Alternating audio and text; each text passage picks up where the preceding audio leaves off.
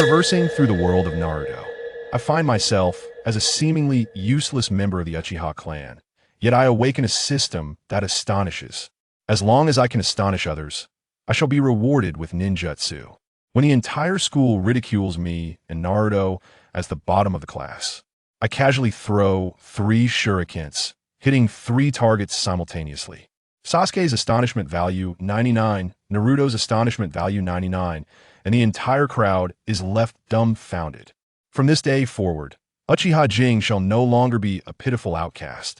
I will accumulate countless astonishments to ascend to the throne of the Otsutsuki. Chapter 1. The astonishment value that brings astonishment. In the square of the Konoha Ninja Academy, you will all become the gems of Konoha, the very foundation of our village. The third Hokage, Sarutobi Hiruzen, stood on the podium, gesturing emphatically at the children below. Uchiha Jing, hidden in a nondescript corner, let out a great yawn. This marked the 2nd year since he arrived in the Naruto world. From the bewildering moment of his arrival to reluctantly accepting reality, he spent half a year adjusting. In the remaining half, he devoted himself to fervently refining chakra and ninjutsu. Since resistance was futile, he chose to embrace his circumstances. Over the course of 6 months, Uchiha Jing came to understand a harsh truth. Not all Uchiha are prodigies. Some, like him, are mere failures. Jing, you must be bored too, right? A child with yellow hair and 6 symmetrical whisker-like markings squeezed over. Ah, indeed, it's rather dull. Without turning, Uchiha Jing knew who it was. If he had a friend in Konoha, it would undoubtedly be Naruto Uzumaki. Both were orphans, perennial underachievers, and equally unappreciated. After the entrance exam, shall we go paint the Hokage statue? Naruto glanced around, speaking in a conspiratorial whisper. Uchiha Jing rolled his eyes. As a good youth raised under the red flag, would he partake in such antics? Afterward, we can go eat dango together. Sure. Ultimately, Uchiha Jing could not resist the allure of dango. After all, he had a particular fondness for it. Moreover, more importantly, he was poor, far poorer than Naruto Uzumaki. All right, let us commence with the entrance examination. With a wave of his hand, Sarutobi Hiruzen elicited cheers from the crowd of children. A throng of eager participants made their way to the testing ground. With only a few exceptions, the rest were raring to go. The assessment will involve shuriken throwing. Uchiha Jing and Naruto belonged to the rare few who quietly lingered at the back, watching their peers skillfully hurl shurikens. How do you think they trained? Uchiha Jing expressed his envy. No matter how hard he tried, he couldn't hit the target with a shuriken. Who knows? No worries. I'm here to keep you company. Naruto wore a face of envy as well. He was equally inept at hitting the target. Sigh. Uchiha Jing sighed. Having watched Naruto 3 times over, he knew well of Naruto's destined greatness. Sage mode, Kurama mode, various jutsu, a quintessential child of fate. And what about him?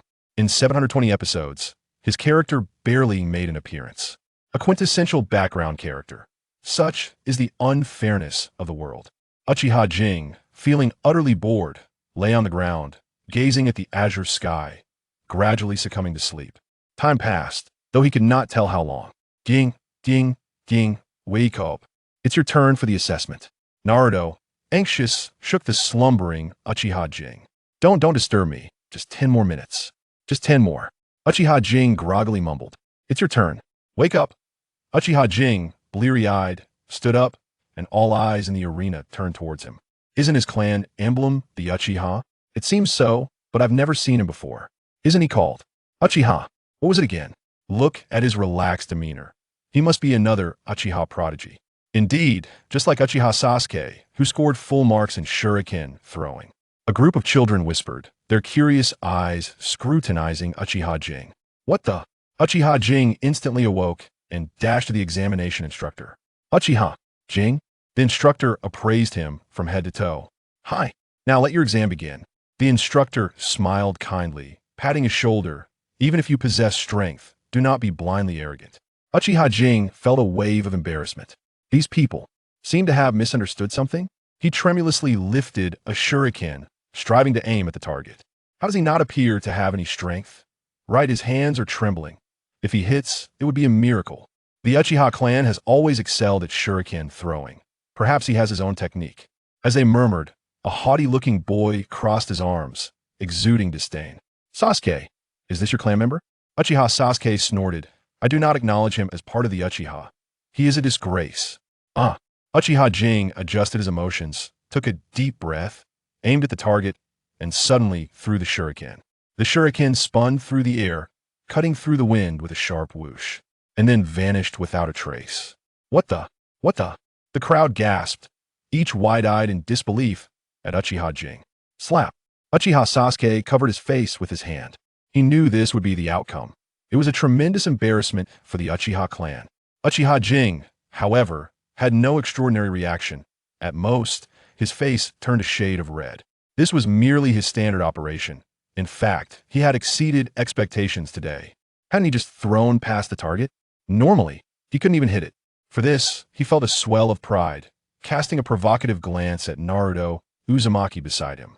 Naruto, too, wore a shocked expression, for he had just failed to hit the target himself.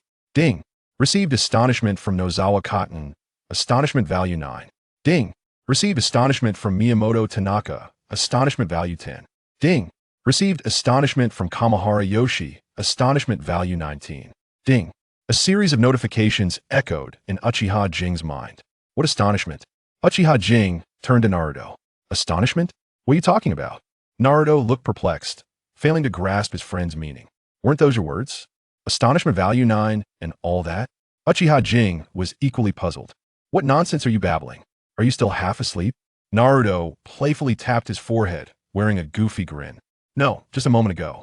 Ding! Astonishment value 1000. Could be randomly exchanged for basic ninjutsu. Will you exchange? The notification chimed again in his mind. Of course, I will exchange. Uchiha Jing instinctively replied. Ding! Ninjutsu exchange successful. All astonishment values have been deducted. Acquire proficiency in ninja tools. In an instant, a sharp pain surged in Uchiha Jing's head as a torrent of knowledge flooded his mind. This? What is this? Moments later, Uchiha Jing dazedly extended his hands, and a shuriken materialized silently within them. What the heck? How did you just pull that shuriken out? Naruto gazed at the shuriken in astonishment. Ding! Received astonishment from Naruto Uzumaki, astonishment value 9. This time, Uchiha Jing discerned the source of the sounds. It was emanating from within his mind. Chapter 2. Ding! Received Sasuke's astonishment value 99 ***. Uchiha Jing, Naruto Uzumaki, failed the assessment. All others passed. The examination instructor shook his head that he initially believed he was about to witness the emergence of another genius. Little did he expect to encounter another failure akin to Naruto Uzumaki. Ha! The surrounding peers erupted in laughter, mockingly observing the two. Teacher, I believe we should be granted another chance. Uchiha K raised his head defiantly, his expression one of defiance. Indeed, we deserve another opportunity. Though uncertain why Uchiha K insisted on trying again, Naruto Uzumaki felt compelled to support his soul friend. Even if we tried several more times, the outcome would remain unchanged. Why humiliate ourselves further? True, is one humiliation not enough? In my opinion, he would make a splendid comedian, truly amusing. The peers pointed and jeered at them, as if they were mere monkeys on display. Uchiha Sasuke also appeared displeased, striding swiftly to Uchiha K's side. Uchiha K, do you not think you've already tarnished the Uchiha clan's reputation enough? Return home immediately. Uchiha K cast a sideways glance at him. I say, Sasuke, while your father may be the clan leader, that does not grant you authority over my affairs, does it? Exactly. What gives you the right to control us? Naruto, evidently eager to escalate the situation, chimed in from the side. You are a member of the Uchiha clan. Your disgrace reflects upon the Uchiha. Why should I not intervene? Uchiha Sasuke retorted, his face reddening with anger. Puffed. Uchiha K dismissed the argument, turning to the examination instructor. Teacher, what do you think? Should we not be granted another chance? The instructor appeared troubled, as the recent display of their abilities was evident. Attempting again would likely yield the same results. Get home this instant. Seeing Uchiha K ignore him, Sasuke snapped, grabbing him in an attempt to drag him away. Uchiha K's gaze turned icy as a kunai appeared in his hand, a swift motion that brought it to Sasuke's throat. I say, you fool, my affairs do not require your decision-making. Understand? Sasuke looked at the kunai, bewildered. All right, I will grant you another opportunity for a retest. Witnessing the scene, the examination instructor hastily intervened. Another attempt was inconsequential. At worst, it would simply lead to further embarrassment, which was not his concern. Uchiha lowered the kunai and flashed a victory sign at Naruto. The first to take the stage was Naruto. All eyes converged upon him, causing the ostracized Naruto to feel uncomfortable, rendering his movements stiff. Do not be nervous, Naruto. Just imagine these people as tombstones. It is now just you and me. Uchiha loudly reassured him. The expressions of those present darkened. Tombstones? Was this truly something a person would utter? Ugh, how unlucky. Naruto nodded heavily, exhaling deeply. Whoosh! The shuriken slipped from his grasp, tracing an irregular parabolic arc through the air.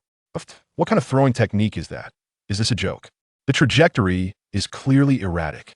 They were told not to try, yet they insisted on embarrassing themselves again.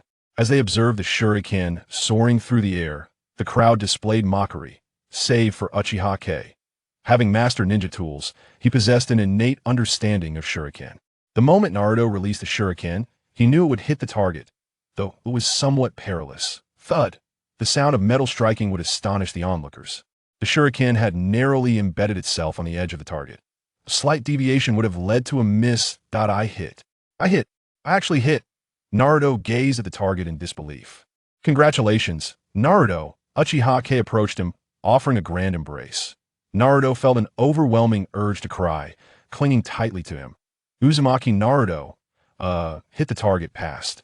The examination instructor observed the target, somewhat speechless. Was this truly mere luck?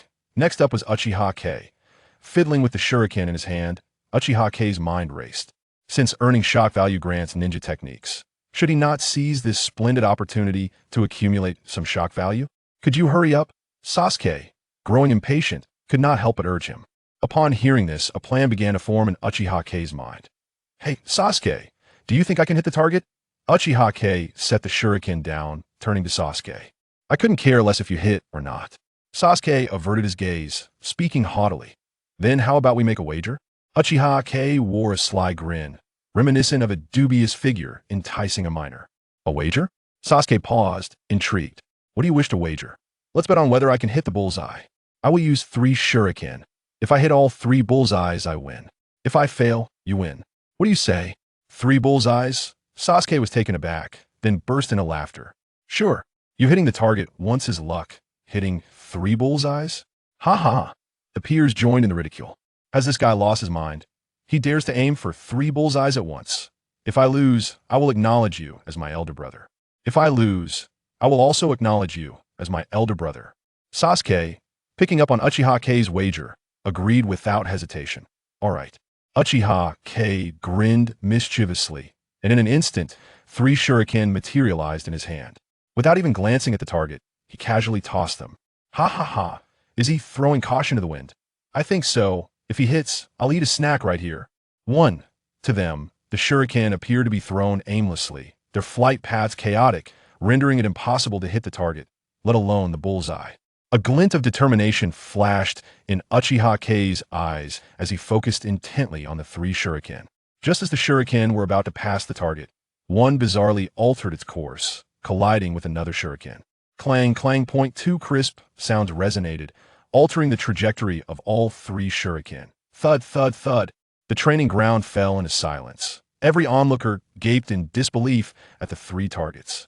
Behold, 3 shuriken were lodged firmly in the bullseyes. Holy cow! Holy cow! Holy cow! Everyone rubbed their eyes in disbelief. Did they hit? All 3 hit the bullseye? Ding. Received shock from Tanaka Koya. Shock value 20. Ding. Received shock from Uzumaki Naruto. Shock value 99. Ding. Received shock from Uchiha Sasuke. Shock value 99. In an instant, Uchiha amassed a staggering 1,000 shock value. Among them, Naruto and Sasuke alone contributed nearly 200. Chapter 2 Ding. Received 99 shock points from Uchiha Jing. Uchiha Sasuke and Uzumaki Naruto both failed the assessment, while the others passed. The examination instructor shook his head, initially expecting to witness the emergence of yet another prodigy, only to be dismayed by the presence of 2 individuals deemed as inept as Uzumaki Naruto. Laughter erupted around them. their peers mocking the duo mercilessly. Teacher, I believe we should be granted another opportunity. Uchiha Jing declared defiantly, his head held high. Indeed, we deserve another chance.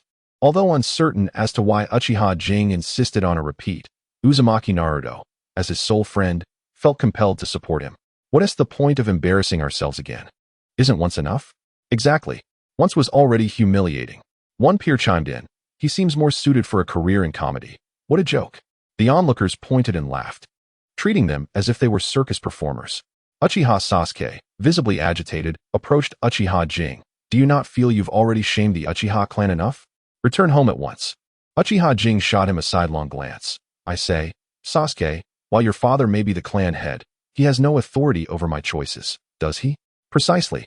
Who are you to dictate our actions? Uzumaki Naruto interjected, eager to stir the pot further. You, being a member of the Uchiha clan. Your failure reflects poorly on us all.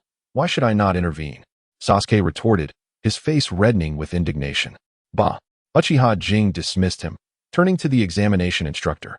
What do you think, teacher? Should we be allowed another chance? The instructor found himself in a predicament. The earlier display of their abilities had been clear, and further attempts would likely yield the same results. You should return home immediately. Seeing Uchiha Jing disregard him, Sasuke erupted in frustration, grabbing him in an attempt to drag him away.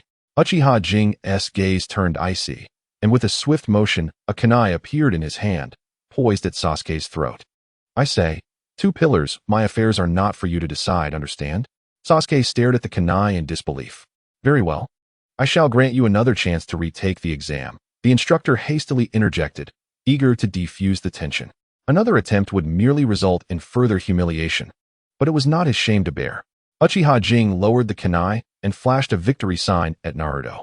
The first to step up was Naruto, all eyes upon him, which made him uncomfortable given his history of exclusion.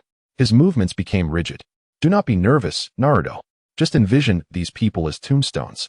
And it's just you and me now, Uchiha Jing encouraged loudly. The crowd's faces darkened. Tombstones? Was this truly something a person would say? Ugh, what bad luck. Naruto nodded vigorously, drawing a deep breath. With a swift motion, a shuriken was released, tracing an erratic parabolic path through the air.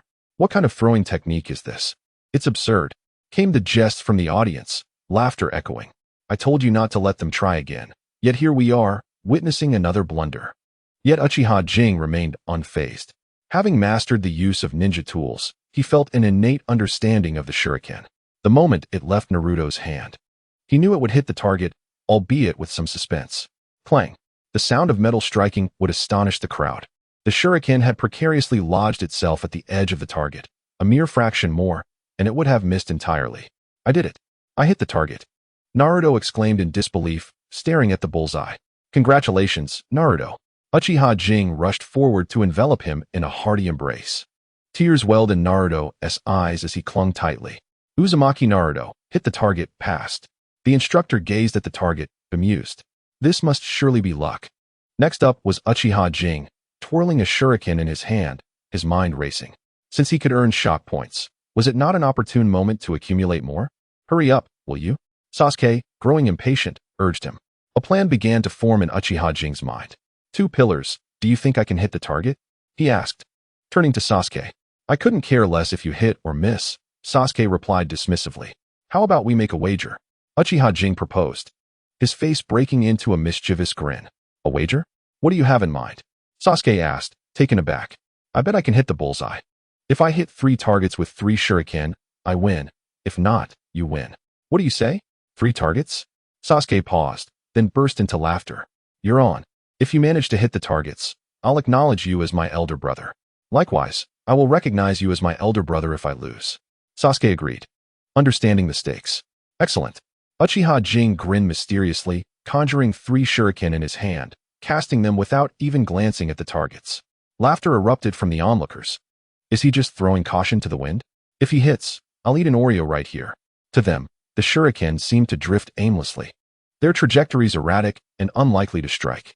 Yet Uchiha Jing's eyes gleamed with focus as he observed the 3 shuriken.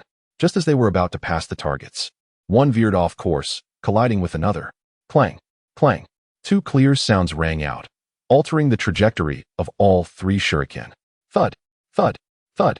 The training ground fell into a stunned silence. Each onlooker gaped in disbelief at the targets. Lo and behold, 3 shuriken were embedded within the bullseyes. No way, no way, no way. They rubbed their eyes in disbelief. Did it really happen? 3, all in the bullseye. Ding. Received 20 shock points from Tanaka Kohei. Ding. Received 99 shock points from Uzumaki Naruto. Ding. Received 99 shock points from Uchiha Sasuke. In that instant, Uchiha Jing amassed a staggering 1,000 shock points, with Naruto and Sasuke contributing nearly 200 alone. Chapter 3. If the 5th Hokage were Uchiha Jing. Uchiha Jing approached Sasuke with a swagger. Little brother. Let me hear you call me big brother. Sasuke stared blankly at him, his face growing increasingly crimson. Oh, and who was it earlier that claimed they would eat an Oreo on the spot if I succeeded? Below, a boy wearing a headscarf hurriedly lowered his head. His face flushed. One must stand by their words. We are destined to become exceptional, and our promises should hold weight. Come forth. Do not think I am unaware of your presence simply because you remain silent. The surrounding peers looked perplexed, wholly unaware of what he was saying. No one is at home. We're all in the square. Jing, what are you talking about? Naruto asked, equally baffled. Ah, I digress. Uchiha Jing scratched his head. Well, if you choose not to show yourself, then so be it. Boasting is forgivable. But Sasuke, little brother, why have you yet to call me big brother? Sasuke's small face turned a deep shade of crimson, a stark contrast to his usual haughty demeanor. After stammering for a prolonged moment, he ultimately failed to utter the words to call his elder brother. All right, I hereby announce that everyone has passed the entrance examination. The examination instructor timely intervened, ushering all the youths into the classroom. Seated within, Uchiha Jing relished the curious gazes directed at him by his peers, expressions of surprise, bewilderment, and sheer disbelief. Jing, how did you manage that just now? Naruto leaned closer, whispering, This is my true strength. I had merely been concealing it before. How about that? Did I fool you? Uchiha Jing replied with a self-satisfied grin. Humph. Naruto dismissed his boast, though the vivid memory of the 3 shurikens striking the target remained fresh in his mind. Amidst the classroom's commotion, a ninja with a bandage on his nose entered. Classmates, welcome to the Ninja Academy. From now on, I shall be your teacher. You may call me Irika-sensei. A chorus of enthusiastic greetings filled the air. For them, everything about the Ninja Academy, including Irika, was novel and exciting. Now, I will call the roll. Please stand when your name is called. Tanaka Chu. Here. Tanaka Sho. Here. Uchiha Sasuke. Here. Sasuke rose with his typical pride, but his confidence shattered upon encountering Uchiha Jing's amused expression. Uchiha Jing. Here. Jing rose languidly. Irika observed him with interest. I heard from the examination instructor that your shurikens were impressive. Mediocre at best. It was merely the backdrop of my peers that made it seem notable. Uchiha Jing nonchalantly waved his hand, provoking glares from his classmates. The roll call swiftly concluded, and Irika commenced his lesson. However, within moments, Uchiha Jing felt the weight of drowsiness enveloping him. To avoid dozing off during the first class, he decided to explore the utility of his shock value. Ding. Shock value 1000 can be exchanged for 1 random basic ninjutsu. Would you like to exchange? Just as the thought crossed his mind, a prompt chimed. After a brief contemplation, Uchiha Jing chose to proceed with the exchange. Ding. Ninjutsu exchange successful. 1000 shock value deducted. Acquired a Genin level chakra. How delightful this ninjutsu acquisition is. At this moment, Uchiha Jing could hardly contain his laughter. After half a year of tirelessly refining his chakra, he had only managed to cultivate a mere trickle, insufficient for even a complete ninjutsu. Now, possessing Genin level chakra, he could execute low-level techniques multiple times. The first day of school quickly came to an end, and a throng of youths were picked up by their families, leaving only Uchiha Jing and Naruto behind. Jing, shall we go for ramen? Naruto attempted to mask his disappointment and feigned enthusiasm. Ramen, you say? Jing mused while patting his empty pockets, smacking his lips. Indeed, to celebrate our successful enrollment, let us indulge in ramen. Being the beginning of the month, Naruto still had a considerable sum from Hiruzen Sarutobi, allowing him to afford ramen. However, this would only be a temporary luxury, for thereafter, he would have to settle for instant noodles. All right. The two of them chatted and laughed as they made their way to the Ichiraku ramen shop. In this season of familial gatherings, they were the only two who could offer each other solace. Upon arriving at Ichiraku, Uchiha Jing was astonished to discover 2 familiar patrons already present. Sasuke, Upon spotting Jing and Naruto, snorted disdainfully and turned his head away. Hey, Sasuke, do you like ramen too? Naruto inquired with curiosity. What business is it of yours? Sasuke pouted, his pride evident. Well, Ichiraka's ramen is simply delicious. It's only natural to enjoy it, Naruto retorted. The two of them engaged in their usual banter. While Uchiha Jing observed another individual with keen interest. This person was a renowned figure in the Naruto world, a master of illusions, possessing an unwavering character that even Naruto would find daunting. The elder brother who was devoted to his younger sibling, Uchiha Itachi. Jing, why are you staring at me? Itachi, belonging to the same Uchiha clan, naturally recognized Uchiha Jing, as Jing was quite well known within their lineage, not only for his heritage but also for his remarkable talent. Oh, Itachi and I, what a coincidence. Uchiha Jing scratched his head sheepishly. Indeed, quite the coincidence, Itachi smiled. I just heard Sasuke mention that you made quite an impression today at the Ninja Academy. Luck, merely luck. It is not just luck, Itachi observed him intently. I understand your implication. After all, we are of the Uchiha clan, and there are numerous prodigies among us. Uchiha Jing paused in surprise, quickly grasping Itachi's meaning. Why would the Uchiha clan face extermination a year later at Itachi's hands? Was it due to Danzo's schemes? Was it because of the third Hokage's apprehensions? None of these explanations held up. The truth lay in the Uchiha clan's innate gifts, with unparalleled talent for cultivation and ocular jutsu that instilled fear throughout the ninja world. Claims of the Uchiha clan's arrogance or that they were synonymous with destruction were nothing but fabrications. The real reason was their overwhelming strength. Danzo feared the Uchiha clan, as did the third Hokage. Would the Uchiha clan truly rebel against the village if not for the relentless pressure from these individuals? Perhaps not. Maintaining a low profile is advisable, Itachi mused, a flicker of melancholy passing through his eyes. The tallest trees attract the wind. Itachi and I, how do you perceive the future of our Uchiha clan? Uchiha Jing pondered for a moment, replaying the original storyline in his mind, and suddenly a bold thought emerged. The future? Confusion clouded Itachi's gaze. I cannot provide an answer to that question. If, I emphasize if, the fifth Hokage were to emerge from the Uchiha clan. What did you just say?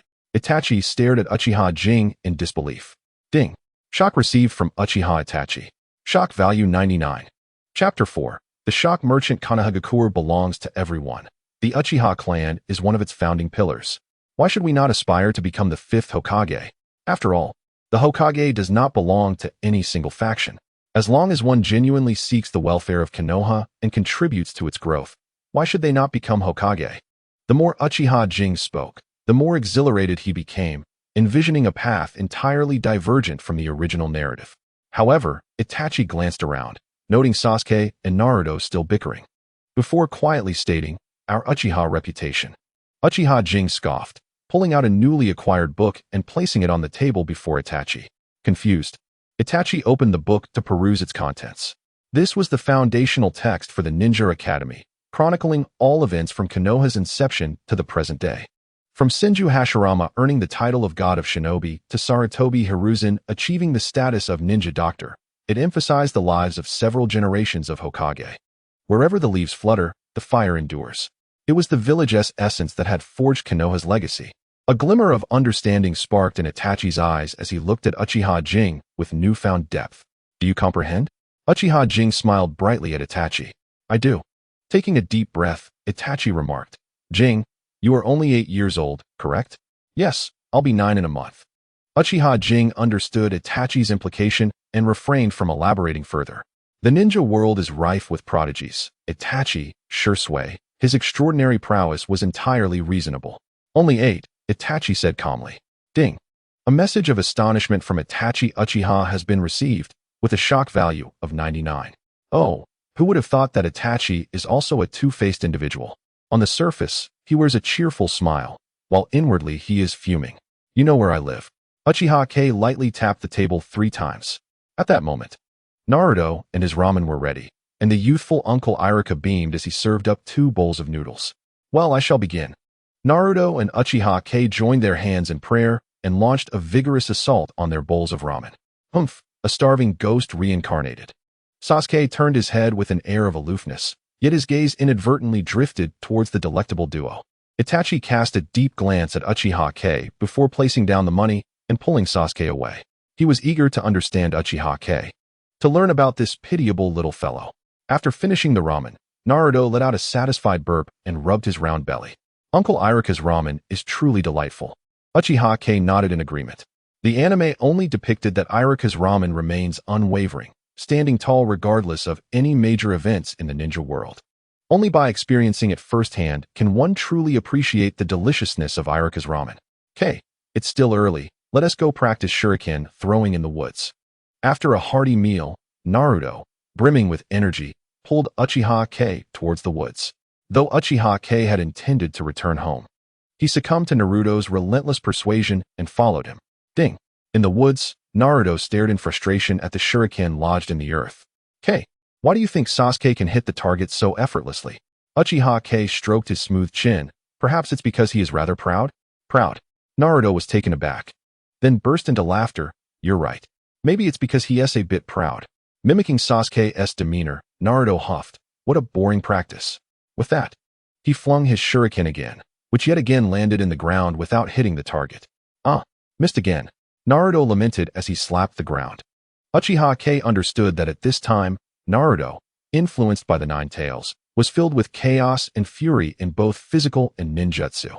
Physical techniques require a moment's sensitivity, while ninjutsu necessitates a calm chakra, which led to Naruto's childhood as the underachiever. Whoosh! Uchiha casually threw his shuriken, which spun and hit the target dead center, as if it had eyes. Wow! Ding! A message of astonishment from Naruto Uzumaki has been received. With a shock value of 99, Uchiha looked at Naruto, who was dumbfounded, and a sly smile crept onto his lips. Sorry, Naruto. Whoosh, whoosh, whoosh.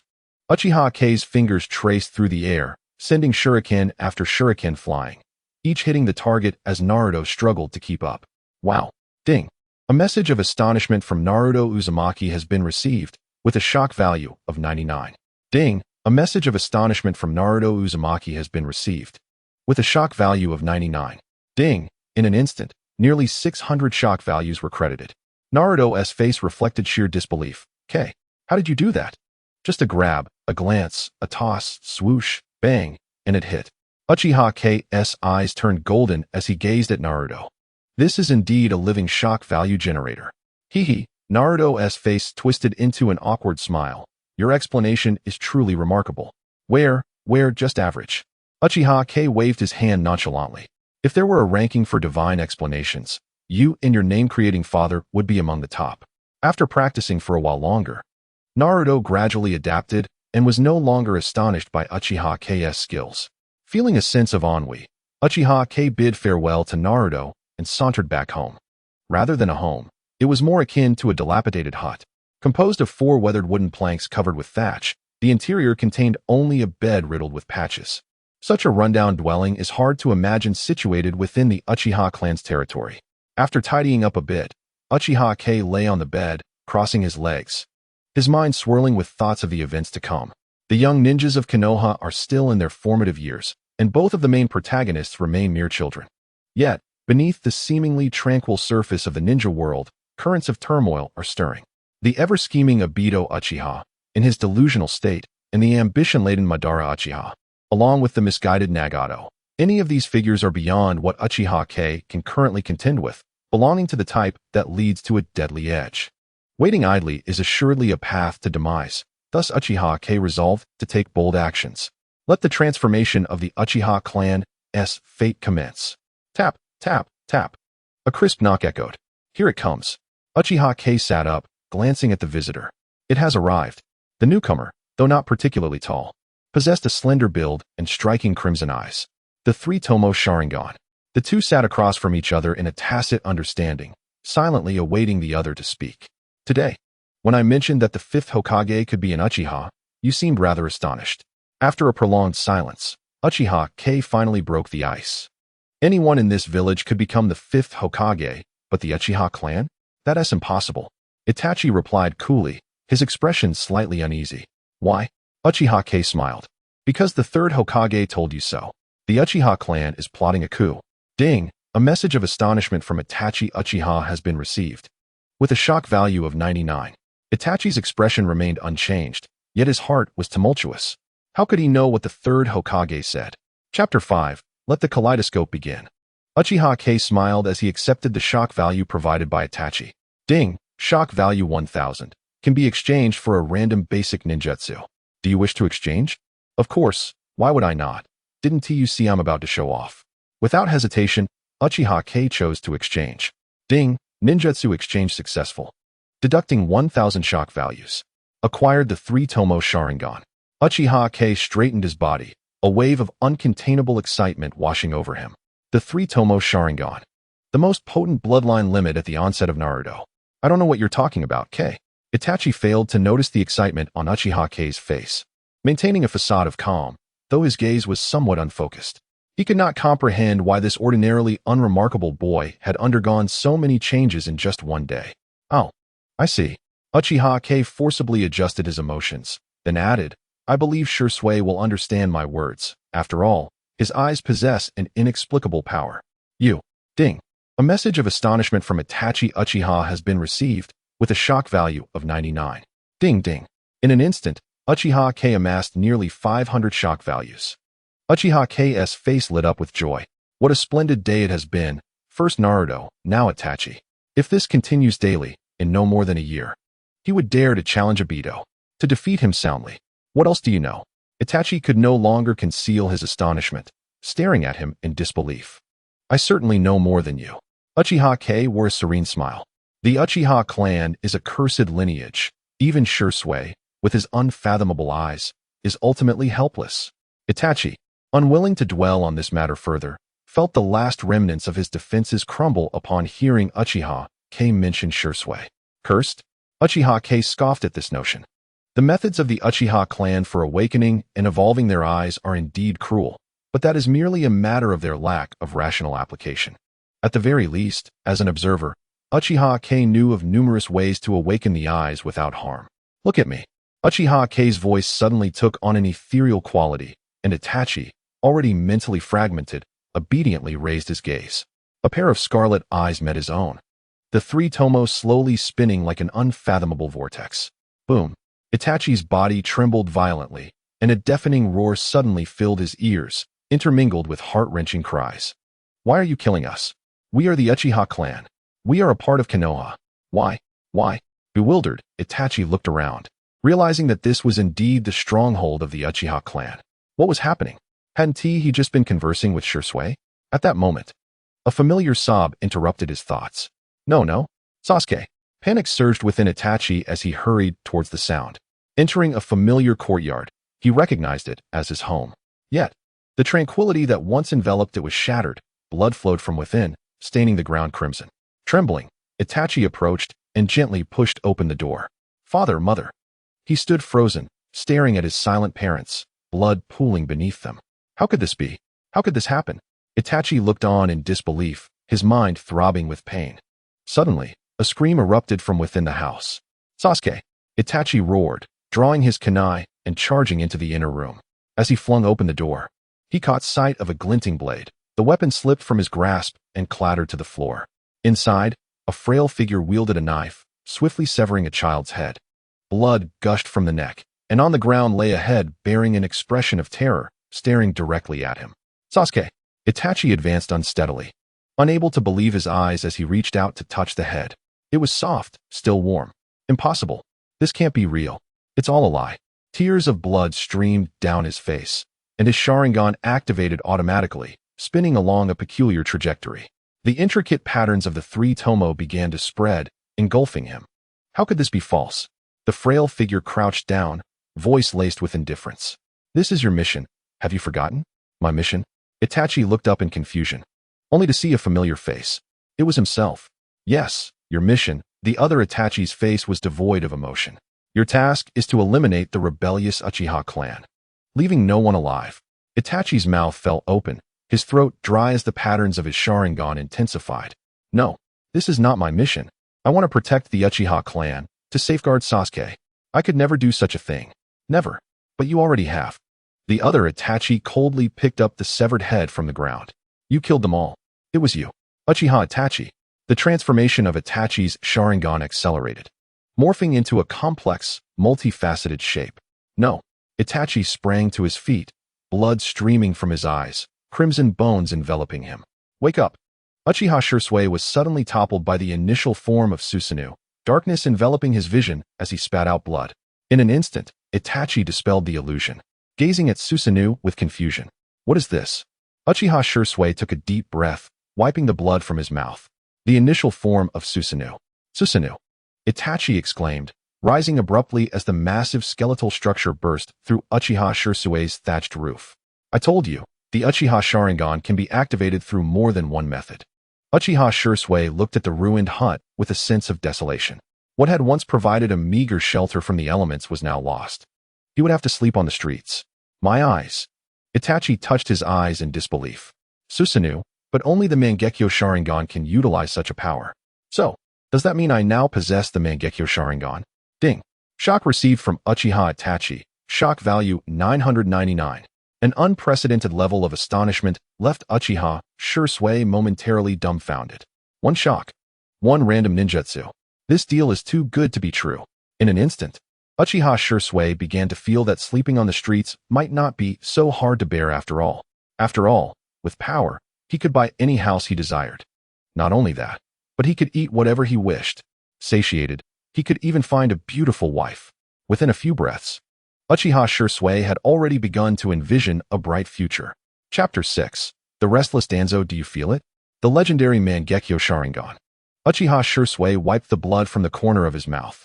The traditional awakening of the Uchiha eyes is indeed cruel, but it can be avoided, just like now. Without the extreme suffering that truly occurs, you have still awakened the Mangekyo. Itachi continued to touch his eyes in disbelief. The events of the day had far exceeded his imagination. The notion of a curse was utterly absurd. He acknowledged that the Uchiha clan was extreme, but with proper guidance. The fears you harbor could never manifest. Uchiha Shursui's voice was gentle. Becoming the first Uchiha Hokage is the first step towards guidance. Itachi abruptly lifted his head, his Mangekyo Sharingan staring blankly at him. What do you say?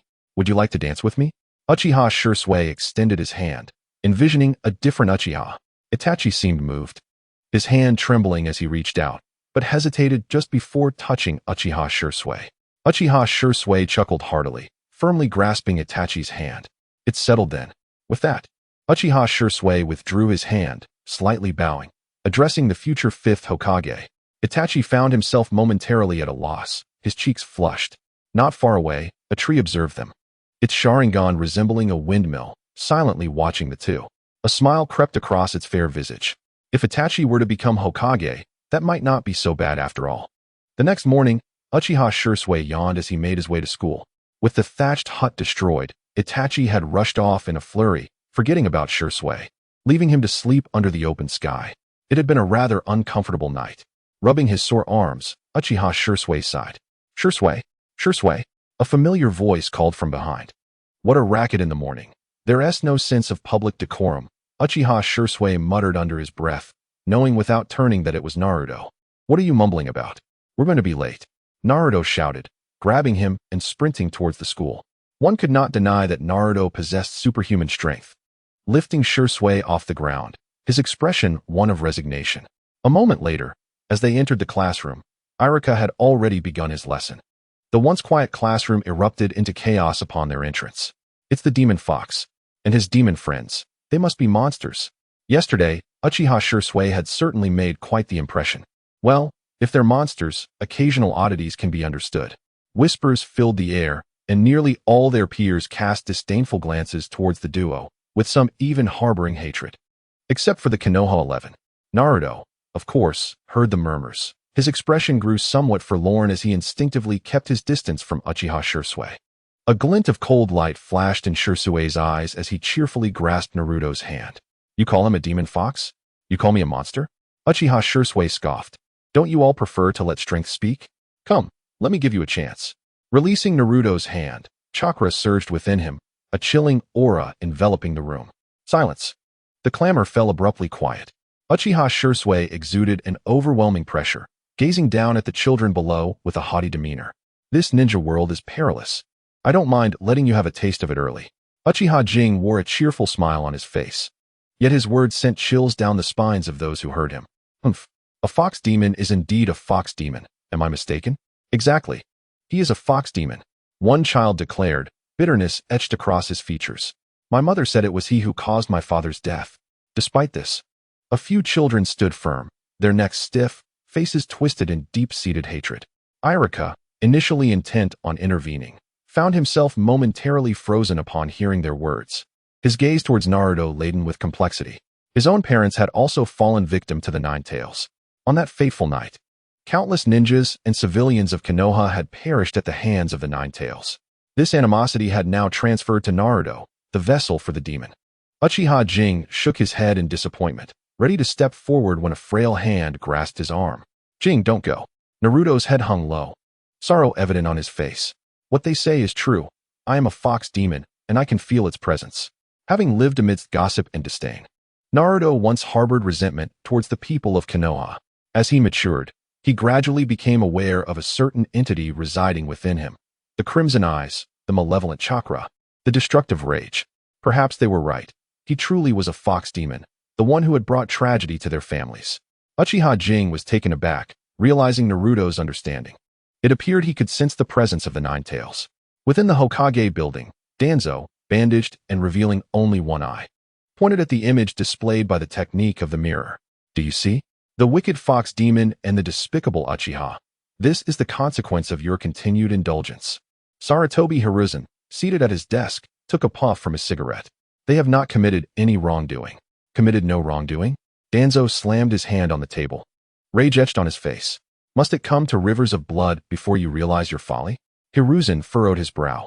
It's not as severe as you claim. They are still children. When will you shed this soft-heartedness? Danzo retorted. The child, Naruto Uzumaki, harbors the Ninetails within him.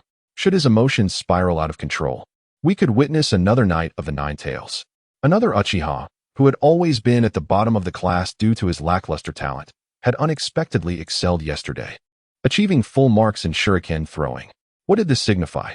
It indicated that this boy had been enduring, concealing his true abilities. Why would a mere child do so? Surely, it was the Uchiha clan that had instigated this. The Uchiha clan had been brewing rebellion. Hiruzen's expression grew increasingly conflicted as Danzo's words weighed heavily upon him. Enough.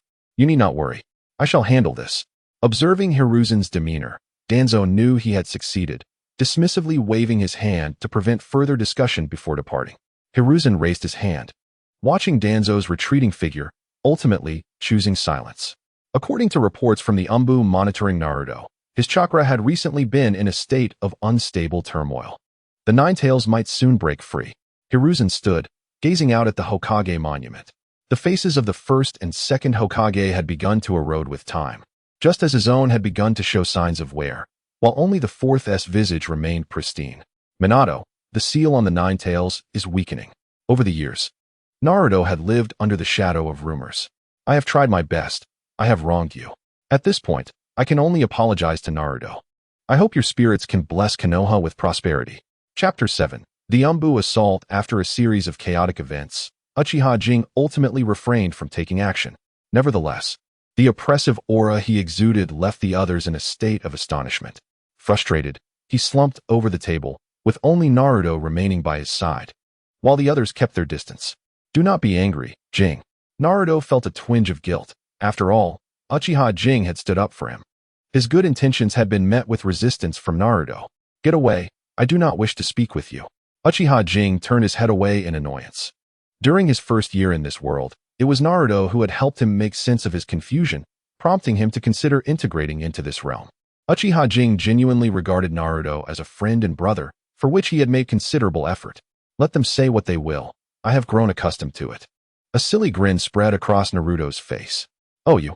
Uchiha Jing could do nothing but sulk at the table. Checking his astonishment value, it stood at 1980. Just 20 points shy of 2 draws. With a hint of obsessive compulsiveness, Uchiha Jing scanned the surroundings and spotted Sasuke sneaking glances at them from a distance. My apologies, Sasuke. Uchiha Jing lifted his head, meeting Sasuke's gaze. Sasuke, having been caught, quickly turned away, feigning indifference as he stared at the blackboard. Yet, after a while, he could not contain his curiosity and stole another glance at the two. Upon turning back, he nearly felt his heart stop. A pair of crimson eyes, the 3 tomo swirling ominously and slowly, emanated an unsettling aura. Holy crap! Holy crap! Sasuke leapt to his feet, mouth agape, incredulous as he pointed at Uchiha Jing. Ding. Received astonishment from Uchiha Sasuke. Astonishment value, 99. Ding. Ding. In an instant, waves of astonishment flooded in, and Uchiha Jing's eyes narrowed in delight. Sasuke, do you have any questions? On the platform, Iruka, perplexed, turned to Sasuke. Sasuke stammered, pointing at Uchiha Jing, the shock still evident on his face. Iruka furrowed his brow, redirecting his gaze towards Uchiha Jing. Uchiha Jing closed his Sharingan, innocently shrugging at Iruka. All right, let us focus on the lesson and refrain from causing a ruckus. Reluctantly, Sasuke sat down, yet his eyes remained fixed on Uchiha Jing. He was certain he had not misjudged. That had been the 3-Tomo Sharingan. Uchiha Jing had actually awakened the Sharingan, and it was the 3-Tomo Sharingan. Ignoring Sasuke, Uchiha Jing began to revel in his newfound abilities. Ding. Astonishment value, 2380. You can exchange for 2 random basic ninjutsu. Would you like to proceed? Without hesitation, Uchiha Jing opted to exchange. Ding. Exchange successful, 2000 astonishment value deducted. Obtain Mangekyo Sharingan. Obtain mastery in swordsmanship. In an instant, a familiar throbbing sensation gathered in his eyes. With previous experience, Uchiha Jing quickly leaned over the table, allowing tears to flow freely. To achieve the Mangekyo Sharingan so swiftly was beyond his expectations. While the Mangekyo Sharingan was undeniably powerful, it was somewhat burdensome for him at this stage. After all, the Sharingan was notorious for its chakra consumption. Hentai Kakashi, a formidable user, exhausted his chakra after just a few uses. Moreover, he currently possessed only the chakra level of a genin. He could hardly dream of utilizing Susanoo. Even managing to use the Mangekyo's abilities once or twice would be a blessing. As the throbbing pain in his eyes gradually subsided, Uchiha Jing raised his head, subtly activating his Mangekyo. A highly intricate pattern of symmetrical polygons formed, cleverly resembling a long sword, exuding an almost imperceptible sharpness. Uchiha Jing instantly comprehended the powers contained within the Mangekyo, namely, Amaterasu, Tsukuyomi, and Susanoo. Amaterasu was easy to grasp, being the strongest fire release that burns all. Although it had never been shown to kill in the original work, the remaining 3 abilities brought him unparalleled delight. Uchiha Jing. An irate voice interrupted his reverie. Uchiha Jing retracted his Mangekyo, bewildered as he looked up. Iruka hastily approached him. Yesterday, your shuriken throwing was flawless, but to become a ninja, relying solely on shuriken is insufficient. Ah, I understand, Iruka-sensei. Uchiha Jing felt somewhat dazed. Then why aren't you paying attention in class? Are you and Naruto going to spend a year sleeping at the Ninja Academy? Uchiha K turned his gaze to the side. Indeed, Naruto had succumbed to a fatal illusion, sleep. Uncle Ichiraku's ramen is the best. Just then, at this critical moment, Naruto mumbled in his sleep, "You all, get out and stand in punishment." A thunderous roar erupted, and Uchiha K pulled Naruto along and dashed out. Huh, what happened?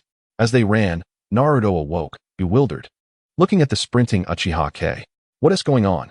Uchiha K smiled bitterly. Regardless, they would not be returning to school anytime soon. With that, he set Naruto down and walked ahead towards the school's exit. K, what did you do to make Iruka-sensei so angry? Naruto called out, chasing after Uchiha K, his mouth rambling. Uchiha K paused, took a deep breath, and suppressed the urge to turn back and punch him. The two arrived at their usual spot in the woods, where Naruto aimlessly threw shurikens. Uchiha K had initially planned to test the capabilities of his Sharingan, but had discovered something interesting along the way. This amount of chakra should be equivalent to 2 Chunin and 3 Genin. TSK, they're really investing heavily. K, what are you talking about? Naruto turned to look at him upon hearing his voice. Oh, nothing, just talking to myself, it's for the dogs. Uchiha K casually plucked a blade of grass and placed it in his mouth, a bitter taste spreading in his mouth. Swish. The sound of slicing air echoed as a pitch-black kunai shot towards Uchiha K. TCH, so impatient? Uchiha K scoffed, activating his 3-Tomo Sharingan, his form shifting to dodge the kunai's attack. Who? Naruto exclaimed in surprise, tightening his grip on the shuriken in his hand. Who else? Didn't I just say? Little dog? Uchiha K dashed in front of Naruto, grabbing him, as a kunai sliced through the air in front of Naruto's chest, while his hands formed seals rapidly. Fire style, great fireball technique. A slender line of fire erupted from Uchiha K's mouth, expanding into a meter-wide fireball 3 meters away, soaring up with intense heat, engulfing both of them. Water style, water wall technique. Water style, water binding technique. The two adversaries opposite them worked in perfect harmony, one shielding against the fireball while the other controlled their movements. Hiss! A large amount of water vapor instantly rose, and at the same time, 2 water ropes shot up from the ground, tightly wrapping around their ankles. Uchiha activated his Sharingan discreetly, observing every subtle movement. Whoosh! Several shurikens flew from his hand, colliding in the air before piercing through the water ropes, causing them to dissipate. 5 shadows suddenly appeared around them, surrounding them menacingly. Upon seeing the animal masks on the faces of the 5, Uchiha chuckled. So, even the Umbu would lay their hands on their own village's people. I've learned something new. The 5 Umbu members remained silent. For them, completing their mission was paramount, and everything else was beyond their consideration. Did the 3rd Hokage send you? Or was it Danzo? This phrase seemed to strike a nerve, and without a word, they charged at Uchiha. In an instant, a barrage of elemental ninjutsu surged forward. Chapter 8. The appearance of Uchiha Shursui TSK. Impressive. Uchiha scoffed, his hands forming seals rapidly. Fire style, great fireball technique. A massive 3-meter fireball instantly manifested, standing before them and nullifying all incoming ninjutsu. Such a large fireball. Is this something a child under 10 can achieve? What a joke. The Umbu members felt the overwhelming heat and bitterness in their mouths. Next to Uchiha, Naruto stood in shock. Having known Uchiha since childhood, their bond was akin to that of brothers. Yet, the events of the past few days had rendered him bewilderingly unfamiliar. Ding. Received shock from Naruto Uzumaki. Shock value 99. Ding. Received shock from the Dragon Gate Department. Shock value 99. Ding. Received shock from the Tanaka Gate. Shock value 99. Ding. A series of shock values accumulated, and a genuine smile appeared on Uchiha's face. Obtaining shock is actually quite easy. A shadow suddenly appeared behind Naruto Uzumaki, a dark kunai materializing in hand. Ding. A crisp sound rang out as Uchiha, without turning his head, threw a kunai that collided with the shadows. The shadow staggered back, momentarily halted. Foolish jester, move again and die. Uchiha turned, his gaze icy. The shadow, a seasoned warrior, felt an unexpected chill upon locking eyes with him. The scene fell into a tense stalemate. The Umbu members exchanged looks of uncertainty, hesitant to act. Uchiha, meanwhile, was immersed in the sensation of using ninjutsu for the first time. First, the fire style, great fireball technique consumed only about 10% of his chakra, which was not too taxing for a genin level. However, the great fireball technique was a C-rank ninjutsu, requiring chakra equivalent to 10 uses of C-rank techniques for a single use of B-rank. Secondly, the speed of forming seals was a concern. In the original work, the fastest hands belonged to Uchiha Itachi, who could form 6 seals in 1 second, whereas he could manage only 3 seals at most, a result of 2 years of relentless training on the great fireball technique. The disparity was indeed significant. Lastly, the speed of chakra circulation within his body was rather sluggish. Why could Senju Hashirama and Uchiha Madara unleash ninjutsu with their mouths? The essence of ninjutsu release was the combination of chakra with elemental transformation to execute attacks. The purpose of hand seals was to expedite chakra condensation and facilitate elemental transformation. Once chakra could circulate at high speed, and elemental changes could be manipulated at will, releasing ninjutsu would no longer be a dream. Uchiha recognized that he still had a long way to go. I can't delay any longer. Soon, others from the village will arrive. The Umbu member wearing a fox mask gritted his teeth, forming seals once more. The others followed suit, their hands flying through seals as surging chakra erupted. Heavenly sword technique. Flash. A furious roar rang out as the staggering shadow wielded a kunai with a blade shimmering coldly, charging forth. Hey, how can I let K fight alone? Determination etched on Naruto's face as he hurled kunai one after another. The dark kunai sliced through the air with a piercing wind, fierce and relentless. The shadow was startled, mistakenly believing that Naruto, like Uchiha, was concealing great power, instinctively attempting to evade. However, every kunai thrown by Naruto scattered chaotically to the ground. The shadow, the Umbu, Uchiha, the disparity between the impressive kunai throws and Naruto's current shame was stark. Alright, I'll take care of this. Uchiha activated his 3-tomo Sharingan, his blood-red eyes fixated on the Umbu members.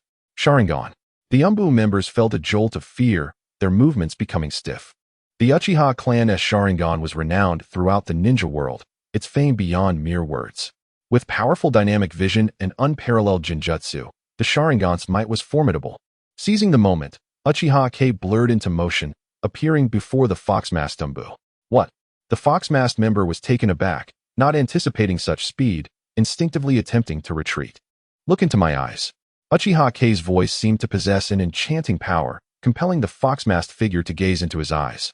The three tomos spun slowly, mesmerizingly. The fox-masked member's expression became vacant, and the kunai he clutched fell limply from his grip. Beware. Do not gaze into his eyes. Beware of the illusion, the leader shouted, hurling several explosive tags towards Uchiha Q. Boom. The explosion resonated, enveloping Uchiha Q in a cloud of dust. Seizing the opportunity, the remaining Umbu swiftly retreated, cautiously observing the obscured area. As the smoke dissipated, however, Uchiha Q's figure was nowhere to be found. Where is he? The remaining Umbu gasped in shock, hurriedly searching the surroundings. Hello, are you looking for me? Uchiha Q's voice emerged from behind the leader. At that moment, a kunai was stealthily poised against his throat. Ding. Shock value received from the Dragon Gate Department, 99. Everyone understands the principle of capturing the leader first, but executing it is evidently far more challenging. For someone like Uchiha Q, possessing the three-tomo Sharingan, it was not particularly difficult. If circumstances allowed, he would have liked to practice further. Unfortunately, both his stamina and chakra did not permit him to continue this reckless endeavor. To avoid a disastrous outcome, he had no choice but to regretfully conclude the confrontation. Make your move. Do not hesitate. Although the leader was astonished, the notion of prioritizing the mission was deeply ingrained. The others displayed signs of struggle in their eyes. If you wish to attack, then come forth. Uchiha Q smiled lightly, applying a slight pressure to the kunai, causing a faint trail of blood to appear. I urge you to strike. Do you wish to become the next Konoha White Fang? The leader shouted hoarsely. The others, now devoid of hesitation, charged towards Uchiha Q. It seems my intimidation did not work, Uchiha Q thought with a tinge of regret, yet he felt no fear. Worst case scenario, he could always escape with Naruto. Engaging in a futile struggle against others would be sheer folly. Just as Uchiha Q prepared to eliminate one foe, a lithe figure materialized. Swish. Upon landing, the figure immediately vanished, reappearing abruptly behind one of the Umbu. With a clean and decisive stroke of a ninja blade, the Umbu member's eyes rolled back as he collapsed. Swish. Swish. Swish. The figure continued to disappear and reappear, each manifestation signifying another Umbu member succumbing to unconsciousness. Only after the last Umbu fell did the figure slowly sheath the ninja blade and turn around. Gazing at the handsome visage, Uchiha Q beamed. Brother Shursui. Chapter 9. The inclusion of Shursui after escorting the oblivious Naruto home. Uchiha Q and Uchiha Shursui strolled side by side down the street. Are we just leaving those Umbu there? Uchiha Q remarked with a smirk. Yes. Once they regain consciousness, they will leave on their own. However, they may face some consequences for failing the mission. Uchiha Q cradled his head with both arms, a leaf precariously held in his mouth. Brother Shursui, how do you perceive me after these 2 days? What do you mean by perceive? Shursui's calm eyes rippled slightly. Having been by my side for 2 days, do you have anything you wish to express? Uchiha Q halted and turned to face Shursui. Shursui met his gaze and, after a long pause, finally smiled. You are quite remarkable. TCH, I expected more than just a simple compliment. Shursui smiled, but remained silent. He was inherently kind-hearted yet struggled with communication, responding to both acquaintances and strangers with a smile. I had a conversation with Itachi a couple of days ago. You should be aware of the content by now, correct? Shursui nodded. Do you believe this plan is feasible? Shursui fell into deep thought. Upon first hearing the plan, he felt a mix of astonishment and the opening of a door that had never been opened in his heart. After 2 days of careful contemplation, he began to feel that the plan might be somewhat fanciful. The Hokage of Konoha symbolizes not only leadership, but also the distribution and balancing of power. The first and second Hokages relied on their personal strength and influence, yet one must not overlook the roles of the Senju clan and the Uzumaki clan. Their influence surpassed that of the first and second Hokages. Personal strength can never compete with the might of a clan. In the past, the first Hokage emerged, standing invincible at the pinnacle of the ninja world. Did all ninjas truly fear him? Perhaps not. Even the formidable first Hokage could be challenged with accurate intelligence and sound tactics, while other ninjas feared his personal prowess. They were even more intimidated by the formidable Senju clan and the strongest Jinchuriki, Uzumaki Mido. This, indeed, is the true nature of the ninja world. Seeing the hesitation in Shursue's eyes, Uchiha Q understood his concerns. Are you worried about the clan dynamics within the village, Brother Shursui? Shursui looked up at him. Then how many factions do you believe exist in the village? Shursui pondered for a moment. The factions can be divided into those led by the Hokage, which include parts of the Nara, Akimichi, and Yamanaka clans, as well as the Inuzuka clan, the Yamanaka clan, the Hyuga clan, and numerous civilian ninjas. Additionally, there is our Uchiha clan. As he spoke of the Uchiha clan, Shursue's expression betrayed a hint of helplessness. Indeed, on the surface, the Uchiha clan seemed to exist outside the Hokage's dominion. Is that your perspective, Brother Shursui? Shursui remained silent, quietly watching him. Konoha is not so simple. Uchiha Q spat out the leaf. I believe the powers of Konoha can be classified into 4 factions. The first faction is the Hokage's influence. Strictly speaking, the Hokage's power consists solely of his direct umbu. The Inuzuka, Akimichi, and Yamanaka clans often prioritize their family interests. The second faction consists of clan powers, the Inuzuka, Akimichi, Hyuga, and Uchiha clans, along with several minor clans. The third faction encompasses the civilian powers. This faction does not belong to the Hokage but to Konoha itself, and Brother Shursui must understand this. The fourth faction is Root. Shursue's body instantly tensed, disbelief evident in his eyes. How do you know about Root? At this moment, Shursui found Uchiha Q to be truly inscrutable. Within Konoha, knowledge of Root's existence was limited to a few clan leaders. How could a child like Uchiha Q be aware of it? The first and fourth factions were beyond hope, yet the second and third factions still held potential. Uchiha Q bypassed Shursue's question directly. Since considering Itachi as the fifth Hokage, Uchiha Q had begun organizing the memories within his mind. The challenge of making Itachi the fifth Hokage was no less daunting than that faced by the first in establishing the ninja village. While this statement may seem exaggerated, it was indeed true. In the eyes of the Konoha populace, the Uchiha clan was synonymous with arrogance and tyranny. Both the second and third Hokages harbored profound disdain for the Uchiha clan. The difference lay in the overt animosity of the second and the covert contempt of the third. Anyone could aspire to become Hokage, except for the Uchiha clan. This was the prevailing belief among the Hokage's faction, the clan faction, and even the civilian faction.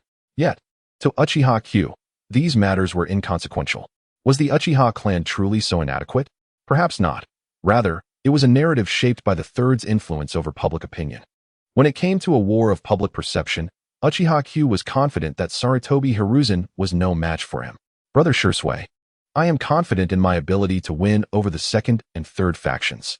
If so, do you believe Itachi's ascension to the position of fifth Hokage is merely a fantasy? Shursue's mouth felt dry as he gazed at him in disbelief.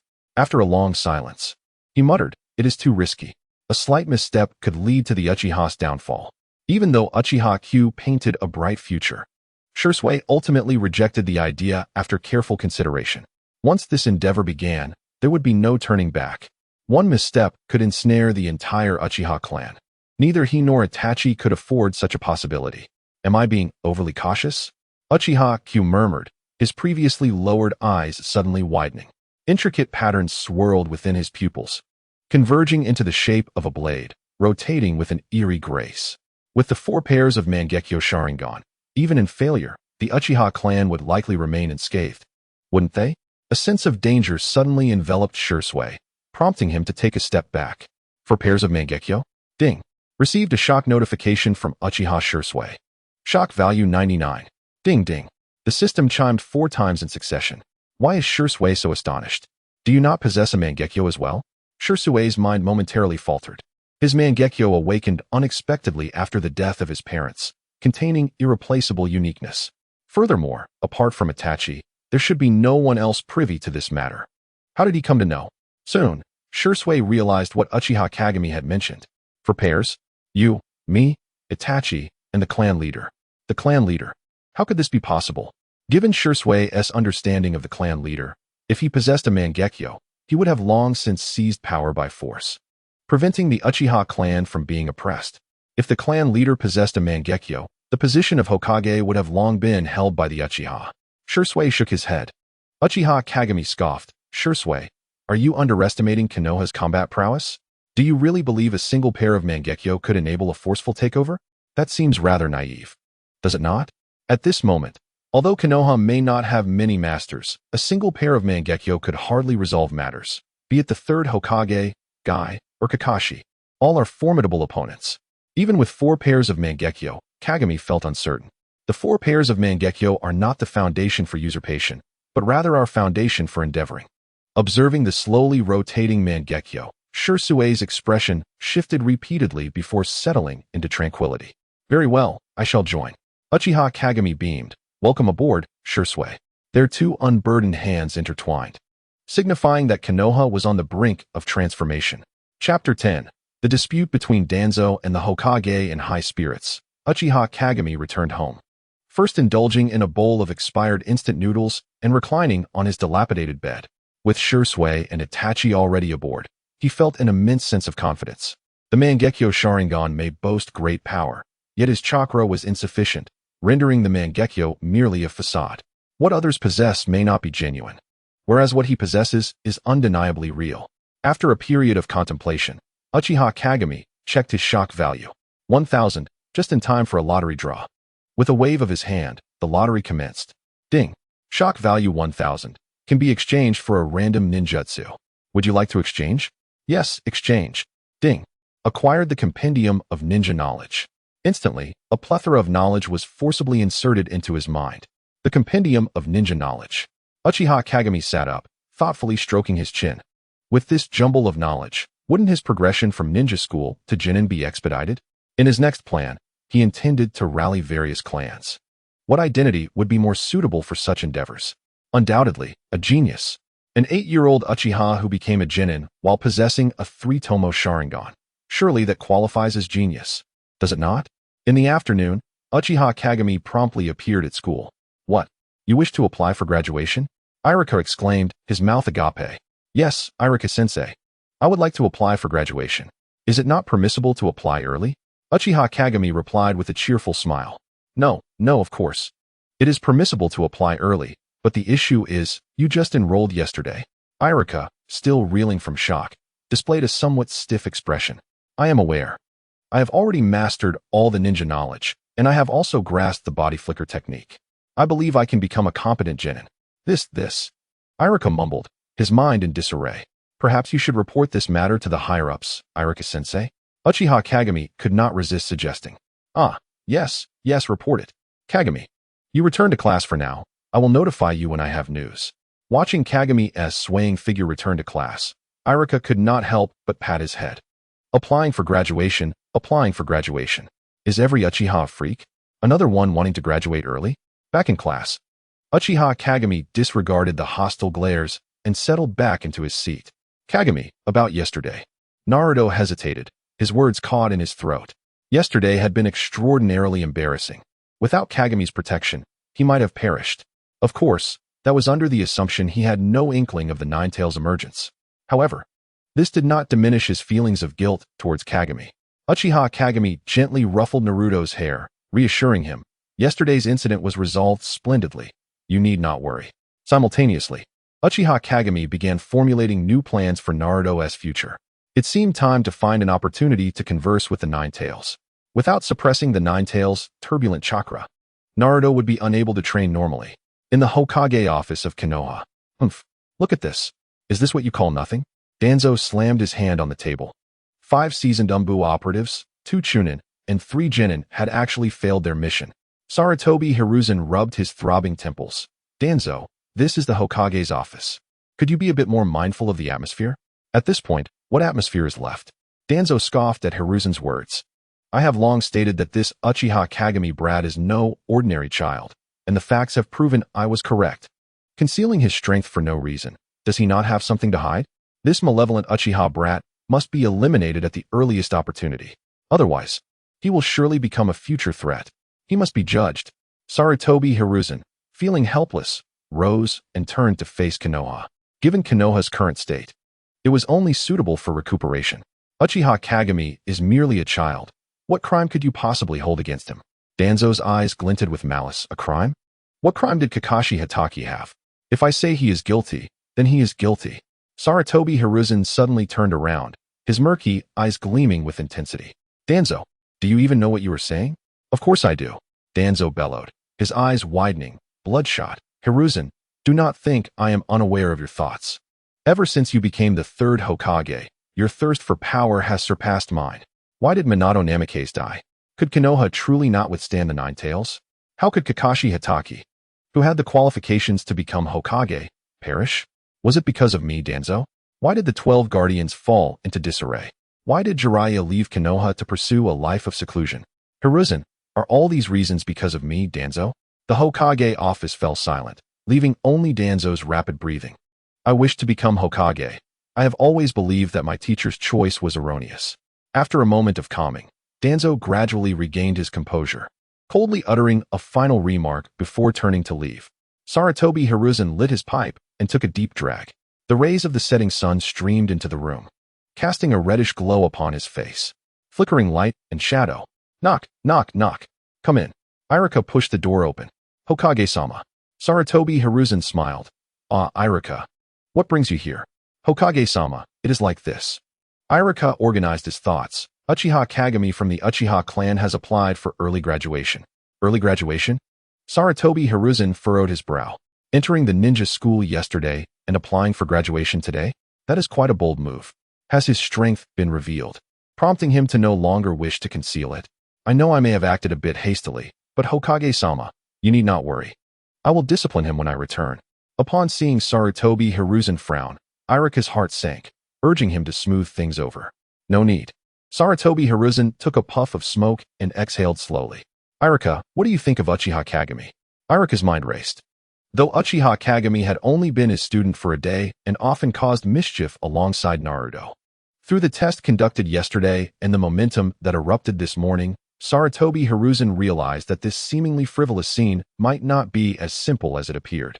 The inexplicable question posed by Uchiha Izuna must surely have a reason behind it. Although this young lad, Jing, was not of considerable age, his prowess undeniably surpassed that of his peers.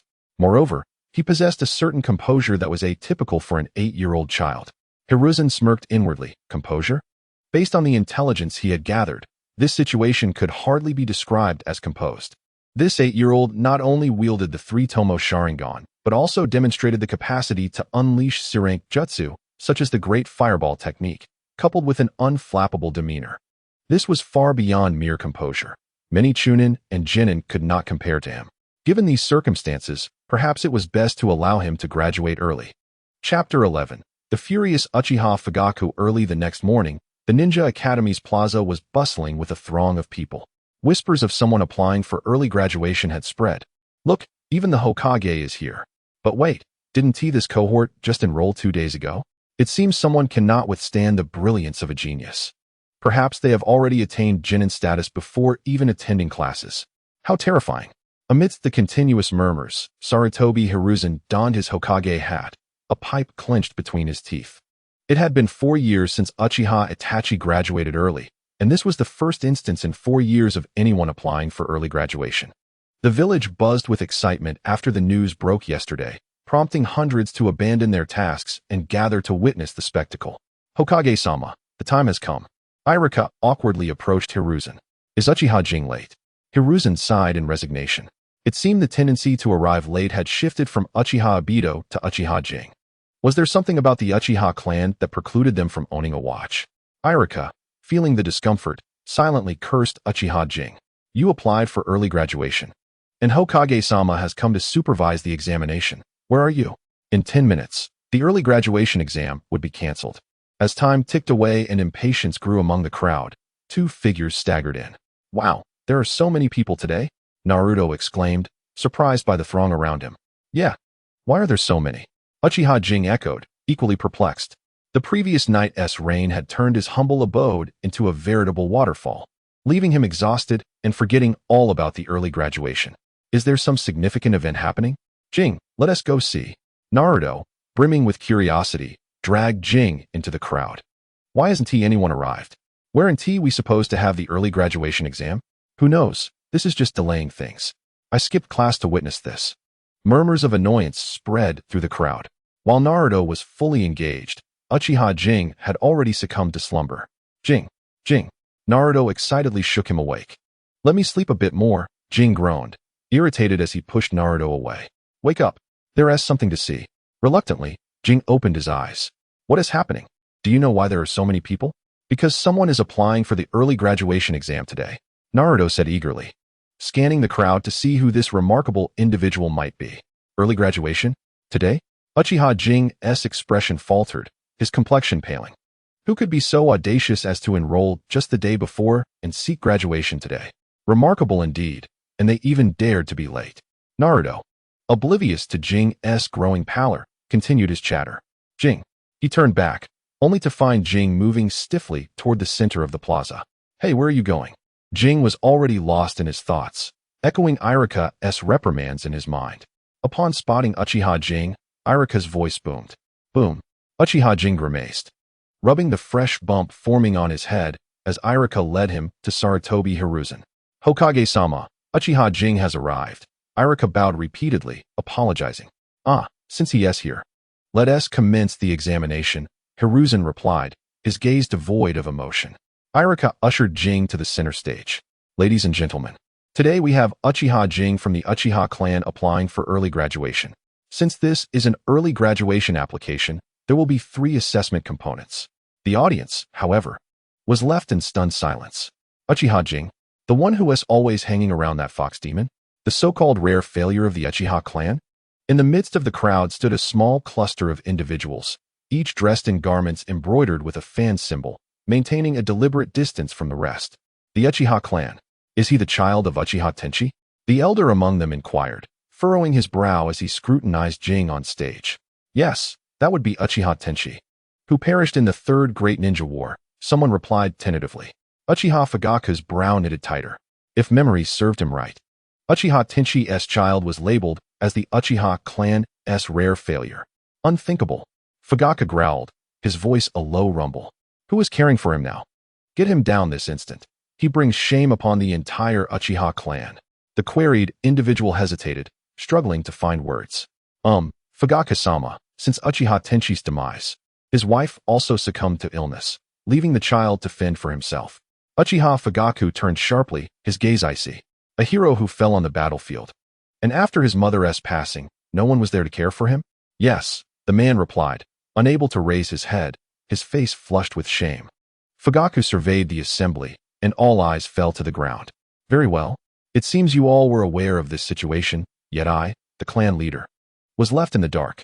Clan leader. Silence. Fugaku's voice erupted, causing those around him to kneel in fear. A child of a fallen hero. Neglected after his mother's death. This is your doing. A rare failure of the Uchiha? This child's survival is a feat in itself, let alone his training. Fugaku took a deep breath, his stern expression tinged with a hint of crimson. How can you aspire to lead Konoha when you cannot even care for your own clan members? His voice was low, as if the words were being forced from his throat. The family of fallen clan members receives compensation each month for their caretaker. Where is that compensation? The crowd trembled, too fearful to respond. Upon my return, I will investigate this matter thoroughly. Strict measures will be taken. The Uchiha clan shall harbor no parasites. Yes, they all responded hastily. Uchiha Fugaku turned to gaze at Uchiha Jing, his expression now complex. A child who had lost both parents at a young age. Referred to as a rare failure of the Uchiha clan. The hardships he must have endured over the years. With this thought, Fugaku's eyes glistened with unshed tears. Chapter 12. The Shameless Harvest of Shock Value. A windfall. The first assessment component was the transformation technique. As Irika finished speaking and began to step down, Uchiha Jing seized his arm. What is it? Irika-sensei, could we possibly change the assessment content? Uchiha Jing scratched his head, feeling somewhat embarrassed. He was not afraid of his chakra levels, nor of his C-rank ninjutsu, and he was confident in his knowledge as a ninja.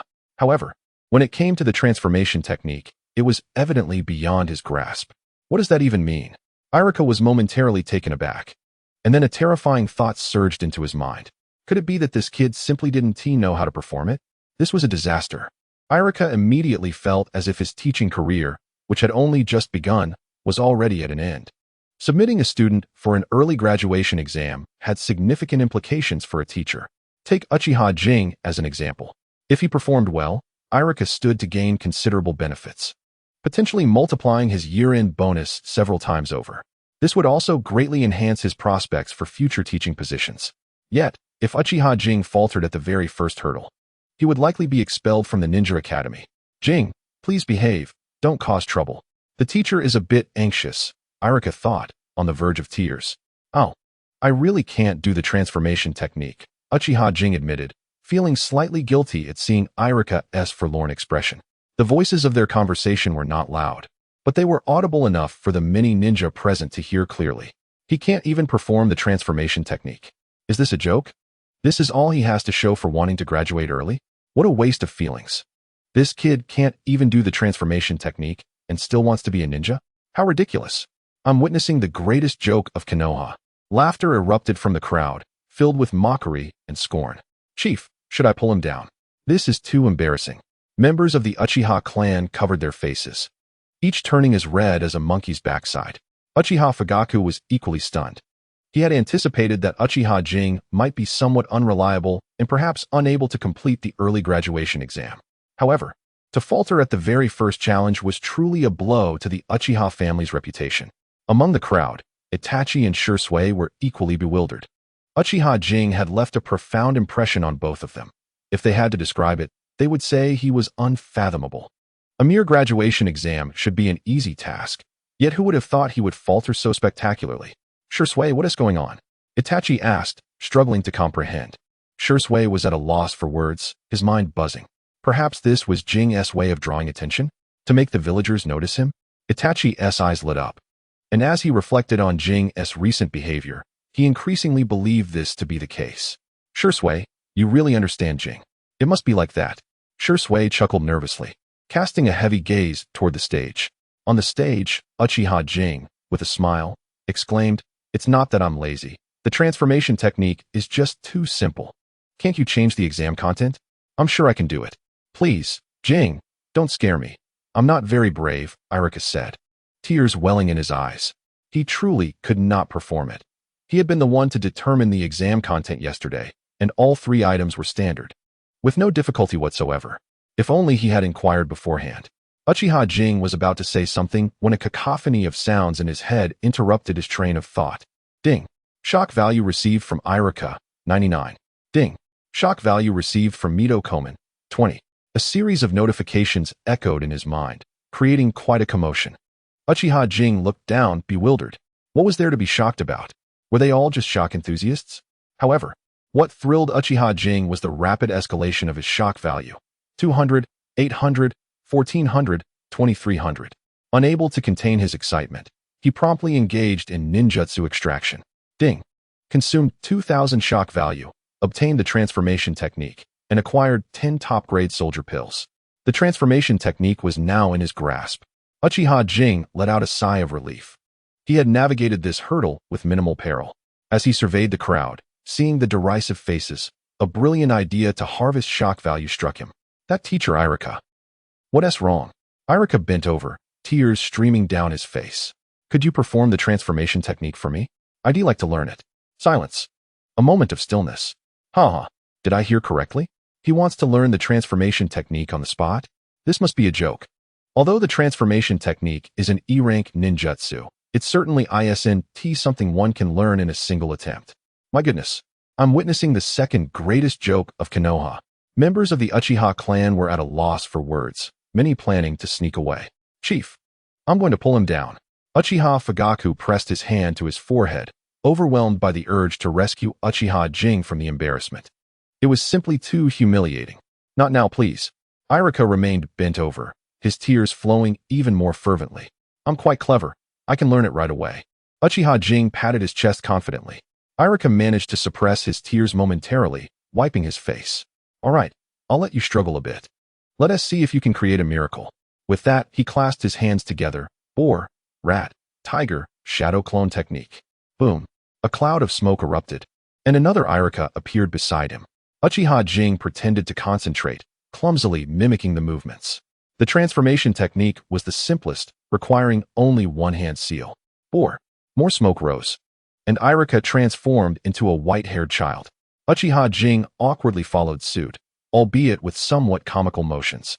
Next was the body replacement technique, the most challenging among the three, requiring the hand seals: boar, pig, ox, dog, tiger. A familiar cloud of smoke enveloped the stage, but this time, a broken piece of wood appeared. Iruka reappeared in the audience. Like this, like this, like this, Uchiha Jing clumsily switched hand seals, mumbling to himself. To enhance the dramatic effect, he even forced a bead of sweat from his forehead using chakra. Jokes abound every year, but this year is particularly rich in them. How embarrassing. The Uchiha clan's reputation is in tatters. At the top of the stage, Sarutobi Hiruzen was equally perplexed. Wasn't he supposed to be a hidden talent? Wasn't he touted as a prodigy of extraordinary caliber? Watching the clumsy Uchiha Jing, Sarutobi Hiruzen felt it necessary to inquire with the Umbu upon returning to ensure they hadn't mistaken him for someone else. 2 minutes later, Iruka-sensei, I'm done. Uchiha Jing, feigning exhaustion, stood up, panting. Oh, Iruka, having completed his demonstration, returned to his bent posture, tears streaming anew. How unfortunate. The first, shadow clone technique. An identical Uchiha Jing appeared. The second, transformation technique. The white-haired boy appeared. The third, body replacement technique. The broken wood appeared. The audience fell into stunned silence. Chapter 13. The official graduation. Did he really learn it all in one go? The villagers in the audience, Sarutobi Hiruzen on the stage, Iruka weeping, and Uchiha Fugaku in a state of shock were all dumbfounded. When did ninjutsu become this easy to learn? Even the most basic techniques shouldn't be this simple. Ding, ding, ding. The notification sounds cascaded, as if the system had malfunctioned. In the brief span of several seconds, Uchiha Jing amassed 10,000 shock value, a remarkable windfall. While he inwardly reveled in laughter, his exterior remained composed. 10,000 shock value equated to over 10 ninjutsu. This was an incredible gain, a bountiful harvest. Observing the crowd's stupefied expressions, Uchiha Jing cleared his throat. Lord Hokage, Iruka-sensei, does this mean I've passed? Cough, cough. Sarutobi Hiruzen feigned a cough, remaining silent. Oh. Iruka remained in a dazed state, his mind seemingly lost in the ether. Iruka-sensei, unable to find an alternative, Uchiha K raised his voice. Iruka stared blankly at him. Is that acceptable? I suppose so, he replied. Seeking assistance, Iruka cast a desperate glance at Sarutobi Hiruzen, who had long since narrowed his eyes and drifted off into another world. Wonderful. And what is the second examination content? After a prolonged pause, Iruka stammered, unable to articulate his thoughts. Very well, the subsequent evaluations are unnecessary. Sarutobi Hiruzen stepped forward at the opportune moment. Uchiha K, your strength has been duly demonstrated. I hereby declare that Uchiha K officially graduates and becomes a full-fledged ninja. The crowd exhibited a variety of expressions. The gazes of the clan elites were filled with envy, while the commoners brimmed with excitement. A few, however, scrutinized Uchiha K with glimmers of cold hostility, casually draping his ninja headband over his arm. Uchiha K sauntered over to Naruto. Did you see, Naruto? I am now an official ninja. Naruto looked at the dangling headband with a mix of envy and jealousy, nearly drooling. K, when will I become an official ninja? Uchiha K smiled mysteriously, patting his shoulder. Trust me, it won't be long. From the moment he awakened his Mangekyo Sharingan, Uchiha K intended to have a conversation with the Ninetails. As the undeniable protagonist of the Naruto series, Naruto's strength was undeniably formidable, even eclipsing that of Sasuke. Regardless of their relationship, Uchiha K knew he had to secure the Ninetails' power. Uchiha K, behind him. Uchiha Fugaku led a contingent of Uchiha clan members, approaching him. Uchiha K turned, his brow slightly furrowed. To be candid, he held a rather unfavorable impression of the Uchiha clan. Whether in the world of Naruto or in reality, he found little appeal in them.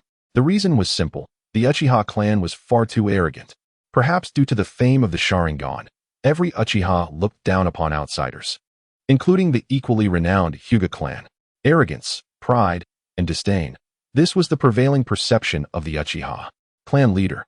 Uchiha K respectfully bowed, regardless of his sentiments. He could not escape his identity as an Uchiha.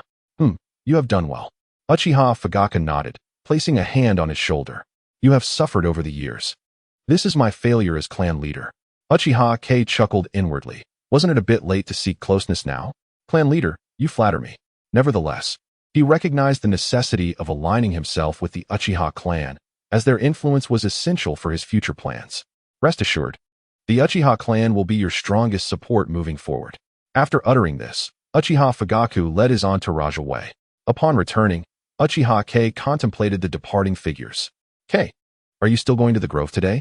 A chill ran down Uchiha K's spine at that question. What grove? Even if I go, it certainly won't be with you. After sending Naruto off to class, Uchiha K made his way to the Hokage Tower alone. Upon receiving his ninja headband, the third Hokage had instructed him to report there for his appointment. Now that he had officially become a ninja, his path lay in either becoming a teacher at the Ninja Academy or joining the Umbu. Knock, knock, knock. Enter. Sarutobi Hiruzen sat upright, a pipe perpetually clenched between his teeth. Uchiha K entered the office, bowing respectfully. Hokage-sama. Sarutobi Hiruzen wore a warm smile. K, congratulations on becoming a Genin. Thank you, Hokage-sama. After exchanging pleasantries, Sarutobi Hiruzen got to the point. K, now that you are a Genin, your responsibilities have increased. Typically, newly minted Genin join action teams to undertake missions. However, you are different. Your peers have yet to graduate. Would you like to become a teacher at the Ninja Academy? Uchiha K shook his head without hesitation. Come now. What is the appeal of teaching at the academy? Is it to ponder year-end bonuses like Irika? To concern oneself with professional evaluations? It offers no future. Then you have only one path to take. Sarutobi Hiruzen exhaled a plume of smoke. As a member of Konoha, are you willing to sacrifice everything for it? Including family, honor, and even your life? A surge of excitement coursed through Uchiha K. Was this the indoctrination before joining the Umbu? Hokage-sama. You know I lost both my parents at a young age. Konoha is my family. For my home, I would sacrifice anything.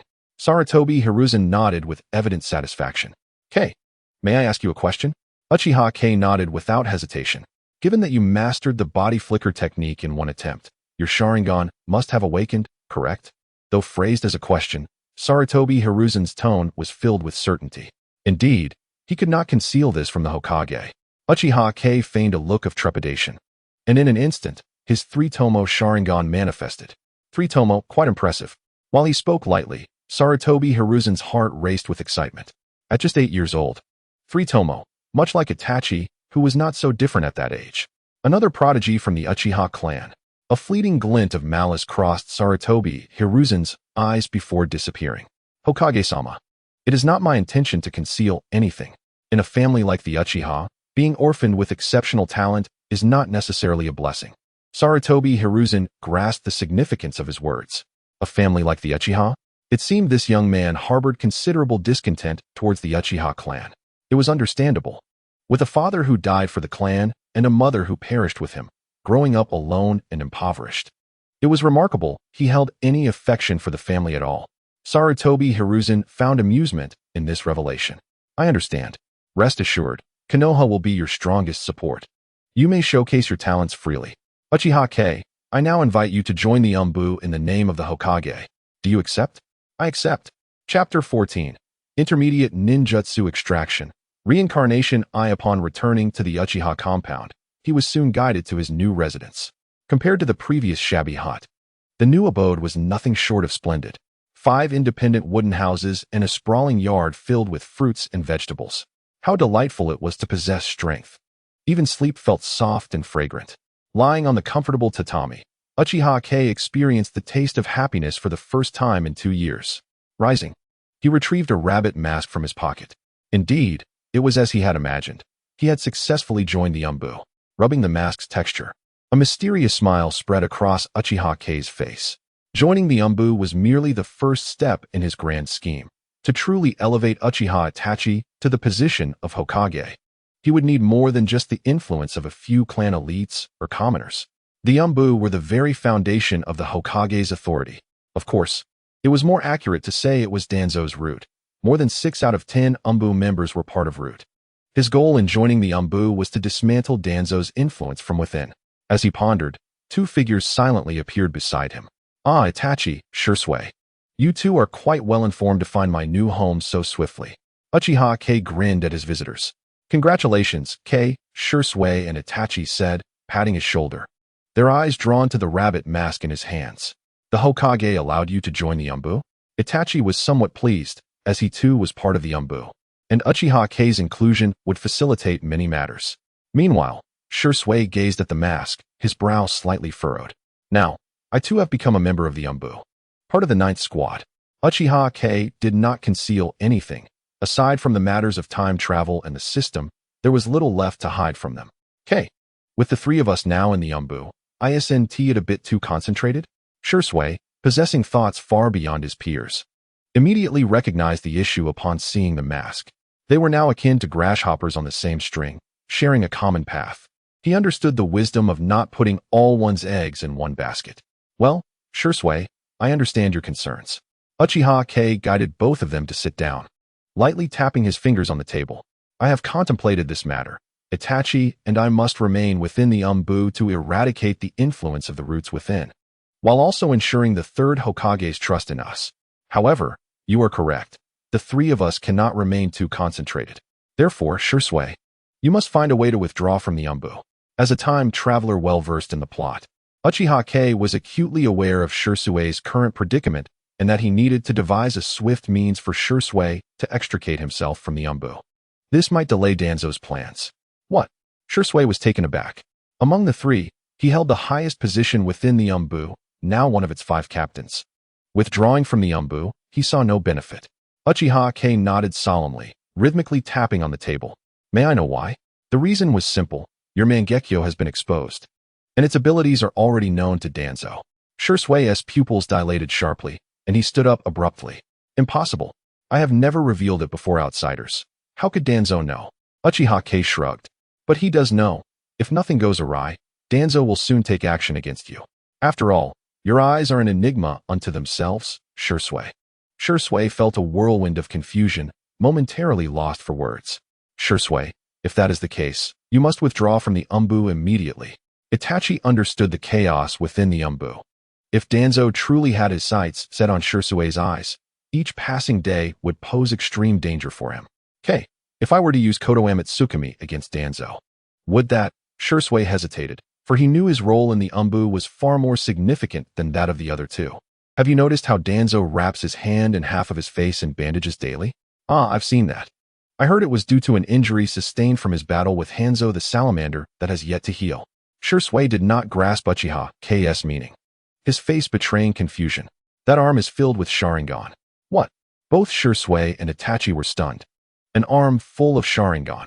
How many Uchiha lives must have been sacrificed for that? Over the years, many Uchiha clan members had inexplicably perished on missions, their eyes likely harvested and transplanted onto Danzo's arm. Furthermore, he possessed the ability to alter fate through the technique Izanagi. Shursui's pupils constricted. Izanagi? If he possesses so many Sharingan, combined with the ability to alter fate via Izanagi, then indeed, his Kodoame Tsukimi would be rendered ineffective. Rest assured, with Itachi and myself in the Umbu, Danzo will not remain a threat for long. Where should I go? Shursui rapidly accepted the reality. Unbeknownst to him, he and Itachi had entirely placed their trust in this 8-year-old boy. As for what came next, Uchiha Kei rubbed his chin, various factions within Konoha flooding his mind. Shursui, your task ahead is no light matter. Uchiha Kei leaned closer to the two and whispered a few words. This. Shursui and Itachi suddenly looked up, astonished and momentarily at a loss for words. You must trust me, Shursui. This person is a crucial part of our plan. Only by mastering him can we execute our strategy. Shursui lowered his head, pondering for a moment, exchanged a glance with Itachi, and then nodded decisively. Rest assured. After giving a few more instructions, Shursui and Itachi left his new home, burdened with thoughts. Once they departed, Uchiha Kei took out a piece of paper, scribbling on it until it was filled. The Umbu, the Uchiha clan, the Hyuga clan, the Inazuka, Nara, and Akimichi clans, the civilian factions, and himself. Uchiha Kei set down his pen, massaging his temples. This should suffice, with the remaining task being how to intertwine them. Soon, 6 words illuminated the paper: public opinion, public sentiment, economy. Destroying the paper, Uchiha Kei reclined lazily on the tatami mat. How delightful. Ding. Shock value of the host has reached 10,000. You may draw a mid-level ninjutsu. Would you like to draw? Uchiha K sprang up. Mid-level ninjutsu. So, the previous draws were all low-level ninjutsu? Was the Mangekyo Sharingan also low-level ninjutsu? System, can you communicate? Uchiha K tentatively inquired. Silence. Alright, seems I was overthinking it. With a sense of disinterest, Uchiha K opted to draw. Ding. Consumed 10,000 shock value. Randomly acquired mid-level ninjutsu, Rinnegan. Would you like to exchange? This time, Uchiha K was thoroughly unsettled. Rinnegan. If the earlier Sharingan was a major bug, then in the later stages of power imbalance, the Rinnegan would undoubtedly hold a significant place. What would it be like to possess Rinnegan from the very beginning? One could refer to Nagato's obliteration of Konoha. If not for Naruto's timely return, Konoha might have truly been destroyed. Exchange. Uchiha K did not hesitate in the slightest. However, the subsequent system notification left him utterly astounded. Ding. The Rinnegan is a 6 level ninjutsu, and it can only be exchanged upon completing a time-space mission. Would you like to proceed? Uchiha K was momentarily taken aback. Time-space mission? What sort of absurdity is this? Though he did not understand what a time-space mission entailed, it paled in comparison to the overwhelming power the Rinnegan promised. Execute. Ding. The host has agreed to execute the time-space mission. Time-space mission initiated. Time-space mission, rewind to the Warring States period. Time-space mission requirements, within 30 days. Take Hashirama Senju and Madara Uchiha as disciples, and elevate both their powers to the level of Jonin. Time-space mission enhancements, absolute defense, enhancement of Mangekyo Sharingan abilities. Unlimited use of Ameno Dejikura, exclusive bloodline ability enhancement. Time-space mission alterations, hostess age fixed at 20 years. Mission reward, 6 paths ninjutsu, Rinnegan.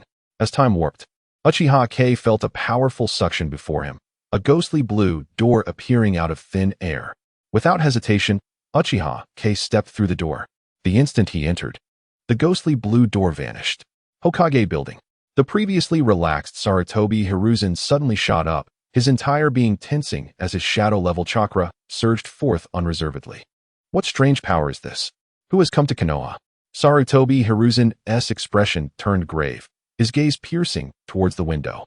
At that very moment, the heads of various clans and Danzo all turned their attention towards the village of Konoha. Within Konoha, an air of tension prevailed. Unbeknownst to Uchiha K, the time-space rewind had wreaked havoc within Konoha. Upon stepping through the door, he found himself amidst a lush forest, numerous animals startled by the sudden appearance of a human. Fleeing in panic. Is this the Warring States period? Uchiha K curiously surveyed his surroundings. From the Warring States period to the establishment of the ninja villages, and through the Second and Third Great Ninja Wars, the world of Naruto had become riddled with scars. Such pristine natural scenery had long since vanished. Not to mention, many of the animals present had long been extinct. Who are you? Not far away, a watermelon-headed boy stared at the suddenly appearing youth with wide eyes filled with fear. Uchiha K turned around to see the boy with the watermelon head. So soon have we found one of the protagonists? Senju Hashirama. Uchiha Kagami approached the watermelon-headed child. Little one, are you Senju Hashirama? The young Senju Hashirama, with a wary expression, took a few steps back. Yes, I am Senju Hashirama of the Senju clan. How do you know my name? The child exhibited a commendable level of vigilance. However, Uchiha Kagami understood that in this war-torn era of the Warring States, the threat of conflict loomed at every turn. It was only natural to be on guard. I am Kagami. You may call me teacher. Uchiha Kagami smiled at the young Senju Hashirama. At this time, Hashirama was not particularly focused on strength and was known as a weakling within the Senju clan, displaying a rather naive disposition. Had it not been for his father being the clan leader, it would have been exceedingly difficult for someone like Hashirama to survive in such a tumultuous period. Teacher? How could I possibly call you that? I am not your student. Hashirama replied, looking bewildered. Why not be my student then? Kagami suggested playfully. Well, that makes sense. Then I can indeed call you teacher. The inherent innocence of Hashirama's character shone through. Wait, I don't even know who you are. Why would I want to be your student? Hashirama's naivety did not equate to foolishness, and upon further contemplation, he sensed something amiss. I told you, my name is Kagami. Uchiha Kagami continued to smile as he stepped closer, placing a hand atop Hashirama's head. I can help you realize your wish for peace. Can peace truly be achieved? Hashirama instinctively wanted to retreat, but found himself captivated by Kagami's words. momentarily forgetting to evade. Of course it can. Kagami began to elaborate, but suddenly sensed something. A smile curling at the corners of his mouth. Hey, let him go. From the other side, a boy with a spiky hairstyle rushed over. His gaze icy as he stared at Uchiha Kagami. Madara. Hashirama exclaimed joyfully, attempting to break free from Kagami's grasp to run towards him. Don't move. The spiky-haired boy shouted. Hashirama, in his naivete, failed to notice, but he was acutely aware of the danger posed by the young man who touched him. The aura emanating from that youth was terrifying, a presence that even his father could not rival. Who are you? Release Hashirama at once. He is the heir of the Senju clan. The Senju and Uchiha clans were both renowned families in this chaotic era, and ordinary individuals would steer clear of any encounter with them. I am aware, Kagami replied in a calm tone, and I also know that you are Uchiha Madara, heir of the Uchiha clan. At that moment, the ground trembled violently, sending countless birds and animals scattering in fright. Madara's expression changed drastically as he shouted to Hashirama, run. Just as he spoke, a massive striped tiger, reeking of blood, appeared before the three. Roar! The giant tiger, excited at the prospect of prey, lunged forward. Both Madara and Hashirama darted northward simultaneously. Uchiha Kagami observed the tiger with keen interest. Such colossal beasts had been nearly eradicated for the safety of the ninja villages after their establishment, so encountering one now piqued his curiosity. This naturally born beast, devoid of chakra and ninjutsu, relied solely on its physical prowess and instincts to attack. Yet, in the Warring States period, these creatures posed an immense threat to ninjas. The tiger sprinted to Kagami's side, abruptly halting, regarding him with suspicion. Its instincts warned it that this prey was not to be trifled with, emanating an unsettling aura. Are you frightened, little one? Kagami asked, unfazed. The system had assured him of absolute defense. He had no fear of either the grown Senju Hashirama or Uchiha Madara. So why would he fear a large cat? How absurd. Roar. The tiger was taken aback. Where had this formidable opponent come from? You should run. This creature could slay even a chunin. Hashirama, who had dashed away a considerable distance, returned and tugged at Kagami to flee. Unfortunately, he was unable to budge Kagami in the slightest. You must run. The Crimson Tiger is formidable. Fear was evident in Hashirama's eyes as he regarded the beast, but his inherent kindness prevented him from abandoning Kagami. TSK, what a compassionate heart, Kagami thought inwardly, remaining steadfast in his position.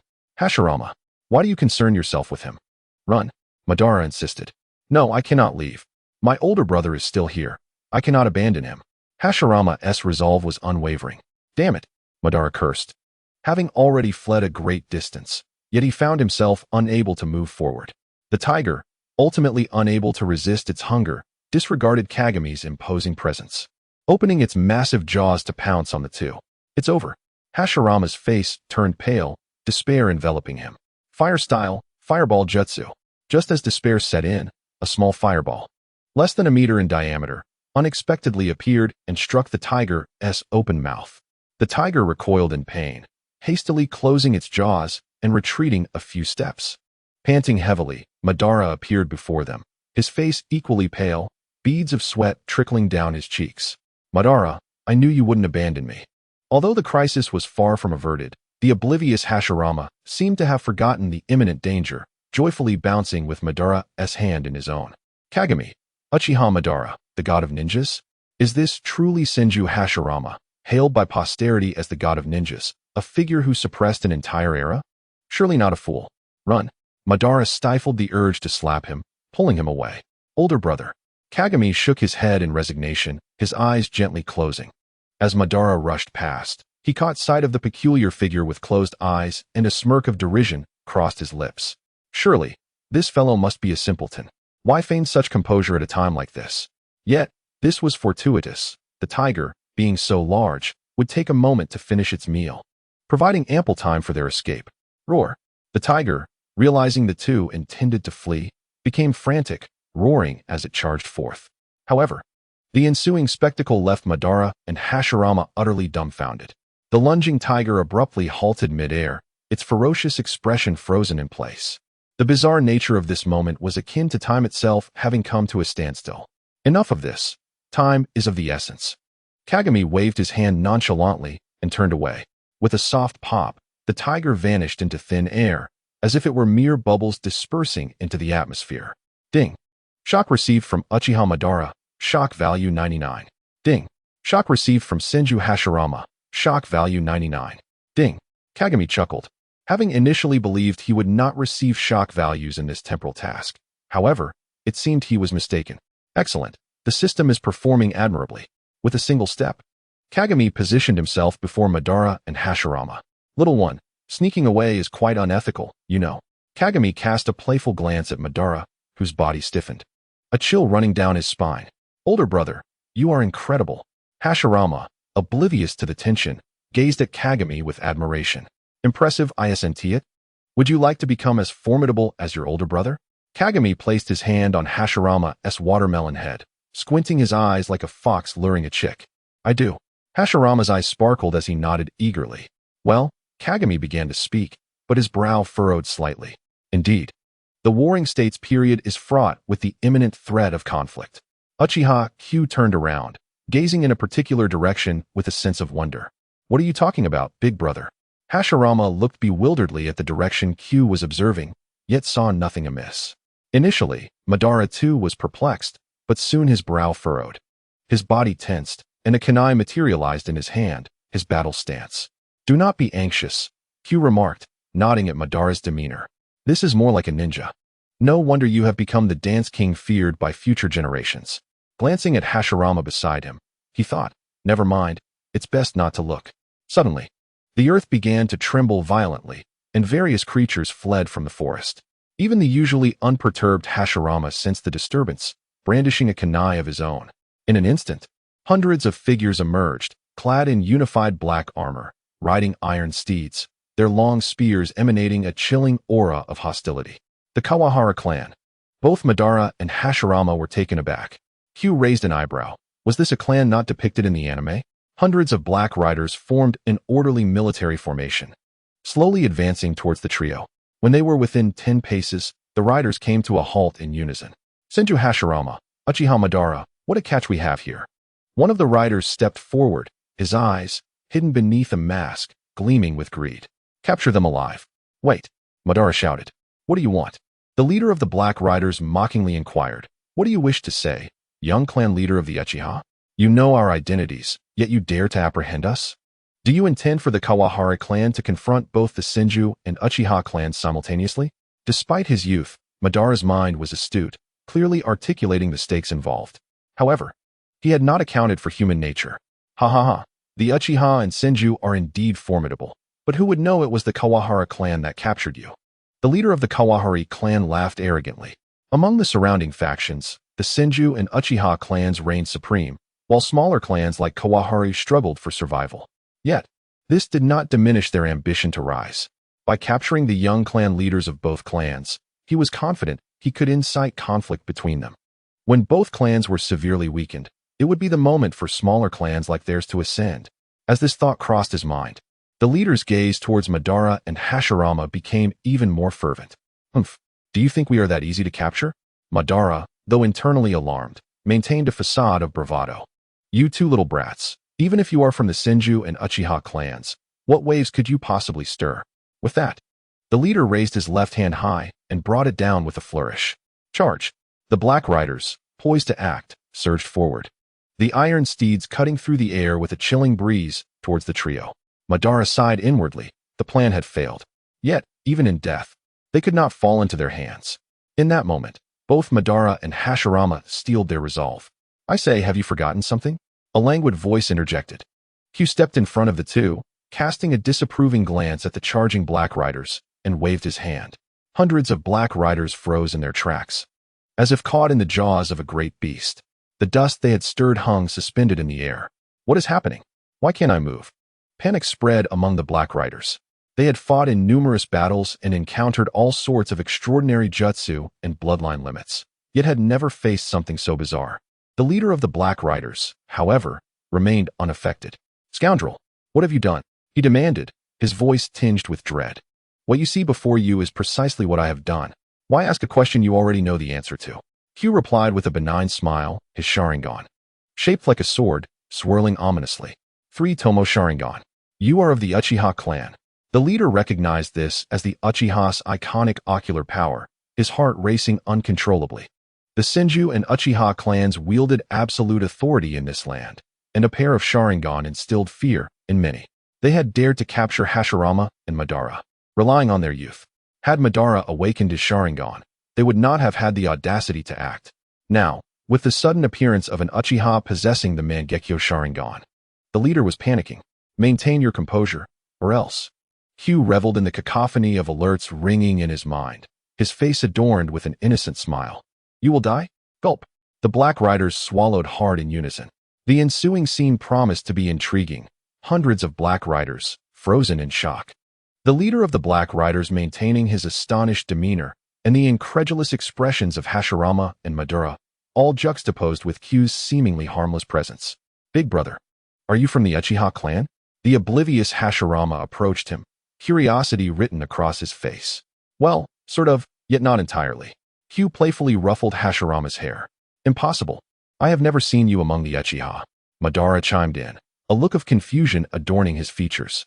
Just because you haven't seen me does not mean I am not one of them. Q extended his mischievous hand toward Madara, playfully poking his head. This feels delightful. The Uchiha clan does not encompass all members of the Uchiha. Madara attempted to evade, only to find himself immobile, helpless against Q's playful antics. Predecessor, we of the Kawahara clan never intended to oppose the Uchiha. There must be some misunderstanding, the leader of the Black Riders stammered, summoning his courage. Misunderstanding? Q mused, intrigued. What a splendid misunderstanding. It seems the Kawahara clan lacks power, yet possesses a thick skin to utter such ambitious words while shamelessly claiming ignorance. He waved his hand once more. This time, Madara, standing close, felt the pressure emanating from Q. It was a force capable of altering the very essence of the world. With a soft pop, the hundreds of Black Riders, suspended in midair, were horrified to discover that their bodies were disintegrating. Piece by piece, they turned into bubbles. Predecessor, no? We realize our mistakes. The leader's eyes reddened, watching his clan's elite vanish, overwhelmed with regret for his inflated ambitions. Realizing your mistakes necessitates accepting the consequences. Q observed the scene before him with a calm demeanor, albeit a touch of astonishment lingered within. Is this the ocular technique known as ubiquitous from the Mangekyo? To create and simultaneously alter the essence of all things, truly terrifying. Moments later, the once formidable 100 Black Riders had completely dissolved into a flurry of bubbles. Carried away by the wind. Is the Kawahara clan truly doomed to extinction? The leader collapsed to the ground, tears streaming down his face. All due to his ambition. He had condemned his clan's finest warriors, leaving only the old, weak, and ill. In this era of warring states, the Kawahara clan was effectively vanquished. Before undertaking an endeavor, one must contemplate the possible repercussions. Q felt no sympathy for him, waving his hand, and the leader too transformed into bubbles. Anyone who commits wrongdoings must pay the price. This price may be unbearable, yet it is one that must be accepted. After resolving the Kawahara clan, Q turned his gaze to the two beside him. What do you think? With such power, can I become your teacher? Without hesitation, Hashirama nodded fervently. Yet Madara fell into deep contemplation. The Uchiha clan cannot privately seek a master. After a long pause, Madara finally uttered these words. Uchiha Q nodded in understanding. He had indeed perused the clan's history. Unlike the Warring States period, in the era of shinobi villages, such significant matters generally required the approval of the clan leader. Moreover, Madara was the clan's junior leader. Thus, a visit to the Uchiha stronghold was in order. To be candid, Uchiha Q harbored a certain admiration for the Uchiha clan of this era. After all, that which was absent in the anime held a profound allure for him. The trio formally set forth towards the Uchiha clan's territory. Along the way, Uchiha Q remained vigilant, first assessing the current states of his companions. As legendary figures of the future, Hashirama and Madara at this moment did not exhibit anything particularly extraordinary. Madara was faring well. Although he had yet to awaken his Sharingan, his chakra had barely reached the level of a genin, and his combat awareness far surpassed that of his peers, qualifying him as a minor genius. Hashirama, on the other hand, was considerably lacking. Not only was his chakra pitifully low, but his kind-hearted nature rendered him utterly disinterested in combat. However, one noteworthy aspect was Hashirama's terrifying self-healing ability. A wound deep enough to reveal bone healed within mere breaths. Had it not been for the residual bloodstains, no one would have noticed the injury. During their journey, Uchiha Q also pondered the application of his unique ability to enhance bloodlines. In a single word, fight. With each strike delivered to his two companions, their bloodlines would elevate slightly, accompanied by a corresponding enhancement in chakra. This revelation was entirely attributable to the aloof Madara. Though he despised being subjected to head pats, he endured the blows. Yet, what perplexed Madara was that with each hit, his chakra experienced a notable boost, even causing ripples in his dormant bloodline. After several fruitless attempts to resist, he gradually succumbed to the paradox of pain and pleasure, even yearning for more. As dusk approached, the trio arrived at the Uchiha clan stronghold. Who goes there? Upon reaching the entrance, four figures appeared before them. I am Uchiha Madara. Stepping forward, Madara exuded the aura of the junior clan leader. Junior leader. The four figures bowed in unison. Madara nodded indifferently, his face displaying an air of aloofness. Junior leader. Who are these two? They are my friends. I have matters to discuss with my father. Upon hearing that they were the junior leader's friends, the four figures did not inquire further. The clan leader is in the council hall, meeting with shinobi of the upper ranks. Very well, I shall find him. With that, Madara led Uchiha Q and Hashirama into the clan's territory. The four figures made no attempt to impede their passage and vanished into the night as the trio moved further away. Chapter 18. Uchiha Taijima. The Uchiha stronghold was better described as a tribal settlement. The buildings were humble wooden structures. While they lacked intricacy, their layout was reasonably sensible, lending a unique charm. Madara brought Uchiha Q and Hashirama to the largest wooden house and turned to say, "This is our Uchiha council hall. Please wait here while I speak with my father." Uchiha Q waved dismissively, but Hashirama's expression turned somewhat anxious. This was the territory of the Uchiha clan. As the junior leader of the Senju clan, he found himself in the heart of his clan's sworn enemy's domain, a notion that felt utterly insane. It would be unwise to act recklessly. Sensing Hashirama's unease, Uchiha Q patted his head, reassuring him, "Fear not. With a teacher like me, there is nowhere we cannot go." The audaciousness of this statement was remarkable, yet curiously, Hashirama found an unprecedented sense of security in it, a feeling he had never even experienced with his father. "Who are you? Why have you come to our Uchiha clan?" A serious-looking young boy approached the two, tilting his head up and speaking in a tone laced with menace. Uchiha Q turned to see the boy's feigned seriousness, and a name sprang to his mind. "Uchiha Azuna? Do you know me?" The young Uchiha Azuna appeared taken aback. Indeed. A smile graced Uchiha Q's face as he reached out for a head pat. This young boy indeed maintained his serious demeanor from childhood. In the anime, Uchiha Azuna made only a few appearances, always with a stern expression, reminiscent of Senju Tobirama. Despite his limited appearances, Uchiha Azuna was a pivotal figure in altering the course of the shinobi world. After Uchiha Taijima's passing, the friendship between Madara and Hashirama should have led to an alliance between the two clans long ago. It was precisely due to this young boy before him that the conflict between the clans persisted, culminating in his untimely demise at the hands of Senju Tobirama. In the annals of history, Madara's twisted and conflicted personality could be traced back to Uchiha Azuna's significant role. "I'm asking you, how do you know me?" The young boy, seeing the stranger before him silent, grew somewhat agitated. In the entire Uchiha clan, aside from his father and brother, who dared to disregard him? How dare he even touch his head? Utterly audacious. "I am your brother's teacher." Uchiha Q grinned, entirely unfazed by the boy's tone. "Teacher?" Uchiha Azuna was taken aback. Among the Uchiha, the two individuals he feared the most were his father, Uchiha Taijima, and his brother, Uchiha Madara. This stranger was his brother's teacher? How could he not know this? Impossible. If you are indeed my brother's teacher, how could I possibly be unaware? Just as Uchiha Q was about to respond, footsteps echoed from within the council hall. "Izuna, do not be unruly." A tall figure emerged from the hall, with Madara following closely behind. "I am Uchiha Taijima, the clan leader of the Uchiha. I thank you for saving my son."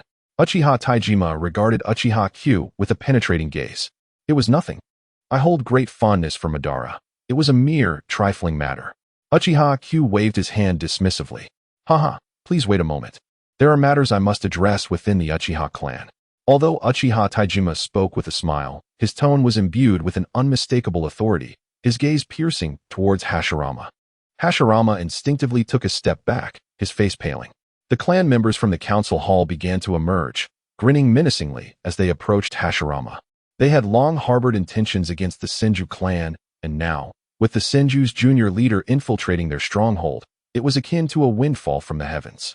In the next moment, several figures lunged towards Hashirama, each a jounin of the 3 Tomo caliber.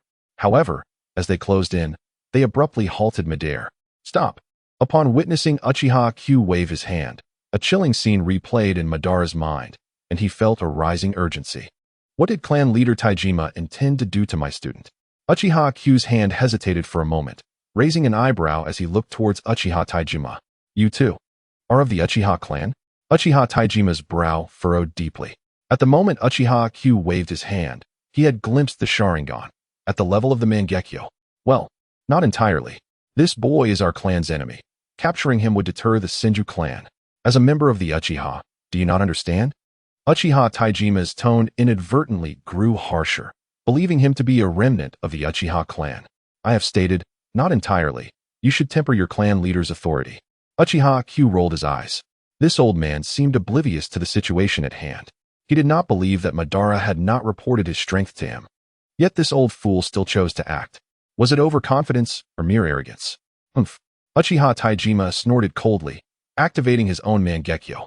The Uchiha clan is not limited to you alone possessing the Mangekyo. As soon as he finished speaking, 2 more individuals emerged from behind him, each possessing Mangekyo Sharingan. Oh, the Warring States period indeed resembled a divine clash, possessing 3 individuals of the kaleidoscopic Sharingan caliber. Uchiha K marveled at the might of the Uchiha clan. Yet, what could 3 kaleidoscopic eyes truly alter? Amaterasu. 3 inky flames surged forth from 3 directions. Uchiha K remained steadfast, patiently awaiting the descent of Amaterasu. Boom. With a dull thud, the 3 flames collided with an unseen barrier as they approached him, producing a muffled sound before dissipating silently. Ding. Attack detected. Automatic defense activated. Uchiha K chuckled, impressed by the reliability of the system. How could this be? Uchiha Taijima and the 2 kaleidoscopic users were momentarily taken aback. Though Amaterasu was the most fundamental attack of the kaleidoscope, they were all of shadow-level strength. Even the most rudimentary attacks held formidable power. How could it be so effortlessly thwarted? The crux of the matter was that this individual had not lifted a finger, feigning complexity. The kaleidoscopic user on the left snorted and unleashed the full force of their ocular prowess. Illusionary realm.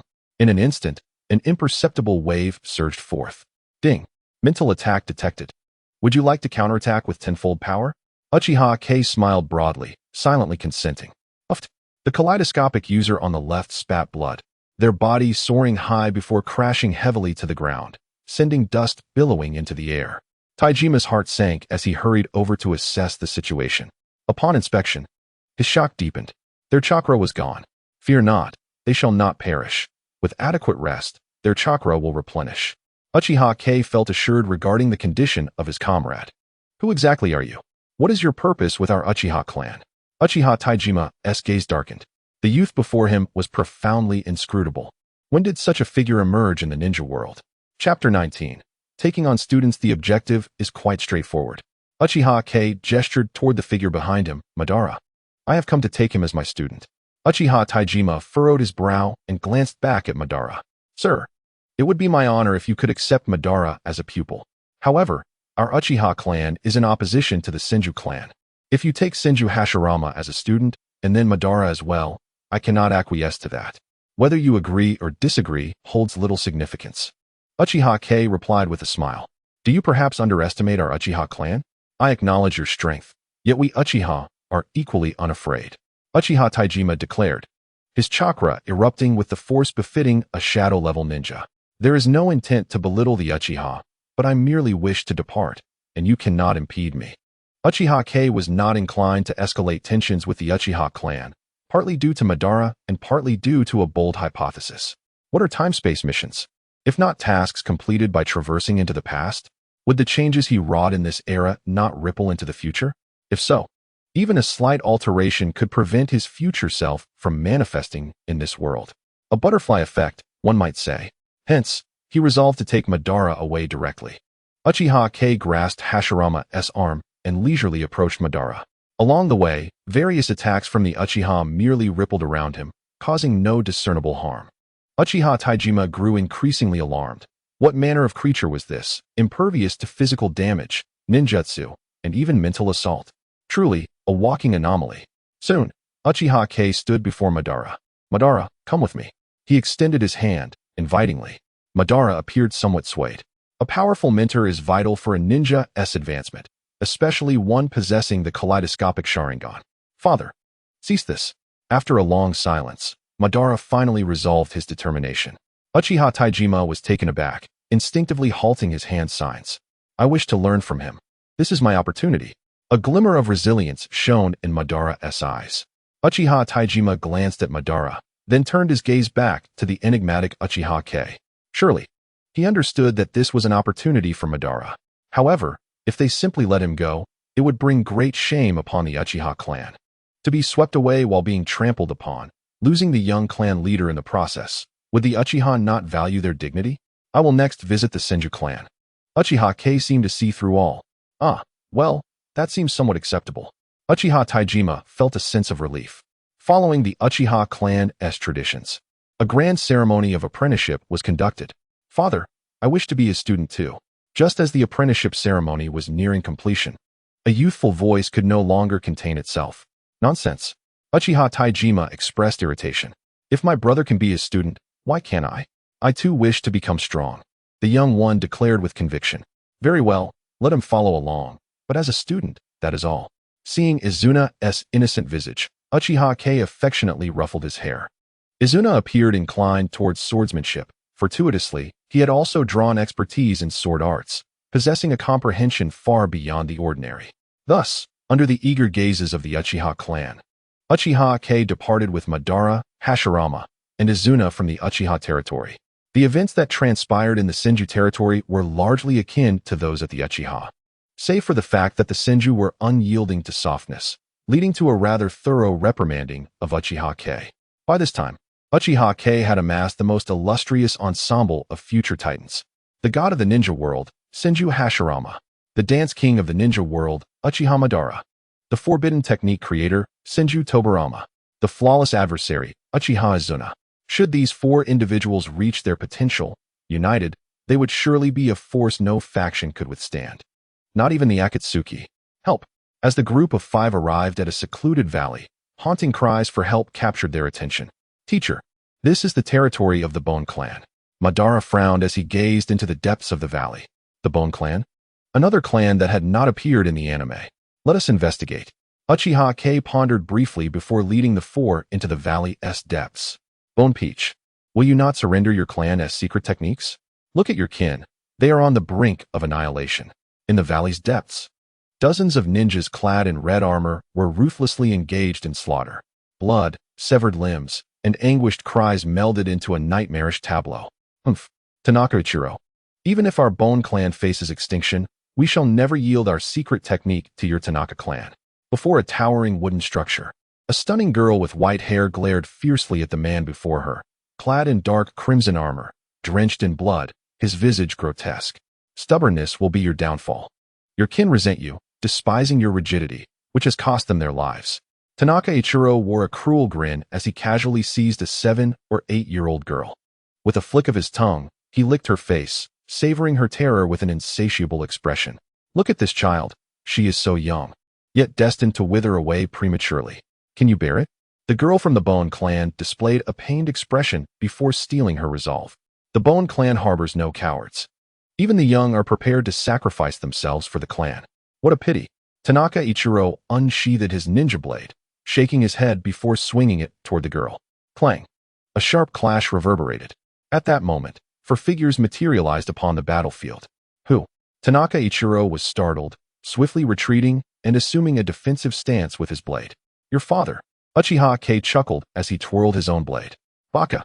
I command you, Baka. Uchiha Kagami swung his blade with relentless precision, each strike more forceful than the last.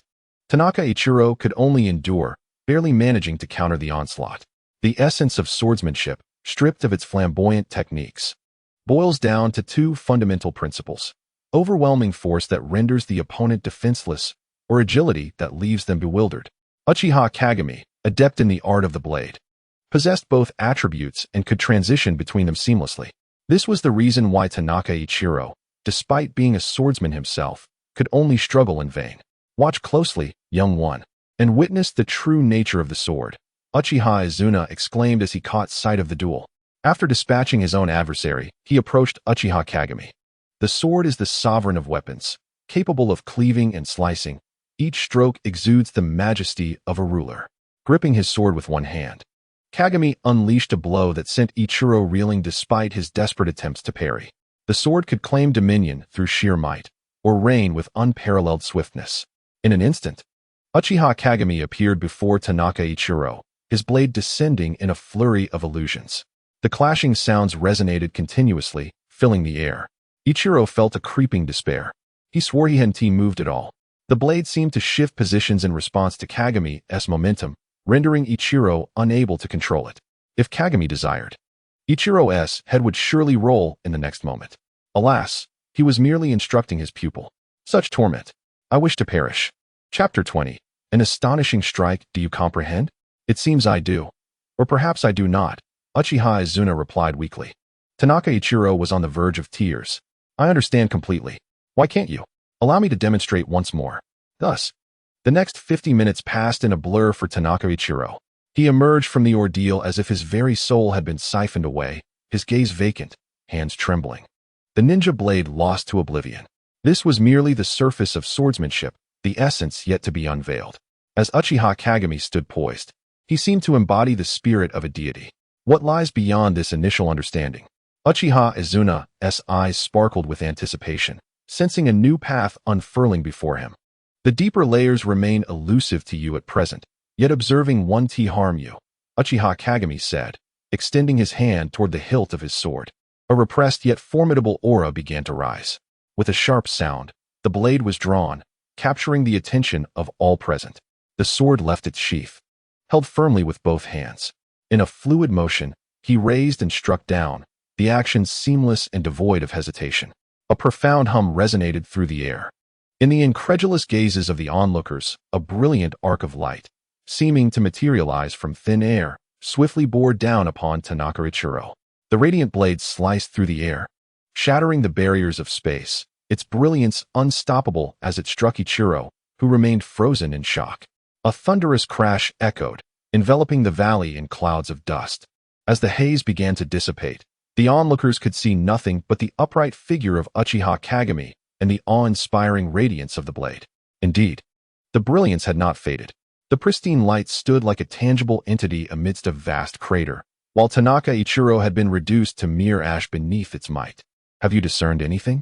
Uchiha Kagami asked, turning calmly to Uchiha Izuna. Gulp. Uchiha Izuna struggled to swallow. Do you grasp the concept?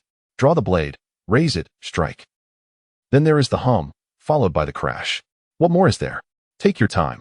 The path of the sword is no less profound than that of ninjutsu. In truth, this was Uchiha Kagami's first full display of swordsmanship.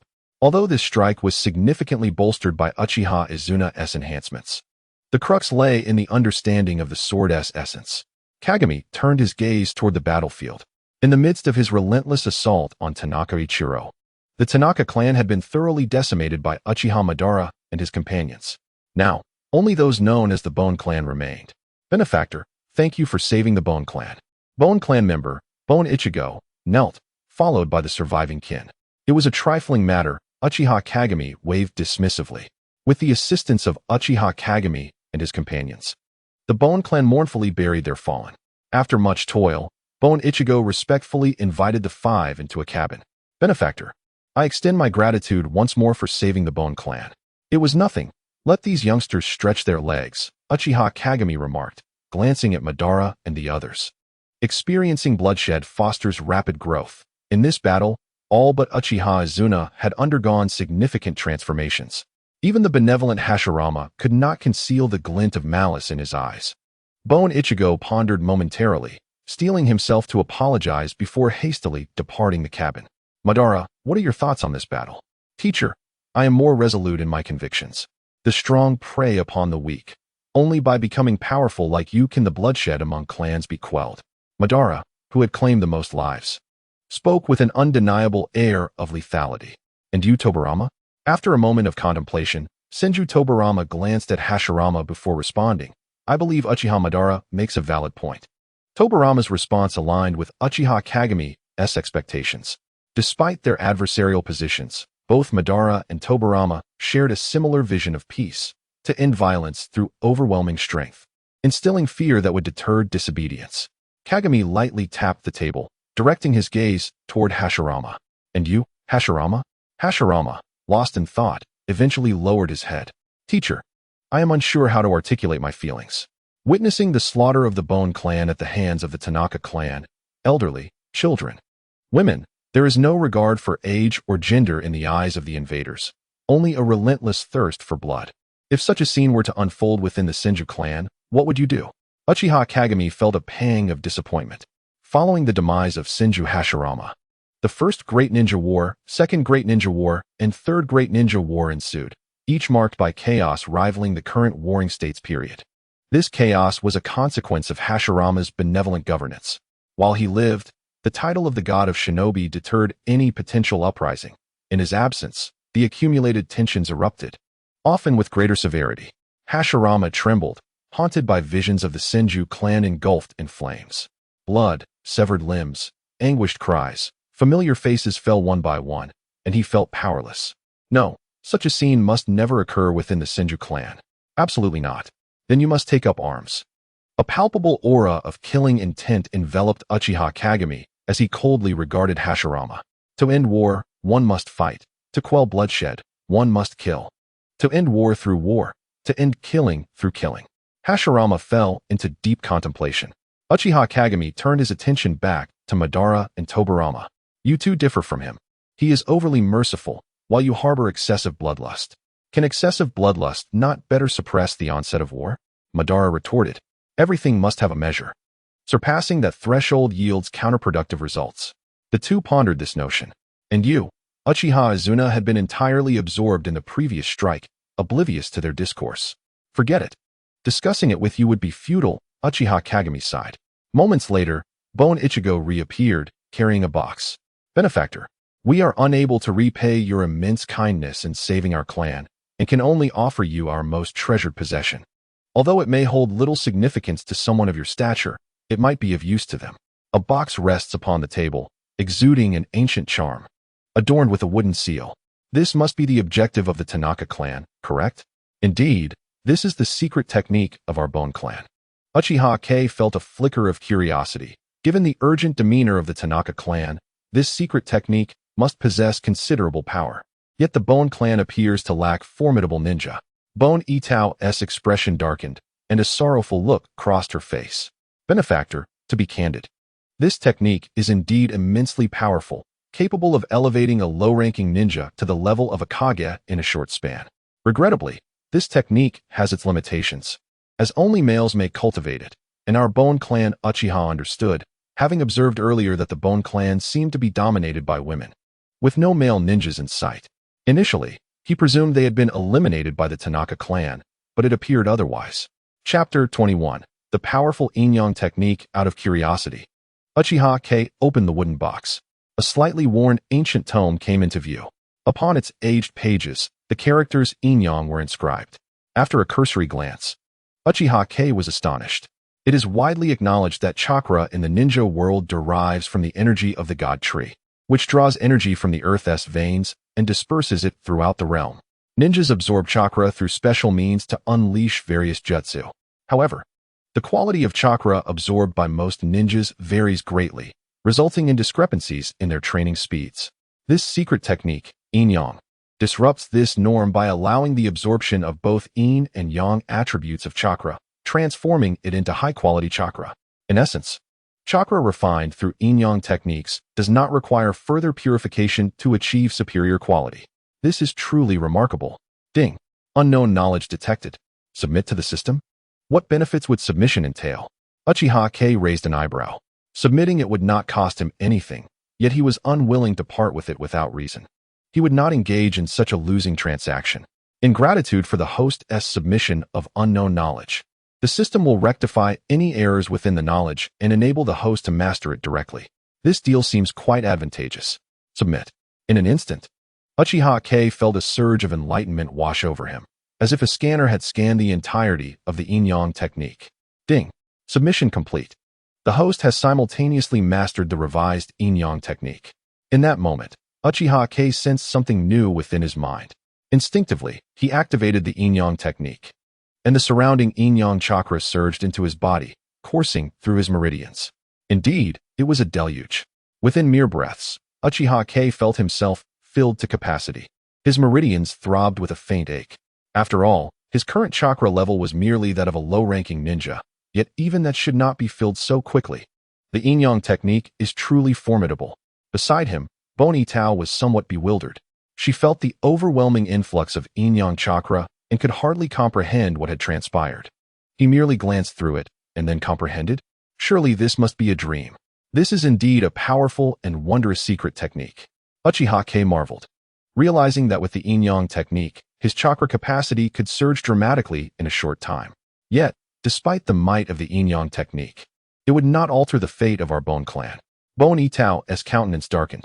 Once, the Bone Clan, empowered by the yin-yang technique, may not have matched the Uchiha or Senju clans in stature, but they were not a small clan like the Tanaka that could be easily bullied.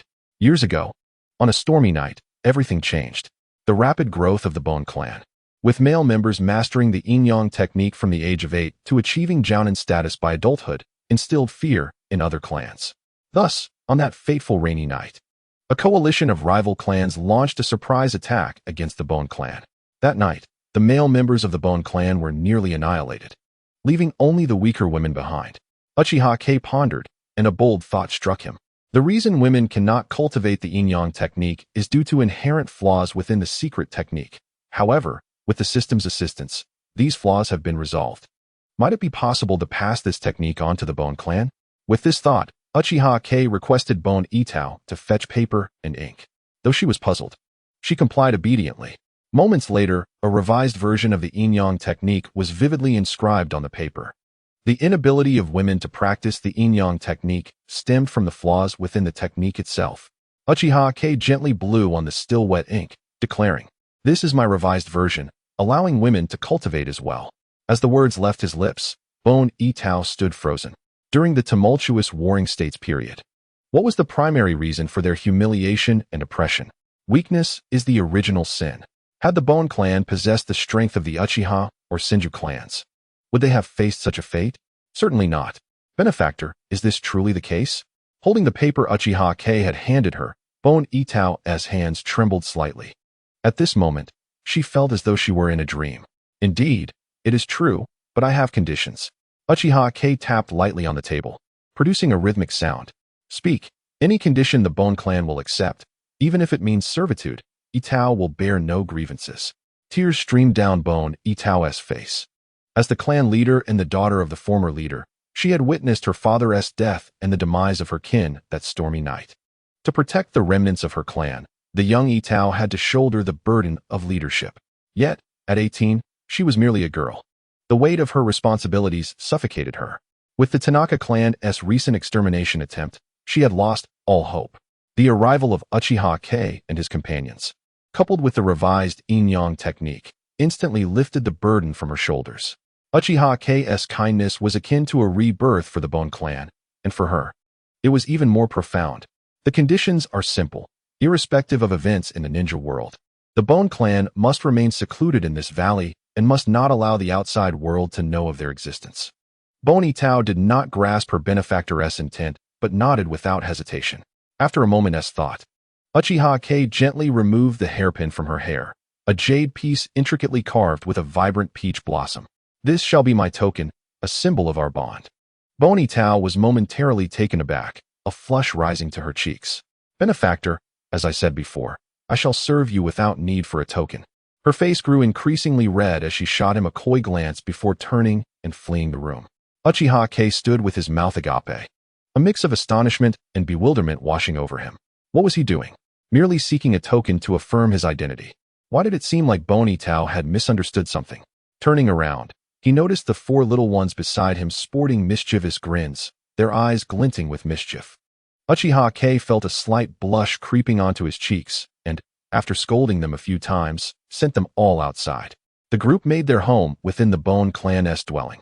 On one hand, to teach the Yin-Yang technique to Hashirama and the others, on the other, to protect the Bone Clan. Uchiha K found his days among the Bone Clan quite pleasant. During the day, he would instruct Hashirama and the others in the Yin-Yang technique, subtly guiding them on the paths they should take in the future.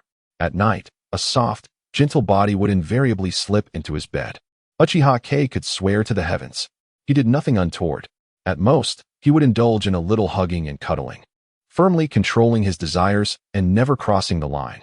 Regrettably, the situation spiraled out of control when Hashirama, one fateful morning, unexpectedly discovered the cautious figure of Kaguya Itu stepping out of her room.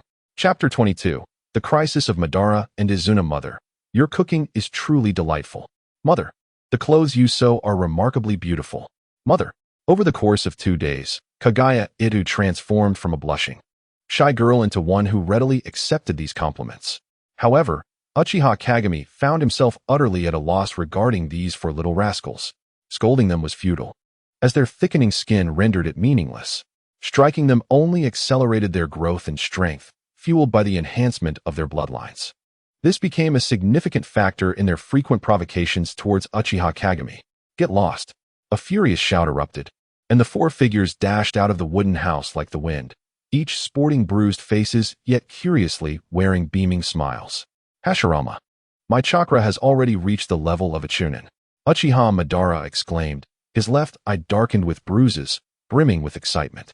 Huh, I'm also at chunin level. What's there to boast about?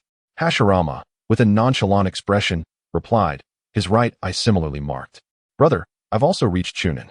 Moreover, my Sharingan has awakened. Izuna, the little rascal with a nosebleed, bounced around, his single tomo spinning mysteriously in his eye. Even the most unfortunate among them was Tobirama, whose battered appearance and torn clothing made him resemble a beggar. You little brat, how would you know unless you fought? Take this, Izuna shouted, suddenly executing a move akin to a monkey stealing a peach, aimed directly at Tobirama's lower body. I'll kill you today. Listening to the raucous sounds outside, Uchiha Kagami shook his head in resignation, having been at the Kaguya clan for half a month, during which time the four had seen remarkable growth in strength due to the dual enhancement of Yin-Yang techniques and their bloodlines.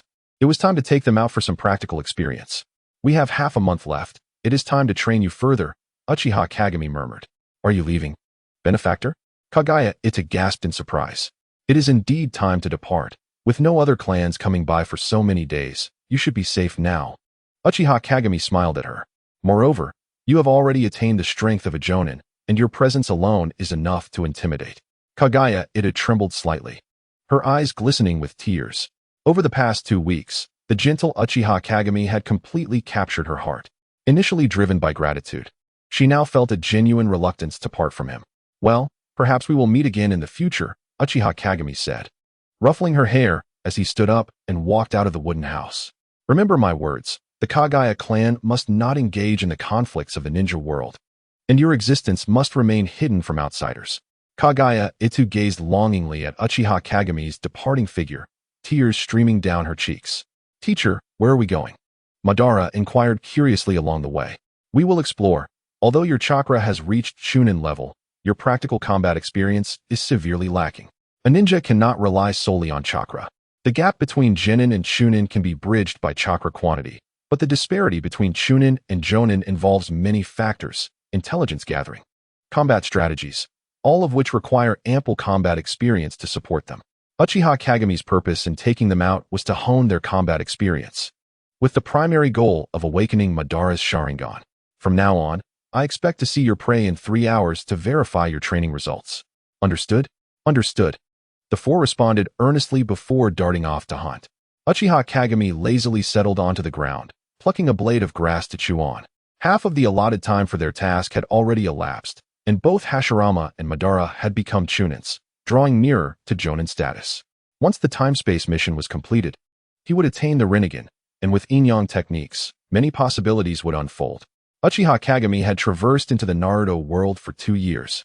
During this time, due to his innate talents, He found himself reluctantly languishing like a salted fish, clinging to Naruto's coattails.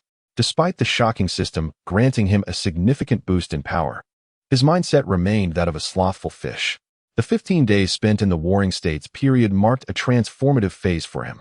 Having witnessed the brutality of battle and the reality of the weak's suffering, a seed of strength was sown within him.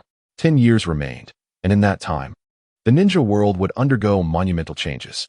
Even if he successfully navigated the Fourth Great Ninja War, what awaited in the era of Boruto? Would the strength of a Six Paths level be enough to carry through to that time? The answer seemed to lean towards no.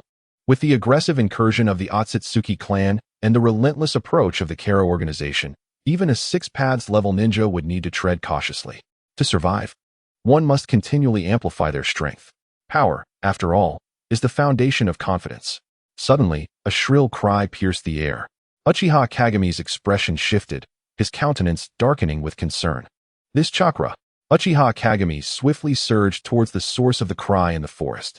Brother, go quickly. I'll hold it off. Izuna shouted, clutching a shimmering kunai. Breathless. Nonsense. I am your elder brother. If anyone should flee, it should be you. Madara's eyes turned crimson, his temperament flaring. I have the Sharingan. I can buy some time against it. Hurry. Izuna bellowed, his single tomo spinning rapidly. Ahead, a colossal creature loomed high above, emitting a piercing scream as it dove downward. Clang. Izuna's kunai met the creature's head, but the overwhelming disparity in strength sent him flying. Izuna, Madara roared, weaving hand signs as a fine line of fire erupted from his mouth, expanding into a large fireball 5 meters in diameter as it approached the creature. The fireball engulfed the creature's head, eliciting a frantic thrashing from the beast. Not a scratch. Madara, undeterred, swiftly repositioned himself, continuing to weave hand signs. Fire style, great fire destruction. With the hand signs complete, Madara halted abruptly, inhaling deeply, his chest swelling as he expelled a torrent of liquid flames. Enveloping the creature in a fiery embrace, the shrieks echoing through the air. Boom! A vast cloud of steam ascended, enveloping the area within 100 meters. Madara dared not linger, racing towards the spot where Izuna had been cast away. Cough, cough, brother. Izuna staggered over, blood trickling from his mouth, struggling to reach Madara. Let's move. Madara knew there was no time for conversation as he pulled Izuna along. Just as Madara was about to reach Izuna, countless glowing particles engulfed him. Boom. The particles collided, expanding in an instant. In the moment Madara's pupils dilated, the particles exploded, engulfing Izuna in flames. Izuna. Despair and fury surged within Madara as his scarlet eyes transformed, 3 tomo manifesting within his gaze. 3 tomo Sharingan awakened. Chapter 23. The Seven-Tailed Shomi I Want You Dead. Blood vessels spider-webbed across Madara's eyes, the 3 tomo spinning wildly. The colossal creature remained unperturbed, its massive tentacles lunging at Madara. Under the influence of the 3 tomo Sharingan, the tentacles, once swift, now appeared sluggish. With a leap, Madara deftly evaded the tentacles' assault, launching the great fireball almost instantaneously. Boom! A blazing fireball struck the vulnerable neck of the colossal creature. The beast, reeling from the pain, swiftly turned its head and unleashed a myriad of glowing particles from its maw. Uchiha Madara nimbly maneuvered, desperately evading the shimmering dust to prevent it from contaminating his being. Fire release, great fire extinguishing. Seizing the opportune moment, Madara leaped onto the creature's head, targeting its opening and closing eyes, unleashing a viscous flame that enveloped it entirely. With a screech, the creature, wounded in its eye, let out a pained cry and flapped its enormous wings, soaring high into the sky. The force of its wings sent trees crashing and grass swirling in a chaotic tempest. Despite the injury, the creature's fury only intensified. Its massive head thrashed about, attempting to dislodge the tiny assailant perched atop it. Die, die, die. Madara, too, succumbed to irrationality, howling in madness as the tomo in his Sharingan spun rapidly. Blood trickled from his eye sockets. The creature quivered, its wings abruptly halting. Sharingan, Jinjutsu activated. Boom. The colossal beast plummeted to the ground. A cloud of dust erupting upon impact. Madara, now disheveled, released the creature's tendril, yet clutched his kunai tightly in his left hand. The pain from the fall nearly broke the Jinjutsu's hold, its vast body shaking as signs of struggle appeared in its eyes. Gasping heavily, Madara raised his kunai. stabbing repeatedly into the creature's flesh. Yet, to a being of such immense size, his efforts were but a drop in the ocean. The creature's thrashing became more frantic, sweeping away trees in its wake. At last, clarity returned to its eyes, replaced by a profound rage. Countless glimmering particles coalesced once more, hurtling toward Madara. Exhausted, his Sharingan flickered and vanished, leaving him powerless upon the beast. Despair engulfed him, Izuna. Madara's expression twisted in fury and helplessness as he watched the shimmering dust envelop him. Would release, would dragon technique. A 10-meter-long wooden dragon emerged abruptly, crashing into the creature's body with great force. Shadow clone technique. Two shadowy figures appeared, grasping the weakened Madara and leaping down just before the creature was sent flying. Madara, are you alright? Hashirama, the watermelon-headed Senju, looked at him with concern. Izuna, Izuna, Madara murmured, his gaze falling upon the chaotic scene. What happened to Izuna? Tobirama, nearby, grew frantic. Though the two had often clashed over the past half-month, their brotherly bond remained unbroken. Now, with Madara gravely injured and Izuna missing, Tobirama felt a rising panic. Madara remained silent, tears streaming down his cheeks. Damn it! Water release, water dragon bullet. Tobirama roared, recklessly charging forward as a turquoise water dragon formed, ensnaring the flying creature. With a furious roar, the creature, enraged by the dual assault of the wooden dragon and the water dragon, conjured a fiery red chakra and struggled violently, dissipating the water dragon into a cloud of mist. A dark, ink-like energy gathered in its mouth, radiating an overwhelming destructive power. Would release, 4-pillar prison. For sturdy wooden pillars descended from above, crashing down on the creature's limbs, attempting to seal it.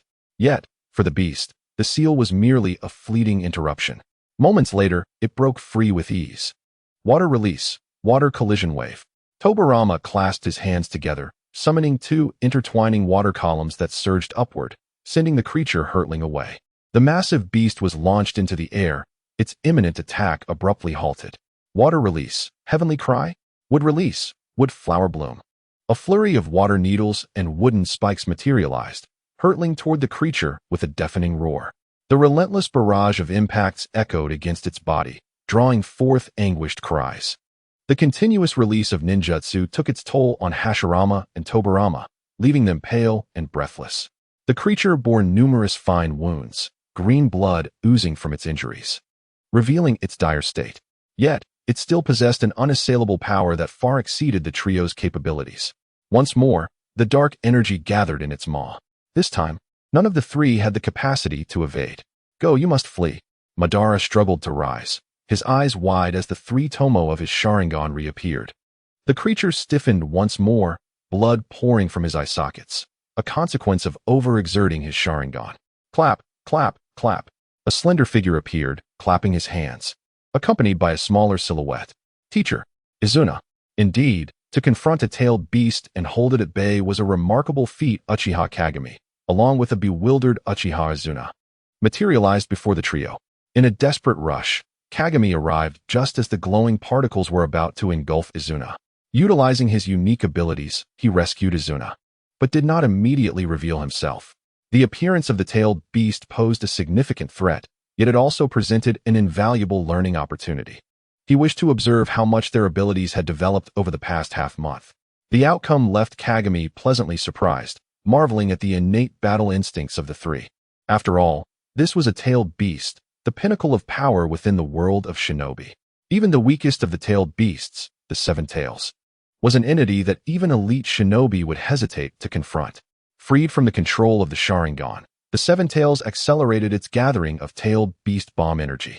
With a screech, the dark orb surged toward the trio. The vast chakra enveloped the entire forest, causing countless creatures to flee in panic. Was this the true power of the tailed beast bomb? Kagami watched as the impending energy approached, silently astonished. Despite being portrayed as harmless in the anime, the sheer magnitude of its presence was indeed formidable. Kagami waved his hand, dissipating the approaching tailed beast bomb effortlessly. Izuna was momentarily stunned. The once unstoppable tailed beast bomb had vanished so easily. A wave of unease washed over him. The creature's wings flapped furiously, and in the astonished gazes of the others, the Seven Tails disappeared. Was it cloaking itself? Kagami smiled, closing his eyes and opening them to reveal the kaleidoscope within his pupils. Empowered by the Sharingan, a crimson shadow emerged in his vision, poised to take flight. Izuna, look here. Given Izuna's intelligence, it was improbable he would turn back at this moment. Yet inexplicably, he did. Upon turning, he locked eyes with the creature's piercing gaze. Jinjutsu, activate. Seated upon the broad back of the Seven Tails, Madara and the others were engulfed in a surreal dreamlike state. The Mangekyo Sharingan was the nemesis of tailed beasts, ensuring that future encounters with such entities would be equally effortless. Kagami playfully ruffled Madara's hair, relishing the delightful texture. Is it really at the Mangekyo level? Madara's eyes shimmered with longing. Teacher, when will I possess a Mangekyo Sharingan? One day you shall, and that day is not far off, Kagami mused. He certainly could employ the method that awakened Itachi's powers, yet he had no intention of doing so. Ban and Hashirama are the reincarnations of Indra and Azura. If Ban were to awaken the Mangekyo Sharingan at this stage, the balance of power between them would be drastically skewed. Their enmity has been orchestrated by the Sage of Six Paths, and the unfolding events remain uncertain. When Chome descended upon the land of the Whitebone clan, the entire clan entered a state of heightened alert. No need to be anxious. It's us, Uchiha K announced, leaping down from Komiai's back with a cheerful demeanor, eyeing the wary Whitebone Itachi. Benefactor, Itachi exclaimed joyfully, having anticipated a long separation from her savior, yet fate had brought them together once more so soon. After dismissing her clansmen, Itachi gazed at Kei with curiosity. Benefactor, what is this? Ah, this is a tailed beast, Chome, skilled in stealth. With it, your clan will surely excel in remaining hidden, Kei explained. As a lesser clan, the Whitebone clan had limited understanding of tailed beasts, but the sheer size of Chome suggested formidable power. The ability to conceal itself was akin to a boon for their clan. Meanwhile, Ban and his companions were taken aback by this revelation. This is a tailed beast. We just fought one. The thought of a tailed beast sent shivers down their spines. With Ban having awakened the three-tomo Sharingan, Kei had no intention of venturing out and chose to remain with the Whitebone clan, thanks to the enhancement from yin-yang techniques and their extraordinary talents. Achieving Jonin-level chakra within half a month was a mere trifle. Time passed, and soon the month-long deadline was upon them. Observing the surging chakra of the four young ones, Kei felt a twinge of nostalgia. Come here, little ones. The four, engaged in their sparring, hurried over. Teacher is leaving, Kei announced, a hint of sadness creeping into his voice. After completing this time-space mission, who could predict if he would ever return to the Warring States period? It was highly unlikely, and this might very well be his last encounter with them in their youth. Teacher, where are you going? Hashirama inquired, puzzled. To a faraway place. Perhaps this is our final meeting, Kei replied, gazing into the distance. The future lay beyond the Warring States era, separated by the vast river of time. No, you haven't seen me awaken the Mangekyo yet. You can't leave, teacher, Ban exclaimed, his emotions surging. Over the past month, he had sought Kei's guidance the most due to his Sharingan, benefiting immensely from it. The sudden news of the teacher's departure left him reluctant to part ways. Indeed, I am not of this world. Taking you as students was a matter of fate, and such fates are governed by a higher order, Kei remarked, adopting an ethereal demeanor. Not of this world.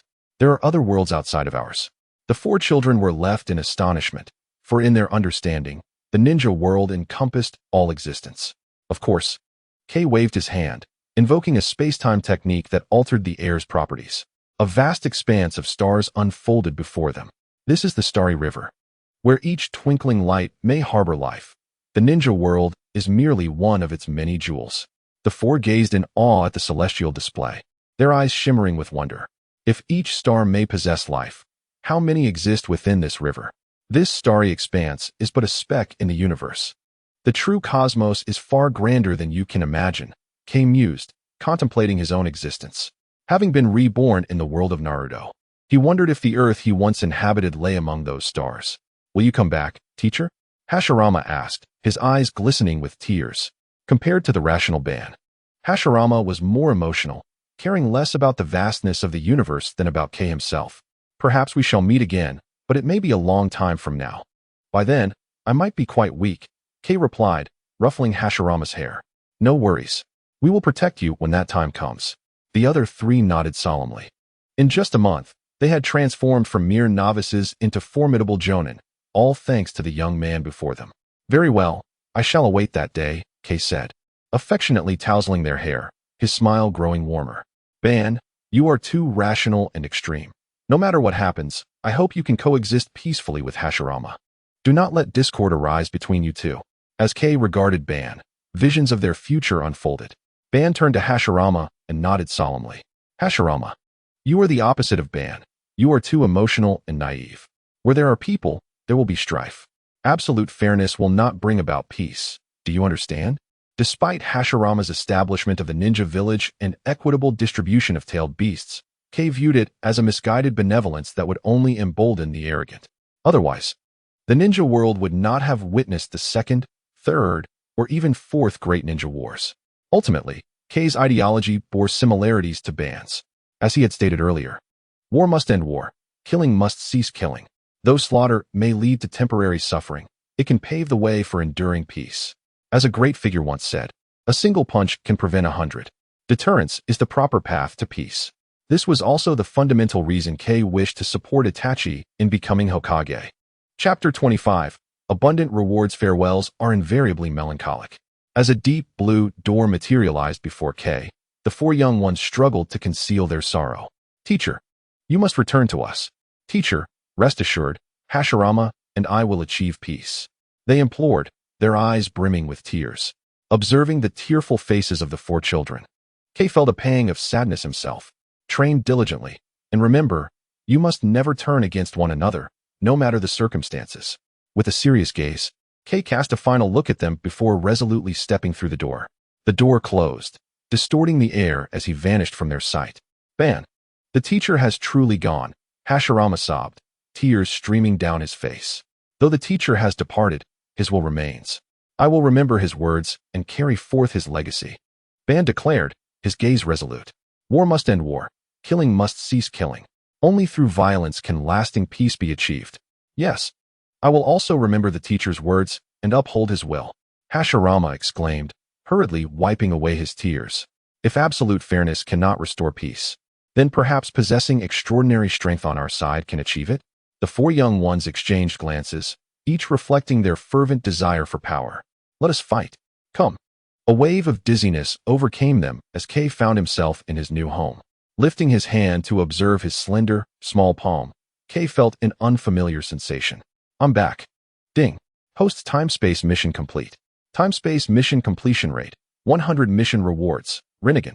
Extra rewards for 100 completion, Jonin level chakra, mastery of fire release ninjutsu. In an instant, a torrent of chakra surged into his body, violently tearing through his meridians, ultimately converging in his dantian and expanding the once feeble space. Fortunately, this process lasted mere minutes. Kay, drenched in sweat, gasped for breath as he lay on the floor, his complexion alarmingly pale. Ding. The host has completed the inaugural time-space mission, prompting a system upgrade. Required upgrade duration, 3 years. System, are you merely fabricating excuses to avoid responding? Ding. The system is currently upgrading and cannot process host inquiries. Very well. Uchiha Jing collapsed onto the floor. He found the 3-year upgrade period acceptable, as he was inherently a lethargic individual. Moreover, with the most formidable external aid, the Rinnegan, already in his possession, coupled with his Jonin-level chakra, he deemed it more than sufficient for the present phase. Surveying his surroundings, both familiar and foreign, Uchiha Jing sighed. The environment remained unchanged from when he departed. Not a single alteration had transpired. This indicated that his efforts had failed to alter the course of future events. Hashirama still established the ninja village, and Madara remained committed to the infinite Tsukuyomi plan. The Valley of the End battle still occurred. A mixture of annoyance and relief washed over him. Ruffling his hair in frustration, Uchiha Jing sat up and gazed out the window. Now that I am here, I might as well have a seat. No sooner had he spoken than a slender figure leapt through the window. Where is Shursui? He has gone to complete the task you assigned him. Itachi's face was shrouded in shadow, obscuring his expression. Ah, I see. An eerie silence enveloped the room. All right. Feel free to ask any questions you may have. After a prolonged pause, Uchiha Jing finally shattered the unsettling quiet. Itachi lifted his head, his crimson eyes fixed intently on him. I must admit, your words have illuminated my path, revealing a true way for the Uchiha. However, how do you know all this? You are only 8 years old. He continued, And where have you been all day? The entire village searched for you, as if you had vanished into thin air. It turned out that a month spent on the time-space mission equated to merely one day in reality. Initially, Uchiha Jing had been troubled by this matter, but he felt at ease now. Age holds little significance. While Konoha appeared tranquil on the surface, turbulent currents flowed beneath. For one who has endured great suffering, such knowledge came as no surprise. As for my eyes, Uchiha Jing raised his gaze, the blade-like Sharingan activated. At 3 years old, my father perished in battle. At 4, my mother, consumed by grief for my father, followed him into death. Ever since, in order to survive, I have wandered Konoha. Is it not a disgrace to the Uchiha name if I remain blind? Itachi's mouth moved slightly, yet the words he wished to convey remained unspoken. Making you the 5th Hokage is the village's sole redemption. You must understand, the one who desires to annihilate Konoha and the Uchiha is I, Itachi. A chill, laden with solemnity, permeated the room. Gazing into the blade-like Sharingan, Itachi felt an involuntary shiver run down his spine. Indeed, the son of a war hero ought to enjoy the care of his village and clan, yet he struggled to survive at such a tender age. One could only imagine the depth of his resentment towards both the village and his family. Yet, even so, how did you come to know about Danzo's secrets? Itachi bowed his head, pondering for a moment, before voicing the question that plagued him. From the moment Jing displayed his prowess, Itachi found himself perplexed. How could an 8-year-old child possess such profound secrets? Uchiha Jing gestured toward his eyes. These eyes, I possessed since I was 4. Would the village harbor suspicions towards a mere 4-year-old? For years old. Itachi's pupils dilated in shock. He awakened his eyes at 8. Heralded as the foremost of the new generation of Uchiha, basking in glory. Meanwhile, Jing was labeled a rare failure within the Uchiha clan, activating his Mangekyo at 4. The disparity was staggering. For a moment, Itachi found himself at a loss for words in the presence of Jing. On that day, I left the village. Itachi nodded numbly. Ninjas were not permitted to leave the village. Any unauthorized departure would be deemed an act of betrayal, with several jonin stationed at the village gates. However, for those possessing the Mangekyo, leaving the village was a trivial matter. After all, Shursui had left the village to fulfill Jing's orders. I intend to establish our own power beyond the village. Itachi furrowed his brow, awaiting Jing's next words. Danzo and the 3rd Hokage can no longer remain at ease due to my presence. Unifying the village's power independently would be too conspicuous. Itachi fell into contemplation. This was indeed the case. The 3rd Hokage and Danzo operated in tandem, and no event within the village escaped their notice. However, forming a faction was no simple task.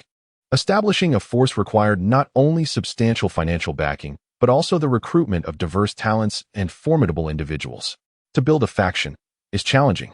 I understand your concerns, Uchiha Jing reassured him with a pat on the shoulder. Funding, talent, and strength will come. What we require is time. As long as you and I remain in the Umbu, they will not act openly. As for their covert maneuvers, they are mere clowns, not worth worrying about. Itachi raised his gaze to meet Uchiha Jing's. The two pairs of crimson Mangekyo clashed, and the once gentle atmosphere turned suddenly cool. Chapter 26. A conversation with Kurama. After watching Itachi depart, Uchiha Jing exhaled a sigh of relief. He had anticipated this day for quite some time. Fortunately, his ability to act the part was flawless. Otherwise, offering an explanation would have proven difficult. Itachi, often referred to as Itachi God within the anime, was not merely defined by his tragic life, but also by his formidable strength and keen intellect. Such prowess could not be easily dismissed as mere talent. Jing. Outside. Boisterous voices disrupted his contemplation. Uchiha Jing sighed and ambled out the door. Oh, Naruto, how did you find me here? Naruto rushed over, excitement lighting up his face as he grabbed Jing's hand and pulled him outside. Hey, what are you doing? Uchiha Jing was taken aback, and in that moment of distraction, his feet left the ground. Without using chakra, he found his strength inferior to Naruto's. After all, he was the host of the Ninetails. And even sealed, his physical strength surpassed that of ordinary individuals. Before long, they arrived at the small grove they often frequented. Uchiha Jing regained his composure from the weightlessness. Naruto, I'm sorry. Naruto clasped his hands together, a look of guilt adorning his face. I've undergone some changes, and I didn't know who to tell. When I happened to meet Brother Itachi, he mentioned you had returned, so I hurried to find you. Uchiha Jing was not genuinely angry, Upon hearing this, he began to examine Naruto's body. No external injuries were visible, and his physique appeared unchanged. As for chakra, well, that was no longer Naruto's concern. After scrutinizing for a while without detecting any issues, Uchiha Jin grew puzzled. What changes? I don't see anything. There's something. I'll show you, Naruto exclaimed, hastily sitting cross-legged but suddenly remembered something and stood up again. You should stay a bit away from me. I don't want to accidentally hurt you. Uchiha Jin couldn't help but chuckle. He was now a man possessed of the Rinnegan. With his Jonin-level chakra coursing through him, he was more than capable. Accidentally hurt? Not a chance. Go ahead and demonstrate. You needn't worry about me. Naruto hesitated, but upon seeing Uchiha Jin's confidence, he settled back into a cross-legged position. Just be careful. You're strong. There was still a hint of concern in Naruto's tone. Rest assured. Uchiha Jin waved his hand with an air of mastery, exuding a regal aura. Naruto relaxed, his eyes gently closing as he slipped into meditation. Gradually, a wild, ferocious energy began to emanate from him, a crimson chakra swirling around him. The 6 whisker marks on his face thickened and elongated. Uchiha Jin's expression grew serious, an ominous feeling creeping in. Naruto. Uchiha Jin stepped forward, intent on waking Naruto from his trance. At that moment, the scarlet chakra surged violently, unleashing a tremendous force that assaulted him fiercely. In a split second, the Sharingan manifested, enveloping him in a cocoon of silvery white bones. Despite this, he struggled to withstand the onslaught of the scarlet chakra, his body being hurled like a ragged sack. With a thunderous crash, all vegetation within a 10-meter radius of Naruto was uprooted, scattering in all directions. Rolling on the ground, Uchiha Kage dispelled his Susanoo, gazing with uncertainty at Naruto, who was engulfed in scarlet chakra. This power was undoubtedly beyond Naruto's current capabilities. Seated in a meditative posture, Naruto was also suffering, his face contorted in a grimace as if resisting an unseen force. The scarlet chakra swirled around him like liquid, forming bubbles imbued with ferocious, primal energy. Uchiha Kage observed intently. According to the narrative, the Ninetails' power should have erupted for the first time during Sasuke's defection, amid the battle at the Valley of the End. At that time, Naruto lacked formidable physical strength, and the Ninetails' power was naturally weak, easily overpowered by the cursed seal-enhanced Sasuke. Although the extent of Sasuke's cursed form was uncertain, it was presumed to be on par with a Genin or a low Chunin. Yet now, Naruto's unleashed strength could effortlessly crush a Chunin. This power was indeed peculiar, unless he was stimulated by a Sharingan of 3 tomo or higher. Suddenly, a shadow flickered in Uchiha Kage's mind. It was not only the Uchiha clan that possessed the Sharingan. There was another individual, ever eager for chaos, who also wielded it. A fierce roar erupted from Naruto, who had partially beastified, shifting from a seated position to all fours, the scarlet chakra surging violently. His crimson eyes locked onto Uchiha Kage with an expression that was cold, lethal, and bloodthirsty. Naruto, can you hear me? Uchiha Kage inquired softly. In response, a thunderous roar filled the air as Naruto, now a black-red figure, lunged forward. Damn it! Uchiha Kage cursed under his breath, swiftly forming hand seals. Fire style, Fireball Jutsu. With chakra of Jounin caliber, the Fireball Jutsu escalated significantly. A slender stream of fire erupted from his mouth, expanding into a massive fireball with a 10-meter diameter after 3 meters. Boom! The colossal fireball collided with Naruto, creating shockwaves that whipped up sand and dust. Resembling a scene from the depths of hell, the two forces were momentarily locked in a stalemate. Roaring in fury, the beastified Naruto surged in size, doubling in stature, as a tail composed entirely of scarlet chakra sprouted from him. With a whoosh, he broke through the fireball, appearing before Uchiha Kage in the blink of an eye. Claws extended, he pierced through Uchiha Kage's chest, emerging at his back. Naruto! Uchiha Kage called softly, unfazed by the grievous wound.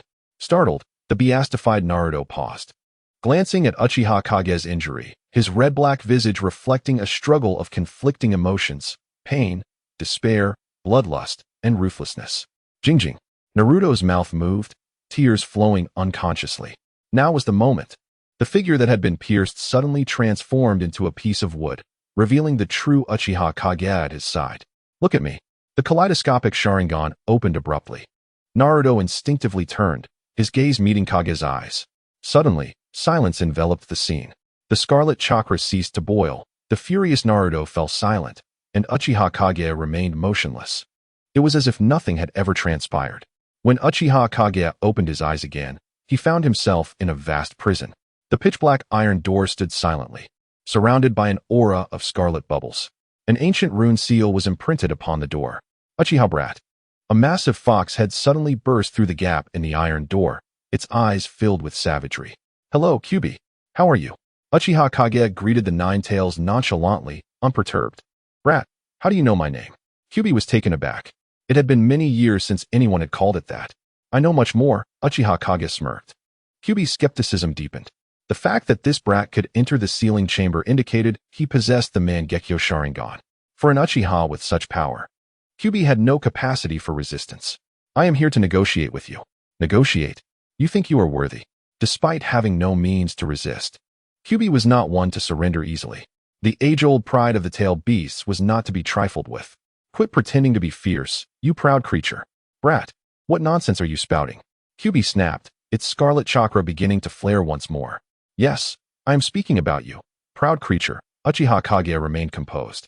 While tailed beasts were renowned for their unparalleled combat prowess, he felt he stood on unassailable ground against one who wielded the Mangekyo. Moreover, the sealing space was not solely his domain. Damn brat. Kyubi exhaled a plume of scarlet energy, intensifying the chaos within the sealing chamber.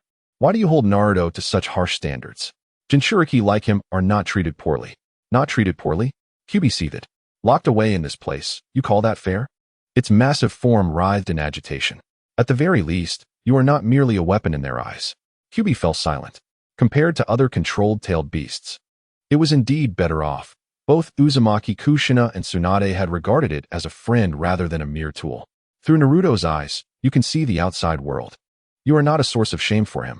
Uchiha Kage spoke slowly, Naruto's life flashing before his mind's eye. In a past life, many claimed that the Ninetails was Naruto's cheat, that it was the Ninetails that made him who he was. But was that truly the case? Uchiha Kage did not believe so. While the Ninetails had indeed aided Naruto later on, it was Naruto's resilience, his indomitable spirit, and his kindness that truly enabled him to become the seventh Hokage. As the one most deserving of darkness, he chose instead to dedicate his life to protecting the village that had once harmed him. Such magnanimity was not something everyone could achieve. I have come here today in hopes that you can coexist peacefully with Naruto. Impossible. Kyubi instinctively rejected the notion.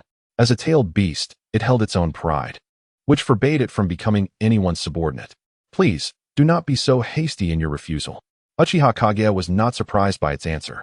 If Kyubi could be swayed so easily, it would not be Kyubi. I can promise you that, should circumstances permit in the future, I will release your seal and grant you freedom. Kyubi's eyes brightened. Freedom, such a sought-after yet elusive concept. Why should I trust you? Though tempted, Kyubi remained vigilant. Is it because of my eyes? Uchiha Kage gestured to his Mangekyo. Or perhaps, I believe that Naruto will become an outstanding ninja even without you. Kyubi stared at him, recognizing the trust evident in Kage's gaze towards Naruto. Why do you have such faith in this brat? Because he has me as his friend. The words, though audacious, somehow resonated with Kyubi, who found itself inclined to believe him. After a moment of contemplation, Kyubi ultimately acquiesced. It would take a gamble. If victorious, it could obtain the long-desired freedom. Defeat, in essence, is scarcely different from the present state. However, should this individual truly dare to deceive him, he would ensure that Naruto experiences a fate worse than death. I shall restrain my chakra from leaking out. Not merely to restrain, I hope you can become friends. Uchiha Jing stated sincerely. Friends? A flicker of confusion crossed Kurama's eyes, only to vanish in an instant. Don't dream, great Ninetails. How could one possibly befriend a mere child? I believe you will become friends. Uchiha Jing replied with a smile, not pressing further. In Boruto, you willingly sacrificed yourself to protect Naruto. Being stubborn is of no use. After exchanging a few casual words, the surging tailed beast chakra within the sealing space had almost dissipated. Upon returning to his original form, Uchiha Jing carefully placed the unconscious Naruto in a safe position before returning to the sealing space. Child, why have you returned? Kurama lay languidly in his cage, curious about Uchiha Jing's presence. He was rather pleased that someone had come back. The sealing space was exceedingly dull. Having someone to converse with was, in some ways, a welcome change. Perhaps he could chat with that little brat, Naruto? Certainly not to form a friendship, merely out of sheer boredom, Kurama thought haughtily. There was something that needed to be done first. Uchiha Jing approached the gate of the cage, his gaze fixed on the seal above. What is it? Before Kurama could finish, he was utterly astonished to see Uchiha Jing place his hand upon the seal. What was he about to do? Unseal it. Kurama felt a surge of excitement. As Kurama watched in shock and anticipation, the seal was shattered by an outpouring of chakra. In that very moment, a blinding golden light erupted, and a spectral figure materialized before them. With blonde hair and blue eyes, draped in a white Hokage cloak and donning a green Jonin vest beneath, his gaze was profound, akin to an unfathomable spring. Damn it! Minato Namikaze. Kurama erupted in fury, slamming his paw against the cage, crimson chakra rising and enveloping the entire ceiling space. Did you break the Shiki Fujin, Kurama? Minato Namikaze floated in midair, calmly observing the enraged Kurama below. Minato. Kurama raged, pounding against the cage, the tremendous noise reverberating throughout the ceiling space, causing the cage to tremble precariously. Be quiet, Kurama. Uchiha Jing stepped forward, gently patting Kurama's head before fixing his cold gaze upon Minato. The Yellow Flash, Minato Namikaze, the hero of Konoha from the Third Great Ninja War, had earned a formidable reputation, instilling fear across numerous ninja villages. On the night of the Ninetails, in a bid to protect the entire village, he and his wife resolutely utilized the forbidden technique, Shiki Fujin, to divide the Ninetails. One portion was sealed within his own soul, while the other was contained within his newborn child. Ah, such a noble fourth Hokage, Uchiha Jing mused. You are of the Uchiha clan? Minato inquired, curiously examining Uchiha Jing, who was soothing Kurama. I am Uchiha Jing, the only friend of Naruto in the village. Uchiha Jing spoke with an air of indifference. In his past life, he had greatly admired Minato, pure, powerful, self-sacrificing. Such qualities made it difficult to harbor any animosity towards him. But that was in the past. After traversing into this world and witnessing Naruto's plight, Uchiha Jing felt no fondness for Minato whatsoever. He had even suggested fleeing Konoha when Naruto faced bullying, only to be met with Naruto's refusal. Naruto. Upon hearing his son's name, Minato's tone grew agitated. Is he well? Thanks to you, he's doing just fine. Uchiha Jing replied with a sardonic smile. Minato was a competent Hokage and a decent husband, but there was no denying he was a failed father. It was precisely because of him that Naruto's childhood was exceedingly tragic. Observing Uchiha Jing's demeanor towards Minato, Kurama also calmed down, chuckling softly. Indeed, thanks to you, Minato. Naruto is living quite a difficult life in Konoha. What? Minato was taken aback. What did that mean? Living a difficult life? How could that be? The son of a hero should not be subjected to such hardship, should he? What do you mean? True to his reputation as the Yellow Flash. Even without the Flying Thunder God technique, Minato mastered the body flicker technique to perfection. In a flash of yellow light, he appeared beside Uchiha Jing. It means exactly that. Kurama replied haughtily, turning his head away, unwilling to engage in conversation. Chapter 28. Fury at Minato Namikaze. What is it that I am unaware of? Minato lamented, ruffling his hair in frustration. This gesture was familiar to Uchiha Jing. Naruto often did the same. Why did you seal the Ninetails within my son? Uchiha Jing already knew the answer. However, he held onto a sliver of hope. Perhaps the true Minato would provide a different explanation. For the village. Without hesitation, Minato replied. Uchiha Jing scoffed. What a noble answer, truly splendid. Hearing Uchiha Jing's overt sarcasm only heightened Minato's anxiety. What has happened to Naruto? Is he not well? How could he be well? Orphaned and alone from a young age, regarded as a demon fox by the villagers, living amidst incessant rumors. He's living splendidly. Demon fox? Minato was stunned. He had heard that term in his childhood. Once, a little girl had been labeled a demon fox by the villagers, ostracized by her peers and scorned by adults. Her defiant eyes had deeply moved him. He had vowed to protect that little girl with his life. Eventually, that girl became his wife. Kushina, I am the fourth Hokage. I sacrificed myself for the village, my child.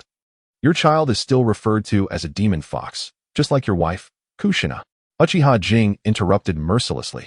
Regarding Minato, Uchiha Jing couldn't decide whether to call him naive or overly optimistic. Knowing human nature, how could he naively believe they would treat his child kindly? Moreover, it was impossible. The third Hokage had promised me. The third? Sarutobi Hiruzen never publicly acknowledged Naruto as your child, Fourth Hokage. Minato stood frozen, disbelief etched on his face. Did you truly believe that with Konoha's power at the time, the Hokage had to sacrifice himself to protect the village? Did you think your ascension to the fourth Hokage was solely due to Sarutobi Hiruzen's efforts? Did you think that the events of the Ninetails attack transpired without Sarutobi Hiruzen's influence? You are exceedingly naive. Uchiha Jing's expression remained frosty as he spoke deliberately, each word striking Minato's heart like a hammer. Minato floated in a daze, the turbulence of his soul reflecting the turmoil within his heart. In his perception, Sarutobi Hiruzen was his mentor, guiding him towards fame and ultimately assisting him in becoming the fourth Hokage. In his mind, Sarutobi Hiruzen was both teacher and father. However, today Uchiha Jing's words shattered that understanding. His death had been orchestrated by Sarutobi Hiruzen. In an instant, many of the illogical occurrences from his life suddenly aligned. Why did the Ninetails attack occur so conveniently on the day of Kushina's labor? Why, after becoming the fourth Hokage, did the third look at him with such complex emotions? Why did the top combat forces of the village vanish on the night of the Ninetails? All of this pointed to the man he respected, Sarutobi Hiruzen, who had played a significant role. You have the potential to become the fourth Hokage, relying on your character, integrity, and the illustrious fame of the Yellow Flash.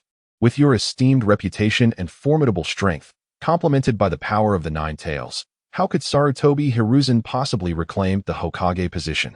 Only if you and your wife were to perish, and your son were to fall into obscurity, could he once again ascend as the third Hokage.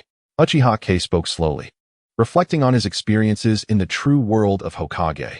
In the anime, Sarutobi Hiruzen is portrayed as a benevolent figure, ardently supporting the commoners. In contrast, Namake's Minato stands as the only Hokage free from any familial influence or ties to the Hokage lineage. Yet, what about the real Sarutobi Hiruzen? Would he have willingly abdicated in favor of Namake's Minato had it not been for his fateful miscalculations during the Third Great Ninja War, which inflicted irreversible damage on Konoha? The answer is a resounding no. In terms of ambition for power, he surpassed Danzo. Even the establishment of the Ninja Academy was merely a means to expand his influence and dominion. This is the genuine Sarutobi Hiruzen. Recently, someone attempted to assassinate Naruto and me, primarily due to my involvement. Who is it? Minato inquired anxiously. Likely Danzo's roots, Uchiha K replied candidly. Danzo and Sarutobi's relationship is a complex tapestry, outwardly at odds. Yet Hiruzen is privy to many of Danzo's clandestine actions. As the leader of the village, if he wished to intervene, even Danzo would have to yield. Is Naruto unharmed? Minato asked, his heart racing with concern. He is my friend. As long as I am unscathed, he shall be too. Minato cast a grateful glance at him. If Kushina were to learn of her son's predicament, she would surely be enraged. The image of her fiery red hair flashed in Uchiha K's mind, eliciting a soft chuckle. Minato trembled at the thought. He genuinely feared for his wife, Kushina. Have you two finished your conversation? From within the confines, Kurama's massive nostrils emitted white smoke, his impatience evident. We're done.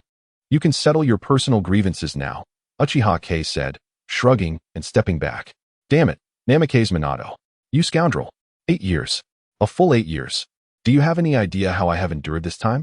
The crimson chakra began to boil, creating a searing heat that warped the ceiling space slightly. Kurama, please calm down. Minato chuckled awkwardly, scratching his head. When you went berserk back then, I had no choice. Look how well Kushina treats you. She surely wouldn't want you wreaking havoc within her son, right? Kurama's massive form paused, memories of being bullied by Kushina flooding back. You bastard.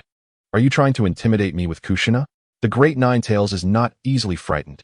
Despite his bravado, Kurama quickly subdued his raging chakra, cautiously surveying his surroundings.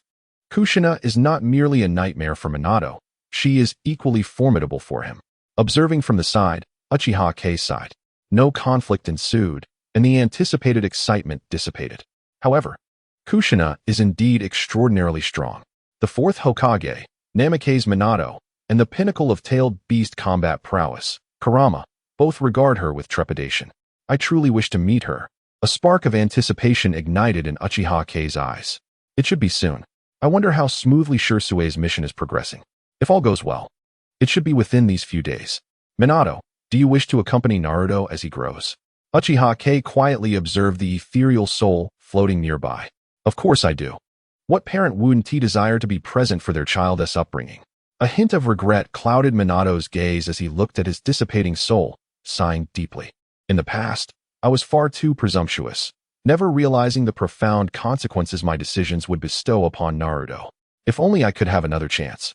Minato's voice trailed off, yet the clenched fists conveyed the depth of his remorse. I can offer you that opportunity, Uchiha stated calmly. Chapter 29. A conversation with Naruto. When Naruto opened his eyes, memories of the events leading to his loss of consciousness flooded his mind, causing him to leap up abruptly. The surroundings were shrouded in darkness, but through the window, the twinkling stars were faintly visible. You're awake? Beside him, Uchiha stretched and struggled to sit up from the bed.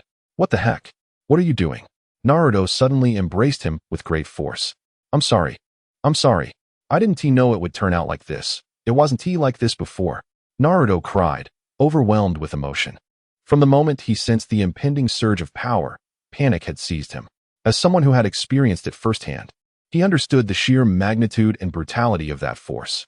If he were to harm Uchiha, he knew he could never forgive himself. Don't worry. I am quite strong. Uchiha gently pushed aside Naruto's hands, smiling helplessly as he ruffled Naruto's hair. After some time, Naruto's emotions finally calmed down. Naruto, would you like to train? Wiping the tears from his eyes, Naruto replied. Haven't I always been training? It's not the same. Uchiha shook his head, picking up a book emanating the scent of ink from the nearby desk. This contains some fundamental knowledge for ninjas. You can read it if you find yourself bored. Naruto eagerly accepted the book, flipping through its pages. 1 minute later, what is this? It's so boring. Naruto placed the book on his lap, his eyes vacant, as if he had been hollowed out. Is there anything with pictures? This is all just text. Uchiha facepalmed, feeling a headache coming on. How could I have forgotten this? Initially, he intended to teach Naruto the yin-yang release technique. However, upon reflection, he realized it was unnecessary. With Naruto's Uzumaki lineage and his immense chakra reserves, coupled with the Ninetails as a chakra generator, he wouldn't have to worry about a lack of chakra. What he truly lacked were ninjutsu and combat experience. The thought of ninjutsu reminded Uchiha of Naruto's signature tactic from the anime, the Ocean of Clones. Naruto, what is your dream? The moment this question was posed, Naruto's spirit ignited. I want to become strong and become the Hokage of Konoha, just as I thought. Observing Naruto's excitement, Uchiha hesitated to dampen his enthusiasm. According to the storyline, after enduring numerous trials, Naruto indeed fulfilled his ambition of becoming the 7th Hokage. However, that was in a scenario where he had not intervened. It was part of his plan for Itachi to become the 5th Hokage, a crucial element. Regrettably, the plan did not include Naruto's ascension to Hokage. This does not imply that he is unconcerned for Naruto. Rather, he viewed Naruto's character as ill-suited for the role of Hokage. A ruler must be decisive and ruthless. Additionally, one must possess a thick skin and a cunning nature. Naruto's personality bore too much resemblance to Hashirama's, naive and overly trusting.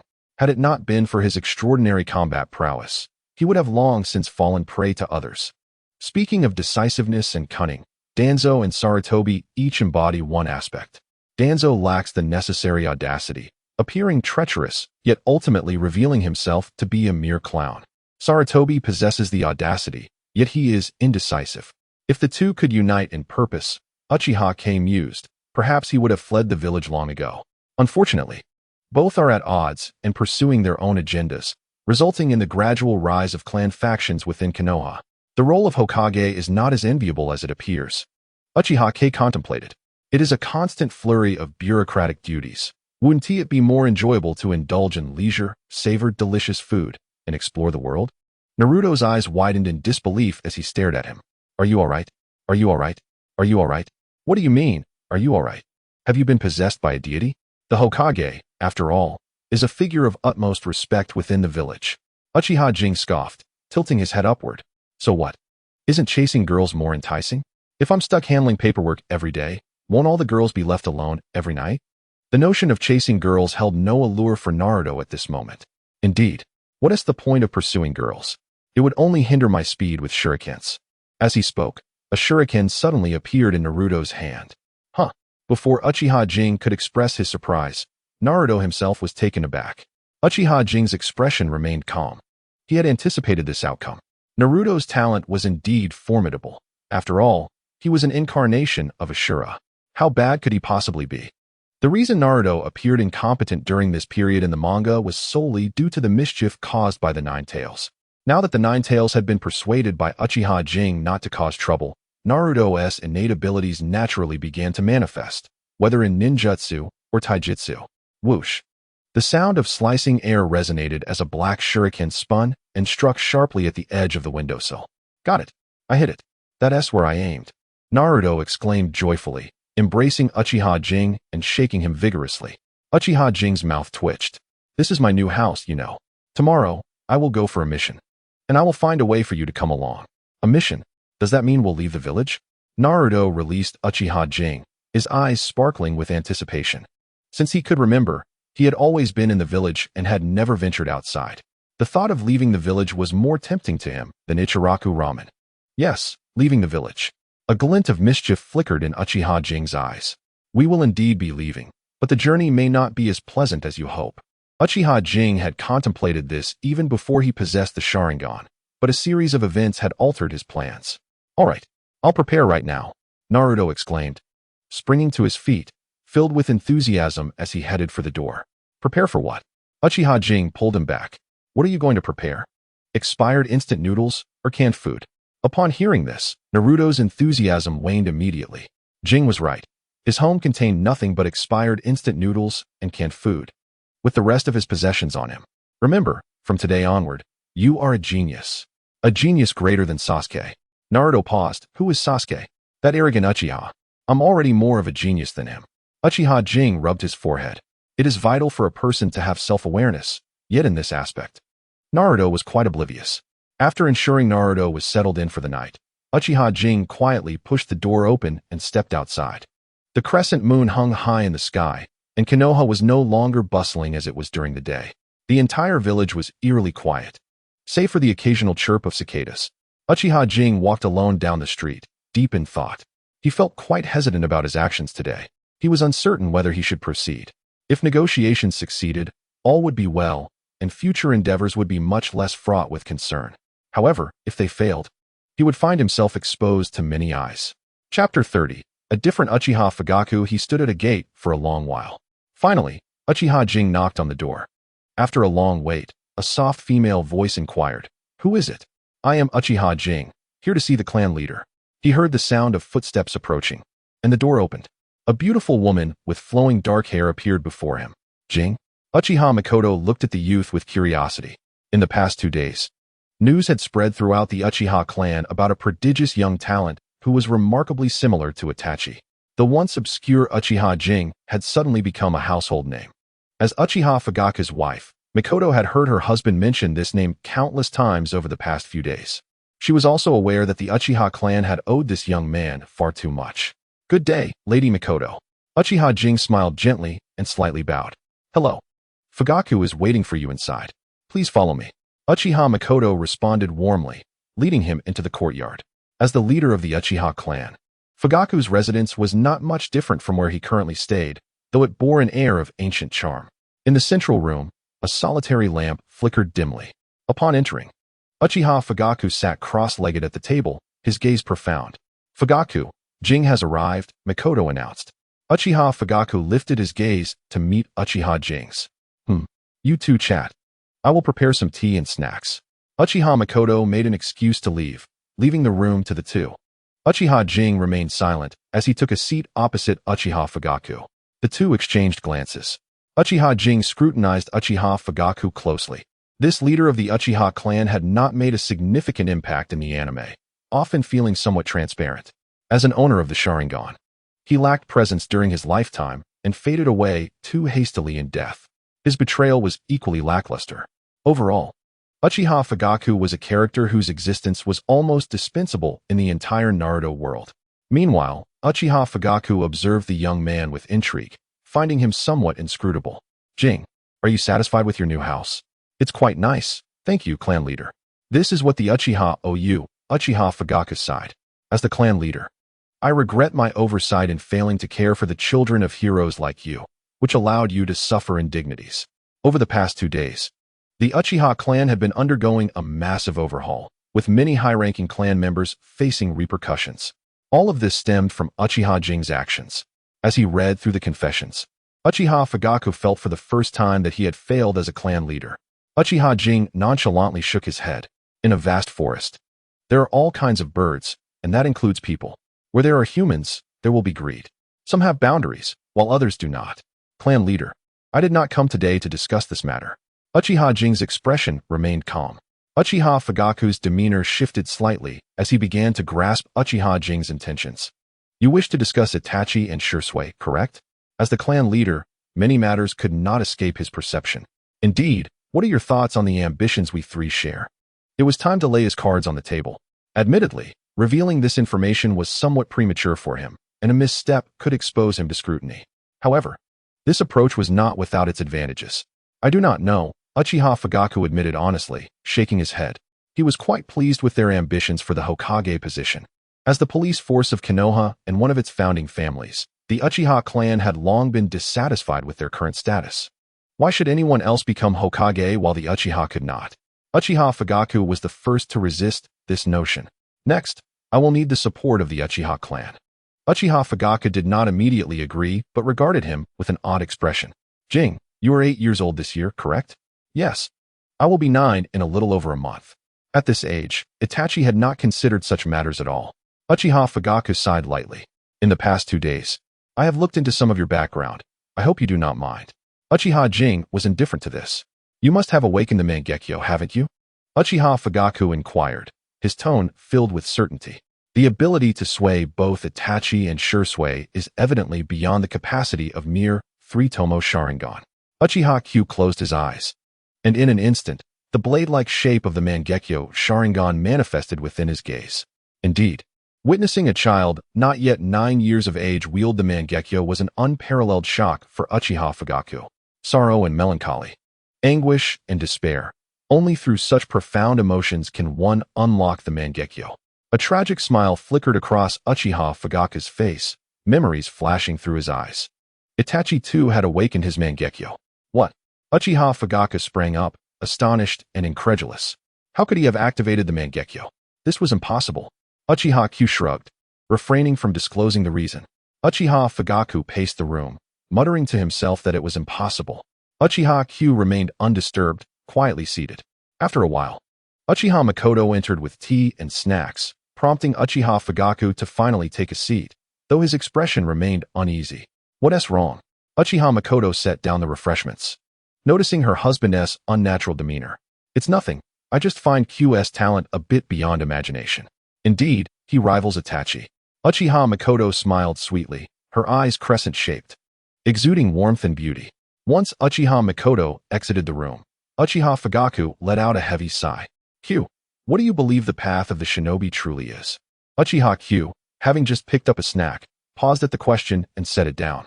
It must be the path one chooses to persist in, often referred to as belief. Uchiha Q pondered briefly. Belief, you say? Uchiha Fugaku lifted his teacup, his gaze lost in thought. The position of Hokage truly holds little significance for me. What I desire is simply to be with my family, to live joyously and in peace, free from calamity. Ideally, Itachi would have a son or daughter, and Sasuke would grow into adulthood. What a beautiful vision that would be. Uchiha Fugaku became lost in reverie, a satisfied smile gracing his lips. Uchiha Q regarded him with surprise. The usually stern Uchiha clan leader had such a mundane aspiration regarding the shinobi way. What of the planned coup? What of the serious persona? This scene was somewhat dissonant. Yet perhaps this was the true Uchiha Fugaku, a man of flesh and blood. Such a day would surely come. Uchiha Q lifted his teacup, taking a gentle sip. It bore a hint of bitterness, yet also a touch of sweetness. Chapter 31. The first mission. Early the next morning, while Uchiha Q was still engaged in a game with the daughter of Morpheus, he was abruptly roused by an exuberant Naruto. Q, you promised to take me out of the village today. Let us go, let us go. Naruto tugged at Uchiha Q's blanket, allowing the cool breeze to invade his warm cocoon. Just a little more sleep, just a little more. Uchiha Q struggled, vying for control over the blanket. No way. Hurry up, Naruto insisted, displaying a determination that would not relent until he was up. Uchiha Q emerged from his covers with disheveled hair, glaring fiercely at Naruto. I regret my decision from yesterday. All I wanted was to enjoy a lazy morning. What crime have I committed? Despite his protests, Uchiha Q ultimately succumbed to Naruto's relentless coaxing. After washing up, he was dragged by Naruto toward the Hokage building. Go for it. I'll be waiting for you outside. Naruto clenched his fists, his eyes sparkling with excitement. Under Naruto's expectant gaze, Uchiha Q entered the Hokage building with a dejected demeanor. Upon pushing open the door to the Hokage's office, a thick cloud of smoke billowed forth. Cough, cough.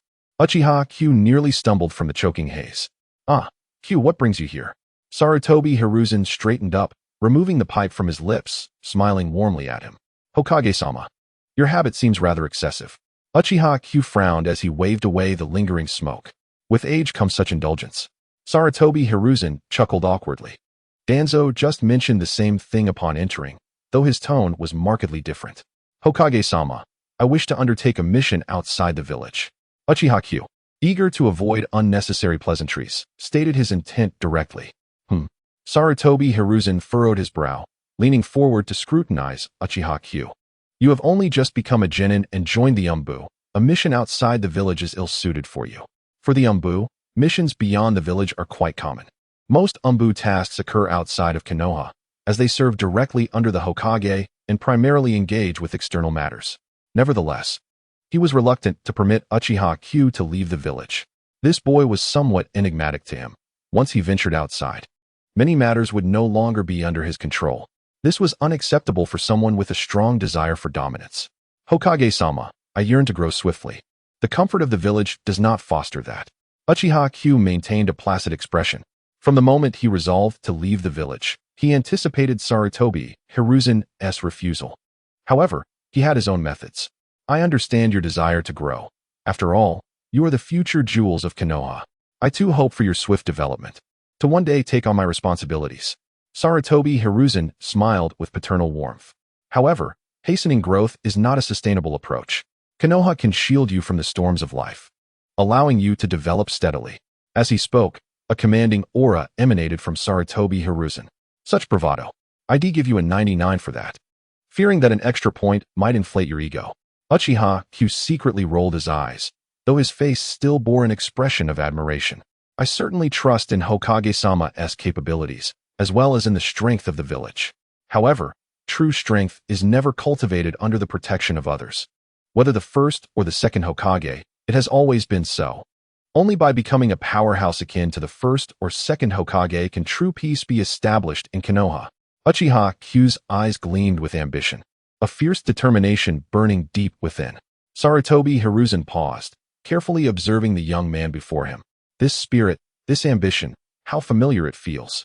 Once upon a time, he too was like this young man, filled with passion and fervor, dreaming of achieving peace for his village through his own strength. Alas, power is the greatest blunting agent, dulling one's edges, extinguishing fervor, and erasing lofty aspirations. Hokage-sama, please grant me a mission outside the village. Uchiha Q bowed deeply. After a long silence, very well. I will allow you to leave the village. Sarutobi Hiruzen gazed intently at him, as if peering into the twilight of his own youth.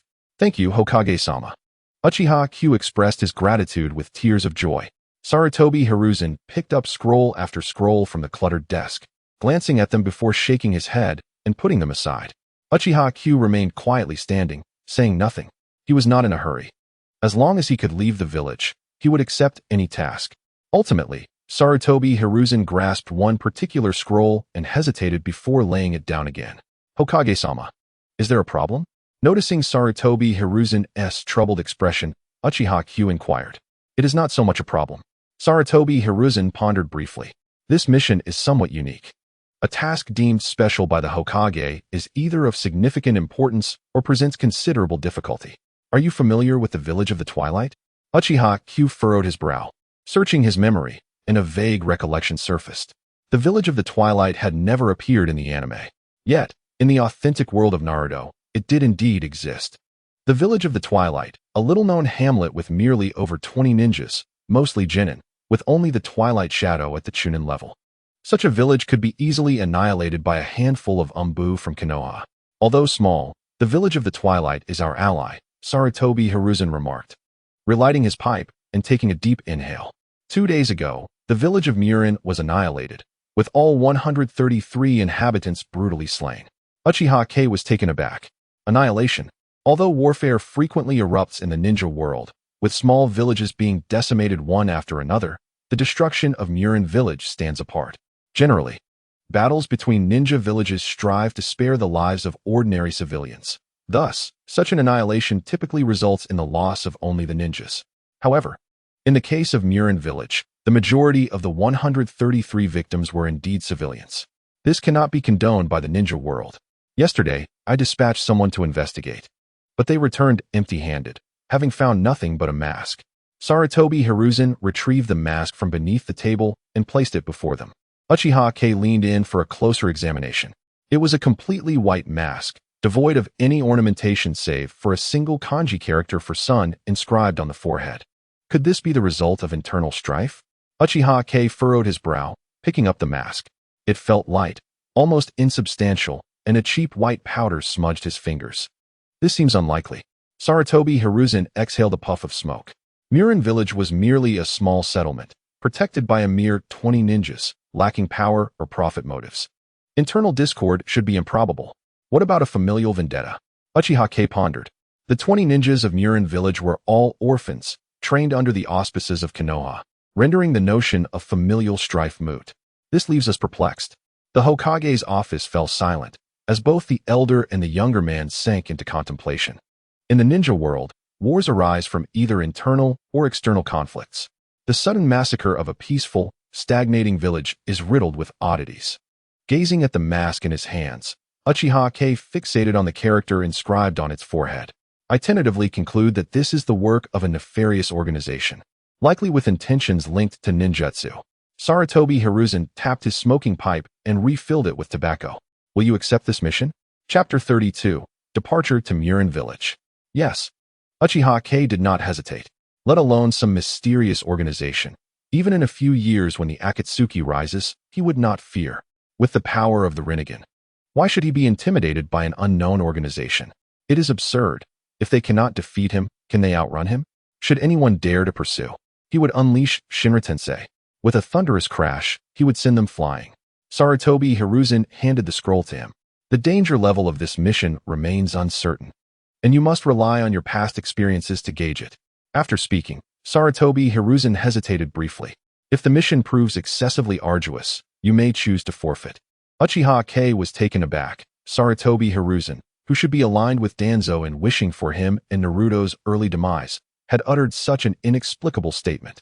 Once a mission is accepted, one must see it through to the end, even at the cost of life. The door swung open, revealing Danzo, his face half wrapped in bandages, his countenance frosty. Danzo. Sarutobi Hiruzen fixed his gaze upon Danzo, his eyes ablaze with a certain intensity. Hokage-sama, ninjas are born to fulfill their missions. If a mission cannot be completed, it is better to perish. Danzo's tone was icy, unequivocal. Do not forget, Hataki Sakumo. Sarutobi Hiruzen trembled, nearly dropping his pipe. You.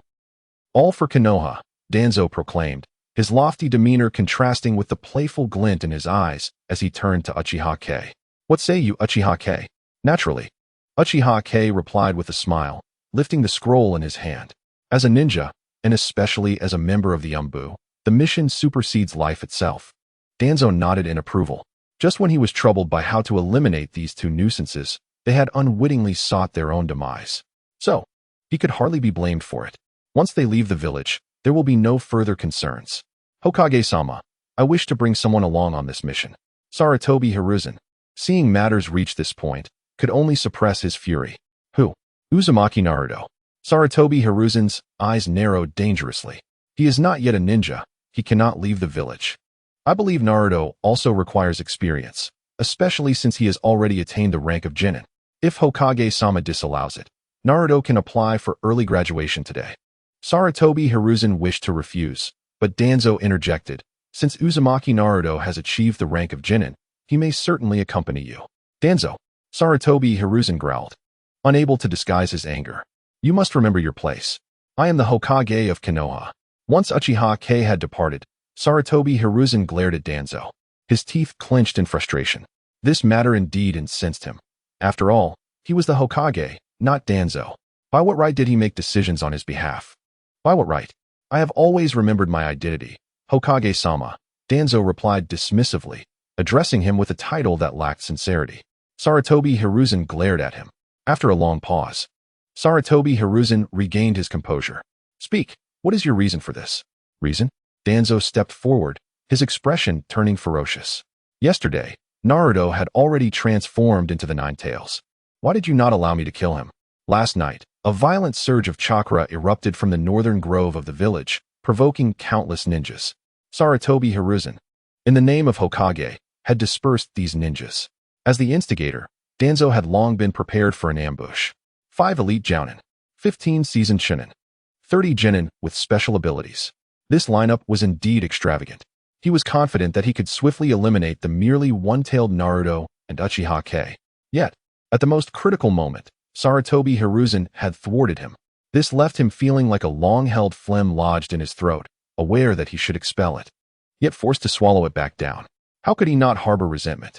The significance of a Jinchuriki to the village was monumental. Sarutobi Hiruzen remained unperturbed. The significance is undeniable, yet an uncontrollable force should be eradicated. Is this not your usual approach, Sarutobi Hiruzen? Sarutobi Hiruzen took a drag from his pipe, relishing the moment.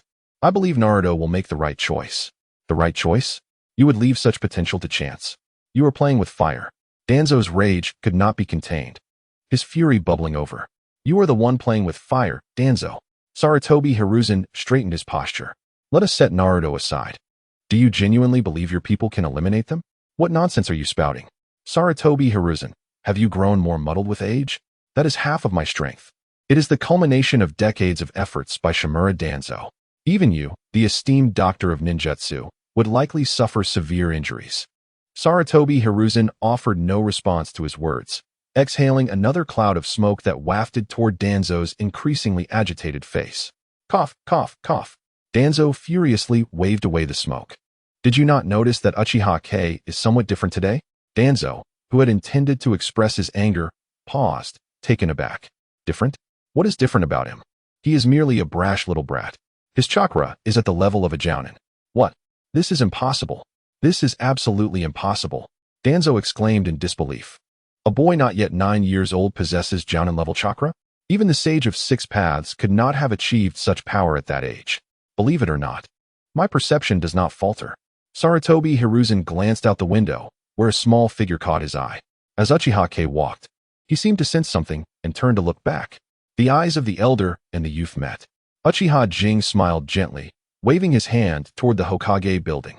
Sarutobi Hiruzen reciprocated with a warm smile. However, as soon as the two turned back, their smiles vanished, replaced by an icy demeanor. Nearby, Naruto observed this sudden change in expression with curiosity and asked, Jing, what's wrong? One moment you're smiling, and the next you're frowning. It's nothing. Just an old dog staring at me, making me feel uncomfortable, Jing replied. Should we go back and give it a beating? Naruto suggested eagerly. There's no rush. We have plenty of time. That old dog is past its prime, Jing said dismissively. At the village entrance, a guard ninja looked incredulously at the mission scroll in his hands. Are you two really leaving the village to carry out a mission? Yes, uncle. Please let us through. Delaying the mission would be unfortunate, Naruto exclaimed, bouncing with excitement. The prospect of venturing into a new world filled him with uncontrollable enthusiasm. But you're too young, uncle. The mission scroll is genuine, right? The guard scrutinized the Hokage's signature on the scroll and nodded in bewilderment. Jing shrugged. Then it's settled. We're leaving. Great, Naruto exclaimed, energetically following Jing, leaving the guard ninja in a state of disbelief. How impressive it was for someone so young to undertake a mission outside the village. Watching the two depart, the guard couldn't help but feel a twinge of envy. Chapter 33. Valley of Late Spring. I just can't get it to explode. In the forest, Naruto's frustrated cries startled a flock of birds. What kind of jutsu is this? It's so difficult. Uchiha Jing sauntered over and picked up a water balloon lying on the ground. Difficult?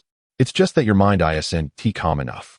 Inside the water balloon, something seemed to shift, and as sharp objects within it forced it apart, the balloon burst spectacularly. Chakra, as a form of energy, must be maintained evenly and continuously. You can't rush it. Naruto gazed enviously at the water balloon in Jing's hand, and then down at the remnants of the burst balloons scattered around his feet, his expression growing increasingly sullen. This was their 5th day outside the village. The village of Late Spring was not far from Konoha, situated at the border of the land of fire and the land of water. They should have reached their destination by now. But Uchiha Jing had opted to conduct intensive training with Naruto, which meant they had barely covered 2/3 of the journey. Over the past 5 days, Naruto felt as though he was living in torment. First came rigorous physical training, followed by various combat techniques. Then they transitioned to ninjutsu training, including chakra climbing and water manipulation. In essence, Uchiha Jing had transformed into a merciless instructor. Any sign of dissatisfaction resulted in a flurry of punches and kicks directed at Naruto. Alright, that concludes today's training. Let us prepare for dinner. At the mere mention of food, Naruto's despondency vanished instantly. I'll go gather firewood. With that, he dashed off, his figure disappearing in an instant. Uchiha Jing shook his head, chuckling softly. This guy was only motivated by food. After a brief observation, a shuriken appeared in Uchiha Jing's hand, and with a swift motion, he hurled it. Thud! A plump rabbit was pinned against a tree. By the time Naruto returned with the firewood, Jing had already prepared the rabbit. Smells delicious, Naruto exclaimed, his mouth watering at the sight of the sizzling rabbit over the fire. After sprinkling some seasoning, Jing felt compelled to remind Naruto, as ninjas, we don't light fires while on missions, it gives away our position. I understand, Naruto nodded, but inwardly scoffed. It was easy for Jing to preach when he had been roasting meat every meal since they left. Alright, it's time to eat. As Jing sliced the rabbit in half, preparing to hand a portion to Naruto, his expression suddenly shifted. Come out, Uchiha Jing said coldly. Huh? Naruto halted, his hand frozen in midair as he cautiously scanned the surroundings. Just then, a filthy little child emerged from the woods, gazing eagerly at the rabbit in Jing's hand. What is this? A child? Naruto sighed in relief and accepted the piece of rabbit Jing offered, approaching the child. Hey there, are you hungry? The dirty child looked up with bright eyes, swallowing hard. Here, you can have this. Though Naruto felt a pang of reluctance, he extended the rabbit toward the child, who hesitated for a moment before succumbing to hunger and taking it, not caring about the heat as he stuffed it into his mouth. Naruto returned to Jing's side, patting his hands. How pitiful. Indeed, Jing said, eyeing Naruto warily as he hastened his own eating. Compared to him, I've been doing quite well. At least I have you by my side. Yes, yes, Naruto replied, beginning to wax sentimental. Jing's eating speed quickened even further. Jing, I suddenly feel very happy. Yes. Jing paused mid-bite. What's wrong, Jing? Naruto turned to see Jing's face turning red, panic setting in. Choked. After a flurry of activity, Naruto glared at him. Why do you eat so fast?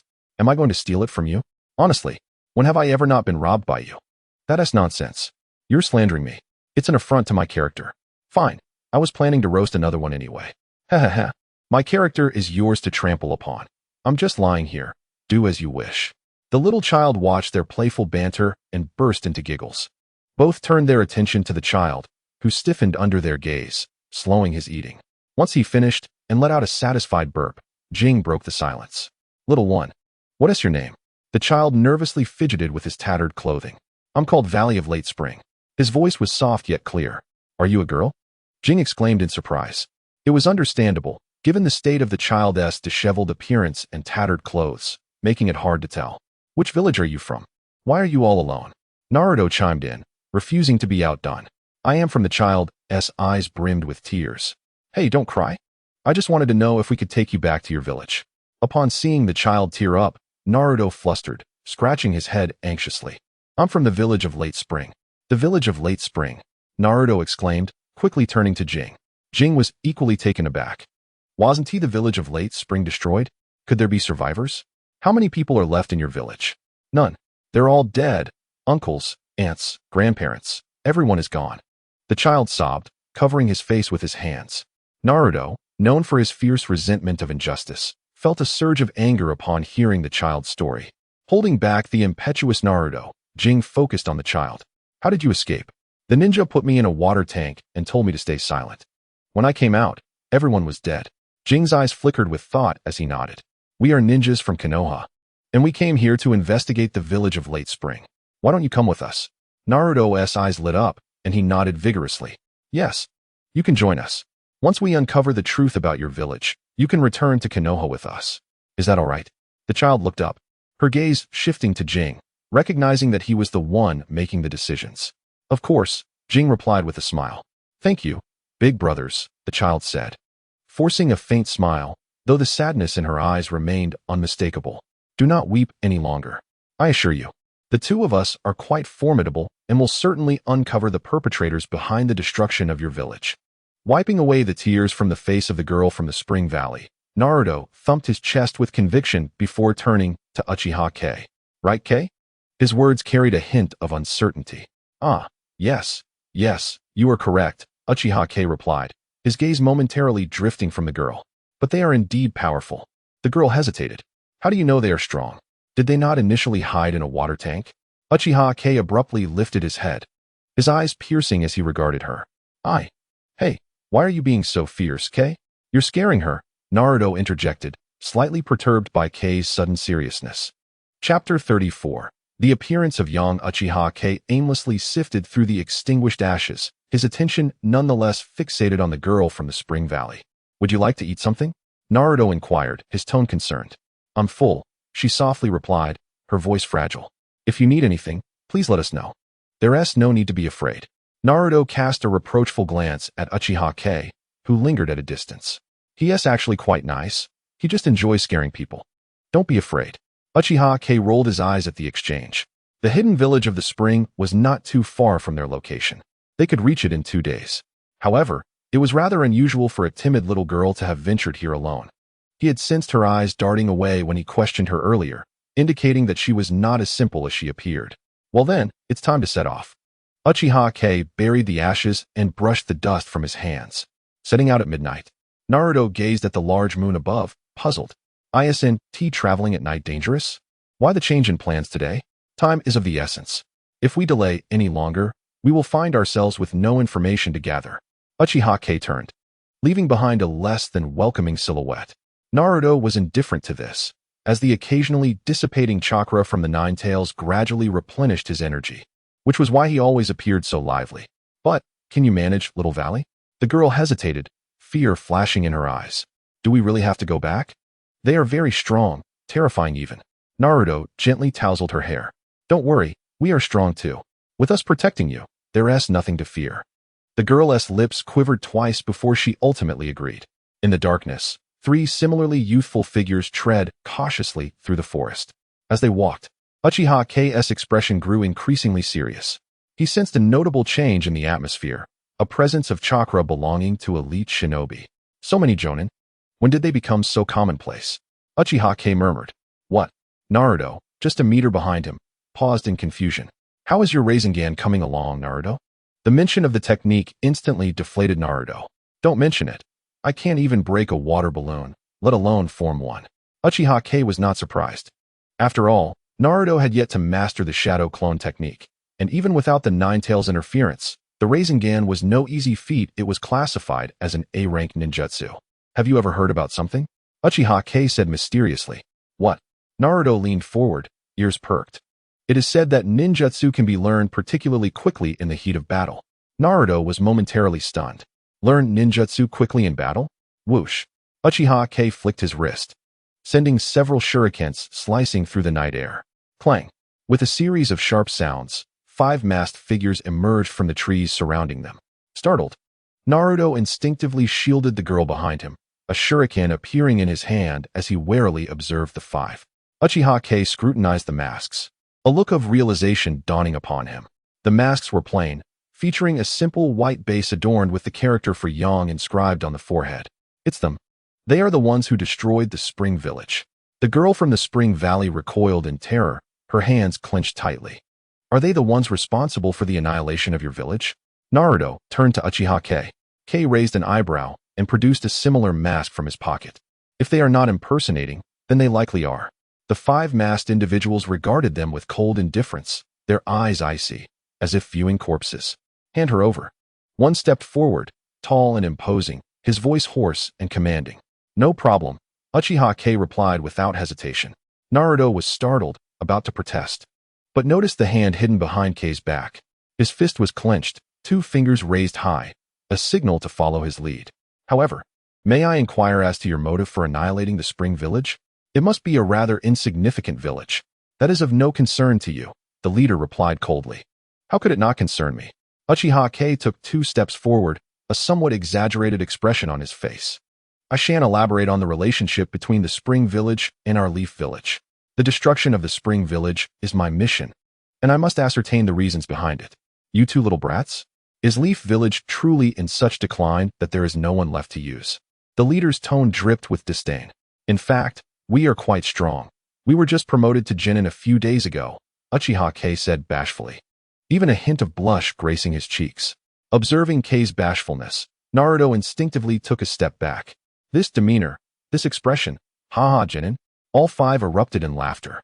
To commoners, Genin might appear exalted, but to these Jonin, a Genin was merely synonymous with trash. The audacity of these 2 insignificant brats to boast in front of 5 elite shinobi was utterly ludicrous. What are you laughing at? Uchiha K asked, bewildered.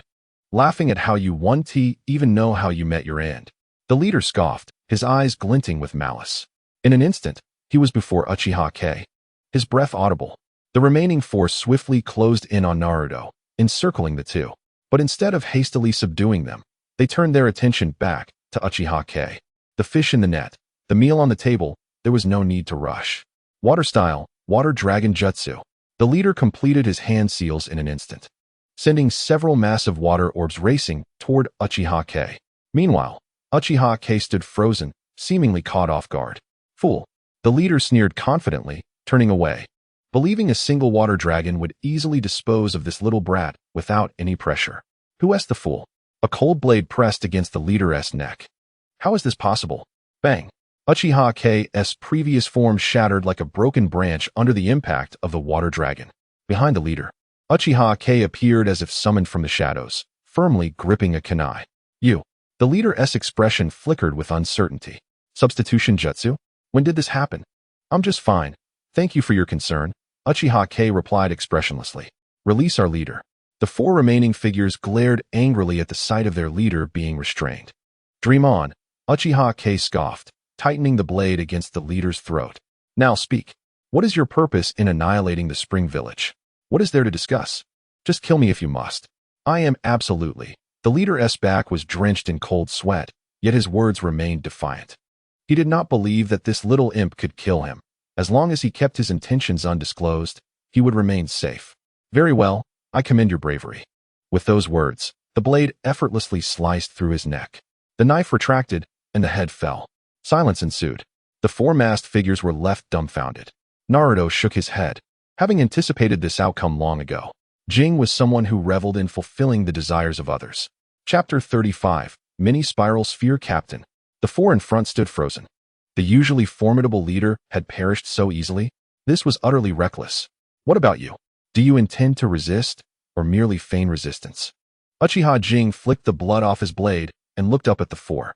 Do not come any closer. One of them stepped forward, visibly flustered. It was no surprise he was panicking. Even their once mighty captain had fallen by his hand. What fate awaited those who were even weaker? Under the astonished gaze of the others, Uchiha Jing obediently stood his ground. All right, I won't approach. The 4 exchanged glances, feeling an inexplicable chill at the sight of the seemingly docile Uchiha Jing. Naruto, I leave them to you. Good luck. Uchiha Jing gave Naruto a thumbs up, revealing a dazzling smile. Naruto, incredulous, pointed at himself. Me? The 4 turned their attention to Naruto. Isn't this little guy allied with that monster? Yes, it's you. Uchiha Jing sheathed his blade behind him. Rest assured, I shall not intervene. If you can defeat him, you need not face death. Upon hearing this, the eyes of the 4 lit up with excitement. The bearded young imp before them hardly seemed like a master, which meant that fire release, fire dragon bullet, wind release, vacuum sphere. 2 of the 4 suddenly unleashed their B-rank jutsu, their hands forming seals in rapid succession. The 2 techniques intertwined, amplifying the already formidable jutsu. Dozens of fireballs, initially half a meter in size, surged to approximately 3 meters, propelled by the wind, charging towards Naruto. What? Naruto exclaimed in shock, grabbing the nearby Kurama and leaping away to evade the onslaught of fireballs. Boom. The fireballs struck the ground repeatedly, creating a deep, charred crater, radiating intense heat. Naruto, Remember that jutsu requires a release time. Keep your eyes peeled. Uchiha Jing sat leisurely on the ground, plucking a blade of grass and chewing on it with amusement. Easier said than done. As the relentless jutsu continued to rain down, Naruto could only hold on to Kurama and leap about, quickly becoming winded. Do you remember the spiral sphere I taught you? Give it a try. After narrowly dodging another fireball, Naruto dashed towards Uchiha Jing. Try what? He set Kurama down and cast a resentful glance at Uchiha Jing. Besides the spiral sphere, you should have also mastered the body flicker technique by now. Is running away truly your ninja way? Uchiha Jing caught the still-shaken Kurama. Naruto paused, realization dawning on him. Indeed, fleeing was not his ninja way. No fear, no evasion. Persistence until the end. That was his true path. Whoosh. A sharp sound pierced the air as Naruto instinctively lunged forward, his movements swift and decisive. Heart racing. He turned back to meet Uchiha Jing's peculiar smile. Face flushed, Naruto stood firm, his gaze unwavering towards the four. Come on, try to defeat me. I am destined to become the Hokage. The four regarded him with disdain, remaining silent as they surrounded him from all sides. Naruto eyed them warily, shuriken materializing in his hand, ready to strike. Little brat, you are no match for us. Surrender and save yourself. They were not foolish. Uchiha Jing had clearly set this up to test him. If they truly harmed him, that monster would surely take their lives. Surrender? That word does not exist in my ninja way. A glint of determination flashed in Naruto's eyes as he released the shurikens and leaped into action. Trying to escape? The four scoffed, easily dodging the shurikens. Water release, water dragon bullet. For simultaneous water techniques, surged towards Naruto from all directions. Nearly 100 water spheres raced through the forest, rapidly closing in on him. There was no escape. Uchiha Jing, cradling Kurama, watched with a knowing smile. Naruto's current talent was indeed impressive. The vast chakra of the Uzumaki clan, combined with the formidable stamina forged from the Ninetails chakra, rendered his strength comparable to that of a seasoned genin, despite his limited jutsu. Yet, what made Naruto truly remarkable was not merely his talent. Boom. The barrage of water spheres collided with Naruto at the center, the immense force sending sprays of water into the air. Plop. The water coalesced into a torrent, crashing down to the ground. At the heart of the deluge floated a small figure. The four who had unleashed the attack stood frozen in shock. Cold sweat trickled down their brows. Why didn't this little one evade? Although their water dragon bullets had come from all directions, their speed was relatively slow. Even someone with basic ninjutsu skills should have been able to dodge. Yet this boy had not moved. What now? On the other side. The four discreetly wiped the sweat from their brows, whispering amongst themselves. What else could they do? This little brat had brought this upon himself. If he couldn't evade at such a slow speed, could they really be blamed?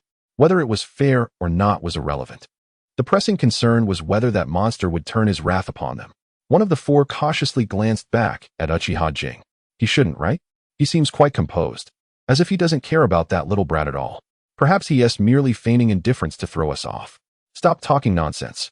Does he really need to deceive us? Should we go check? The group fell silent, the proposer of the idea hesitating to speak further. Let us go take a look.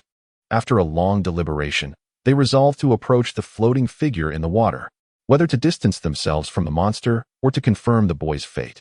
Their best course of action was to investigate. Cautiously, the four approached the small body drifting in the water.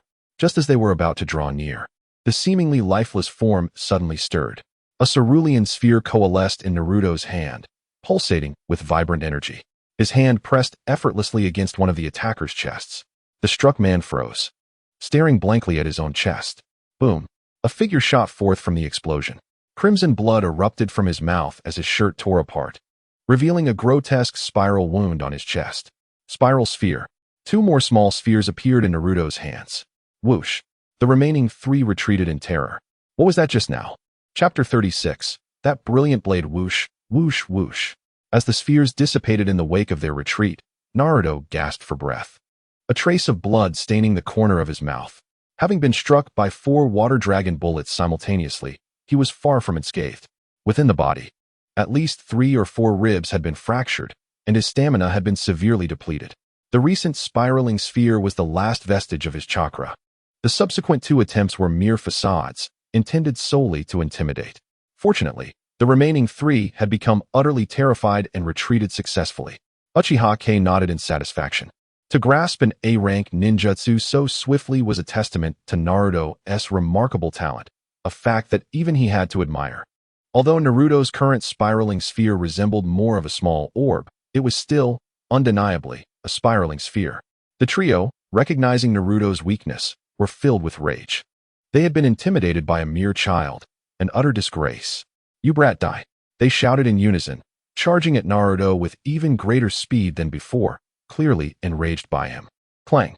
Just as 3 shurikens neared Naruto, a dark ninja blade abruptly appeared in their line of sight. "Enough! This is where it ends," Uchiha K declared.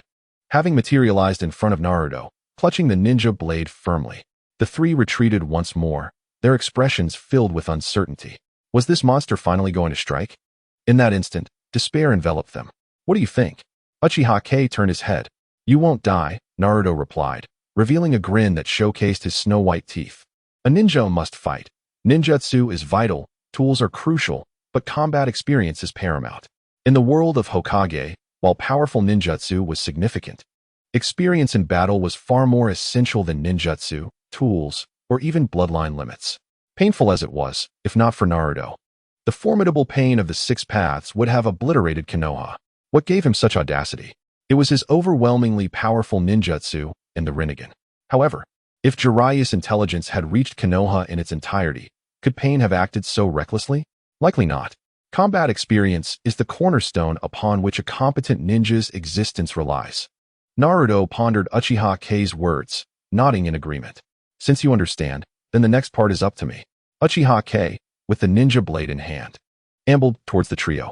They regarded him with the trepidation one reserves for a formidable adversary.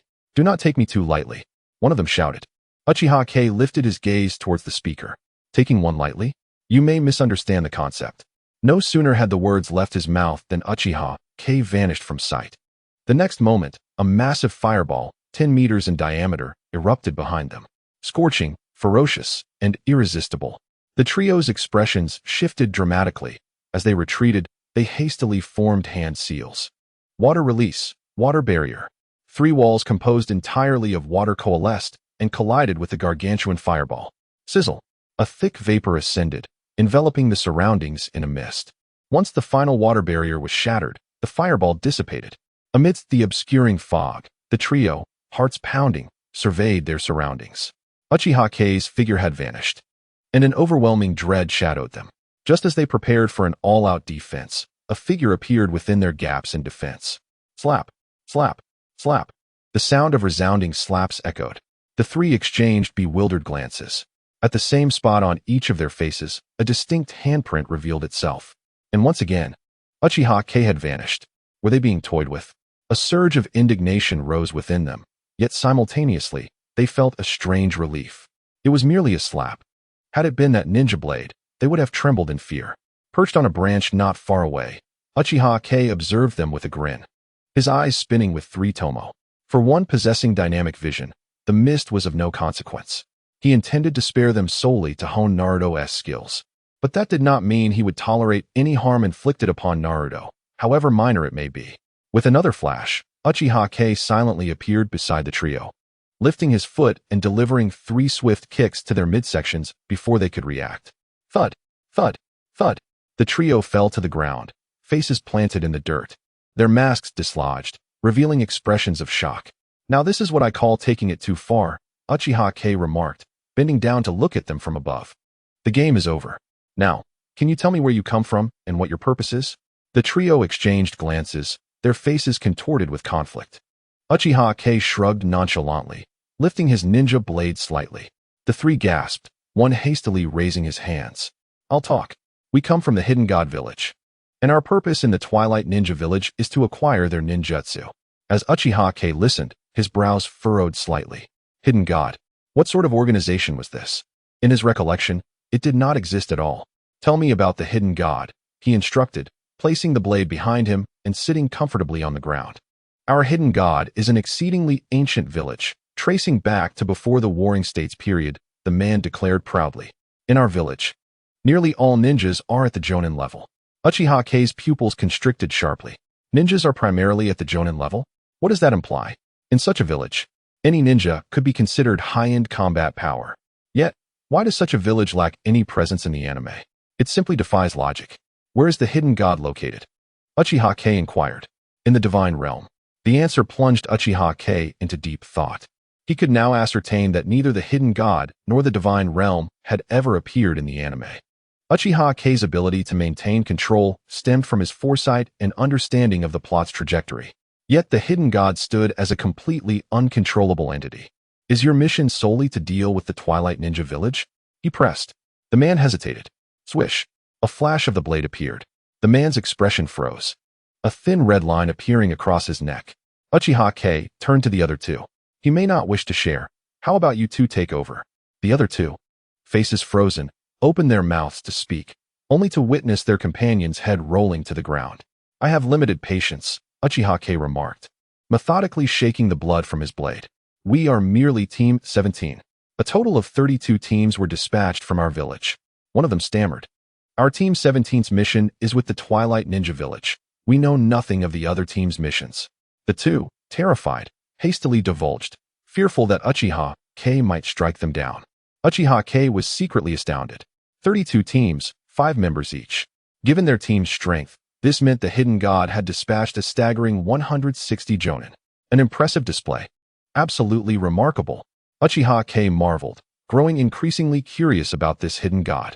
Even Konoha, formidable as it was, had a pitifully small number of jonin. Yet this mysterious hidden god could send forth such a multitude of jonin in one swoop. Even if their individual strengths were somewhat lacking, it still constituted an unparalleled force.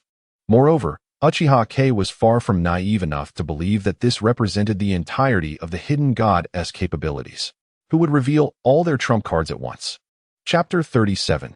Returned to the village having acquired the information he sought, Uchiha K wasted no time, swiftly dispatching the two remaining foes. In their eyes, filled with despair, he turned back to Naruto. How are you faring? Quite well, Naruto replied with a grin, which inadvertently tugged at his chest wound, causing him to grimace in pain. Uchiha K remained unfazed. He could discern the wisps of Ninetails chakra swirling within Naruto's body, rapidly mending his wounds. Turning his gaze towards Konoha, he declared, "The ones who annihilated your village have already been vanquished by me. What are your plans now?" Konoha lifted her head in confusion, glancing at the dismembered figure of the god of concealment. I don't know. After all, she was merely a young girl, despite her cleverness. She found herself lost in the current circumstances. You can return with us to the village. Naruto, suppressing the pain, rose from the ground. Return to the village? Konoha looked at Naruto. Yes, back to Konoha. Naruto's expression was earnest. Our Konoha fears no one from the god of concealment. Should they dare to come, they shall never return. Right, Kage? Uchiha Kage remained noncommittal. This young girl evidently harbored her own secrets. The god of concealment dispatched numerous teams, their objective being the unique ninjutsu of various villages.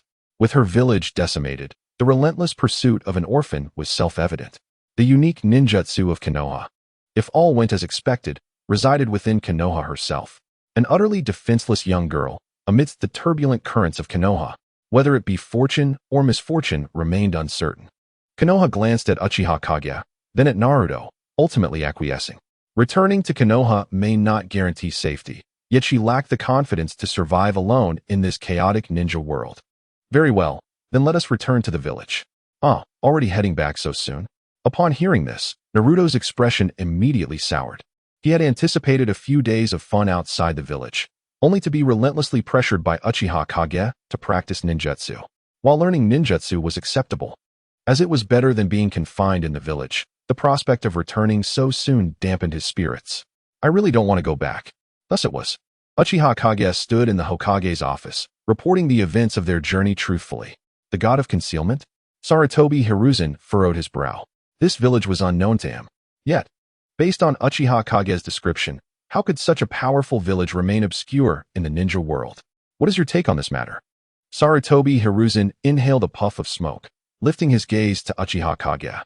I believe we must investigate this hidden force thoroughly, otherwise, we risk being caught off guard. Uchiha Kage was abruptly interrupted by Danzo, his eyes brimming with a potent threat. Uchiha Kage raised an eyebrow, but refrained from speaking. Such matters were not for him to voice an opinion. The investigation is indeed necessary. Sarutobi Hiruzen remained unaffected, exhaling a cloud of smoke. However, is the village of the god of concealment located in the divine realm? What is this divine realm? Danzo scoffed, casting a threatening glance at Uchiha Kage. Someone may know, but they are unwilling to share. Uchiha Kage chuckled, unfazed as he met Danzo's gaze. Danzo, your words are intriguing. As a member of Konoha, what benefit would I gain from concealing this information? Who knows? After all, the Uchiha clan has always lingered outside the village. The intelligence they bring back, heh. Oh, Danzo, on what grounds do you make this assertion? As an individual, or as the Hokage's advisor? A smile, cold as ice, appeared on Uchiha Kage's otherwise placid face. Does it make a difference? Danzo arrogantly turned away. It certainly does. Uchiha Kage calmly unsheathed his ninja blade from his back. If you are speaking in your capacity as the Hokage's advisor, does that imply that Konoha no longer welcomes our Uchiha clan? Danzo frowned. What nonsense are you spouting? I did not mean that. Then it was said in a personal capacity. Uchiha Kage nodded knowingly, the blade gleaming ominously. Enough. Sarutobi Hiruzen slammed his palm on the table. A wave of energy surging towards Uchiha Kage and Danzo. The atmosphere fell silent. The ninja blade in Uchiha Kage's south hand hovered perilously close to Danzo's throat. The crimson tomo of his Sharingan flaring to life. Danzo's hand was similarly pressed against Uchiha Kage's chest. Had Sarutobi Hiruzen been a moment later, both would have suffered grievous harm. Uchiha Kage, you are merely an Umbu member. How dare you lay hands on the Hokage's advisor? What gives you such audacity? Sarutobi Hiruzen's gaze was icy, his demeanor exuding authority. Uchiha Kage's eyes flickered, not daring to defy. Upon speaking, he sheathed his blade behind him. Danzo, as Hokage's advisor, you must never speak in anger. Moreover, to quarrel with a mere child, where is your dignity as the Hokage's advisor? Danzo scoffed, retracting his hand from Uchiha Kage's chest, casting him a disdainful glance. Anger, heh? Uchiha Kage inwardly scoffed. The words had been so blunt, aimed at tarnishing the Uchiha clan's reputation. Sarutobi Hiruzen effortlessly brushed aside the matter, revealing a profound camaraderie. We must convene to discuss the god of concealment. Uchiha Kage, you may take your leave. You performed admirably in this matter. Uchiha Kage bowed respectfully, striding out of the Hokage's office. After Uchiha Kage departed, Danzo could no longer contain his fury. Hiruzen, this boy is a calamity. He must be eliminated at the earliest opportunity. Sarutobi Hiruzen resumed his seat, taking a drag from his cigarette. He is indeed a calamity. Yet he is also a rare talent. An 8-year-old with a 3-tomo Sharingan. His swordsmanship rivals that of Kakashi Hatake, and his calm demeanor is even more remarkable. So, you prevented my men from proceeding? Danzo glared fiercely at Sarutobi Hiruzen. This is the second time. The second time, Hiruzen.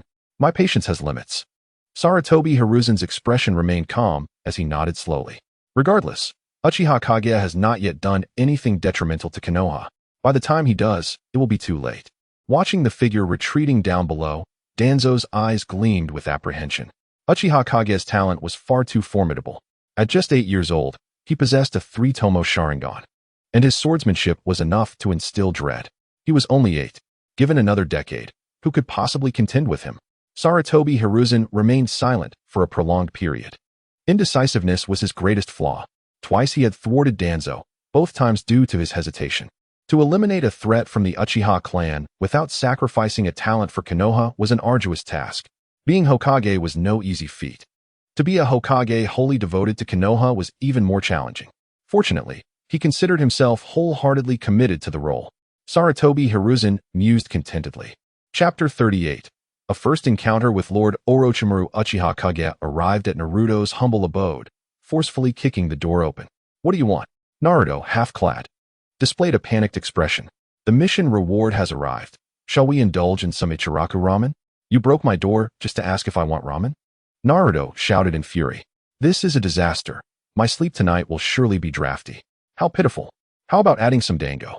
Uchiha Kage suggested tentatively. Add dango? What do you take me for? Am I the type to compromise my principles for food?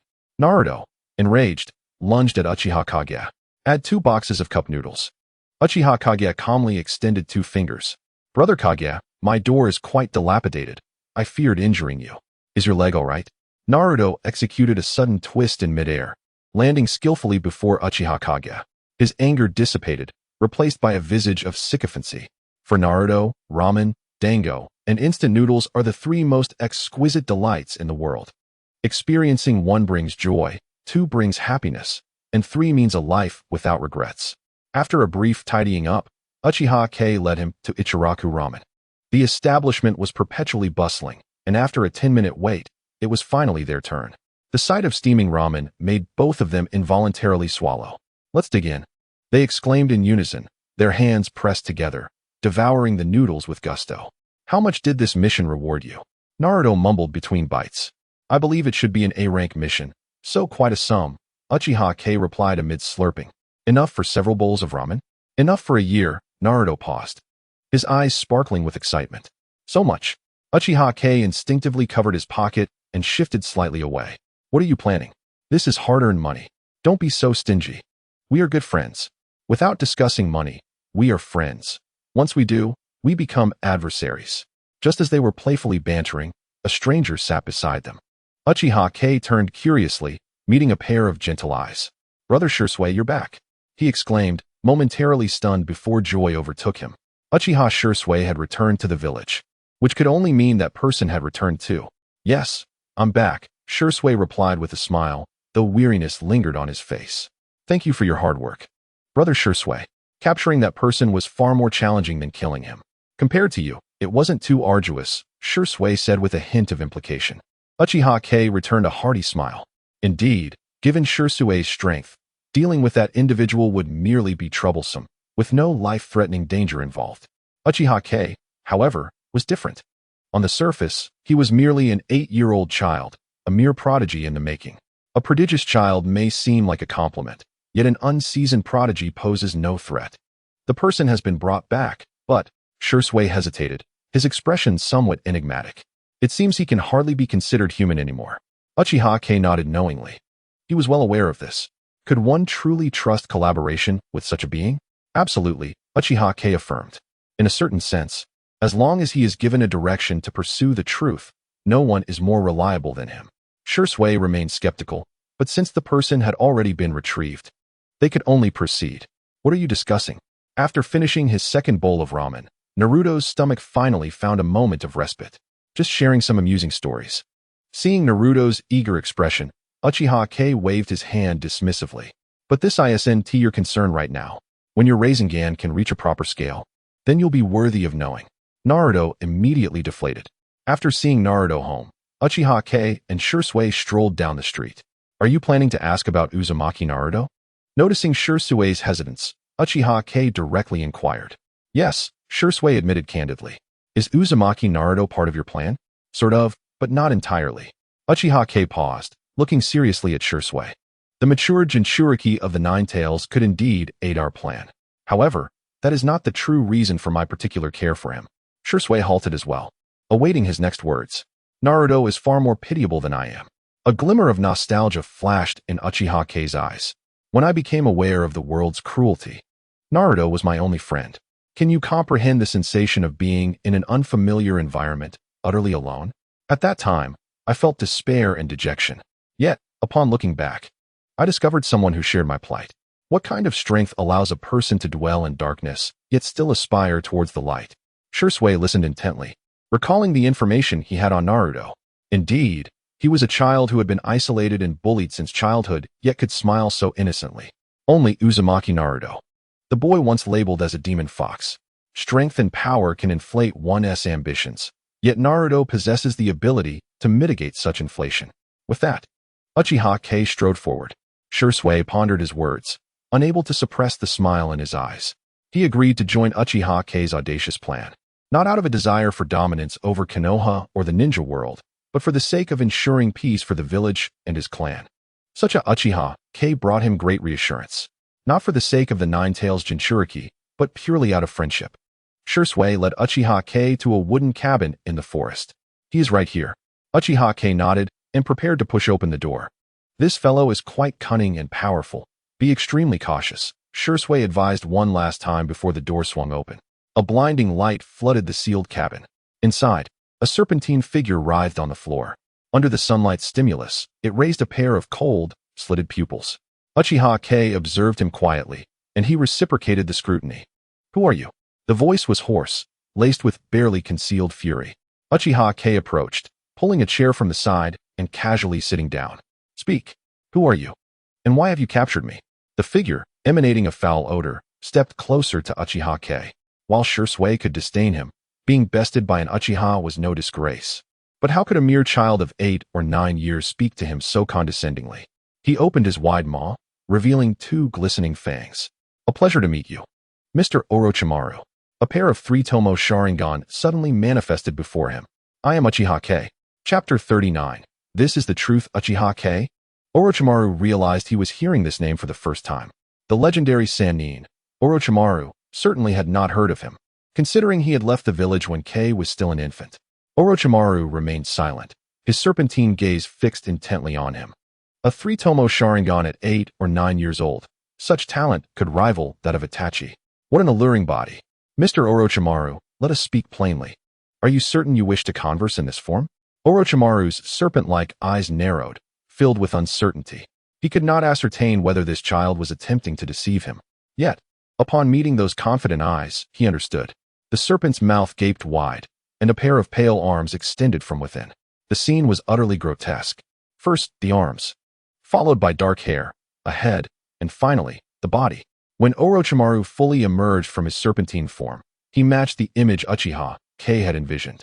Pale skin, sharp, gaunt cheeks, a red shadow stretching from the corners of his eyes to the bridge of his nose, and a long tongue unconsciously licking the residual moisture at the corner of his mouth. You went to such lengths to bring me here, just for a chat? Orochimaru regarded him with a predatory gaze, his serpent eyes gleaming with greed. This body was even more enticing than Itachi's. Unparalleled talent. An infinite future. This was the vessel he had long desired. Not at all. Uchiha K shook his head. I come to discuss the truth with you, Mr. Orochimaru. The truth? You? A look of surprise crossed Orochimaru's face. If there was anything in this world he sought, it was immortality, and immortality was the truth he pursued. How does Lord Orochimaru define life? Uchiha Jing chose to selectively disregard Orochimaru's astonished gaze, asking questions of his own accord. A spark ignited in Orochimaru's eyes. Life is merely about existence. It is only through living that life acquires significance. Orochimaru's somewhat obsessive understanding of life may be attributed to the multitude of separations and deaths he experienced during his formative years. One can only pursue the meaning of life while still alive. This assertion is not entirely erroneous. Uchiha Jing anticipated his response and nodded in understanding. However, it seemed a tad narrow-minded. Orochimaru, upon hearing this, lifted his head and scrutinized him. Narrow-minded? A mere child of 8 or 9 years old dares to label his quest for truth as narrow-minded. For a moment, Orochimaru felt a surge of indignation, coupled with a hint of curiosity regarding what Uchiha Jing would articulate next. A person's life is finite, even if one were to attain immortality. The impact one could exert remains exceedingly limited. Uchiha Jing tilted his head at a 45-degree angle. I do not concur with Lord Orochimaru's definition of life. Even someone as formidable as the Sage of Six Paths ultimately reaches the end of life, dissipating entirely from this world. Yet, the influence he wielded penetrated every corner of the shinobi world. Orochimaru extended his long tongue, licking the corner of his mouth. So, you believe that immortality is not the truth of life? Indeed, it is also not. Uchiha Jing approached Orochimaru, observing his pallid skin closely. Immortality may be an individual's truth, but it does not apply universally. The concept of life's truth is a subject rife with debate, especially in his information-saturated era. Some, like Orochimaru, hold that immortality is the essence of life, while others deem it merely a proposition pertaining to individual existence, a falsehood. Truth is truth. There exists no distinction between individual and collective interpretations. Orochimaru remained noncommittal. Although the words of this child seemed somewhat peculiar, he regarded them as mere sophistry. If one individual could attain immortality, then all in the shinobi world could as well. These two notions are not mutually exclusive. Well, let us assume that all in the shinobi world achieve immortality, free from disease, aging, and death. Upon hearing this, Orochimaru's mind conjured the scene he described. A rapturous smile spreading across his face. How splendid such a world would be. Yet, Lord Orochimaru, have you contemplated a crucial question? Orochimaru looked up, puzzled. Resources. The resources of this world are finite, be it food or land. Should humanity escape the cycle of life and death, the land would face only an increase, not a consumption. Food and land would become scarce resources. Have you considered the ramifications of this, Lord Orochimaru? Orochimaru's smile gradually stiffened. He was acutely aware of what such a situation would entail. After all, he lived through that era. War. Endless war. Uchiha Jing declared with unyielding certainty. His gaze sharp as a blade. Orochimaru lowered his head, unwilling to meet those piercing eyes. He conceded. The child spoke the truth. Upon achieving universal immortality, survival resources would become precious commodities. Ultimately, humans are but a species of animals. To put it bluntly, humanity is even more terrifying than beasts. For the sake of eternal life, relentless wars would ensue. Is my truth then erroneous? Orochimaru murmured, as if in a daze, half asking, half stating. Truth cannot be wrong. Uchiha Jing smiled serenely. Truth is either suitable or unsuitable. Evidently, Lord Orochimaru's truth does not apply. Then what do you deem to be the suitable truth? Orochimaru fell into confusion. Emerging from the era of war, no one yearned for peace more than he. His nearly frenzied experiments aimed solely to pursue his truth, striving to bring everlasting peace to the shinobi world. Yet today, his world lay in ruins. The suitable truth? A flicker of reminiscence passed through Uchiha Jing's eyes. To establish a heart for heaven and earth. To establish a destiny for the people. To inherit the teachings of the ancients. To usher in peace for all generations. His words resonated with gravitas, an overwhelming aura swirling around Uchiha Jing. Orochimaru stared blankly at the child before him. To establish a heart for heaven and earth. To establish a destiny for the people. To inherit the teachings of the ancients. To usher in peace for all generations. Orochimaru repeatedly recited this passage, his voice low. Yet the confusion in his eyes gradually dissipated. In its place emerged a glimmer of enlightenment. This child indeed spoke with a semblance of truth. When life transcends the confines of an individual, this truth applies to all. What do we call such a truth? I deem it as inheritance. Only through continuous inheritance can the shinobi world flourish. Orochimaru seemed to step into an entirely new realm. Previously perplexing questions unraveled effortlessly in this moment. The child spoke wisely. An individual's immortality merely results in self-indulgence. The immortality of a collective brings forth ceaseless warfare. Yet, inheritance embodies the endeavors of generations, yielding peace for each successive one. This, indeed, is the truth suitable for the shinobi world. Chapter 40. Subduing Orochimaru. How about it, Lord Orochimaru? Are you willing to join me in realizing this truth? Uchiha Jing extended his hand towards Orochimaru. Indeed, whether it is to have Shursui pursue Orochimaru or the words just spoken, the goal remains to win Orochimaru to his side. The world of Naruto is not merely a realm of incessant conflict. Rather, it is a collision of ideals. No one is entirely right, nor entirely wrong. There exists no evil in the Naruto world.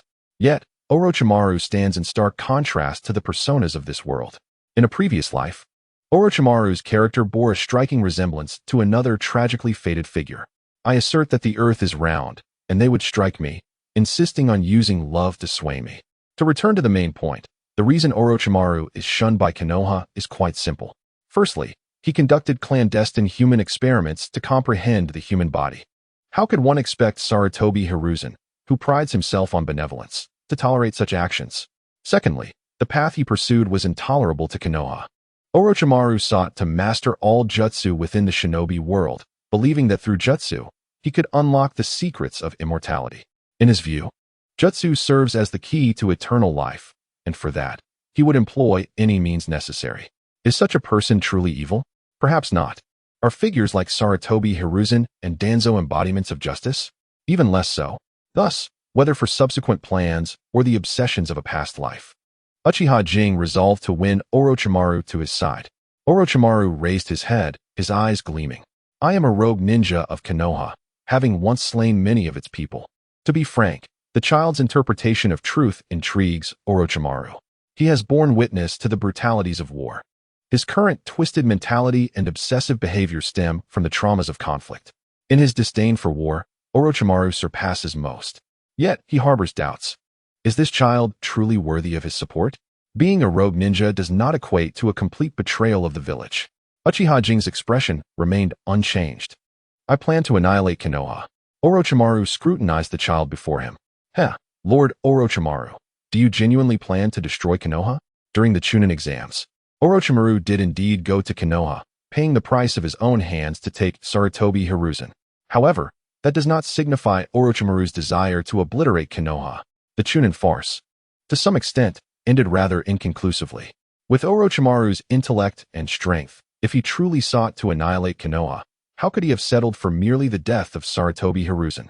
I fear that a considerable portion of the elite forces may perish within. Even the 12 formidable individuals will likely suffer significant casualties. Thus, Uchiha K has no faith in Orochimaru's words. Why is that? A curious expression appeared on Orochimaru's face. His plan was merely a nascent idea, something he had never disclosed to anyone. What gives this little brat such certainty? Orochimaru resented the third Hokage's governing philosophy, not Konoha itself. His serpentine pupils constricted sharply, staring incredulously at Uchiha K. How could he possibly know his thoughts? Thoughts that had never been shared with another soul. This young boy seemed to grasp his intentions with such clarity. Was it an incredible insight or mere bluster? Observing Uchiha K's confident smile, Orochimaru felt a twinge of defeat. It seemed unlikely to be mere nonsense. He must have seen through him entirely. In that moment, a faint sense of dread towards this little fellow stirred within Orochimaru.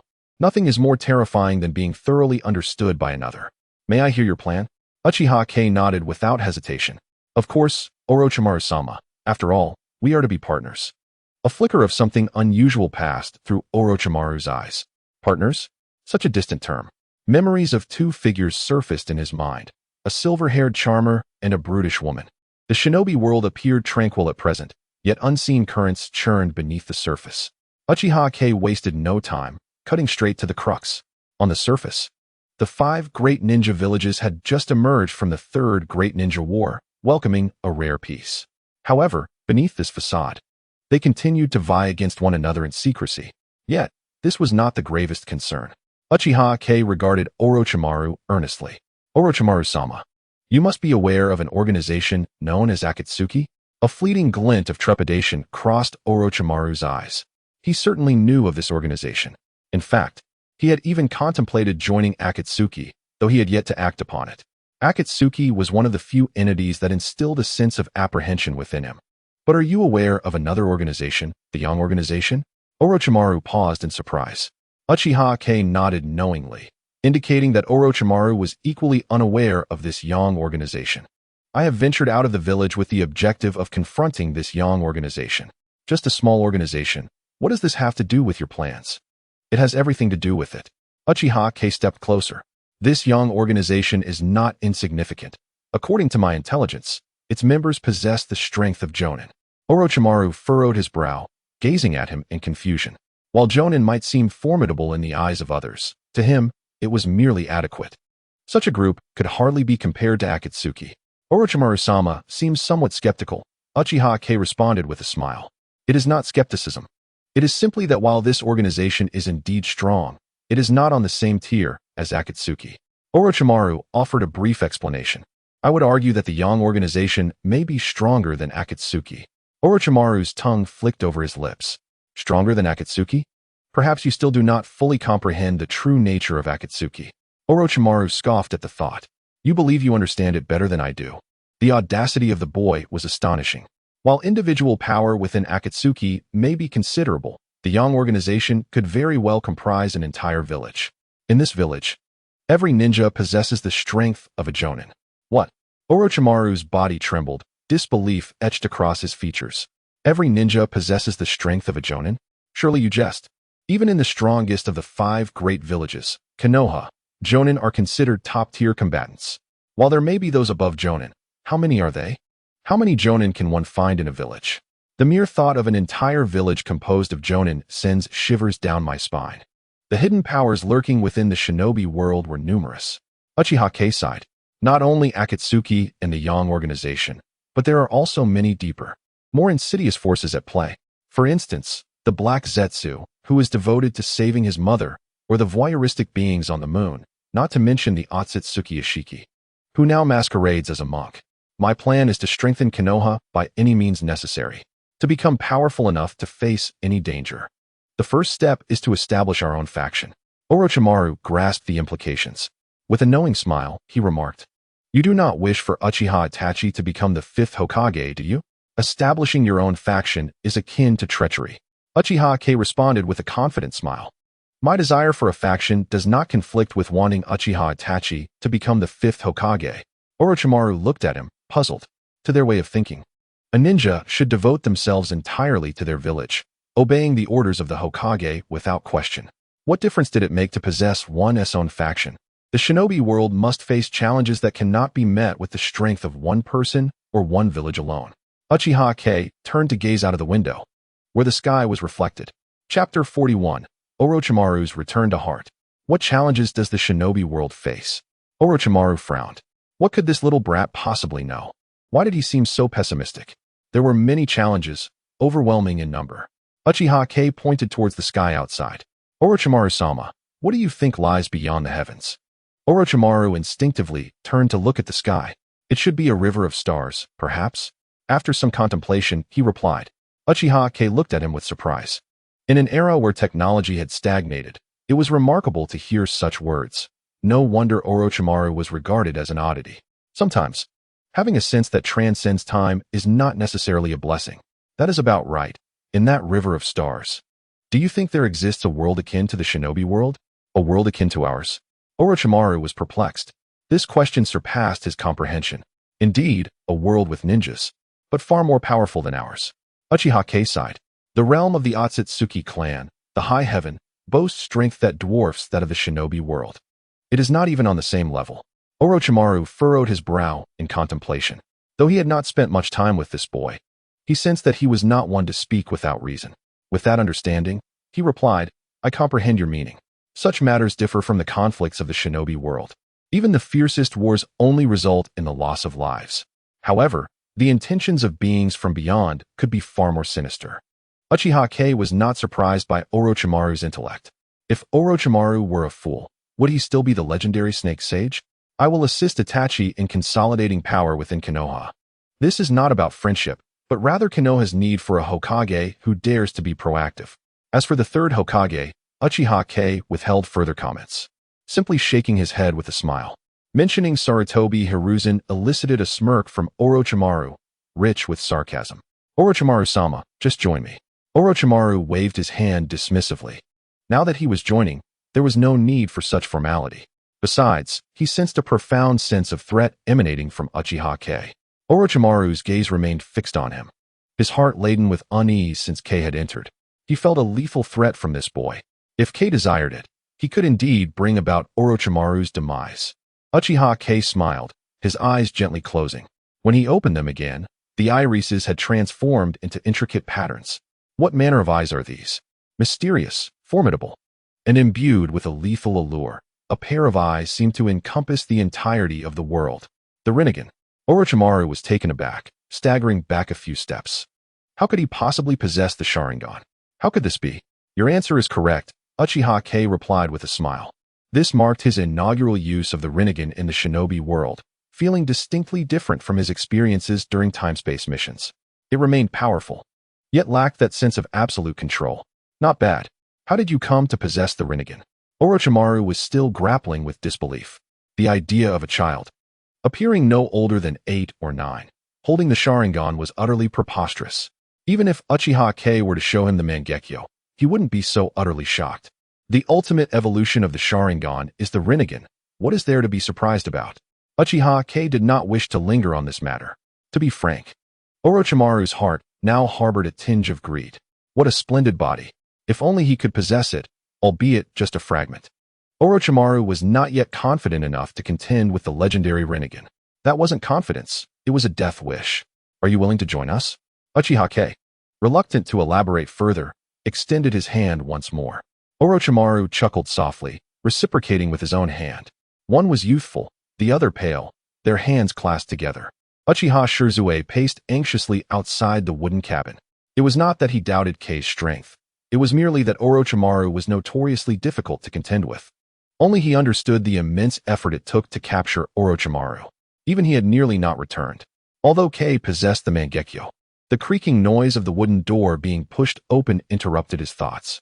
Shizue quickly turned to look at the cabin. Upon recognizing the figure that emerged, he exhaled in relief. Kei. Shizue approached Uchiha Kei, halting abruptly. He noticed the person behind Kei. Orochimaru. In a flash, a shuriken appeared in his hand, and his Mangekyo Sharingan activated instantly. Calm down, Shizue. Uchiha Kei chuckled, restraining Shizue. Now, Orochimaru is also one of us. Shizue cast a surprised glance at Orochimaru. Then a smile broke across his face. This was Orochimaru, one of the legendary Sannin, a figure of great renown during the Third Shinobi World War. Although his reputation was quite dubious, Orochimaru could not reveal himself in Konoha. Shizue, what do you think of the village of Twilight? Shizue pondered for a moment. That was the village annihilated by the Sun Organization, right? Through Itachi, he had gained a rudimentary understanding of Uchiha Kei's mission and had some knowledge about both the village of Twilight and the Sun Organization. Yes, that's the one. Uchiha Kei stood on his toes, patting Shizue's shoulder. There, we will establish our most solid backing. Shizue appeared somewhat puzzled. Are we going to build our influence outside the village? Is this tantamount to betraying the village? For a moment, Shizue hesitated. Though the village had shown considerable hostility towards their Uchiha clan, Konoha was still their home. In a sense, Uchiha Kei turned to glance at Orochimaru. However, this does not equate to betraying the village. One cannot place all their eggs in a single basket, right, brother Shizue? Shizue furrowed his brows, then relaxed them. Although Kei often engaged in actions that were perplexing, Itachi had declared him a person deserving of trust. There must be purpose behind his actions. Brother Shizue, please escort Orochimaru to the village of Twilight. Orochimaru chuckled. Uchiha Shizue, I look forward to your guidance in the future. Shizue shrugged. Let those who are adept in strategizing, like Kei and Itachi, handle the planning. It's not my forte. Watching the two recede into the distance, Uchiha Kei languidly stretched. The most critical move in the plan had been executed, seemingly with great success. What remained was to proceed methodically. Essentially, everything that could be done had been accomplished. Now, it was simply a matter of waiting for the unfolding of events. Uchiha Kei gazed at the dense forest. Sunlight filtered through the leaves, casting a warm glow upon his face. His youthful visage, lean frame, and the confident smile at the corner of his mouth painted a vivid picture. Chapter 42. 3 years later. Time flows imperceptibly. 3 years passed like a fleeting shadow, slipping away quietly. During this period, Konoha underwent subtle transformations. Oh, the new Konoha Daily is out. Everyone, hurry and grab your copy. Really, the Konoha Daily. Does it have any news about Lord Itachi? Of course. Lord Itachi just returned from a mission a few days ago. The Konoha Daily will surely detail his heroic deeds. It truly does. Lord Itachi single-handedly triumphed over 12 Jonin with ease. Is that for real? Let me see. Oh, there's even a close-up of Lord Itachi. So handsome. Blood speckles adorning his face. He exuded a blend of rugged charm and elegance. I can't take it anymore. I'm about to swoon. Such scenes unfolded throughout the streets of Konoha. Men and women, young and old, all held exquisitely crafted papers, animatedly discussing their contents. A year ago, a company named Konoha Daily suddenly emerged, publishing a new edition every 7 days. The Konoha Daily featured various sections, including business news, ninjutsu forums, and tales of extraordinary individuals. However, the most captivating segment was the one dedicated to the heroes of Konoha. It meticulously chronicled the heroic exploits of Konoha ninjas during their missions, with the most fervent discussions revolving around the annual hero rankings. First place, Uchiha Itachi. Thanks to the vigorous promotion by the Konoha Daily, Itachi's influence had subtly risen to the forefront of Konoha. In a quaint, traditional courtyard belonging to the Uchiha clan, a robust tree stood tall. Beneath its shade, 3 individuals leisurely sat. Kei, what inspired you to establish the Konoha Daily? One of them, appearing delicate like a girl, took a sip of tea and glanced at Kei beside him. Necessity drove me. I needed to start a business to earn some money. Beside him sat a man with sharp features, exuding an air of vigor. He casually adjusted the ninja headband around his neck, comfortably shifting his posture. Necessity? The delicate-looking individual scoffed. Who would believe that in Konoha, opening a Ichiraku ramen franchise across the 5 great ninja villages and establishing Mayu Takeout, with delivery boys bustling through the streets of Konoha, do you really claim it's out of necessity? Not even dogs would believe that. However, don't you think today's report went a bit overboard? Facing the two was a youth with deep tear marks on his cheeks, his face flushed and visibly embarrassed. Overboard? My Konoha daily reports nothing but the truth. You indeed took down 12 jonin all by yourself. They were special jonin, significantly different from actual jonin. The tear-marked youth lamented, rubbing his head in exasperation. Lord Itachi, regardless of the distinction in strength, can you not just say they were jonin? Yes, but no buts. The authority of the Konoha daily is indisputable. Laughter echoed through the courtyard. The three individuals were the prominent young figures of the Uchiha clan, Uchiha Shirzue. Known as the instantaneous Shirzue, Uchiha Itachi, the most influential figure, and Uchiha revered as the god of wealth. Each of them wielded unparalleled influence within Konoha. Over the past 3 years, Uchiha had leveraged his experiences from a previous life to successfully establish his own business empire in Konoha. Now, even Sarutobi Hiruzen would greet him with a smile. The scene depicts 5 major divisions of the dark forces, of which I have now mastered 3. The increasingly graceful Shizuka begins to discuss serious matters. It must be my brother Shizuka. He has swiftly gained control of more than half of the dark divisions. Uchiha Kage expresses his astonishment. Come now, without your terrifying financial backing, mastering the dark divisions would not be so simple. Shizuka is very self-aware. Over the past 3 years, Kage has provided him with billions. Such a staggering amount. Even the most loyal members of the dark divisions have been drawn to his side. Yet, money is merely an aid. The true trust they place lies in your reputation as the swift Shizuka. Kage sees the situation quite clearly. In both the past life and the world of Naruto, money can resolve most issues. However, one must not overlook the dedication ninjas have to their own ninja way. This is especially true for the direct forces of the Hokage, the dark divisions, where this devotion is even more pronounced. Shizuka's ability to rally 3 dark divisions in 3 years can only be attributed to his own charisma. I have also gathered quite a few clan forces in the village. But unfortunately, the Hyuga and Nara clans have yet to make their stance known. Meanwhile, Itachi rubs his chin, looking somewhat troubled. These clans are unlikely to declare their position. Kage takes a sip of tea. Currently, the villagers largely support Itachi, and with a few smaller clans. Our strength on the surface is already comparable to that of the Hokages. If they also declared their support, chaos would surely ensue in the village. Shizuka curiously looks at him. Why don't you count my 3 dark divisions? They represent more than half of the dark forces. Kage shakes his head. Brother Shizuka, you may misunderstand their role. Misunderstand? Shizuka does not comprehend his meaning. Though you have rallied 3 dark divisions, if our conflict with the Hokage escalates, where do you think they will stand? Naturally, they will side with us, Shizuka asserts confidently. Kage shakes his head repeatedly. They will stand with the Hokage. Itachi smiles at Shizuka. How could that be? They currently obey my commands. Shizuka cannot believe this. He is confident in his absolute control over the leaders and members of these 3 dark divisions. When there is no conflict with the Hokage, they will naturally listen to you. But once our conflict escalates, their ninja way will not allow them to side with us. They are loyal to the Hokage, and even more so to Konoha. Shizuka opens his mouth, sighs after a long moment, and refrains from further argument. For he knows that Kage and Itachi speak the truth. No worries. Given our current situation, Itachi is undoubtedly the 5th Hokage. What we lack now is not strength. Shizuka still feels somewhat gloomy and asks, what is it then? Kage shifts his gaze to Itachi. Itachi understands and rises. What we lack is opportunity. Shizuka scratches his head, pondering the point that without absolute strength, what use is an opportunity? This opportunity is the inability of the 3rd to continue as Hokage. Shizuka suddenly stands up. Kage, what do you mean? While I also wish for Itachi to become Hokage, it cannot be at the expense of the 3rd's downfall. Shizuka glares angrily at Uchiha Kage. He can accept using money to rally the 3 dark divisions, but he will never permit himself or Kage and Itachi to act in ways that harm the village. Absolutely not. Itachi helplessly pats his shoulder. Brother Shizuka, Kage does not mean it that way. Then what does it mean? Besides death, what else could prevent the 3rd from being Hokage? Shizuka still feels indignant. Brother Shizuka, have you forgotten someone? Itachi turns to Kage, and they both smile. Danzo. Chapter 43, The Quarreling Trio Konoha Root Base. Sir, as soon as the latest Konoha Daily was released, Uchiha Itachi's popularity surged again.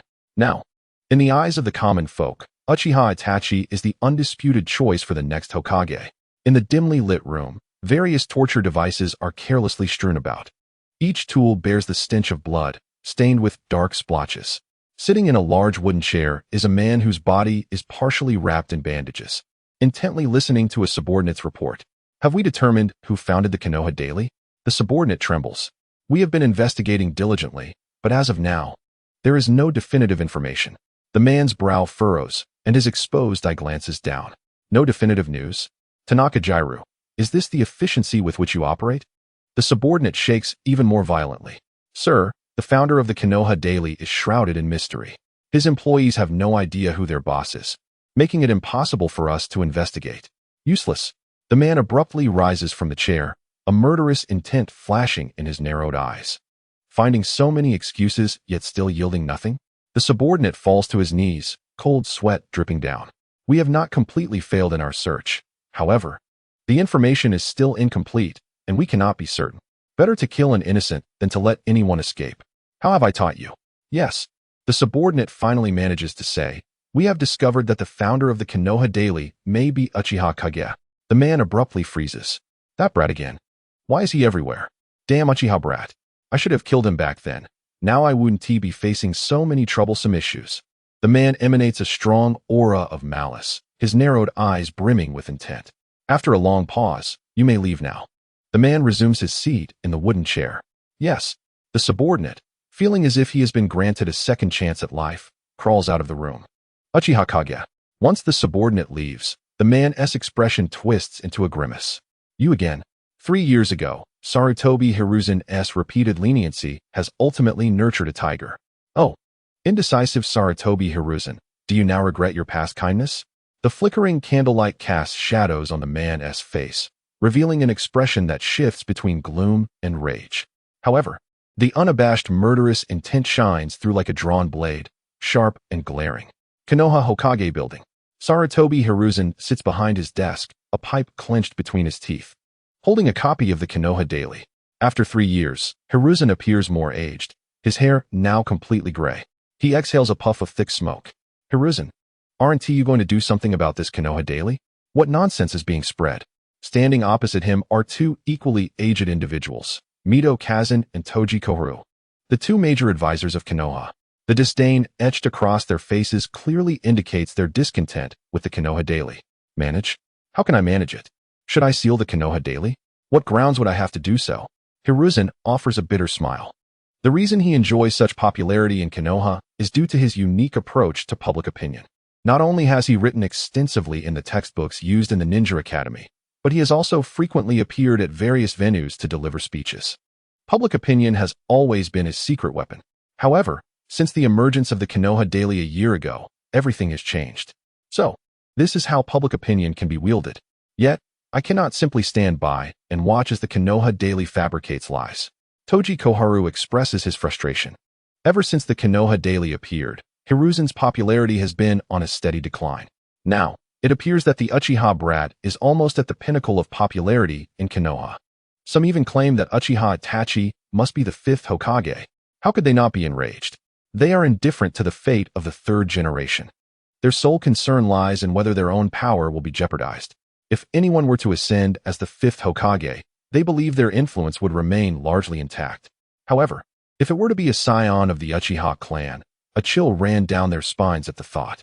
Given the various measures they had previously proposed to limit the Uchiha clan's power, it would be a miracle if Itachi Uchiha were to show them any mercy upon his rise to power. Has the Umbu discovered the individuals behind the Konoha daily? Mito Gate's calm demeanor pierced through the tension with a pointed inquiry. Sarutobi Hiruzen shook his head. Over the past 3 years, he had developed a vague unease regarding the Umbu. The once obedient Umbu appeared increasingly unmanageable. Not only had their investigations into the Konoha daily been less precise, but many other matters had also suffered inaccuracy. With so few people in Konoha, how could they fail to uncover the truth? Mito frowned deeply. Could it be outsiders? Suken Koharu's face paled as a grim realization dawned upon her. If that were the case, the Konoha daily must be eradicated. Sarutobi and Mito ignored her.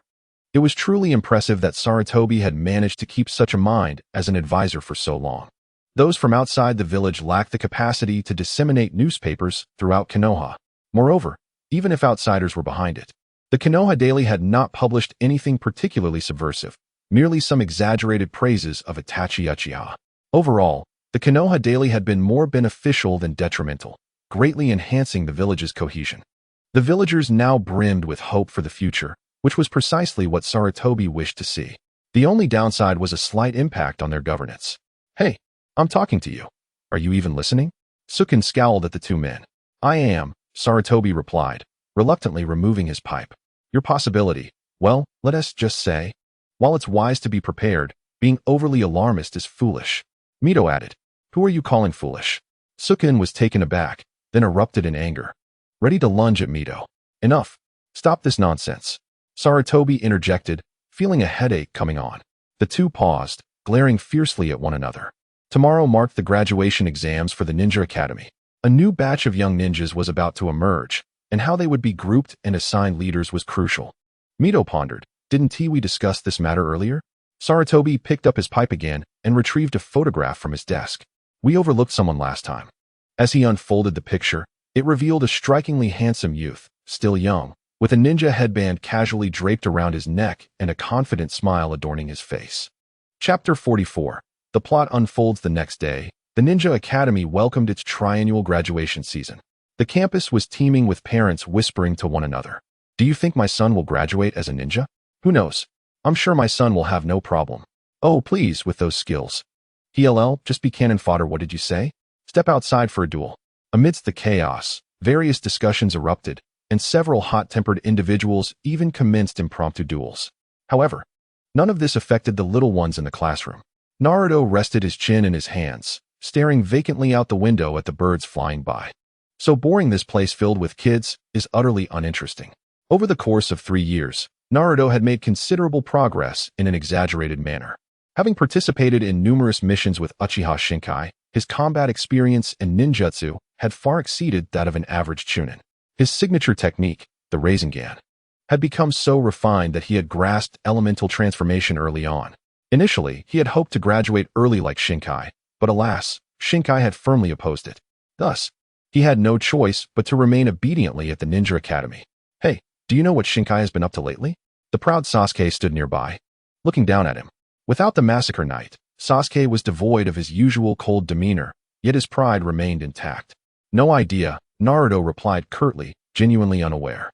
For the past 2 to 3 months, Shinkai had been acting mysteriously, leaving Naruto out of many things, which left him feeling quite miserable. "How could you not know? Isn't Shinkai always by your side?" Sasuke pressed on, unwilling to relent. 3 years ago, witnessing Shinkai's Sharingan had struck him deeply. His older brother, Itachi, had awakened his eyes at 8, and now Shinkai had done the same. Why, with his talent, had he yet to awaken his own? He was already 11. It was terribly unfair. This obsession had driven Sasuke to see Shinkai as his goal for the past 3 years. The more he strived, the more he felt the sting of inadequacy, and gradually, that competitive spirit had crumbled, leaving only admiration behind. "You're so annoying. Not knowing doesn't mean you're uninformed," Naruto shouted, breaking the classroom's silence. "Naruto, are you bullying Sasuke again?" A fierce-looking girl with pink hair stormed over. Behind her, a group of girls glared at Naruto with indignation. Just like in the anime, the handsome and arrogant Sasuke had a legion of admirers. "Sakura, I didn't bully him," Naruto's tone softened, attempting to appease her. "You did. I saw you yell at Sasuke." "Yeah, I saw it too. How dare you bully Sasuke? Apologize. Apologize to Sasuke." In an instant, Naruto found himself surrounded by Sasuke's fervent fans. "I really didn't," as the cacophony of voices swirled around him. Naruto's tone dropped further. There was no escaping a throng of girls, no matter how formidable he might be. Moreover, Shinkai had specifically instructed him never to display his abilities in front of others. Thus, he remained the bottom of the class. "Enough with the excuses, apologize now." Sakura glared fiercely. Naruto felt a wave of grievance wash over him, but looking at Sakura, he reluctantly lowered his head. "I'm sorry." Sasuke opened his mouth, but ultimately said nothing, turning back to his seat. He, too, preferred to avoid trouble with this horde of fans. After all, he could always apologize to Naruto after the exams. Sakura and her fellow fans, however, were unwilling to let it rest. Look, Sasuke hasn't he forgiven you. You should be begging for his forgiveness on your knees. I agree. You should. Just as this group of fervent admirers continued their relentless pursuit, a small figure timidly approached them. The figure, looking somewhat apprehensive, gazed at them. Naruto-kun has already apologized. Unfortunately, the fans paid her no heed. Don't say anything. We're fighting for Sasuke's honor, and he deserves it. It's not like that. Seeing Naruto's distressed expression, the small figure steeled herself, her face flushed. Hinata, why are you sticking up for this guy? He's a bad person, you know? Naruto-kun isn't a bad person. Hinata mustered her courage, looking up at the fans. Naruto is truly a remarkable person, Hinata explained, her voice strained. Remarkable? Sakura turned her head, her gaze fierce. Do you really know him? Do you comprehend who he is? She did not finish her sentence, but her eyes, filled with disdain as they looked at Naruto, conveyed her thoughts. A fox demon. He is indeed a fox demon. Naruto was taken aback, looking at Sakura in disbelief. How could she say such a thing about him? He is no one but Naruto. Hinata, with her eyes closed, shouted loudly, then covered her face and ran away. The mindless fans stared blankly at Hinata as she fled. This girl dared to speak up today? How astonishing. Naruto also gazed at Hinata, a warm feeling rising in his heart. Could it be that aside from Kaguya, she is the second person who does not despise him? Bang. Bang bang. Irika pounded on the desk at the podium. Quiet down, everyone. Return to your seats and don't cause a ruckus. The exam is about to commence. Under Irika's authoritative presence, the mindless fans finally left Naruto alone and reluctantly returned to their seats. Naruto let out a sigh of relief. There is nothing more terrifying than being surrounded by mindless fans lacking intelligence. The examination began, and one by one, the students exited the classroom. When Ichiro's name was called, the apprehensive child stepped into the classroom. Sasuke paced anxiously, taking a long time to muster the courage to approach Naruto again. The words of apology hovered on the tip of his tongue, but his tsundere nature kicked in. Can you not walk so close to me? Naruto nervously glanced around, fearing the mindless fans would swarm him again. Ahem, I'm here to apologize for what happened earlier. I didn't take it to heart. Once the exam is over, I'll take you to find Kaguya. Sasuke looked at him, elated. Really? Thank you so much. Naruto watched Sasuke bounce away, a sigh escaping his lips. How childish. I just want to graduate quickly. I want to find Kaguya. Chapter 45. First place. Uzumaki Naruto. As Naruto stepped out of the examination room, the area outside the classroom was crowded with onlookers. Oh, the perennial bottom dweller has emerged. I wonder if he can dazzle like the god of wealth. What are you thinking? How can you compare this perennial underachiever to the illustrious god of wealth? Have you lost your mind? Wasn't Uchiha Kaguya also a bottom dweller back then? But he was low-key, you know? Naruto ignored the chattering of his peers outside and strode confidently forward. Over the years, his journeys with Uchiha Kaguya were not solely about learning ninjutsu. What he truly learned was to possess a big heart. The external chatter held no weight for him. Naruto, why are you walking so fast? A chubby boy and a thin boy hurriedly approached him. Don't listen to their nonsense. You will definitely pass the exam. The chubby boy, Choji, magically produced a bag of chips and handed it to him with a pained expression. Here, I'll treat you to some chips. The thin boy, Shikamaru, crossed his arms lazily, watching the scene unfold. Choji, have you taken the wrong medicine today? You're actually sharing chips with someone else. Choji, with a pained expression, replied, I didn't want to, but I fear Naruto would be unhappy. Shikamaru scratched his nose. It's such a hassle. Naruto, just take it. He is about to drool a river. Naruto looked at the two, warmth filling his heart. Over these 3 years, he has indeed made friends, hasn't he? Not to mention Kaguya. These two before him are also his friends. Naruto pushed the bag of chips back to Choji, a smile gracing his face. It's all right. I will definitely succeed in graduating, so don't worry. Shikamaru hesitated for a moment, but Choji's eyes sparkled with excitement. Really? Are you serious? Of course. Naruto proudly lifted his chin, about to say more when the next scene abruptly stifled his words. Then I want to hold back. Rip. The bag of chips was torn open, releasing an enticing aroma as Choji devoured them eagerly. Naruto, Shikamaru merely sighed, accustomed to the antics. Ha ha ha. Naruto's laughter echoed through the corridor. In the afternoon, the students remained gathered on campus rather than dispersing after the exam. Instead, they clustered together even more. The reason? It was time for the results to be announced. In Naruto's classroom, all the children eagerly stared at the doorway. Naruto, still bored, rested his chin in his hands, staring blankly out the window. Not far from him, the petite Hinata gazed at him in a daze. Naruto-kun is so handsome. Hinata's Byakugan gradually formed a heart shape. Ahem. Iruka entered the classroom holding a piece of paper, and the noisy room fell silent. All eyes were on Iruka and the paper in his hand. Is this their ticket to the ninja world? How thrilling. Students, you've probably guessed it. Iruka waved the paper in his hand, a warm smile on his face. We guessed it. A chorus of gasps filled the room. Then I won't keep you in suspense any longer. I will announce the names of the students who passed the exam. Iruka scanned the room, his gaze landing on the excited, flushed faces. First place, Uzumaki Naruto. The scene fell into a deathly silence. Everyone remained frozen, many with their mouths agape, nearly dropping their jaws in shock. Did they hear correctly?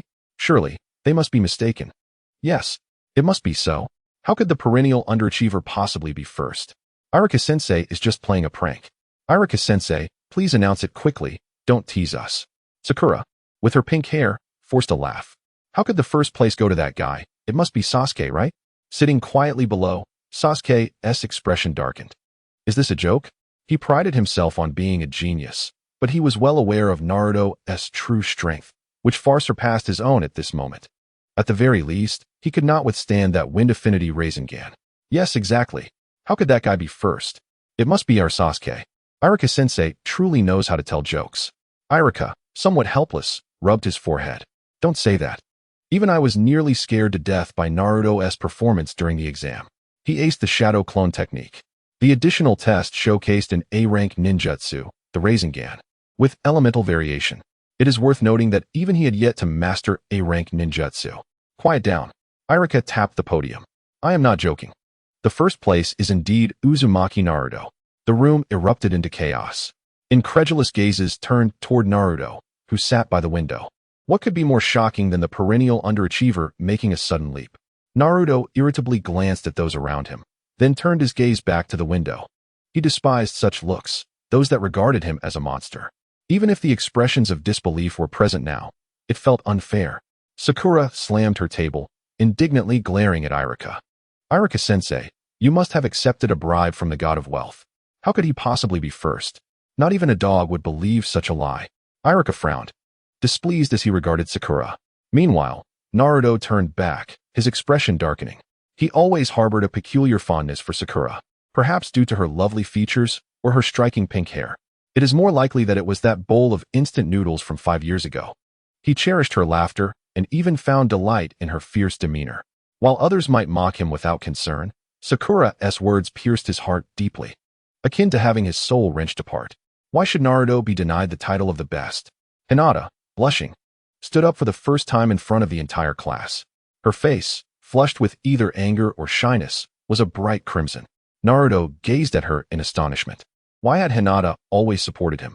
Merely because he was the perennial underachiever? Enough. Sakura's words halted abruptly as she stared in disbelief at Naruto, who hung his head. Did he actually shout at her? A monster, daring to raise his voice at her. Sakura's chest heaved with agitation.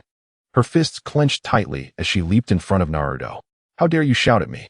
Her tightly clenched fist flew toward Naruto's face. Naruto, Hinata exclaimed, instinctively rushing to his side. Snap. Sakura froze, her fist ensnared by a firm hand, unable to move an inch. I said. Naruto slowly lifted his head, his eyes devoid of any emotion. Enough. Sakura's face displayed terror. Those eyes were filled with a chilling indifference toward life, a coldness that sent shivers down her spine. Was this still the Naruto who had always listened to her? Chapter 46, Team 7, Assembled. I am not your servant. Naruto regarded Sakura with an icy stare. There was no need for him to grovel before her, enduring her insults. Gently releasing Sakura's hand, he turned his gaze toward the window, ignoring her entirely. Sakura's complexion paled slightly. Just now, she felt she was not confronting the usual boisterous and impulsive Naruto, but rather a colossal beast radiating overwhelming ferocity. She sensed that in a mere instant, her life could be extinguished. When did Naruto become so terrifying? The farce seemed to reach its conclusion. Iruka's expression mirrored her discomfort. What did they mean by accusing him of accepting a bribe from the god of wealth? It was nothing short of an outrageous slander. Uchiha Itachi had merely treated him to a few bowls of noodles. Well then, Naruto's first place is beyond dispute. I shall continue with the announcements. Iruka resumed reading.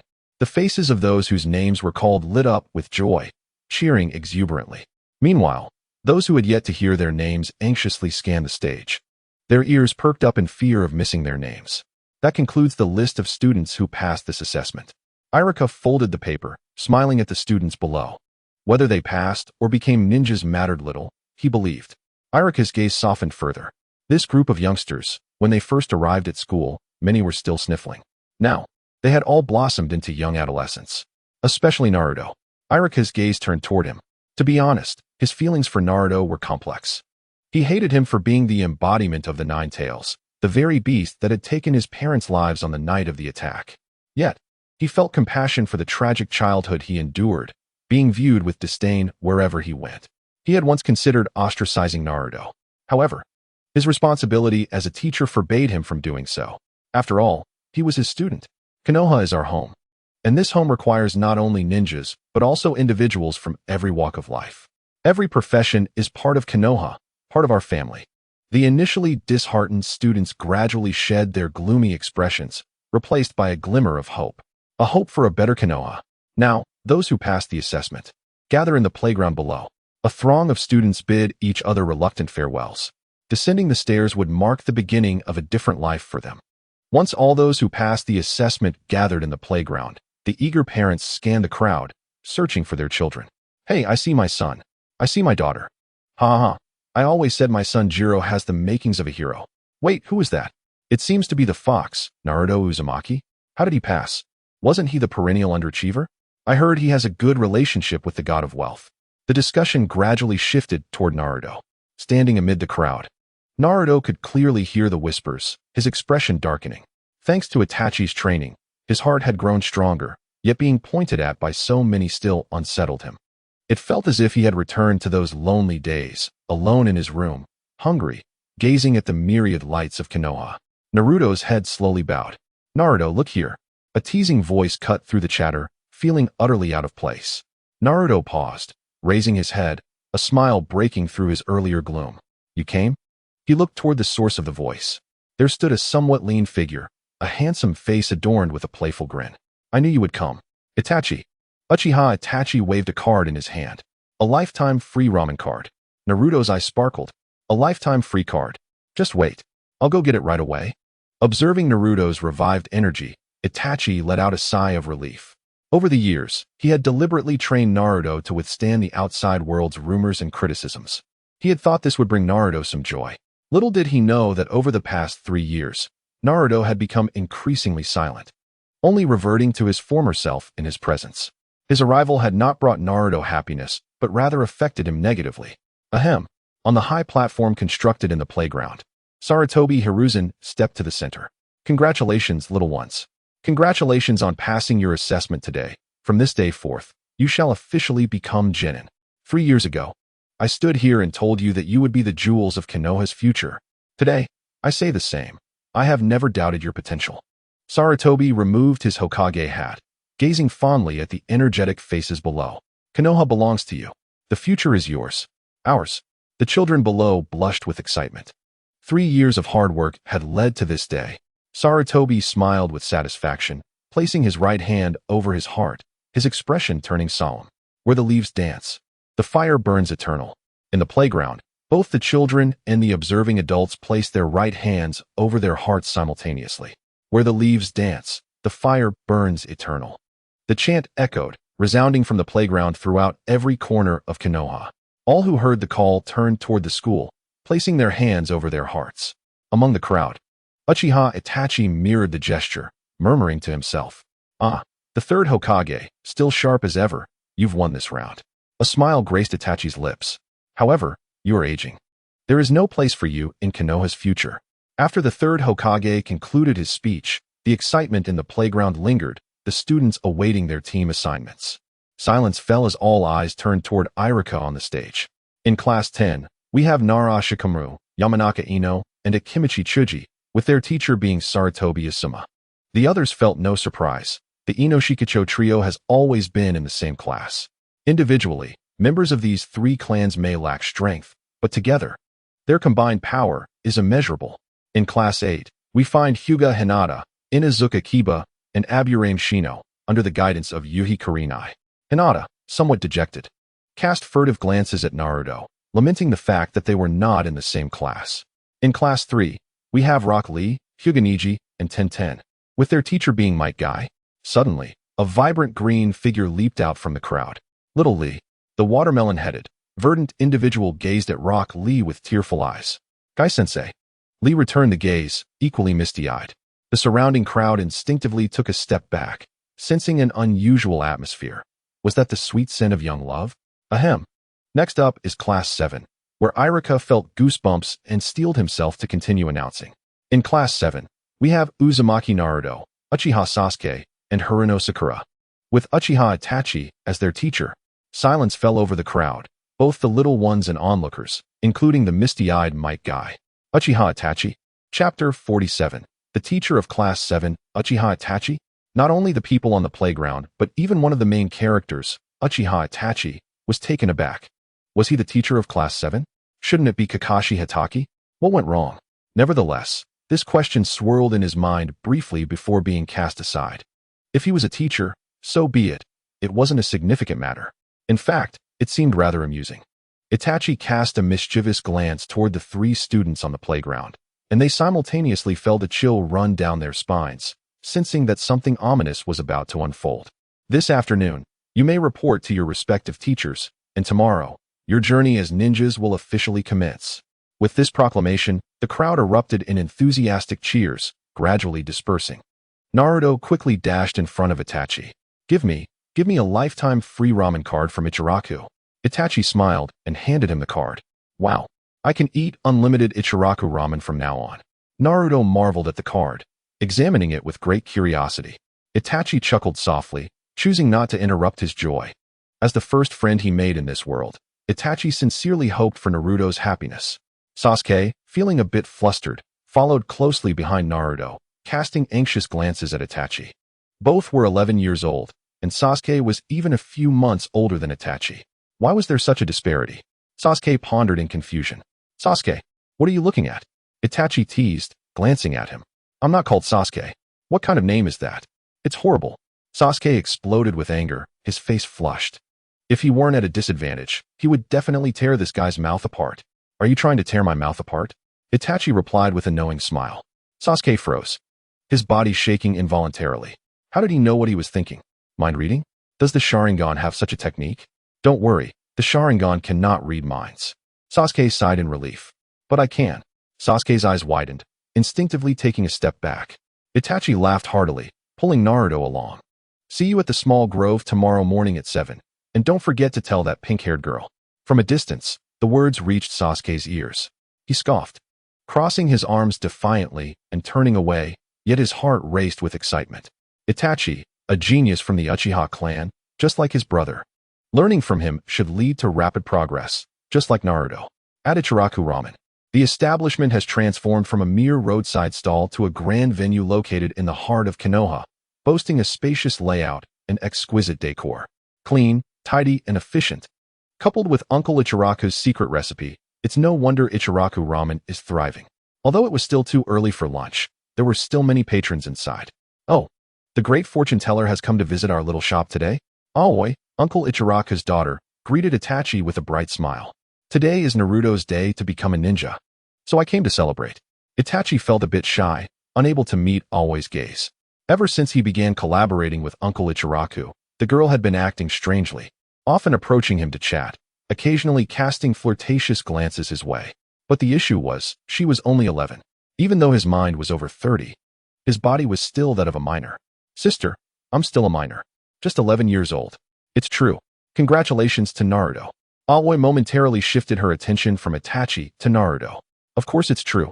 Naruto proudly lifted his chin, having a decent relationship with Aoi since he often followed Itachi around, sharing food and becoming familiar with her. Then I'll personally cook a luxurious ramen dish for you today. With that, Aoi hurried into the kitchen. The two found a place to sit. Itachi, I didn't expect you to be my teacher, Naruto said, beaming. I didn't expect it either, Itachi replied with a smile. He felt indifferent about being a teacher, as he had already been instructing Naruto in some capacity. It was just a matter of having 2 more students. However, the implications behind this situation were far from simple. Itachi gazed out the window toward the Hokage building. Conflict is about to begin. What do you plan to do with us tomorrow, Itachi? Itachi rubbed his chin thoughtfully. What shall we do? Like Kakashi, perhaps we could engage in a bell-grabbing exercise? That seems a bit cliché. Before Itachi could respond, a figure had already settled beside them. Congratulations, Naruto. Itachi pulled out an exquisitely crafted shuriken from his pocket. I wasn't sure what you would like, so I just bought some ninja tools. After all, you are officially a ninja now. Naruto gleefully accepted the shuriken. Thanks, Itachi. Itachi ruffled Naruto's hair and turned to Itachi. I heard you're the teacher of class 7 now? Itachi shrugged. Yeah, I just found out today. Itachi smiled knowingly. Becoming a teacher means you have to leave the Umbu. If I have to leave, then so be it. The Umbu does not hold any allure for me. As long as Shursui remains in the Umbu, they will maintain control over it. His presence or absence in the Umbu is inconsequential. It seems the 3rd Hokage has already begun his moves. He has been making moves for a while now. Itachi chuckled nonchalantly. Over the past 3 years, the 3rd Hokage has tested him more than once, even assigning him many false missions with the aim of gauging his depth. Unfortunately, he was quite familiar with the 3rd's character. The 3rd was unable to discern the depths of his capabilities. What should be our next course of action? Itachi pondered, realizing that they could not afford to sit idly by. The 3rd Hokage is no ordinary figure. He is the longest-serving Hokage. Just this fact alone made Itachi cautious. Next, let Shursui take action. The plan can commence. A glimmer ignited in Itachi's eyes, a surge of combat spirit rising within him. Finally, that plan can get underway. All right, I understand. I'll notify Shursui. After a brief exchange, Itachi took his leave first. Had it not been for the news of Itachi becoming Class 7's teacher, he would likely still be at home waiting for Sasuke to return. After all, today marks the day when his beloved Idudu becomes a ninja. Jing, are you Itachi? And Shursui concealing something from me? This was a question Naruto had long wanted to ask. For the past few months, the 3 of them had been enigmatic, withholding many matters from him. Uchiha Jing gazed at Naruto, stating, "It's not that we wish to hide things from you, but you are not yet ready to engage with such matters." Naruto lowered his head in melancholy. Indeed, both Itachi and Shursui possessed formidable strength and could assist Jing. While he still had a long way to go, he stared at his own belly, pondering if mastering such power would grant him the qualification to aid Jing. Chapter 48. No snatching bells, but a group brawl. Early the next morning, 3 figures awaited in the small grove. Where's Naruto and Jing? Didn't he say he'd arrive by 7? Sasuke anxiously paced back and forth, glancing at the path where not a single figure appeared. Exactly. How can someone who can't even keep his own word become our teacher? Sakura cast an admiring glance at Sasuke, then angrily chimed in. Naruto was not surprised. He had been astonished yesterday when Jing mentioned 7 o'clock. Given his understanding of Jing, could he really wake up early? Impossible. It was utterly inconceivable. Even during missions, he would sleep until naturally awakened. Let alone now. If you don't want to wait, you can head back. Sasuke paused, contemplated, and sat down. He had no intention of leaving. Waiting a little longer was trivial compared to becoming stronger. Sasuke, why don't we go ahead? I'm quite hungry. Sakura expressed her dissatisfaction, rubbing her growling stomach. We aren't going. Sasuke slightly closed his eyes. Seeing that Sasuke would not engage with her, Sakura fumed, that darn Uchiha Jing. Turning her gaze to Naruto, her frustration escalated. Hey, go buy us something to eat. Naruto was taken aback, pointing to himself. Me? Yes. Who else would it be? Hurry. Naruto looked at Sakura's lovely face, feeling a pang in his heart. With a sigh, he turned toward the path. In his memory, Sakura should not be acting this way. What are you doing? A figure suddenly appeared in front of Naruto. Jing. Naruto raised his head, recognizing a familiar face. What are you up to? Naruto glanced back at Sakura, contemplating. I'm hungry and want to buy breakfast. Are you hungry? Uchiha Jing's piercing gaze bore into him. Naruto felt a tightening in his chest. That gaze again. It had revealed his lies countless times throughout the past 3 years. Yes, Naruto replied, mustering his courage. He knew that lying in front of Jing would result in punishment, but having developed a tough skin over the years, he had grown accustomed to it. Sakura will probably struggle with it, Jing scoffed, shifting his attention to the other 2. Sasuke, startled, hurriedly ran to Jing's side, while Sakura hesitated but eventually followed. So, Naruto said he was hungry, is that correct? Jing questioned the two. Sasuke pondered, glanced at Sakura, and resolutely shook his head. Brother said that regardless of the mistakes made in front of Jing, as long as you admit them, it won't be a big deal. But if you lie, right? I told him not to go, but he insisted. It's infuriating. Sakura tossed the blame onto Naruto. He shot her a disappointed glance. Oh, is that so? Then there will be consequences for you, Naruto. Naruto lowered his head. The entrance exam was originally meant to be a simple bell-snatching exercise, just for fun.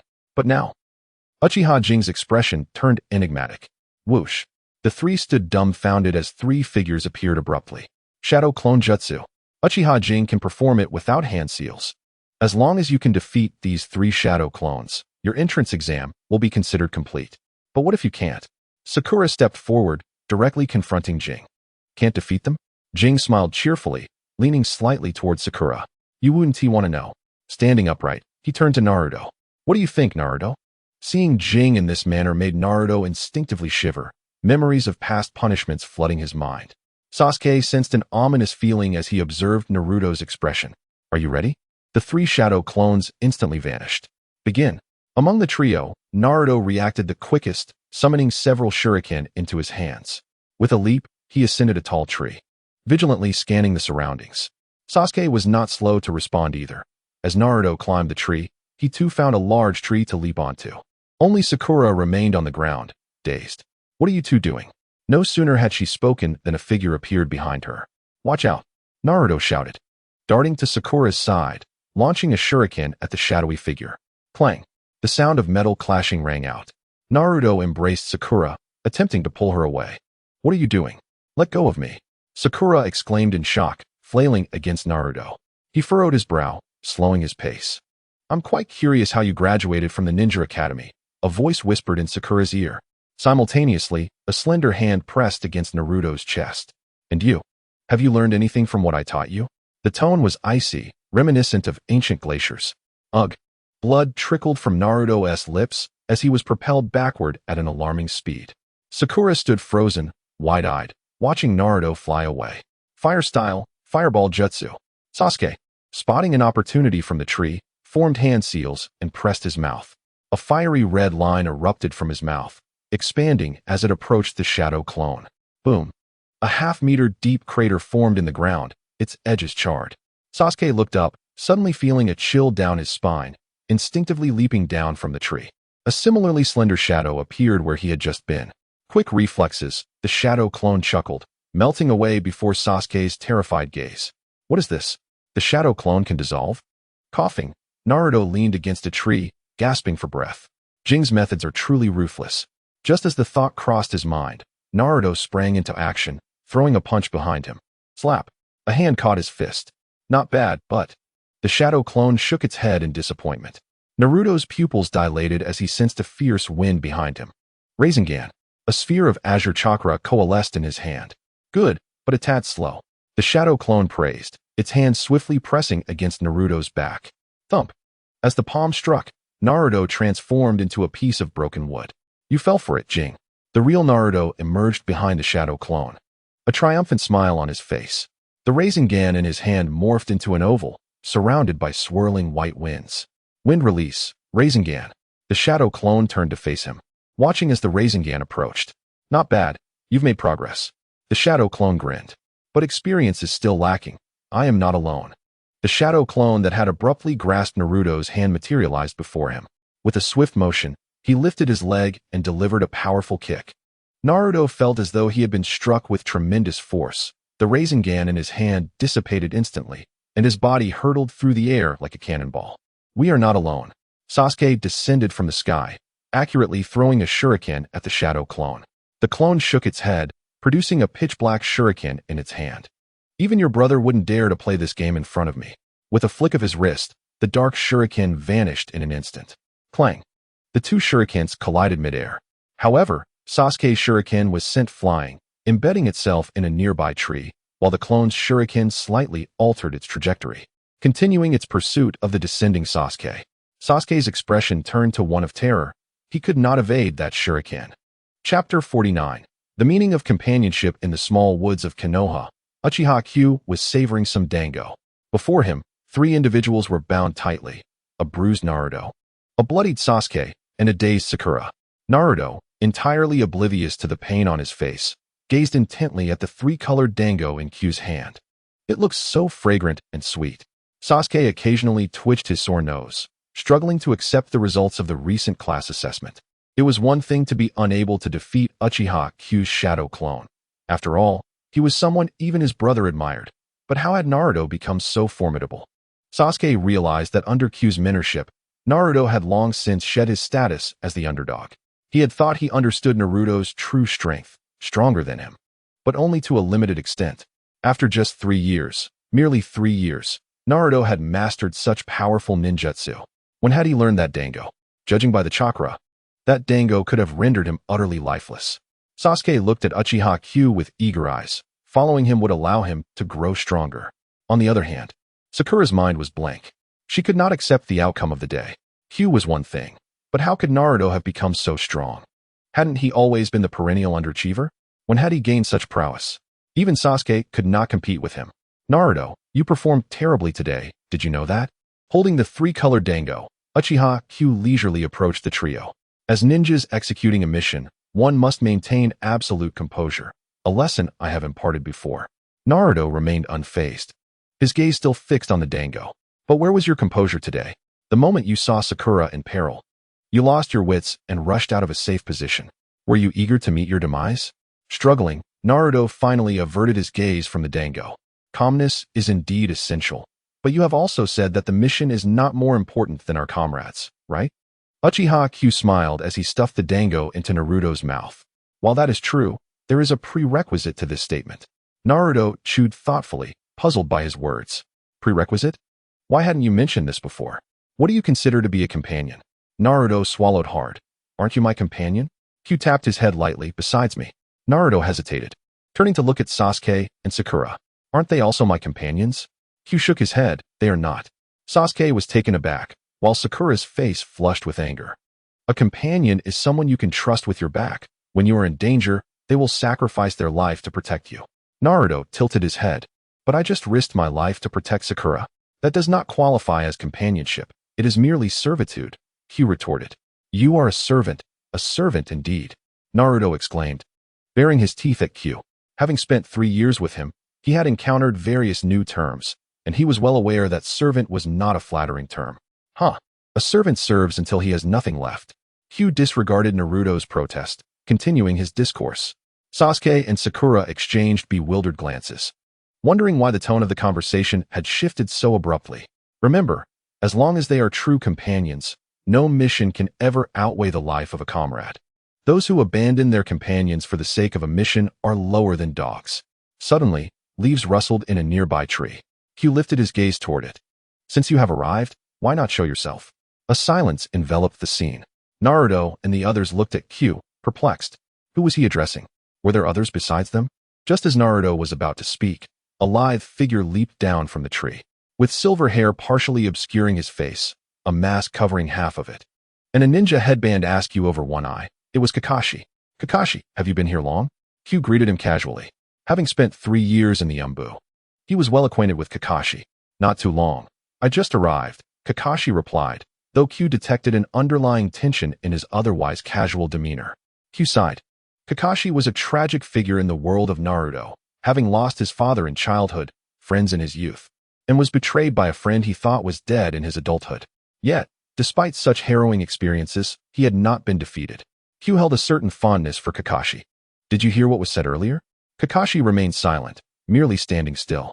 Regarding your predecessor, Kakashi, Kyu began, but Kakashi raised his hand to interrupt. I am here to inform you that, effective immediately, you are no longer part of the Umbu. With that, Kakashi tossed a piece of paper and vanished from sight. Kyu received the paper and shook his head. As for Shin Uchiha, only he could overcome his burdens. Others would only add to his troubles.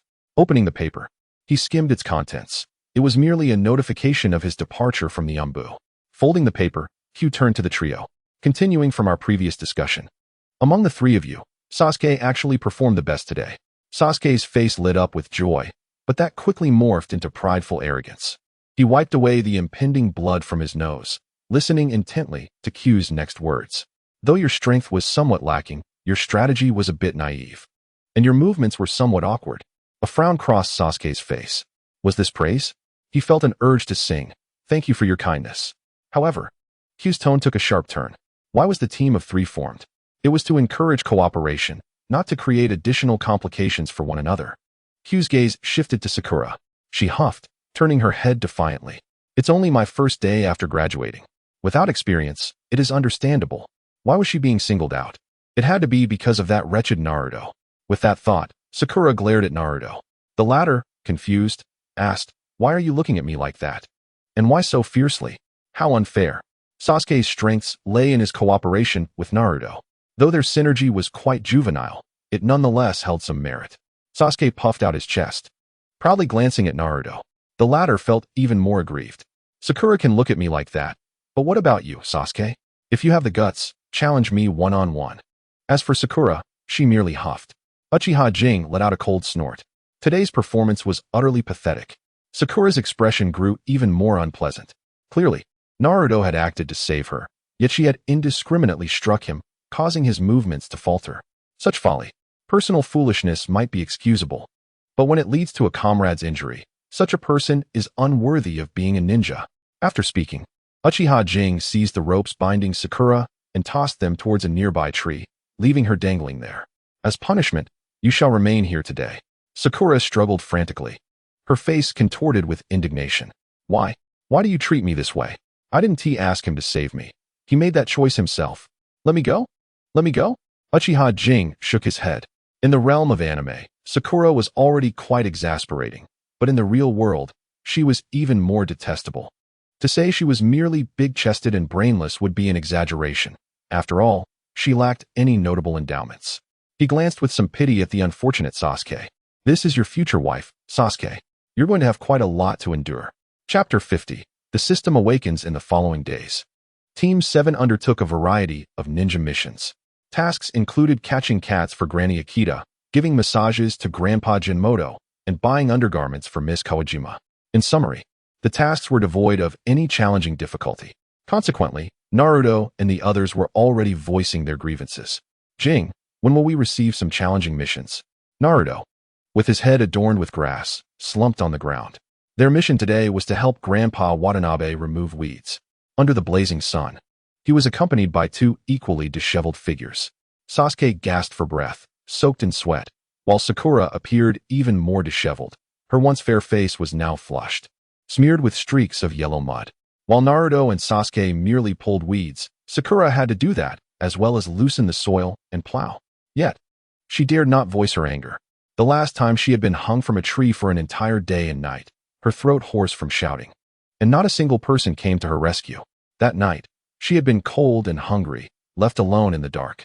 After that experience, she was both fearful and awed by Uchiha Jing, never daring to defy him again. A few meters away, Uchiha Jing reclined comfortably on a makeshift rocking chair, a large umbrella shielding him from the scorching sun. After sipping some chilled juice, he sighed contentedly. "I'm asking you, Jing." Witnessing this scene, the three of them were infuriated. Naruto dashed up to him and snatched the juice from his hand, intending to throw it to assert his dominance. But the icy sensation made him choose to drink it all in one go. Refreshing. Sasuke and Sakura gazed enviously at Naruto. "That looks so delicious and thirst-quenching. What kind of challenging mission do you desire? You're merely Jinin, after all." Uchiha Jing shrugged helplessly. "Yet we can't be assigned trivial tasks every day. Look at this mess." Naruto was exasperated. "Don't worry, it should be soon."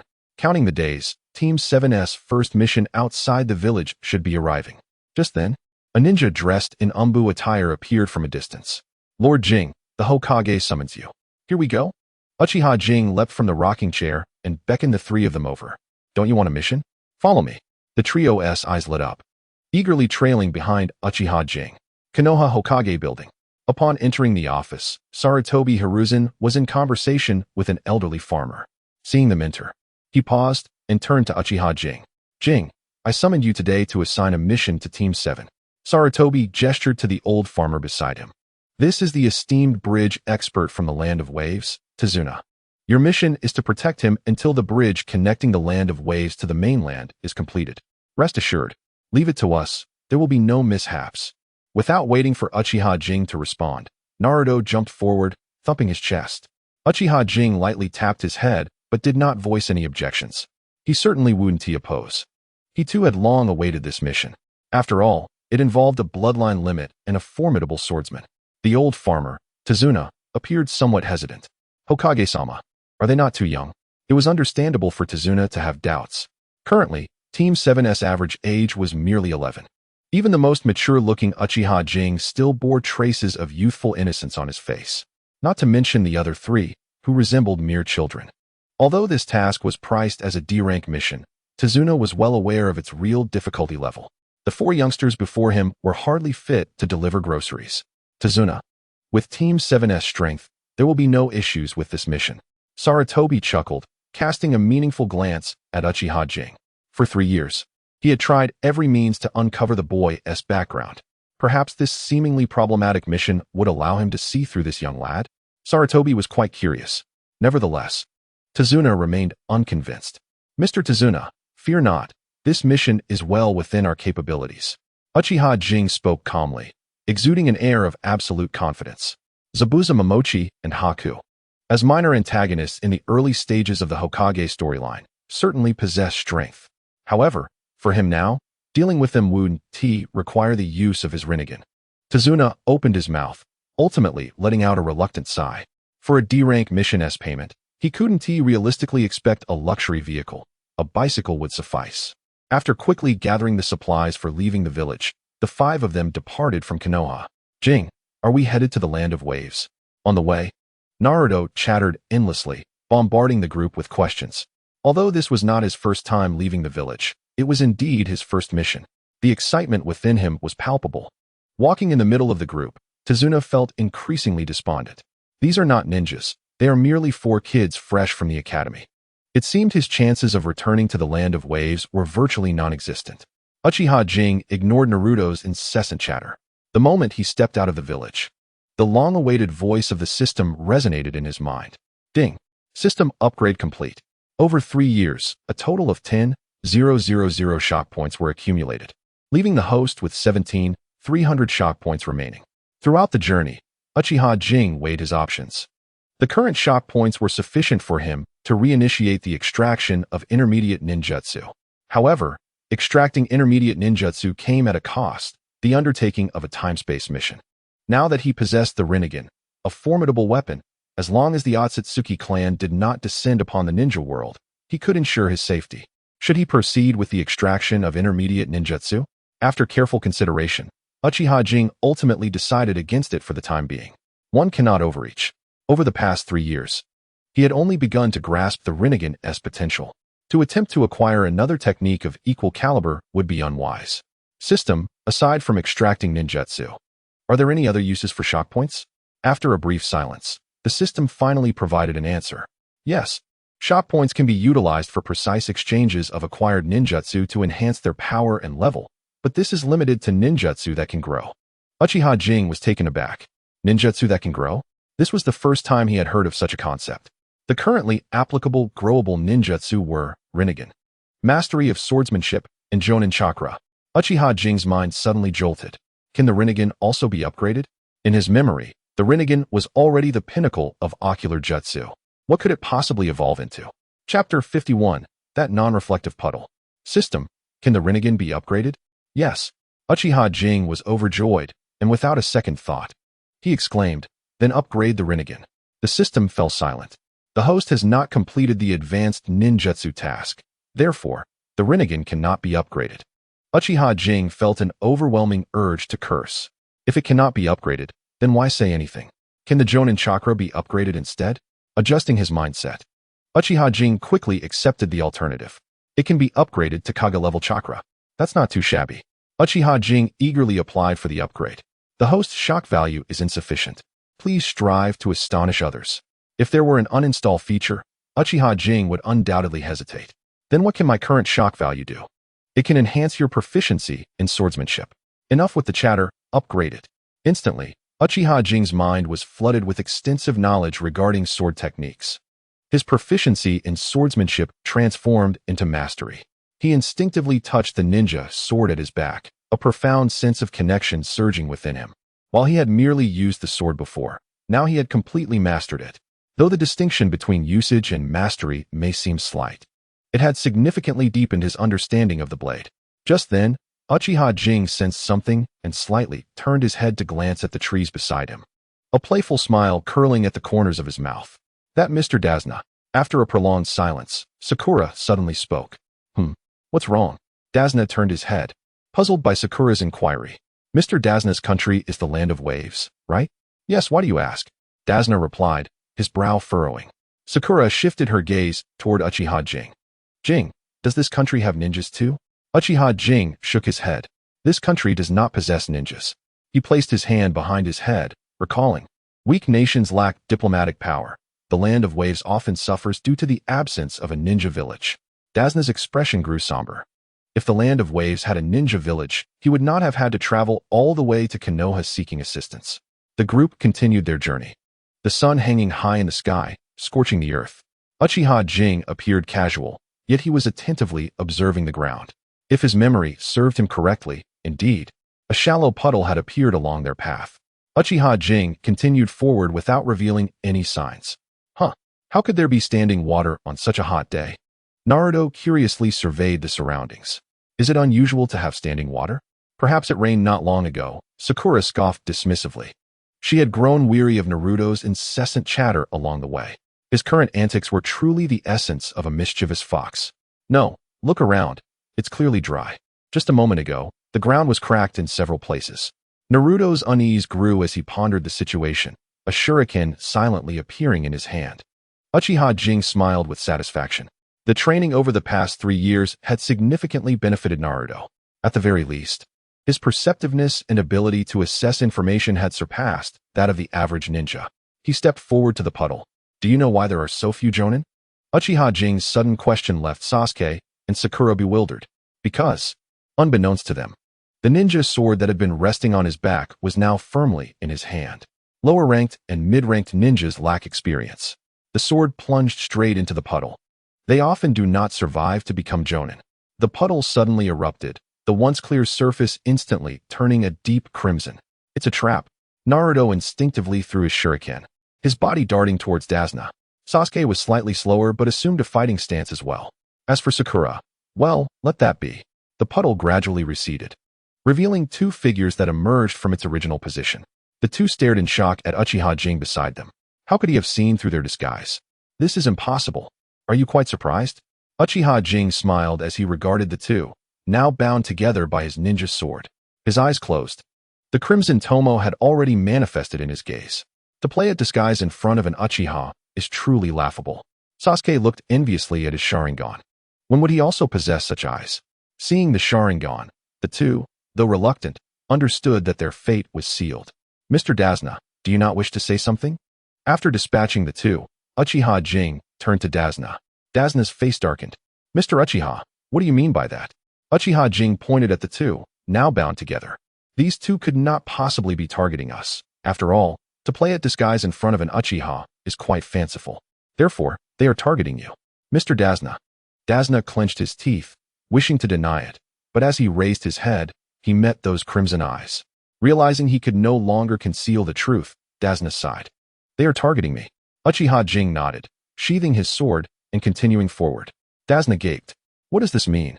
Aren't you going to ask more?" Uchiha Jing was more aware of the plot than anyone else. Should he inquire further like Kakashi in the original storyline? Never mind. His time was far too precious. The group fell into a contemplative silence as they resumed their journey. Along the way, Sasuke frequently glanced at Uchiha Jing, appearing as if he had something to say but hesitated. "If you wish to ask something, just ask." Uchiha Jing did not look back. Sasuke's eyes brightened. "I want to know how your Sharingan awakened. Why have I not awakened mine yet?" "Ah, my Sharingan." Uchiha Jing gazed skyward at a 45-degree angle, feigning grandeur. Of course, it was awakened by the system. However, he could not divulge that information. "You wouldn't want to know. As for why you haven't awakened yours, perhaps it is because Itachi loves you too much." Sasuke was perplexed. How was his lack of awakening related to his brother? Uchiha Jing opted not to clarify. This was a topic he had once discussed with Itachi. Initially, he had planned to use Genjutsu to induce Sasuke's awakening. After all, he was one of the 2 main protagonists in the Naruto world. and it would be unwise for him to remain so ineffective. Unfortunately, Itachi had vehemently opposed this. He did not wish for his little brother to suffer any harm, not even through illusions. Uchiha Jing was indifferent to this. Protagonists always have their own paths to tread. Even without his intervention, Naruto and Sasuke would grow. Such is the nature of the protagonist's halo. As the five of them arrived in the land of waves by boat, Dasna became increasingly taciturn. He did not believe that their adversaries would so easily give up. Surely, greater dangers awaited him ahead. Whoosh, whoosh, whoosh. An exaggeratedly large sword spiraled toward them. Uchiha Jing cast a casual glance, remaining still. At the same time, Naruto completed his Rasengan, a sky-blue chakra coalescing in his hand. Beside him, Sasuke swiftly formed hand seals, bringing his hands to his mouth. Wind release, Rasengan. Fire release, great fireball technique. Accompanied by the piercing sound of the wind, the Rasengan was released, directly colliding with the large sword, while the 1-meter-wide fireball surged toward the direction behind the sword. Uchiha Jing was pleasantly surprised by their teamwork. Not bad at all. Chapter 52, Versus. Momochi Zabuza. The great sword collided straight with the spiraling sphere, altering its trajectory and embedding itself into a nearby tree.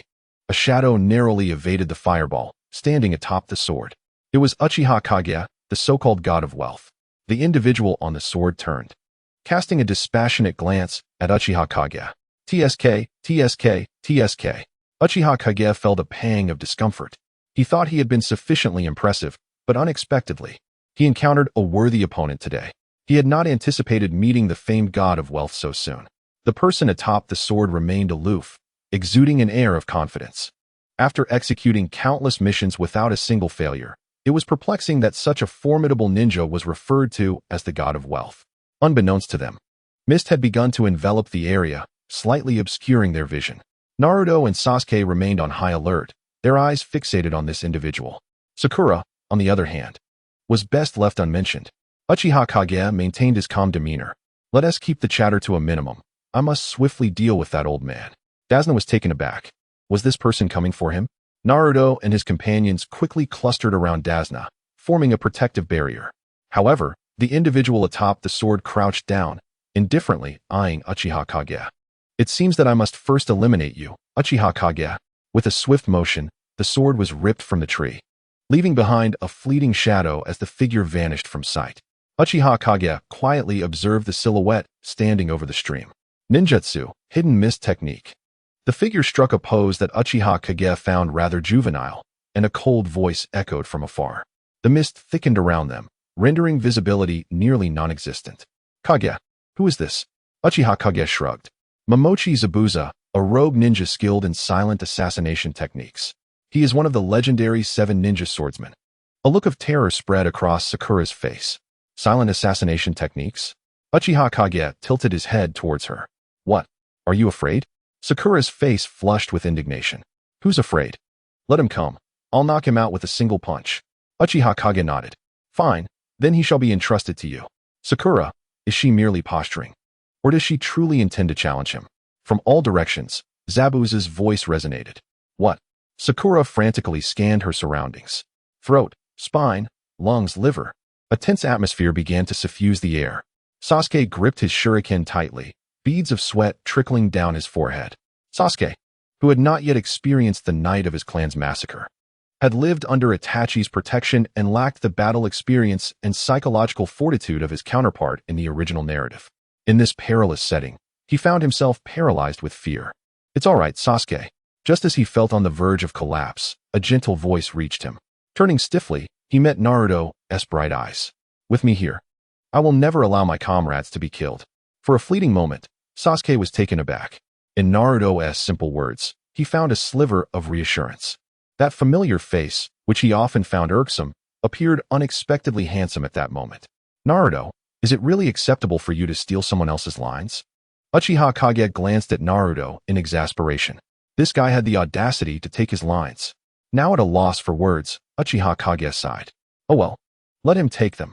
After all, there was no need to flaunt superiority in front of them. No sooner had he finished speaking than his figure vanished from sight.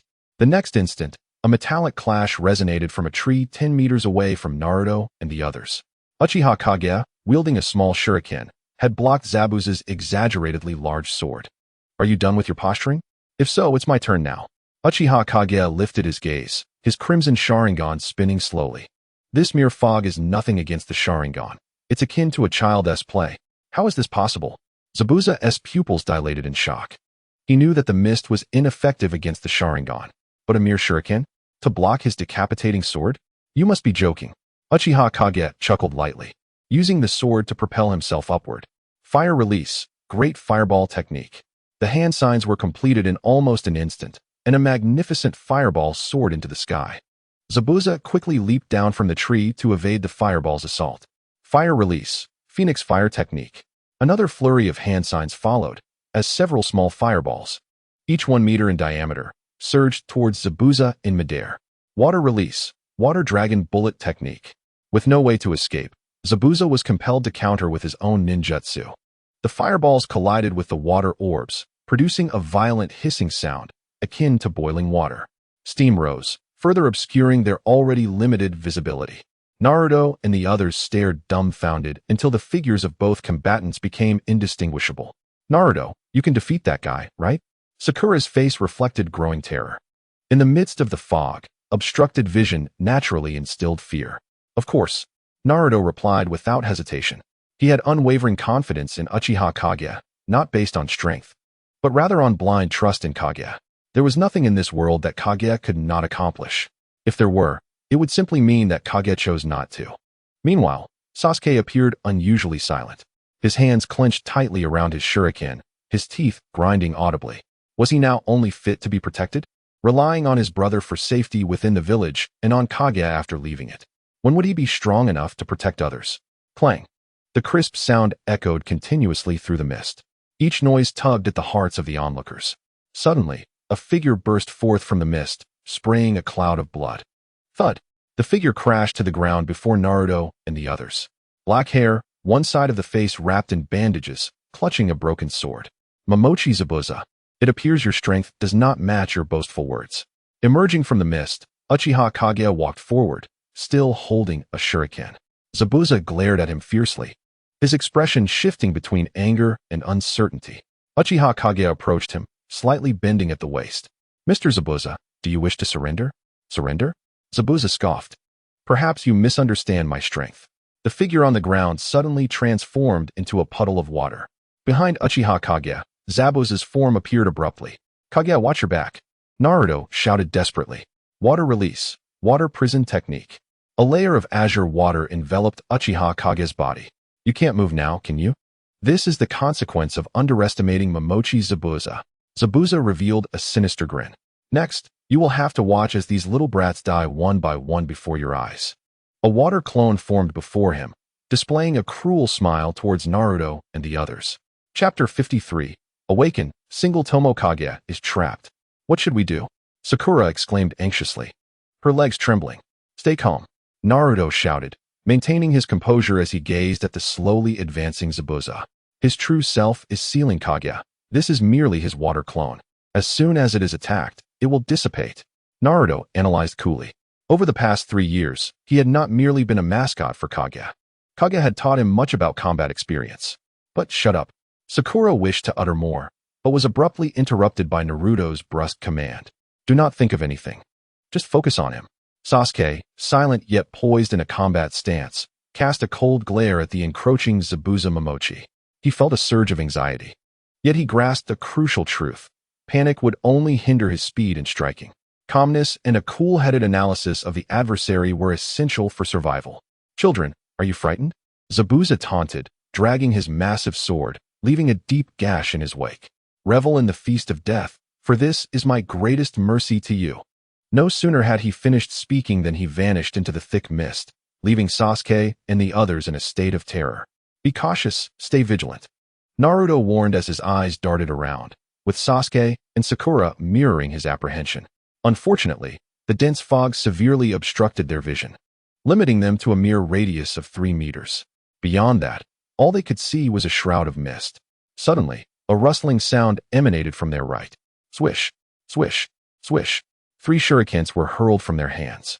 Your aim is rather poor, a sinister voice echoed among them. Naruto's pupils dilated in shock, He was among them. Without a moment to ponder, he formed a basic Rasengan in his hand. As he turned to unleash it, Zabuza sidestepped, narrowly evading Naruto's attack. Decent fighting instinct, but alas, too inexperienced. Zabuza retaliated with a swift kick, sending Naruto flying due to his loss of balance. Clang! Sasuke exerted all his strength, blocking Zabuza's blade aimed at Naruto with a shuriken. The shuriken shattered upon impact, and Sasuke deftly rolled, just managing to evade the blade's edge. Fire-style, fireball jutsu. As he landed, Sasuke completed the hand signs, pressing his palm to his mouth. A fireball, 1 meter in diameter, surged towards Zabuza. Not bad, Zabuza acknowledged, pulling a dazed Sakura in front of him, grinning as he did so. No, Sakura screamed in a piercing voice, watching as the fireball struck her squarely in the chest. Die! Naruto, having appeared behind Zabuza, launched a punch aimed at his groin. It has been said that any technique capable of defeating an opponent is a good one. Cunning little brat. Zabuza's face contorted with rage as he kicked backward, striking Naruto squarely in the face. Boom. Naruto instantly transformed into a broken piece of wood. You fell for it. Zabuza sneered as another Naruto emerged from his left side, fists clenched tightly. Simultaneously, Sasuke's figure appeared on the right. With a disdainful grunt, Zabuza swung the unconscious Sakura as a weapon toward the two boys. Seeing Sakura in Zabuza's grasp, both Naruto and Sasuke instinctively held back. Caught off guard, they were both flung away by the makeshift weapon that was Sakura. As they hit the ground, each quickly rolled to their feet. We cannot continue like this. Sakura is in danger. Naruto worriedly glanced at the unconscious girl. Sasuke frowned. He had no affection for this thoughtless girl, yet he was reluctant to harm her. We should. Naruto whispered conspiratorially into Sasuke's ear. The more Sasuke listened, the more his brow furrowed. Isn't that a bit despicable? He could not condone Naruto's plan. It was simply too underhanded. Jiraiya once said, whether a cat is black or white, a good cat is one that catches mice. Upon hearing Jiraiya's name, Sasuke begrudgingly agreed, albeit with gritted teeth. What are you two scheming about? Zabuza chuckled as he observed them.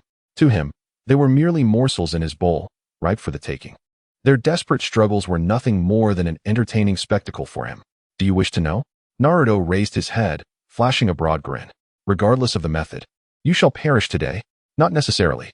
Naruto charged at Zabuza with fervor. Zabuza was momentarily taken aback. Is he seeking death? If so, let me grant you your wish. He cast aside the unconscious Sakura, swinging his sword towards the oncoming Naruto. Naruto appeared oblivious to the danger, charging straight towards Zabuza's blade. He truly desires to end it. Zabuza stood immobile, watching as Naruto collided with the sword. Bang! A cloud of white mist erupted as a piece of wood struck the blade. Meanwhile, two spinning kunai hurtled towards Zabuza. A mere trick, how laughable! Zabuza scoffed, swinging his sword downward and cleaving one of the kunai in half. The deflected kunai collided with another shuriken, altering its trajectory. A slight tilt of his head allowed another shuriken to whiz past Zabuza's ear. So, do you have any further plans? He mocked, eyeing Sasuke. Sasuke shrugged. Take a guess. There's a prize for the correct answer. Zabuza blinked in confusion. What do you mean? Are you surrendering? Or wait, where's that blonde brat? Looking for me. A cheerful voice chimed from behind him. Before he could turn, a sharp pain surged from his back. Invincible secret art. 1,000 years of pain. Naruto crouched behind him, hands clasped in a sword-like gesture, delivering a swift upward thrust. What a wretched brat. Zabuza fumed, turning around. But alas, bang. A puddle of water splashed onto the ground. Ha! We did it, Naruto exclaimed, leaping joyfully and waving to Sasuke. A smile crept onto Sasuke's face as well. Indeed, they had triumphed. Without relying on their brothers or anyone else, they had defeated one of the legendary 7 ninja swordsmen. Zabuza Momochi, even if it were merely a water clone. In the midst of their celebration, Naruto's expression suddenly shifted. Sasuke, be careful. Alarmed, Sasuke instinctively sidestepped. Thud. He froze. He distinctly heard the sound of something piercing flesh. Why did he not feel pain? Turning in confusion, he found Naruto had appeared behind him, arms outstretched, looming over him. A massive blade pierced through his chest, emerging from his back. Scalding blood splattered across Sasuke's back. Naruto. Sasuke gasped. His mouth agape as he struggled to articulate the name. Naruto turned to face him, revealing his signature smile. Run. Sasuke watched helplessly as the blade protruded from Naruto's body. Grief, Pain and despair overwhelmed him. His mind felt as though it would explode, that impending sense of collapse driving him to madness. Naruto took that blow for me. Why? Why must it be like this? Why am I so weak? Images from his past flashed before him. Being sheltered by his brother, protected by Jiraiya upon leaving the village. And now, once more, by Naruto. Why? Sasuke clawed at his hair, his eyes wide with terror, blood vessels bursting in his pupils. This is not how it should be. It shouldn't be like this. Tears fell to the ground, saturating the earth. Little brat, do you feel despair now? Zabuza's figure loomed before Naruto. As he slowly withdrew the blade from his chest, blood flowed like a river from Naruto's back. Suddenly, Zabuza found the blade stuck, unable to pull it free. Confused, he looked down to see Sasuke, head bowed, his disheveled hair obscuring his face. With both hands firmly gripping the blade of the executioner's sword, the young boy was told not to rush. His turn would come soon. The cruel smile of Momochi Zabuza revealed his disdain. You shouldn't treat him this way. Sasuke slowly lifted his head. Shouldn't? Huh.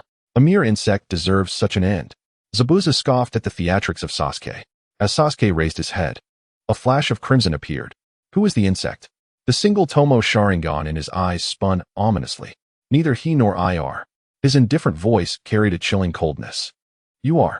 Chapter 54. The advancing pillar. Zabuza's face displayed surprise.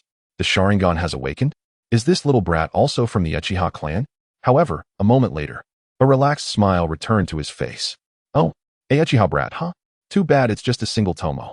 In a flash, Zabuza released the executioner's sword. In the next instant, his figure appeared to Sasuke's right. Die, you insignificant insect.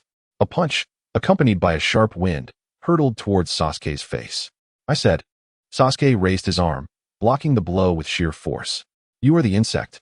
A streak of crimson arced as Sasuke's youthful fist struck fiercely against Zabuza's chest. Die! A roar erupted from him. Sasuke's fists left trails of afterimages, battering Zabuza's body backward repeatedly. With a splatter, more water pooled on the ground. Sasuke's head hung low, obscuring his expression, only revealing tears that dripped into the earth. Naruto, why are you crying? Don't tell me as a ninja you lack this little resilience? A gentle voice came from beside him. A warm hand rested on his head. Sasuke looked up through tear-filled eyes, meeting Uchiha Itachi's gentle smile. In an instant, Sasuke's composure shattered. Tears streamed unabated down his face as he fell into Itachi's embrace. So this is the painful price of awakening the Sharingan. No wonder. No wonder my brother never told me how to awaken it. No wonder Itachi was reluctant to share his experience. Naruto, he saved me. Sasuke helplessly gazed at Itachi, then turned to look at Naruto, who lay quietly on the ground. Blood stained the earth beneath him. Do you understand the meaning of comradeship now? Itachi asked, devoid of worry for Naruto. What good is understanding? Sasuke stared vacantly at Naruto's still form. Growth comes at a price, some cost you can bear, while others will haunt you for a lifetime. Itachi, I cannot bear such a cost. As he spoke, Sasuke's once rosy cheeks turned pale. As a ninja, this is what you must endure. So, grow strong quickly, strong enough that no one can harm those you care about. Itachi released Sasuke and walked straight toward Naruto. Grow strong, Sasuke murmured. Stronger than everyone else. Itachi approached Naruto's lifeless body, hands in his pockets. Under Sasuke's shocked gaze, he kicked Naruto's body. Itachi, what are you doing? Ugh. The lifeless Naruto suddenly sprang up, clutching his chest, glaring angrily at Itachi. Itachi, what are you doing? Do you want to kick me to death? Serves you right for playing dead. Itachi snorted, turning away. Zabuza's attack had indeed inflicted serious damage on Naruto. But compared to the Vortex clan's formidable healing abilities, it was not enough to be fatal. Moreover, there was a certain bug residing within him. And Naruto. Sasuke stared in shock at the resurrected Naruto, momentarily speechless. Good morning, Sasuke. Naruto flashed his signature smile and waved at Sasuke. After a long pause, Sasuke wiped away his tears, forcing a grim smile. You should stop smiling, Naruto. Naruto's lips twitched. It's just too ugly. Sasuke's smile froze, and then he dashed forward. Who are you calling ugly, you fool? Watching the playful banter between them, Itachi couldn't help but smile wryly. Meanwhile, Zabuza remained dumbfounded. He glanced back at Itachi trapped in the water prison, and then at the Itachi standing with Naruto and the others. What is going on? How can there be two Uchiha Itachis? Twin brothers? I've never heard of that. Hey, Naruto also noticed the Itachi in the water prison. Itachi, how come you? Itachi shrugged. At that moment, 2 more Itachis sprang from the trees. I'm rather lazy, usually relying on shadow clones for battle.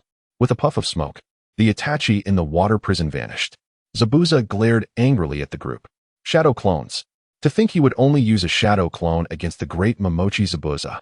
What an utter humiliation. Enraged, Zabuza trembled with fury. Don't get so worked up, Itachi waved dismissively. Anger harms the body, especially the kidneys. If a man's kidneys are weak, nothing will go well for him. The moment those words left his mouth, Zabuza's anger intensified, nearly causing him to explode. Die. As Zabuza charged towards him, Itachi patted Sasuke on the shoulder. It's up to you now. Sasuke was taken aback. Turning to face the approaching Zabuza, his single Tomo Sharingan began to spin rapidly. No problem. Sasuke stepped forward, facing Zabuza. Hand seals flew as he completed the jutsu in an instant. Fire release, great fireball technique. With the Sharingan's enhancement, the world around him transformed completely. He could clearly perceive Zabuza's movements and the chakra flowing within him. The once easily dodged great fireball was now released precisely where Zabuza was vulnerable. Zabuza sneered, swinging the executioner's sword to split the fireball in 2. In the face of absolute strength, the Sharingan is but a joke. Die, little brat. He leaped into the air, raising the executioner's sword high. Yet Sasuke remained unfazed, darting towards him like lightning. The massive blade could unleash tremendous power, but it also had its weaknesses. As Sasuke closed the distance, Zabuza felt discomfort. The wide-ranging attacks were the sword's forte, requiring space to execute. Sasuke had keenly exploited this, closing in. Thus, the massive executioner's sword became a burden for Zabuza. With a kick to Zabuza's chest, Sasuke used the momentum to flip. In midair, he quickly transitioned his hand seals. Fire release, great fireball technique.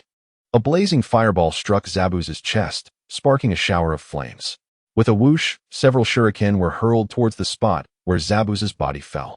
Sasuke landed steadily, and at the same time, an oddly shaped ninja tool appeared in his hand. Wind shuriken. The wind shuriken unfurled like a razor, transforming into a massive shuriken. With a fierce whoosh, it hurtled towards Zabuza. Bang! A flurry of strikes left Zabuza overwhelmed. By the time he landed, his body was already in tatters. With his chest scorched black, breathing heavily, Zabuza's expression shifted, revealing the toll of the battle. From initial disdain to careful consideration, he found himself puzzled. A pair of Sharingan, albeit merely the single Tomo variant, had inexplicably bestowed such immense enhancement upon this young boy. This situation was rather troublesome. Chapter 55. The emergence of White the Insect's series of swift attacks drained Sasuke significantly. However, bolstered by his tsundere disposition, Sasuke crossed his arms and wore a look of disdain. If one were to overlook his pale and frightening complexion, he might even exude a certain charm.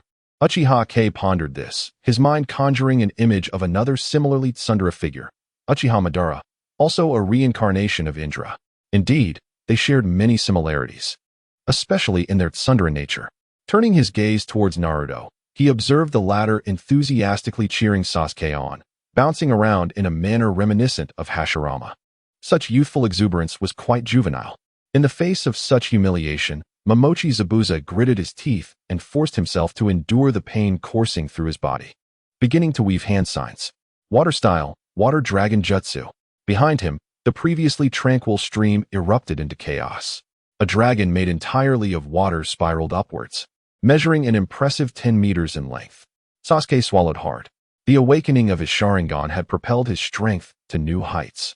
Yet it couldn't conceal the fact that he was still merely a genin. He had already reached his limit.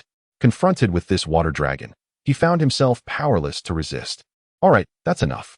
A hand rested on his shoulder as Uchiha stepped forward, positioning himself in front of Sasuke. Leave the rest to me. The 3 tomo of his Sharingan spun mysteriously as Kei stood before them, resolute like an insurmountable mountain. Die! A furious roar echoed as the water dragon surged towards Uchiha. Fire style, great fire annihilation. Kei tilted his head back sharply and unleashed a torrent of flames, engulfing the sky in a fiery curtain. In comparison, Zabuza's water dragon appeared as a mere serpent. Upon contact, it was instantly vaporized. While the inferno continued to spread towards Zabuza. Was this truly the extent of Kei's power? Sasuke stared in a daze at the vast sea of flames. lost in profound contemplation. Naruto, however, exhibited no surprise. He was all too familiar with Kei's capabilities.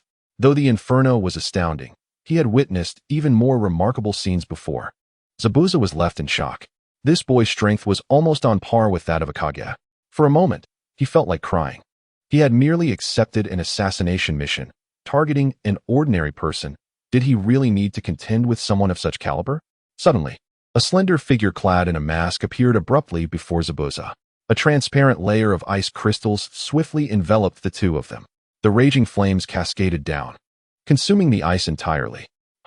Wasn't there someone besides Zabuza just now? Naruto curiously surveyed the blazing inferno. Sasuke frowned slightly. His Sharingan allowed him to perceive more clearly than Naruto. Indeed, a figure had appeared before Zabuza, employing a peculiar ninjutsu to shroud both of them. Would such a vast inferno even be effective against it? Sasuke mused silently. Uchiha Kei observed the burning flames calmly. Has this bloodline limit finally made its entrance? Just then, the inferno began to transform. A layer of pristine ice gradually spread, swiftly covering the flames. An oval-shaped sheet of ice formed where Zabuza had previously stood. Kei. Sasuke looked up at Uchiha Kei. Through his Sharingan, he discerned that the ice layer enveloping the flames contained formidable chakra. This chakra felt peculiar. Crack. The oval ice layer began to crack open, revealing a figure emerging from within. Meanwhile, Zabuza lay silently on the ground, lifeless. The figure wore a mask of the Mist's Umbu, with long hair cascading down. I am from the Mist's Umbu, tasked with retrieving Zabuza's corpse. As the figure spoke, they approached Uchiha Kei and the others. A corpse? Has that guy already died? Naruto, bewildered, began to lower his hostility towards this individual. Sasuke, however, remained vigilant, sensing something amiss about this person. Uchiha Kei regarded the approaching figure with amusement. Just like in the anime, a fake death to escape. White. So, you are from the Mist's Umbu. Kei feigned sudden realization. Zabuza is a rogue ninja from the Mist. I sincerely apologize for the trouble caused. As White approached Kei, he bowed in apology. No worries, we have suffered no losses. Kei scratched his head, smiling innocently. Naruto instinctively distanced himself from Kei, eyeing him suspiciously. Was this guy trying to deceive them? I will take Zabuza's corpse back to the Mist, White declared, turning to return to the body. Wait, Kei interjected cheerfully. White turned back, puzzled. You see, Zabuza was defeated by us, right? White hesitated, struggling to comprehend the implication but instinctively nodded. His bounty is quite substantial. Since we defeated him, it rightfully belongs to us, doesn't it? Kei's grin resembled that of a cunning fox. White was taken aback. Bounty? Aren't you leaf ninjas?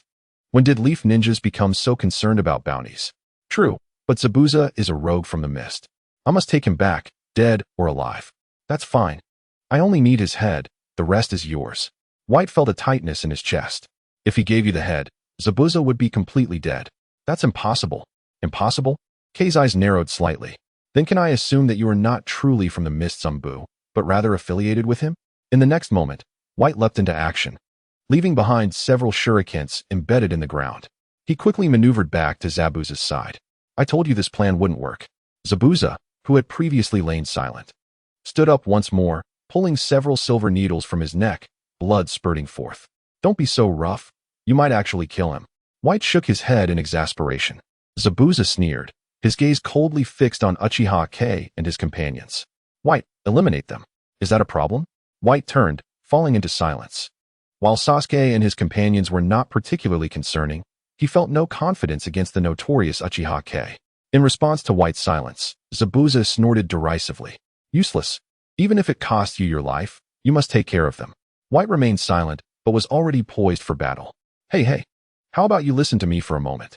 Kei said, slightly displeased, tilting his head as he stepped within 10 meters of the two. We really don't need to fight to the death, do we? White turned to Zabuza. Is it really unnecessary? Zabuza, dragging his massive blade, glared at Kei with arrogance. You, sir. Kei shook his head. In the next instant, he appeared before Zabuza, a kunai pressed against his throat, blood trickling down the blade. Chapter 56. The emergence of the Rinnegan having power and arrogance is called dominance. The audacity of the weak is nothing short of self-destruction. The once languid gaze of Uchiha Jing suddenly transformed, sharp and brimming with intensity. Bai, standing to one side, was taken aback. When did his speed become so astonishing? Momochi Zabuza was initially stunned, but soon, that defiant expression reappeared on his face. Come, show me if you can kill me. Uchiha Jing. Bye. I have witnessed arrogance before, but Uchiha Jing's level of audacity is unprecedented. In the anime, while Momochi Zabuza is indeed defiant, he at least possesses intelligence. How does this one seem so mindless? Could this be a false Momochi Zabuza? Swish. Just as Uchiha Jing was momentarily distracted, a cunning glint flashed in Momochi Zabuza's eyes. In the next instant, the body that was once pinned by a kunai at the throat transformed abruptly into a puddle of water. Water release. 1,000 killing water surge. Bai reacted swiftly.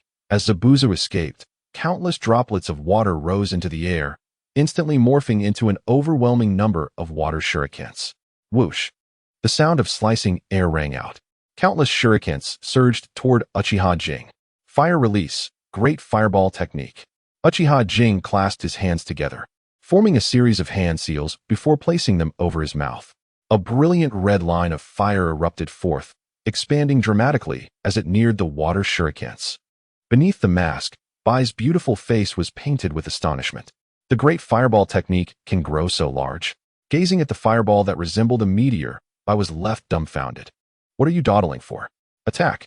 Momochi Zabuza roared from a distance atop a large tree. Bai finally snapped back to reality. The enormous fireball was now perilously close. Ice release. Ice rock fortress. Bai slammed his hands onto the ground. A solid wall made entirely of ice materialized before him. Boom. The fireball collided with the ice wall, unleashing a wave of energy. The searing heat clashed against the absolute cold, with both forces counteracting one another. Flames diminished, ice melted. Moments later, apart from a vast expanse of steam, nothing remained. Was that just ice release? Naruto exclaimed, his eyes wide with disbelief, pointing at Bai. It's a bloodline limit. Sasuke analyzed calmly. Is this thing really that powerful? The concept of bloodline limits fell into Naruto's realm of ignorance. Powerful. Every bloodline limit is formidable, Sasuke replied cautiously. No sooner had he spoken than both saw the so-called powerful by being held by Uchiha Jing by the throat with a single hand. Sasuke, Naruto. Naruto secretly glanced at Sasuke. This guy seems a bit rustic. This is what you call powerful? Sasuke felt so embarrassed he could dig a hole with his foot. Ahem. Bai coughed painfully, shock evident in his eyes. This Uchiha is truly formidable. Bai pointed his toes toward Uchiha Jing's chest, managing to free himself from his grip. Upon landing, Bai swiftly placed one hand on the ground. Ice release. Demonic mirror ice crystals. Instantly, dozens of transparent ice crystals emerged from the ground, encircling Uchiha Jing. Bai's figure mysteriously vanished. Simultaneously, dozens of transparent ice crystals displayed Bai's silhouette. He was compelled to use this technique. The large tree's Momochi Zabuza also exhibited surprise. The demonic mirror ice crystals are Bai's trump card. To resort to such measures so early in the battle indicates that even Bai does not hold an advantage over Uchiha Jing. Trapped within the ice crystals, Uchiha Jing stroked his chin. This technique. The same one that made Sasuke and Naruto suffer in the anime. However, this technique holds no significance for me. Surrender. I do not wish to kill you. Bai spoke hollowly from within the ice crystals. Oh, Uchiha Jing replied with a playful smile. Should I sing a song then? Bai paused. Sing a song? Is this really the time for singing? Thank you for listening. Uchiha Jing whimsically placed his hands atop his head, forming a heart shape. If it weren't for the immense pressure Uchiha Jing exerted, I might have mistaken him for a fool. Enough of this game. Having relaxed momentarily, Uchiha Jing lowered his head, obscuring Bai's line of sight.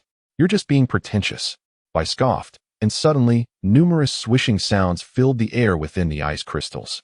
It is over, Bai declared coldly. No one has ever survived being trapped by his demonic mirror ice crystals, not even an Uchiha. Over?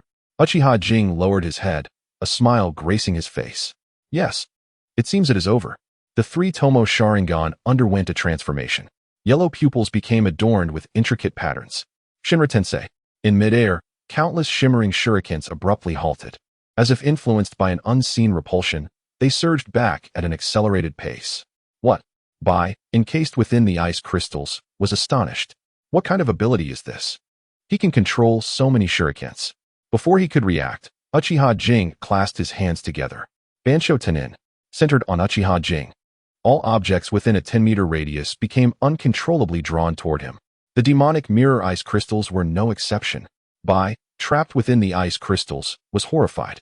Attempting to leap out, he found himself utterly immobilized. As the ice crystals converged before Uchiha Jing, a smile blossomed on his face. 5 seconds. Just perfect. Shinra Tensei. The demonic mirror ice crystals abruptly halted, the gravitational pull instantaneously transforming into a powerful repulsion. Crack. Each demonic mirror ice crystal shattered under the transition from attraction to repulsion. And Bai, concealed within the ice crystals, was subsequently exposed. Uchiha Jing seized Bai by the neck once more.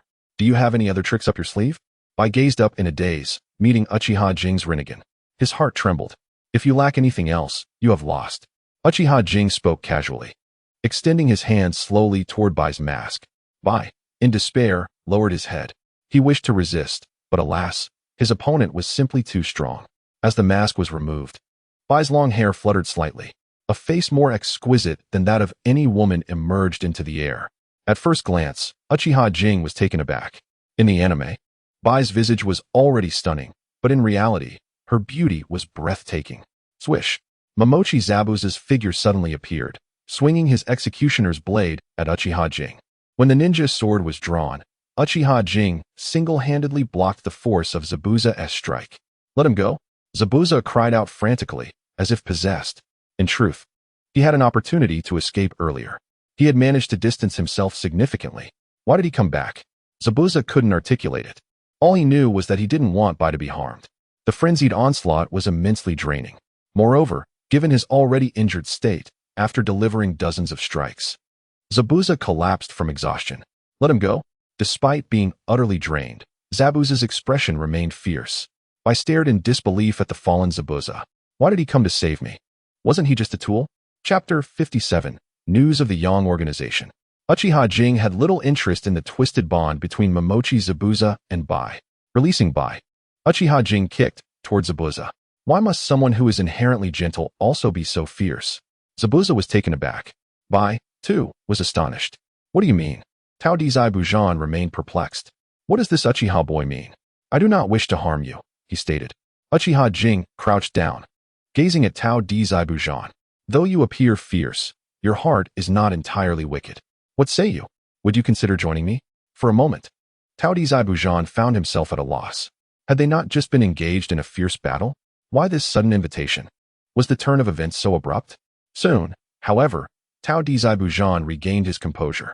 Join Konoha? Humph, would Konoha accept rogue ninjas? Uchiha Jing shook his head. It is not about joining Konoha. A peculiar expression flashed across Bai's face. Konoha seeking to recruit him, yet not to join Konoha? Bai's expression grew odd. Are you familiar with the village of Twilight? Tao Dizai Bujan was taken aback. He had heard of this village. Rumored to have been destroyed 3 years ago by an organization known as Yang, only to be rebuilt later by unknown hands. In 3 years, the village of Twilight had flourished, allegedly established by Orochimaru, one of the legendary Sannin of Konoha. I believe it would be a fitting place for you. While Tao Dizai Bujan contemplated this, Bai furrowed his brow. Yang organization, you say? What of it? Do you think the village of Twilight is unsuitable? Observing Bai's frown, Uchiha Jing grew curious. He was not surprised by Tao Dizai Bujan's dissent, but Bai's disagreement seemed inconsistent with his character. No, Bai pondered, explaining. The Yang organization sought us out not long ago. Uchiha Jing suddenly stood upright, his gaze intense. They sought you? Yes, Bai recalled, his expression darkening. There were 5 of them, each possessing the strength of a jonin. Uchiha Jing's eyes narrowed. Indeed, only the Yang organization could muster such power. Their missions were executed by a lineup of jonins. Each wore a mask, inscribed with the character for Yang on their foreheads, certainly the Yang organization. What was their intention in seeking you? Uchiha Jing frowned. 3 years prior, the Yang organization had committed mass slaughter for secret jutsu. In the interim, they had seemingly vanished, devoid of any intelligence within the ninja world. Now, they re-emerged, targeting Tao Dizai Bujan and Bai. What could their intentions be? Bai shook his head. I do not know. They merely wish to take me back. Take you back? Uchiha Jing's mind raced, swiftly grasping the Yang organization's motives. To retrieve Bai was to claim his bloodline limit. First, the secret jutsu, now the bloodline limit. The ambitions of the Yang organization were grand indeed. Uchiha Jing contemplated, while Bai quietly conversed with Tao Di Zaibujan. Impossible. I will not agree. Enough. Bai, you must remember your identity. Bai's countenance darkened. He was acutely aware of his identity. As a child, he had vowed to become Tao Di Zaibujan's weapon. Throughout the years, he had upheld that promise, remaining the sharpest tool in Tao Di Zaibujan's arsenal. However, their dispute disrupted Uchiha Jing's thoughts. Cease your quarrel. Joining the village of Twilight will grant you what you desire, Uchiha Jing declared, his irritation palpable. The reappearance of the Yang organization vexed him.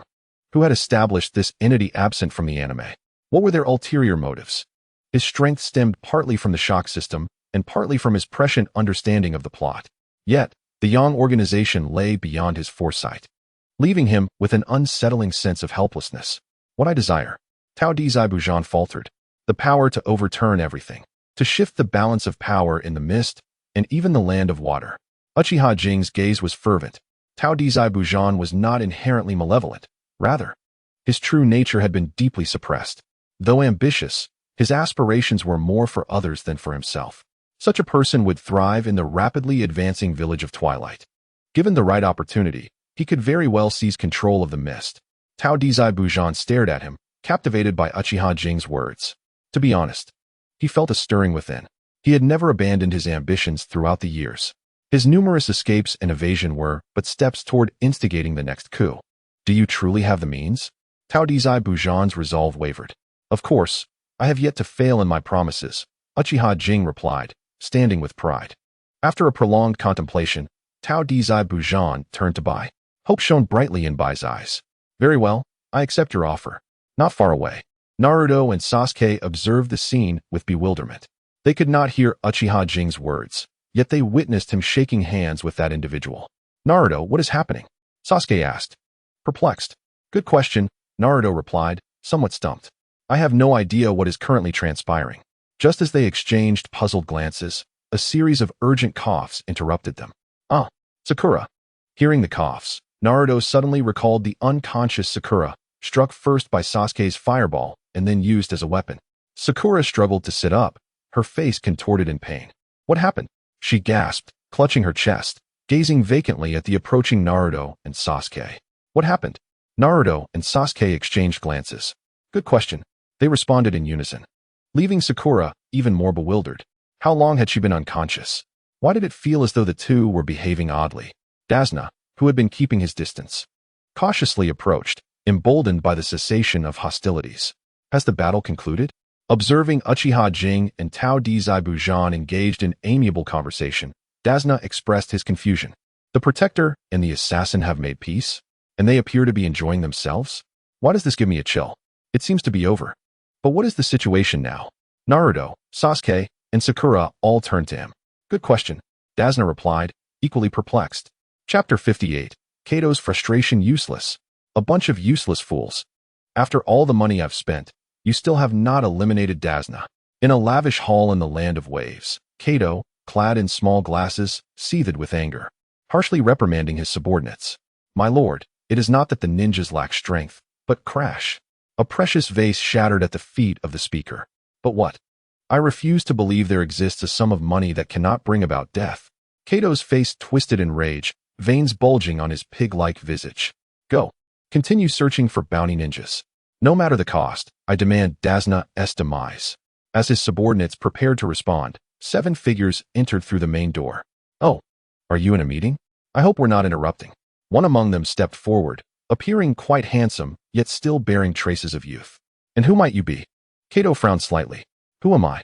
Uchiha Jing chuckled, gesturing toward Dasna, who resembled an old farmer. You have long sought to kill him, have you not? I have brought him to you. Kato followed his gesture and, indeed, saw Dasna, the very man he had long desired to eliminate. Dasna, how dare you come here? Kato sneered, clapping his hands. His demeanor exuded confidence, but unfortunately, the hall remained eerily silent. Where are the others? Where has everyone gone? Kato appeared somewhat dazed, then clapped his hands a few more times, yet no one entered. The scene grew increasingly awkward. No need to clap. Your subordinates won't have a chance to come in, spoke the cold voice of Momochi Zabuza, wielding a menacing executioner's blade. Momochi Zabuza? Kato was taken aback once more. Wasn't this the assassin he had hired to eliminate Dazna? Why was he here with these people? Among them was even his assassination target. With years of business acumen, Kato was no fool. He quickly grasped that the situation had taken a turn. Observing Kato's silence, Uchiha Kage stepped forward with a smile. I am Uchiha Kage from Konoha, tasked with the protection of Mr. Dazna. Konoha. Uchiha. Kato's pupils dilated. While he was wealthy, he knew that even the richest must bow to power. And Konoha was a force to be reckoned with. The name Uchiha echoed like thunder. After a long pause, he asked, "What is your purpose?" It was clear to him that this young man was the leader of the group. The objective is simple. You must not interfere with the bridge Mr. Dazna is constructing. That is impossible. Kato rejected the idea without a second thought. His business revolved around controlling maritime imports and exports. And it was this unique monopoly that afforded him his current status and wealth. Once Dazna's bridge was completed, his monopoly would be utterly obliterated. It was a matter of life and death. Impossible? That's fine. I am not here to negotiate, Uchiha Kage replied with an innocent smile. Naruto and Sasuke instinctively moved away. This guy is trying to trick him. Uchiha Kage glanced back at Momochi Zabuza, who instantly understood and menacingly approached Kato, dragging his exaggerated executioner's blade across the ground, sparking as it scraped. What do you intend to do? Kato trembled as he looked at the advancing Zabuza, his short legs shifting nervously. Kato, I can give you one more chance. Remember, only once. Uchiha Kage's voice echoed softly. Kato's eyes sparkled with hope. What do you want me to say? You did not agree to my initial request, so now an additional condition must be included. All right. Kato nodded vigorously. Faced with Zabuza's relentless advance, his mental defenses crumbled swiftly. He loved power and wealth, but what good was it if he were dead? First, the bridge Mr. Dazna is building must proceed as scheduled. Kato, steeling himself, nodded painfully. Even without his maritime monopoly, he could still profit with his influence. Second, you must relinquish all your money. Remember, all of it. I do not wish for you to deceive me, for you cannot hide from my gaze. The three-tomo Sharingan appeared in his eyes, slowly and ominously rotating. Kato instinctively wanted to refuse. He could agree to the first demand only because he had a terrifying amount of money to support him. If he gave all his money to Uchiha Kage, how could he survive? Yet, those crimson eyes rendered him incapable of refusal.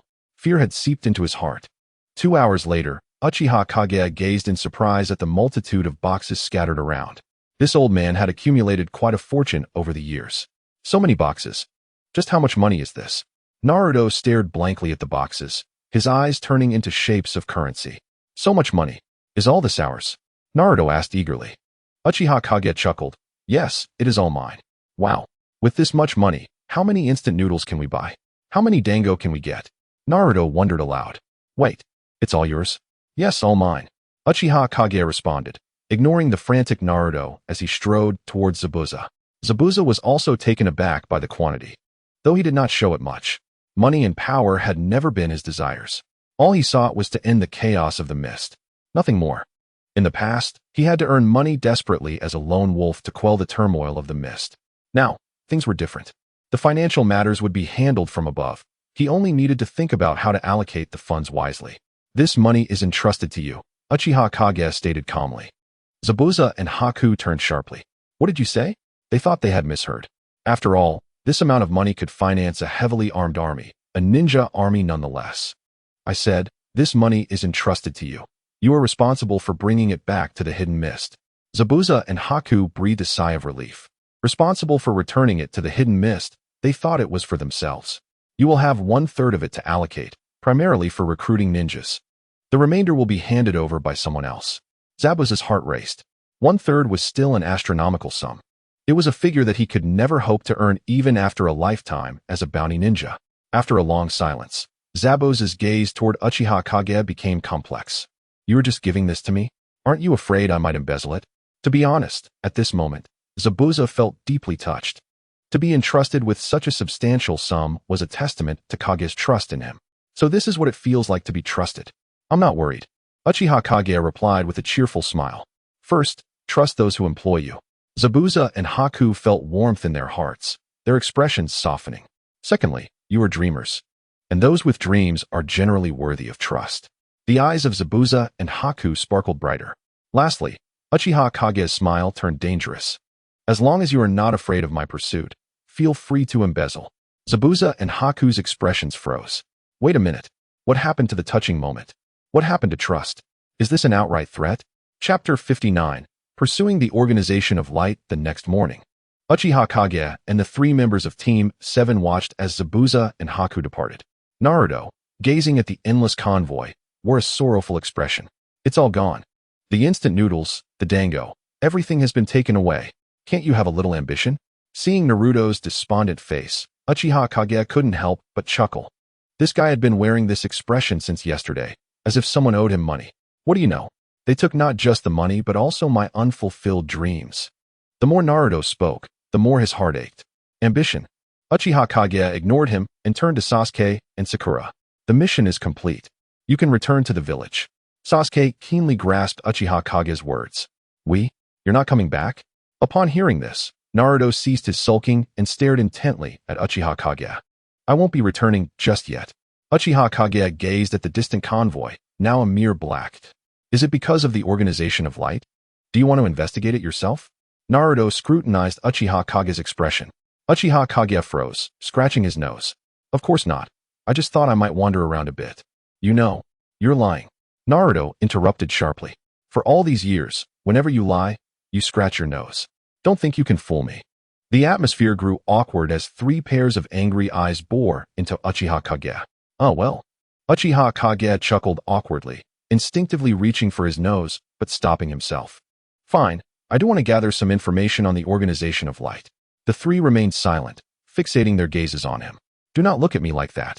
Uchiha Jing awkwardly rubbed his nose. I am here to gather intelligence, not to indulge in leisure. The 4 of us present a conspicuous target. It is all too easy for our whereabouts to be exposed. As he spoke, his voice dwindled, for he noticed the growing ire reflected in the eyes of his companions. You touched your nose again. Uchiha Jing's reluctance to allow the trio to accompany him stemmed not from a fear of exposure, but rather from a suspicion that the founder of the Yang organization might be another individual who, like him, had traversed realms. His own arrival in the Naruto world, along with the possession of a shocking system, was a closely guarded secret, one that even Naruto could not be privy to. The possibility of encountering another time traveler akin to himself stirred a sense of apprehension within him. Jing, I am determined to accompany you, Naruto declared with unwavering resolve. From their childhood, Uchiha Jing had been the first to acknowledge him and the one who cared for him the most. There was no justification for allowing him to venture into danger alone. Indeed, Naruto believed that Uchiha Jing's reluctance to include them was rooted in concern for their safety. If there was a threat significant enough to warrant Jing's worry, how could he possibly allow him to face it alone? I too. Count me in. Sasuke and Sakura echoed, their determination mirroring Naruto's. Sasuke shared Naruto's sentiments, while Sakura, well, let us not delve into that.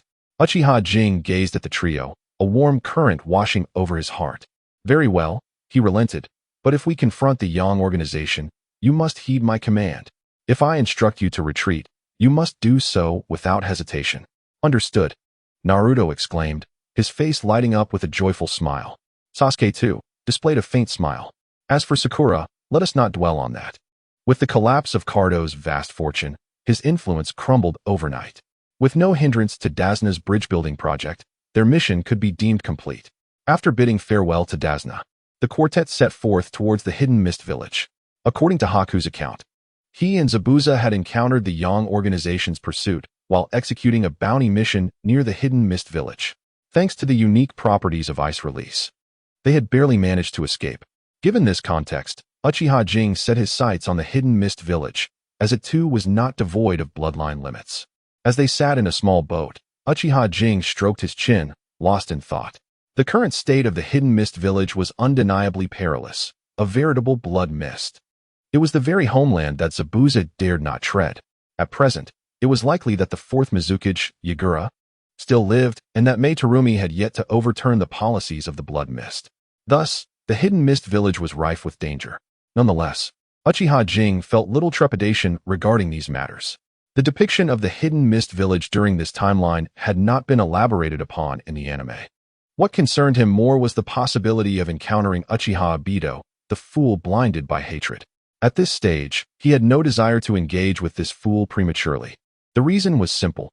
He feared he might be unable to restrain himself from ending the fool's life. The small boat swayed gently as it navigated the waters, and gradually, mist began to envelop the sea. Uchiha Jing stood, gazing into the distance. Through his rinnegan, he discerned the outline of a small island emerging before him. Are we nearing our destination? Jing, the fog is rolling in, Naruto remarked, puzzled. Yes, we are almost there, was the reply. No sooner had he spoken than a noxious, acidic liquid cascaded from the sky. Fire release, great fire annihilation. Uchiha Jing's eyes glinted coldly as he formed hand seals and unleashed a colossal fireball. The great fire annihilation collided with the acidic liquid, dissipating it in midair. Who are you? A small boat materialized before them, upon which stood a graceful figure. Uchiha Jing's brow furrowed. The striking presence and formidable lava release of this individual. Had he encountered her so soon?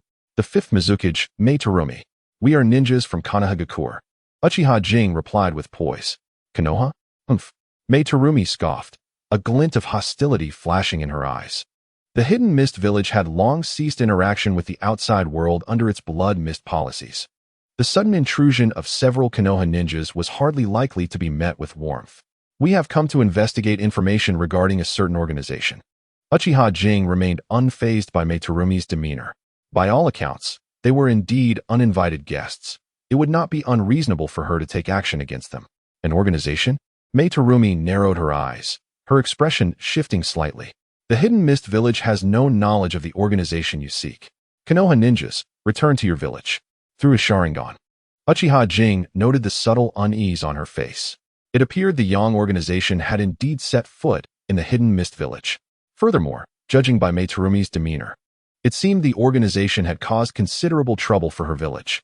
Given that this organization posed a threat to the entire ninja world, could the Hidden Mist Village truly remain unscathed? Uchiha Jing's tone took on a hint of menace. Mei Terumi's initial ire flared as she realized this young man dared to threaten her. However, she quickly suppressed her anger. Recently, a group had intruded upon the Hidden Mist Village, masked and bearing the character Yang inscribed upon their masks. The thought of their strength made her brow furrow deeper.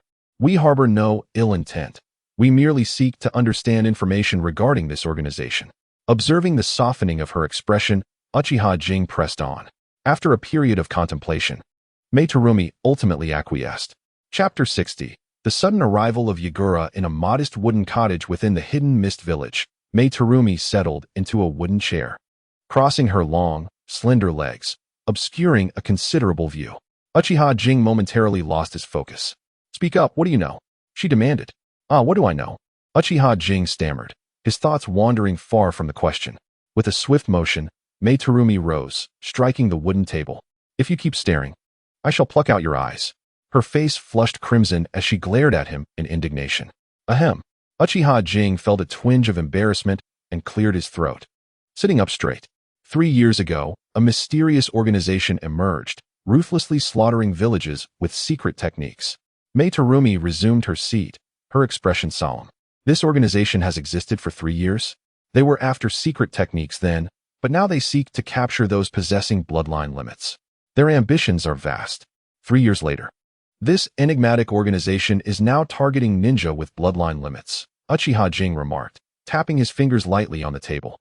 Moreover, there is something peculiar about this organization, he continued. What is it? Mei Terumi inquired instinctively. It appears they possess a considerable number of elite Jonin-level ninjas, which defies logic, Uchiha Jing replied, troubled by this conundrum. Cultivating a single Jonin within a village requires immense effort and resources. Aside from the 5 great ninja villages, smaller ones might not even manage to produce one. Yet, the Yang organization boasts a plethora of them. This is illogical. Mei Terumi furrowed her brows. This aligns with the group that intruded upon the Hidden Mist Village recently. They numbered 15, each possessing the strength of a Jonin. If not for the Hidden Mist Village's deep-rooted history, I might have fallen into their hands. They indeed arrived in the Hidden Mist Village recently. Mei Terumi finally confessed after a lengthy contemplation. There were 15 of them, each wielding the power of a Jonin. A look of realization crossed Uchiha Jing's face. So that is the case. The encounter with Bai and his companions was most likely a matter of chance, with their objective being the formidable Terumi Mei of the Mist Village. After all, possessing 2 bloodline limits is a rarity within the entire shinobi world. Where could they be now? Terumi Mei shook her head. Shortly thereafter, the fourth Mizukage appeared and drove them away. Uchiha Q rubbed his chin thoughtfully. So, the fourth Mizukage, Kagaya Yagura, is indeed still alive. This group is mad. 3 years ago, they slaughtered entire villages for secret techniques. So they would not easily relinquish their pursuit of Terumi Mei. They will undoubtedly return. What is the attitude of the Mist Village towards this organization? Terumi Mei was taken aback. What does that mean? What attitude? Surely, it is one of swift eradication. If the Mist Village also seeks to eliminate this malignant force in the shinobi world, we from Konoha would be more than willing to assist. Uchiha Q smiled innocently. Naruto, Sasuke, and Sakura instinctively took a step back. This guy is trying to trick us. We from the Mist Village certainly share that sentiment. Terumi Mei replied without hesitation. Can you represent your Mist Village? Uchiha Q's question was cunningly posed, probing the current state of the Mist Village while simultaneously assessing Terumi Mei's standing within it. After all, this lady would only ascend to the position of 5th Mizukage 5 years later. She cannot speak for them. A cold, venomous voice emerged from outside the wooden cabin, and the door was violently kicked open. Uchiha Q glanced up. The door kicker was a green-haired boy with violet eyes, a scar resembling stitches beneath his left eye, and an extremely cold demeanor. Are you from Konoha? The boy's gaze, upon noticing their forehead protectors, grew even colder. The fourth Mizukage. A flicker of panic crossed Terumi Mei's eyes as she hurriedly bowed in respect. So, it is the fourth Mizukage. Uchiha Q raised an eyebrow, remaining motionless in his chair. Humph, you Konoha brats have quite a bit of audacity. Kagaya Yagura sneered, advancing menacingly. Audacity? What do you mean by that? Uchiha Q replied with a cheerful smile. After the Third Shinobi World War, the 5 great ninja villages established an armistice. We are merely visiting the Mist Village as guests. Kagaya Yagura scoffed coldly, fixing a frosty gaze upon Terumi Mei. Terumi Mei, did you lead them into the Mist Village? Terumi Mei hesitated, glancing at Uchiha Q. Fourth Mizukage. I am asking you, did you bring them into the Mist Village? Kagaya Yagura's eyes narrowed slightly, a dangerously oppressive aura emanating from him. Cold sweat instantly beaded on Terumi Mei's smooth forehead. Yes, no one understood the terror of Kagaya Yagura better than she did, and no one comprehended his cruelty more. In the Mist Village, no one dared to oppose Kagaya Yagura's words, nor did anyone possess the courage to resist him. This was the authority of the fourth Mizukage within the Mist Village. To privately bring outsiders into the mist is punishable by death. In the midst of Terumi Mei's terrified gaze, Kagaya Yagura's body suddenly sprouted a menacing tail. A frenzied energy surged forth, sweeping in all directions. What a powerful aura! Sasuke felt a shock. This presence brimmed with brutality, sending a chill through his limbs and involuntarily activating his Sharingan. Meanwhile, Naruto reacted differently. His eyes widened in recognition. This aura feels so familiar. Sakura, under the pressure of this overwhelming energy, swayed unsteadily, her face turning ghostly pale. Unlike Naruto and Sasuke, she lacked the vast chakra reserves of the Uzumaki clan and did not possess Sasuke's Sharingan to withstand the pressure. She even contemplated kneeling. Terumi Mei's expression turned grave. She had not anticipated that Kagaya Yagura would arrive so quickly, catching her completely off guard. Among the 4, only Uchiha Q maintained a cheerful demeanor. The Jinchuriki may be regarded as formidable beings by others, but to him, they were merely a jest. Not to mention the Jinchuriki. Even the physical manifestation of the 3 tails would be at the mercy of the Mangekyo Sharingan. Fourth Mizukage, are you attempting to incite war between the Mist and Konoha? Uchiha Q stated with an air of indifference. War? You Konoha scum are hardly worthy. With the chakra of the 3 tails coursing through him, Kagaya Yagura's expression twisted into a snarl, his voice turning hoarse. Perhaps you overestimate the strength of the Mist, or maybe, as Uchiha Q closed his eyes, a sword-like Mangekyo Sharingan materialized. You are overestimating yourself. In the blink of an eye, Uchiha Q appeared before Kagaya Yagura, placing a hand lightly against his chest. What is your opinion, fourth Mizukage? In an instant, everyone in the wooden cabin was engulfed in shock. The Mangekyo Sharingan. Chapter 61. Terumi Mei shocked the Mangekyo Sharingan? Even in a berserk state, Kagaya Yagura was taken aback. You are a member of the Uchiha clan? Uchiha Q tilted his head. Indeed, am I not handsome? Kagaya Yagura. Are all the detestable brats of the Uchiha clan this despicable? Kagaya Yagura paused. Why did he say all? Has he encountered other members of the Uchiha clan besides this brat? As he pondered this, Kagaya Yagura felt a splitting pain in his head. The chakra borrowed from the three tails dissipated in an instant. His body weakened, and Kagaya Yagura stumbled, nearly falling to the ground. Fourth Mizukage, Terumi Mei exclaimed, rushing forward to support him. Let go of me. Kagaya Yagura growled, forcefully shaking off Terumi Mei's hand. Standing upright, he cast a cold glance at Uchiha Q before turning to leave the cabin. What is the meaning of this? He storms in, gets angry, and then just leaves? Naruto and the others expressed their confusion. Yet Uchiha Q was fully aware. Kagaya Yagura was still under the influence of Obito's Jinjutsu, making him exceedingly sensitive to the Uchiha surname. Upon hearing it, there was a possibility he could break free from the illusion. Of course, such a possibility was minuscule. Since the Jinjutsu had been triggered, then the idiot should have realized it, right? In a certain mysterious cave, a figure wearing a spiral mask suddenly opened his eyes. Has Kagaya Yagura's Jinjutsu been disturbed? Has someone from the Uchiha clan entered the mist? The masked man rose, stirring the individual beside him. This person bore an oddly shaped sword on his back and wore the forehead protector of a rogue ninja from the mist, his features reminiscent of a shark. Madara, what is wrong? The masked man shook his head. It is nothing. After a moment's thought, he instructed the other. You should go to the mist village and see if any changes have occurred there.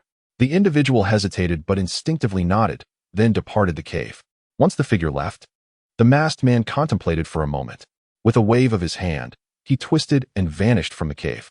Back in the small wooden cabin of the mist village, Terumi Mei looked solemnly at Uchiha Q.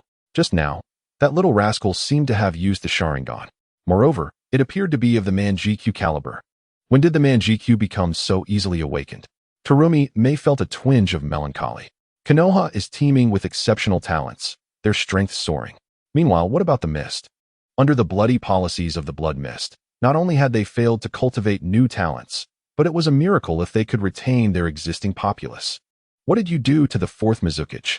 While she despised Kagaya Yagura's governing philosophy, he was still her village's Mizukage, and Terumi Mei felt a duty to protect his dignity. I did nothing at all, Uchiha Q innocently shrugged. He truly had not done anything. Hearing that the Uchiha had been provoked was Kagaya Yagura's own issue, and had nothing to do with him. Nothing at all. Terumi Mei snorted coldly. However, there was no intention to pursue the matter excessively. After all, it was the mist's influence that first erupted. Hence, others could not be blamed. Without further ado, what are your plans regarding this organization? For some reason, upon seeing Uchiha Kagami's nonchalant demeanor, Terumi Mei felt a surge of anger. He was clearly just a child, yet he acted so pretentiously. I believe they will return, and the number of Jonin may even increase. Speaking of the Yang organization, Uchiha Kagami unexpectedly became serious. This organization was like a thorn in his heart, something that must be extracted. What? Terumi Mei gasped. They will return, and there will be even more Jonin? This speculation instantly robbed her of her composure. With the current strength of the mist, facing 15 Jonin was already the limit. Any more, and mist would be unable to contend, unless the fourth Mizukage unleashes his full power. Just thinking about the outcome of Gyokitsu Yagura's beast transformation sent a shiver down Terumi Mei's spine. It's all right, we will stay in mist for a while. Though I wonder if it is convenient? Uchiha Kagami replied with a smile. Terumi Mei pondered for a moment. I cannot make this decision. I must consult with the fourth. At this statement, Uchiha Kagami scoffed inwardly. Consult the fourth? Asking the original master would be more appropriate. Terumi Mei stepped out of the wooden hut and headed towards the distance. There stood a dilapidated thatched cottage. Master, are you resting? From within, a series of coughs could be heard. Terumi Mei, I have not yet rested. What brings you here? Terumi Mei bit her lip slightly. There are matters I need to discuss with you. Master, may I come in? Come in. An aged voice resonated from the cottage. Terumi Mei entered the thatched hut, which contained only a few rudimentary pieces of furniture. An emaciated old man sat upright on a worn chair. Come, what is it? The old man said kindly. Terumi Mei found a place to sit, but remained silent, appearing somewhat distracted. Terumi Mei, I heard you brought a few Leaf Village individuals into the village.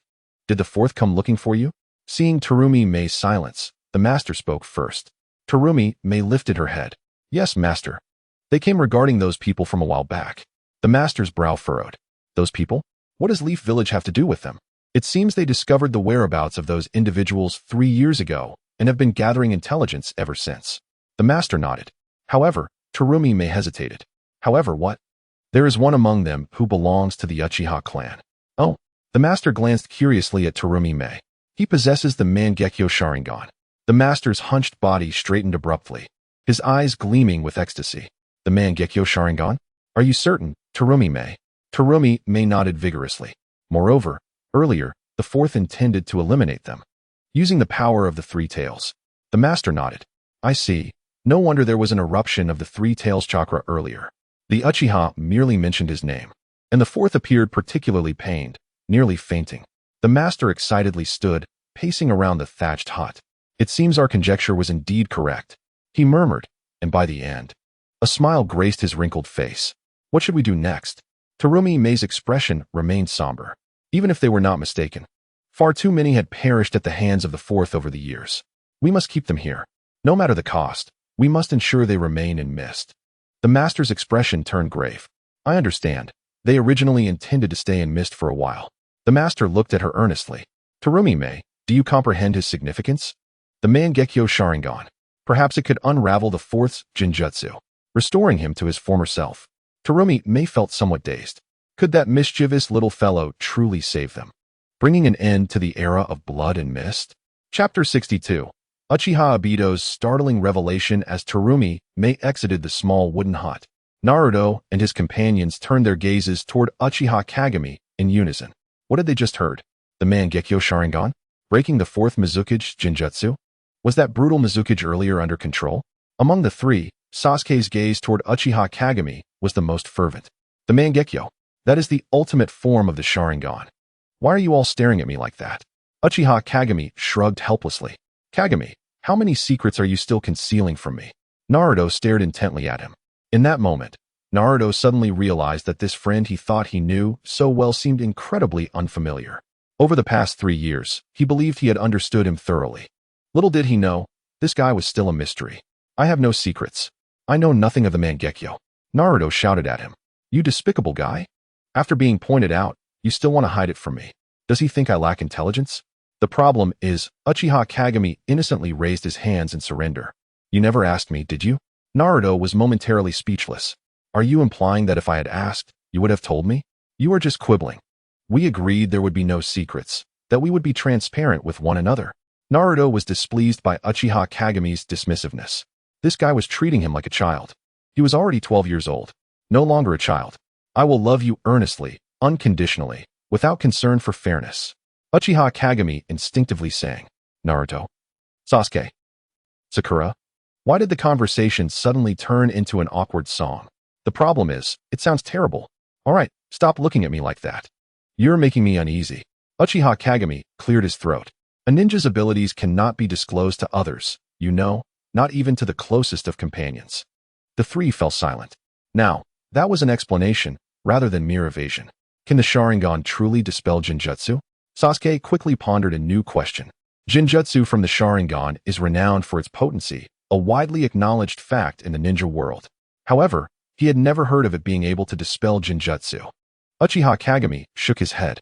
In the anime, it was the fourth Mizukage Jinjutsu that was dispelled by Miss Ao, who utilized the Byakugan. Dispelling Jinjutsu is not exactly the Sharingan's forte. But you just promised her earlier? Sasuke was baffled. I never said it was the Sharingan. That was her own interpretation. Then what method will be used? Uchiha Kagami glanced at the small window of the wooden hut. By now, the sky had completely darkened. Stars twinkled against the night sky, surrounded by mist, creating a hazy beauty. There are methods. It just depends on whether we catch any fish. The three exchanged glances. This statement was practically equivalent to saying nothing at all. Time slipped away gradually. Inside the wooden hut, the three youngsters had already drifted into slumber. Meanwhile, Uchiha Kagami sat quietly by the window, lost in thought as he gazed outside. He had just checked his shock value. Within a mere few days, his shock value had once again surpassed the 10,000 mark. With power, astonishing others became effortlessly simple. Among them, he was particularly grateful to Kato. An ordinary person, who had only interacted with him for a little over an hour, had remarkably provided him with 6,000 shock points. Uchiha Kagami marveled. In terms of shock frequency, Uchiha Kagami, would gladly declare you the strongest. With nothing else to do, Uchiha Kagami drew a few random low-level ninjutsu, acquiring several haphazard techniques, predominantly water techniques. Yet, there was one that brought him a flicker of delight: lightning release, Chidori. In his youth, Kakashi developed an A-rank ninjutsu, which stands as his most formidable technique. With the Chidori at his disposal, Uchiha Kagami felt a newfound confidence in instructing Sasuke. However, a faint sigh escaped Uchiha Kagami's lips. Throughout the 3 years of system upgrades, he had tirelessly endeavored to cultivate his ninjutsu and chakra, only to find himself deeply disappointed. His inherent talent remained woefully inadequate. Relying solely on his training in ninjutsu and chakra felt like a cruel jest. The novels proclaim, with the system in hand, I can conquer the world. Yet, in reality, possessing a system often left Uchiha Kagami with a sense of apprehension. What if one day the system malfunctioned? What path would he take? If the system were to vanish, could he survive in the latter stages of the Naruto world based solely on his abilities? The answer was a resounding no. His greatest reliance now lay in the Rinnegan. Yet, was the Rinnegan an invincible existence in the Naruto universe? Certainly not. The Otsutsuki clan routinely wielded the Rinnegan. Presently, most crises could be resolved. But what of the Boruto era? As the era of beautiful eyes faded, the age of tattoos emerged. Would his Rinnegan still retain its potency? Again, the answer was negative. Uchiha Kagami gazed at the sleeping Naruto and his companions, letting out another sigh. At times, he genuinely envied those fated to greatness. Suddenly, a frown creased Uchiha Kagami's brow.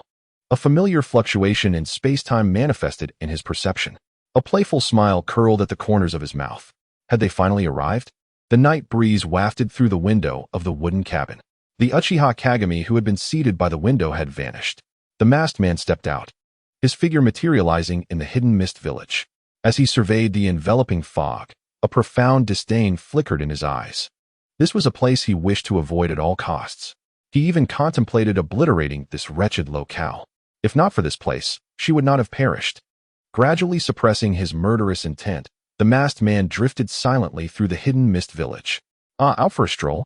At that moment, a teasing voice resonated from behind him. The masked man swiftly turned to face a striking visage.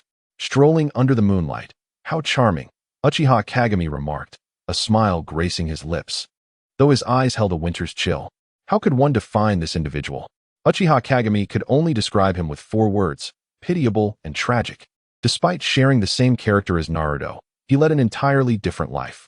In a previous life, some claimed this fool was forced into his situation. Yet, in Uchiha Kagami's eyes, this man was utterly heartless. Why should his misfortune be vented upon others? This world did not revolve solely around his suffering. Uchiha Kagami. The masked man observed him with calm scrutiny.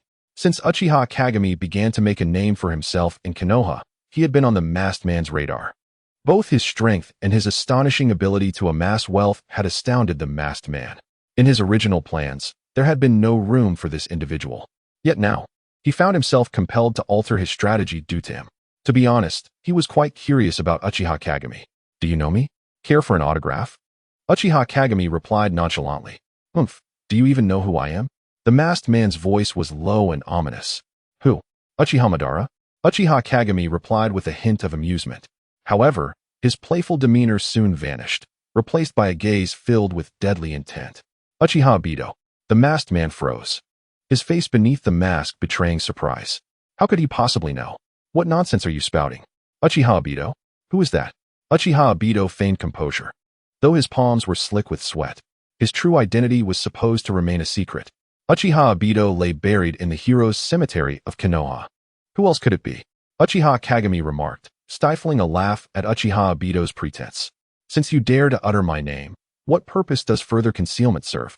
I am Uchiha Madara, not the Uchiha Obito you speak of. Uchiha Kagami scoffed. Uchiha Madara? If you were truly Madara, you would be on your knees upon seeing me. Such words held no substance. Why not speak of something of value? Uchiha Obito's expression was one of suspicion. You came to the Hidden Mist village to investigate who triggered the Genjutsu on Kagaya, did you not? Uchiha Obito remained silent. Indeed, that was the reason for his visit. Kagaya's fate mattered little to him. However, the Three Tails within him was crucial to his future plans. Should Kagaya meet with an accident, the Three Tails would perish as well.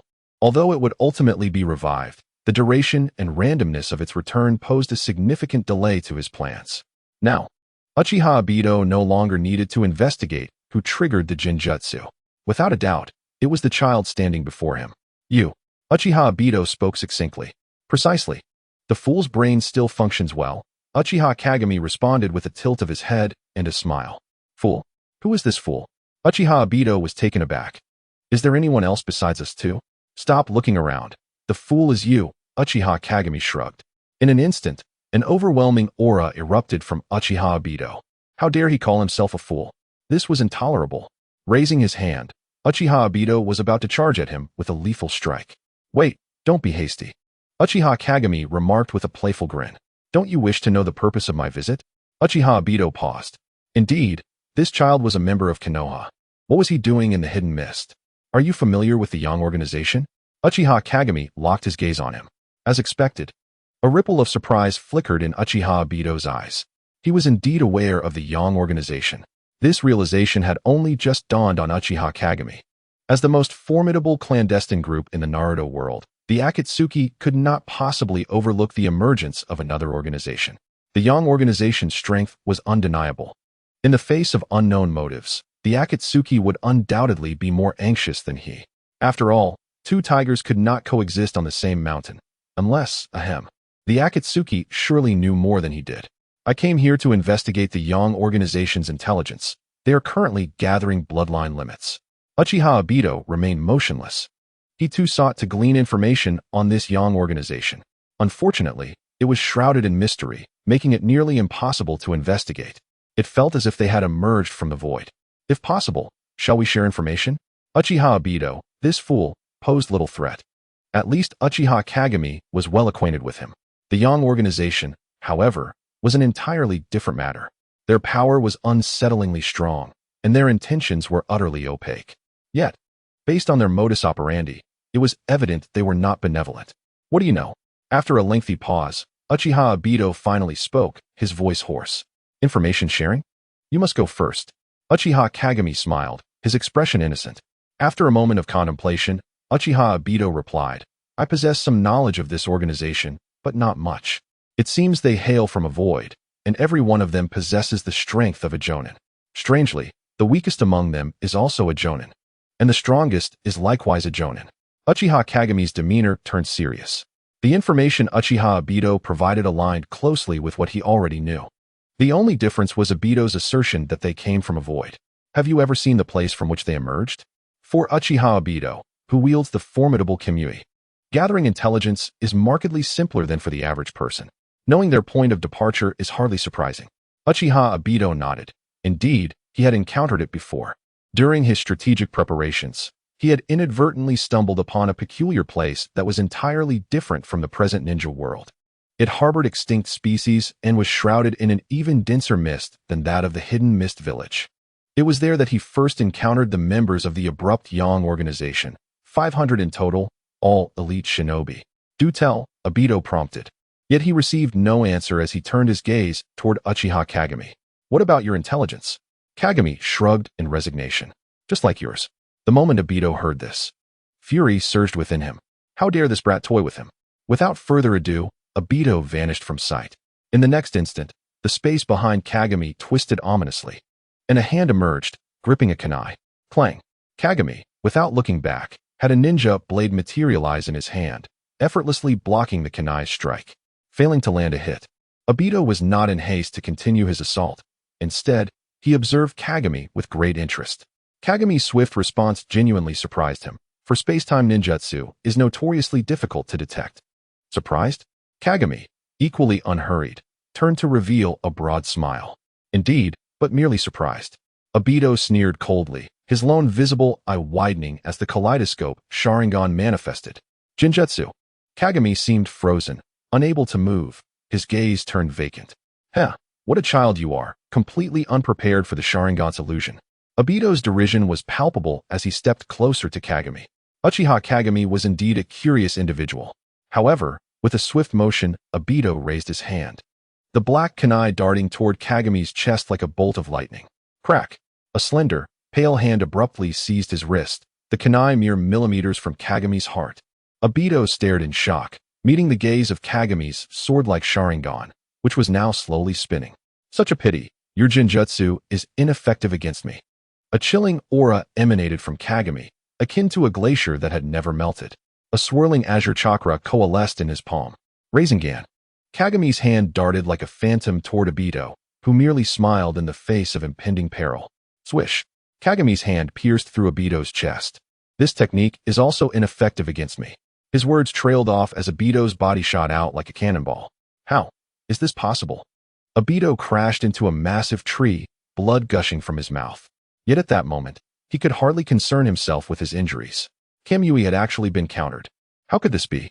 Chapter 64. The abnormal Uchiha. Obito, how could you possibly wound me? Obito's eyes were wide with disbelief. The invincible Kamui had been pierced by a mere child. It was nothing short of absurd.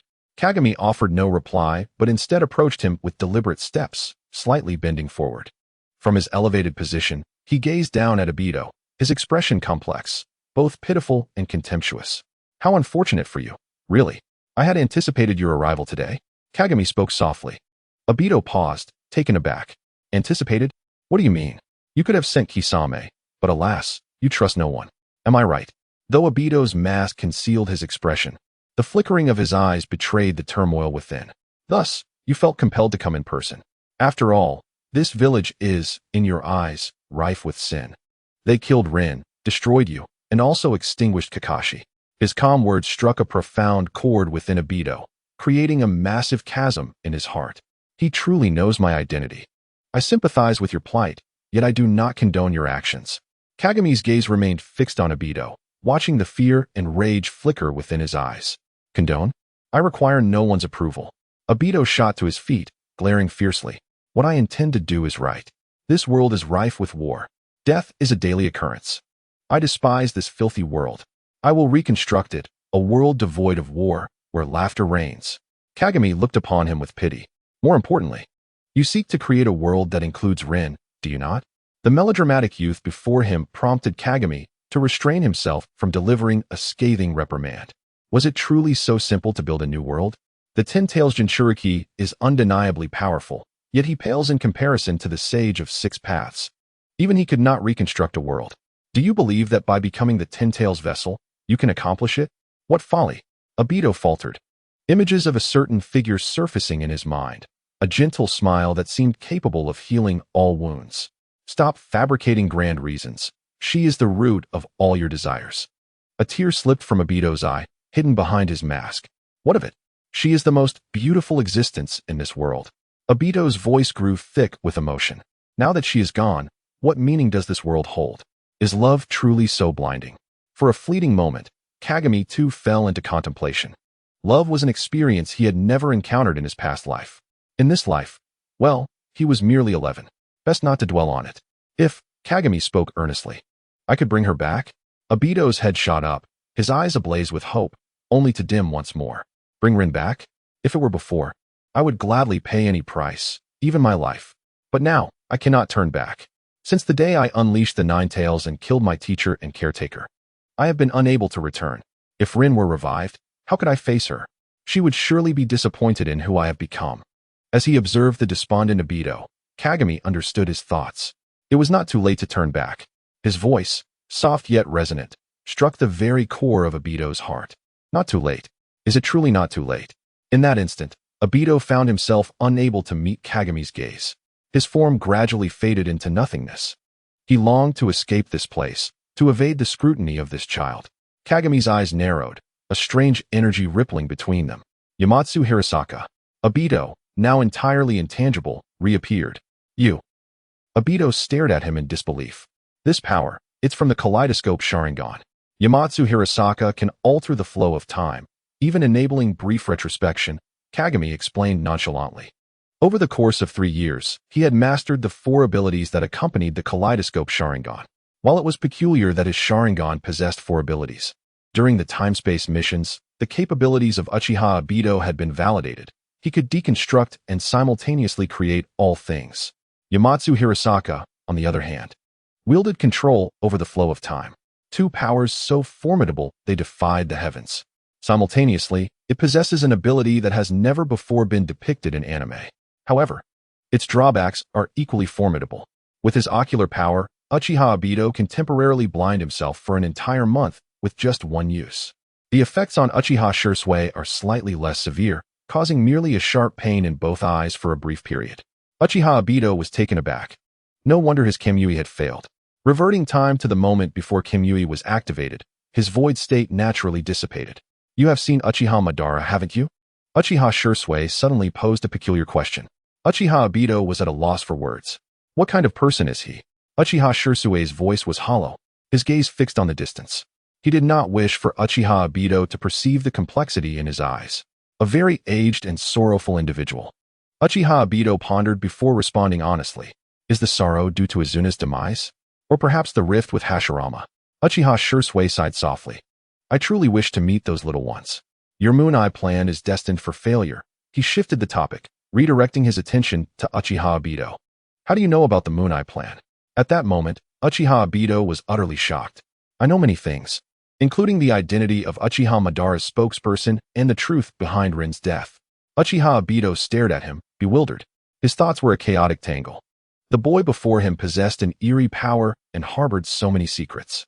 Could he truly be just an 11-year-old child? Uchiha Obito opened his mouth, intending to inquire further. Yet no words emerged. I do not expect you to believe me right away.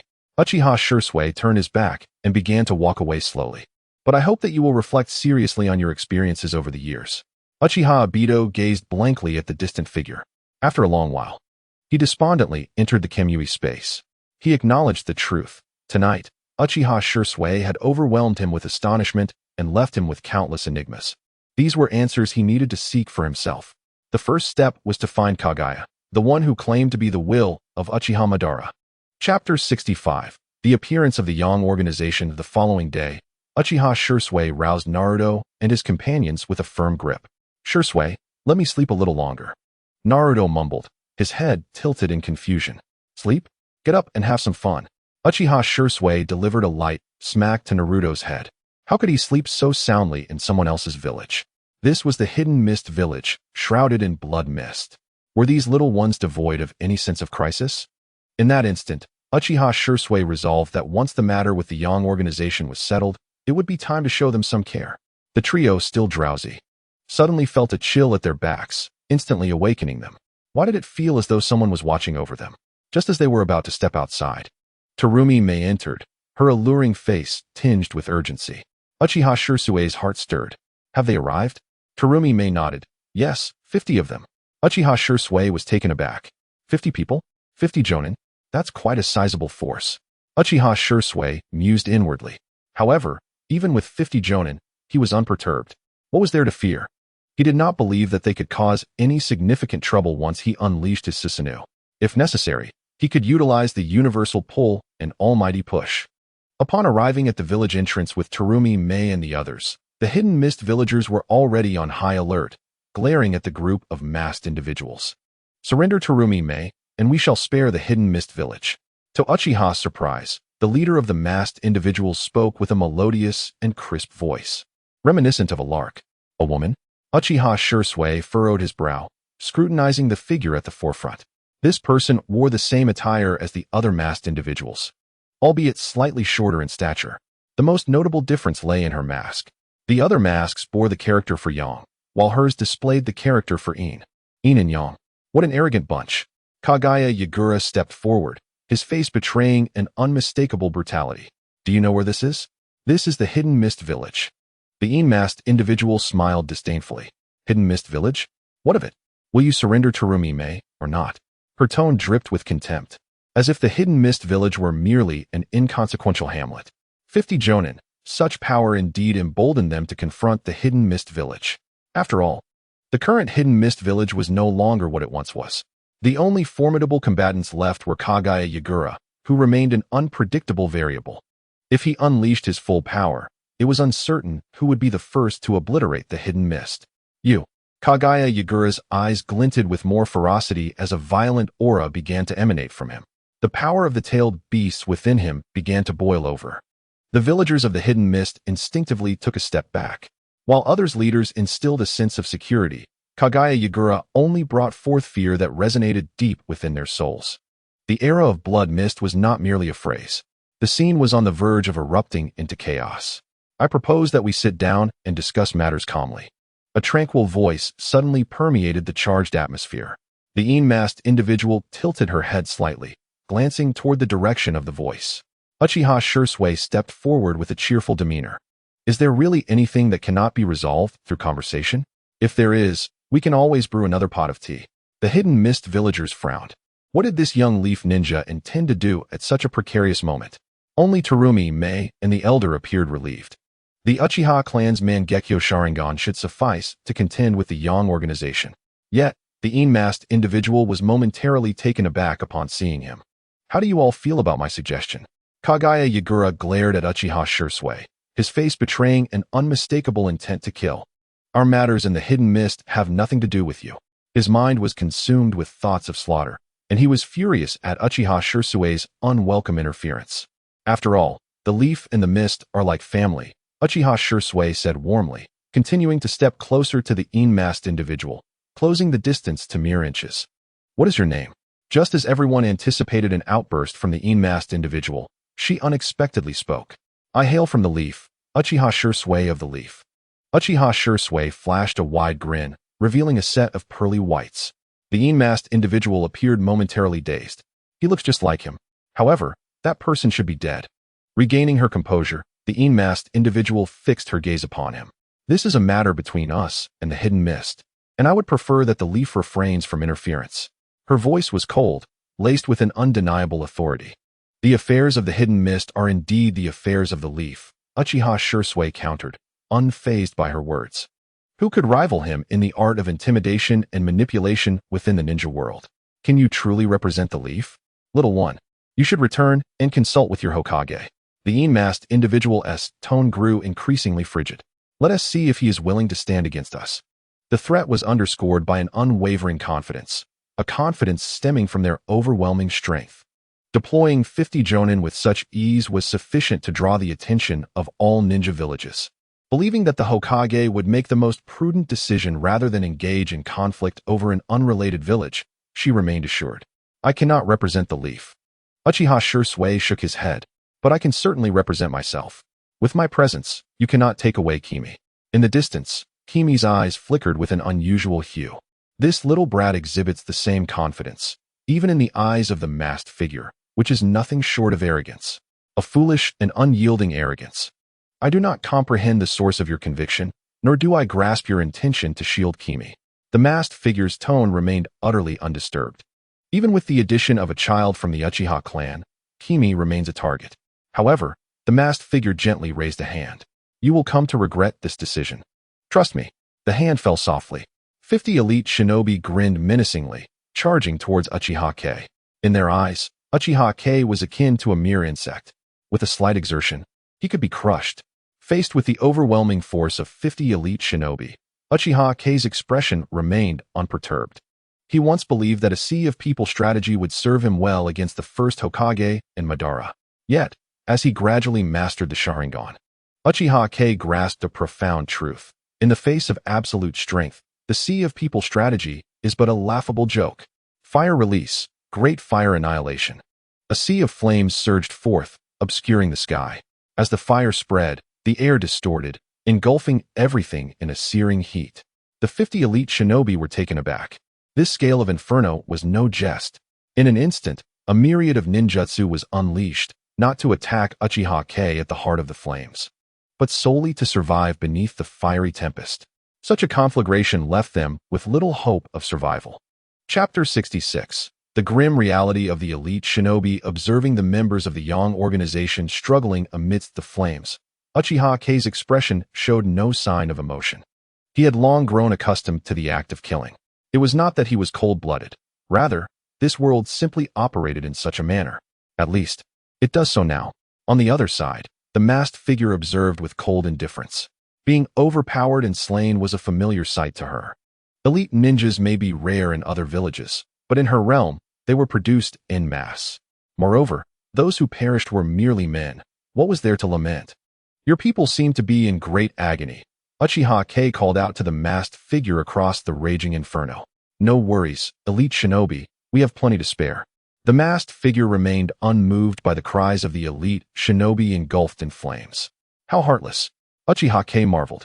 While others regarded elite shinobi as strategic assets and the foundation of their village, she treated them as mere suicide squads. Is this what they call the privilege of the wealthy?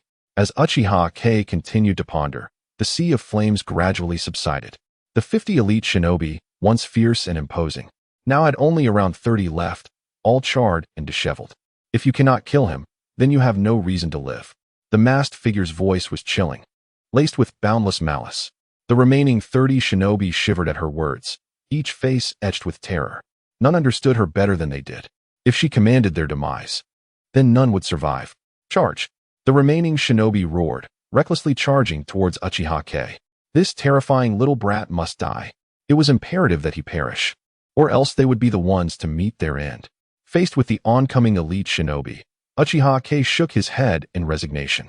Fire release, great fire annihilation. Fire release, great fire annihilation. Fire release, dragon flame jutsu. Hand seals traced ephemeral shadows. Various fire techniques erupted forth as if they were free of cost. Within 10 meters before him, a veritable ocean of flames materialized. The raging inferno swept through. This guy is utterly monstrous. Behind Uchiha, the members of the Mist Village were astonished, beholding a scene reminiscent of the apocalypse. This is the true visage of the Uchiha clan. The aged Yuanshi's face was marked by nostalgia. He had lived through that chaotic era. Once upon a time, Uchiha Madara emerged, and apart from Hashirama, who was worthy to oppose him? Back then, Uchiha Madara, too, suppressed other clans with searing flames. Had it not been for the benevolent Hashirama Senju, this blaze would have engulfed the entire shinobi world. Konoha was invincible. After a long moment, Yuanshi sighed heavily. Whether past or present, the Mist Village could not compare to Konoha. Once, there was the first Hokage and Uchiha Madara. Now, there is Uchiha. Kimi stared blankly at the sea of flames, her mind adrift. Growing up in the Mist Village, amidst the era of blood and mist, the sense of security has always been lacking for its inhabitants. She, too, felt this void. On the surface, she possessed 2 rare bloodline limits, a rarity throughout the shinobi world. Yet, she too lived in constant unease. But now, an unusual light flickered in Kimi's eyes. This little brat is protecting the mist for my sake, isn't he? With this thought, a flush of crimson blossomed on her enchanting visage. Under the illumination of the flames, she appeared even more alluring. Unfortunately, everyone's gaze was drawn to the figures ahead in the inferno, entirely missing this captivating sight. The face beneath the masked figure also underwent a transformation. A seemingly youthful boy could possess such power?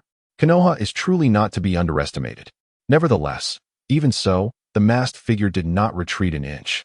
Watching as one elite shinobi after another fell into the inferno, the scorching flames blazed fiercely, dispersing the fog-laden sky, allowing rare sunlight to shine through.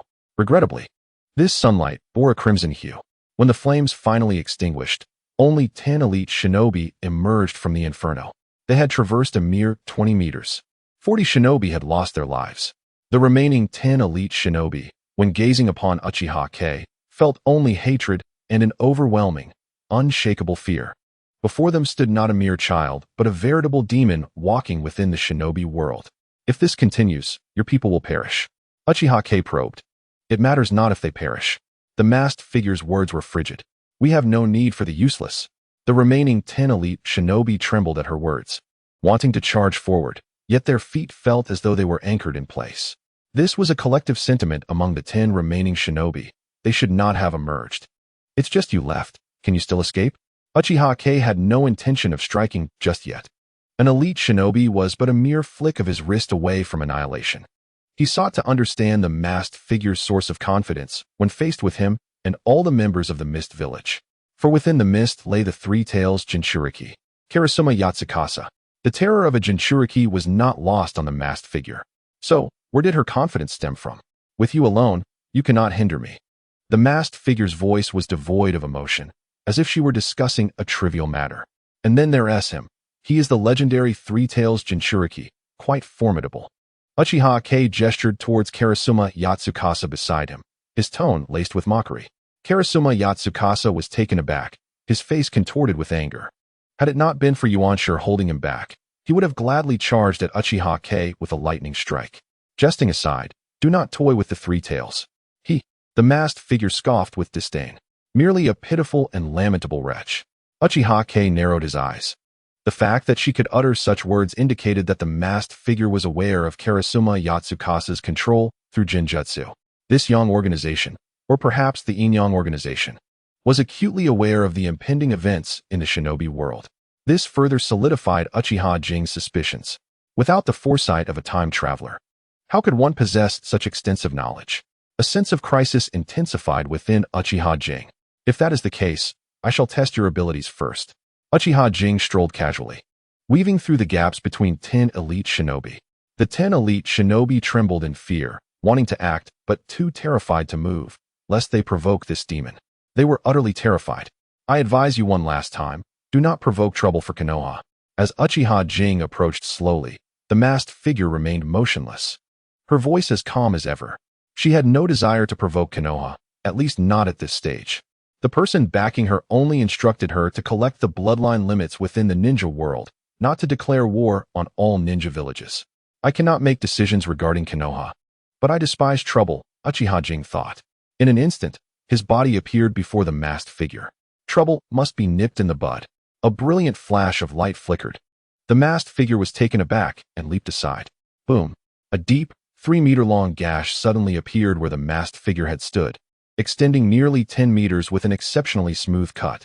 The mist shinobi were once again astonished at Uchiha Jing, who wielded a ninja blade with a relaxed expression. This is swordsmanship? When did swordsmanship become capable of inflicting such terrifying damage? Chapter 67. The terrifying power of the masked figure. The masked figure, having jumped aside, was also somewhat astonished. Typically, ninja confrontations involve the use of ninjutsu combined with ninja tools to attack the enemy. There were indeed masters of swordsmanship, such as Konoha's White Fang, Hatake Sakumo, and the renowned swordsman from the Land of Iron, Mitsuba. However, their swordsmanship differed fundamentally from Uchiha Jing's. Mitsuba or Hatake Sakumo's swordsmanship was more about understanding the blade and elevating the limits of human reaction to achieve lethal results. In contrast, Uchiha Jing's swordsmanship seemed to intertwine with ninjutsu. Uchiha Jing shook his head in disappointment. Over the past 3 years, aside from developing the Mangekyo and Rinnegan, he had primarily focused on how to combine ninjutsu and swordsmanship. Unfortunately, he had faced continuous failure. It appeared that swordsmanship and ninjutsu were inherently at odds. No matter what methods he tried, he could not merge them. However, when swordsmanship advanced to a level of specialization, it seemed to open a crack in that unyielding barrier. Although it still fell far short of the power he envisioned, it was, after all, progress, wasn't it? Reflecting on this, Uchiha Jing felt a surge of happiness. Your swordsmanship is quite peculiar, the masked figure said cautiously. Such a swordsmanship is undoubtedly a unique existence in the ninja world. Isn't it cool? Uchiha Jing grinned, revealing a set of bright white teeth. Cool. It should be quite impressive, the masked figure replied, somewhat speechless. The young boy before her, despite his formidable strength, constantly uttered remarks that belied his imposing presence. Then let us continue. Uchiha Jing, wielding his sword with one hand, advanced step by step. On the mist side, everyone stood dumbfounded, staring at the gash. The Mangekyo Sharingan, terrifying fire techniques, and now, an unfathomable swordsmanship. Has Konoha's new generation become so overwhelmingly powerful? Yuan Shi gazed at that figure in despair.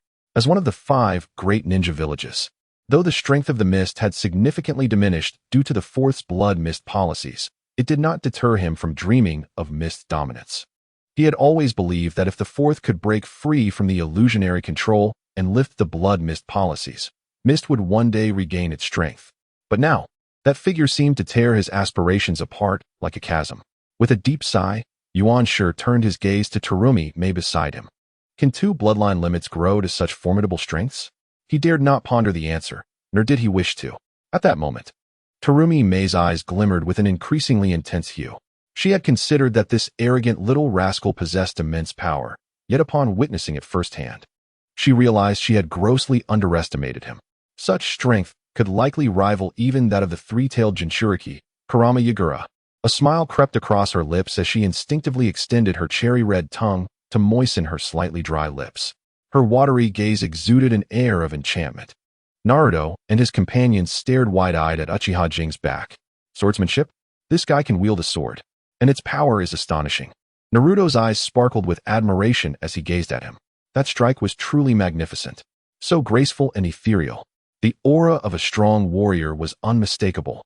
Meanwhile, Sasuke felt a twinge of disappointment. Jing remained so powerful. No wonder his brother holds him in such high regard.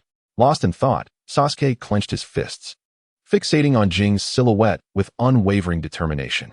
Someday, he too would become as formidable as Jing. As for Sakura, let us not even mention her. While the crowd marveled, Uchiha Jing remained entirely focused. This masked figure was undoubtedly the strongest opponent he had encountered since arriving in the Naruto world. The feeling was inexplicable, yet palpably real. He dared not let his guard down for even a moment. It was precisely for this reason that he had resorted to swordsmanship at the first opportunity. The masked figure, too, was filled with caution. This boy was peculiar, definitely not someone who could be easily dealt with as before. However, she had immense confidence in her own strength.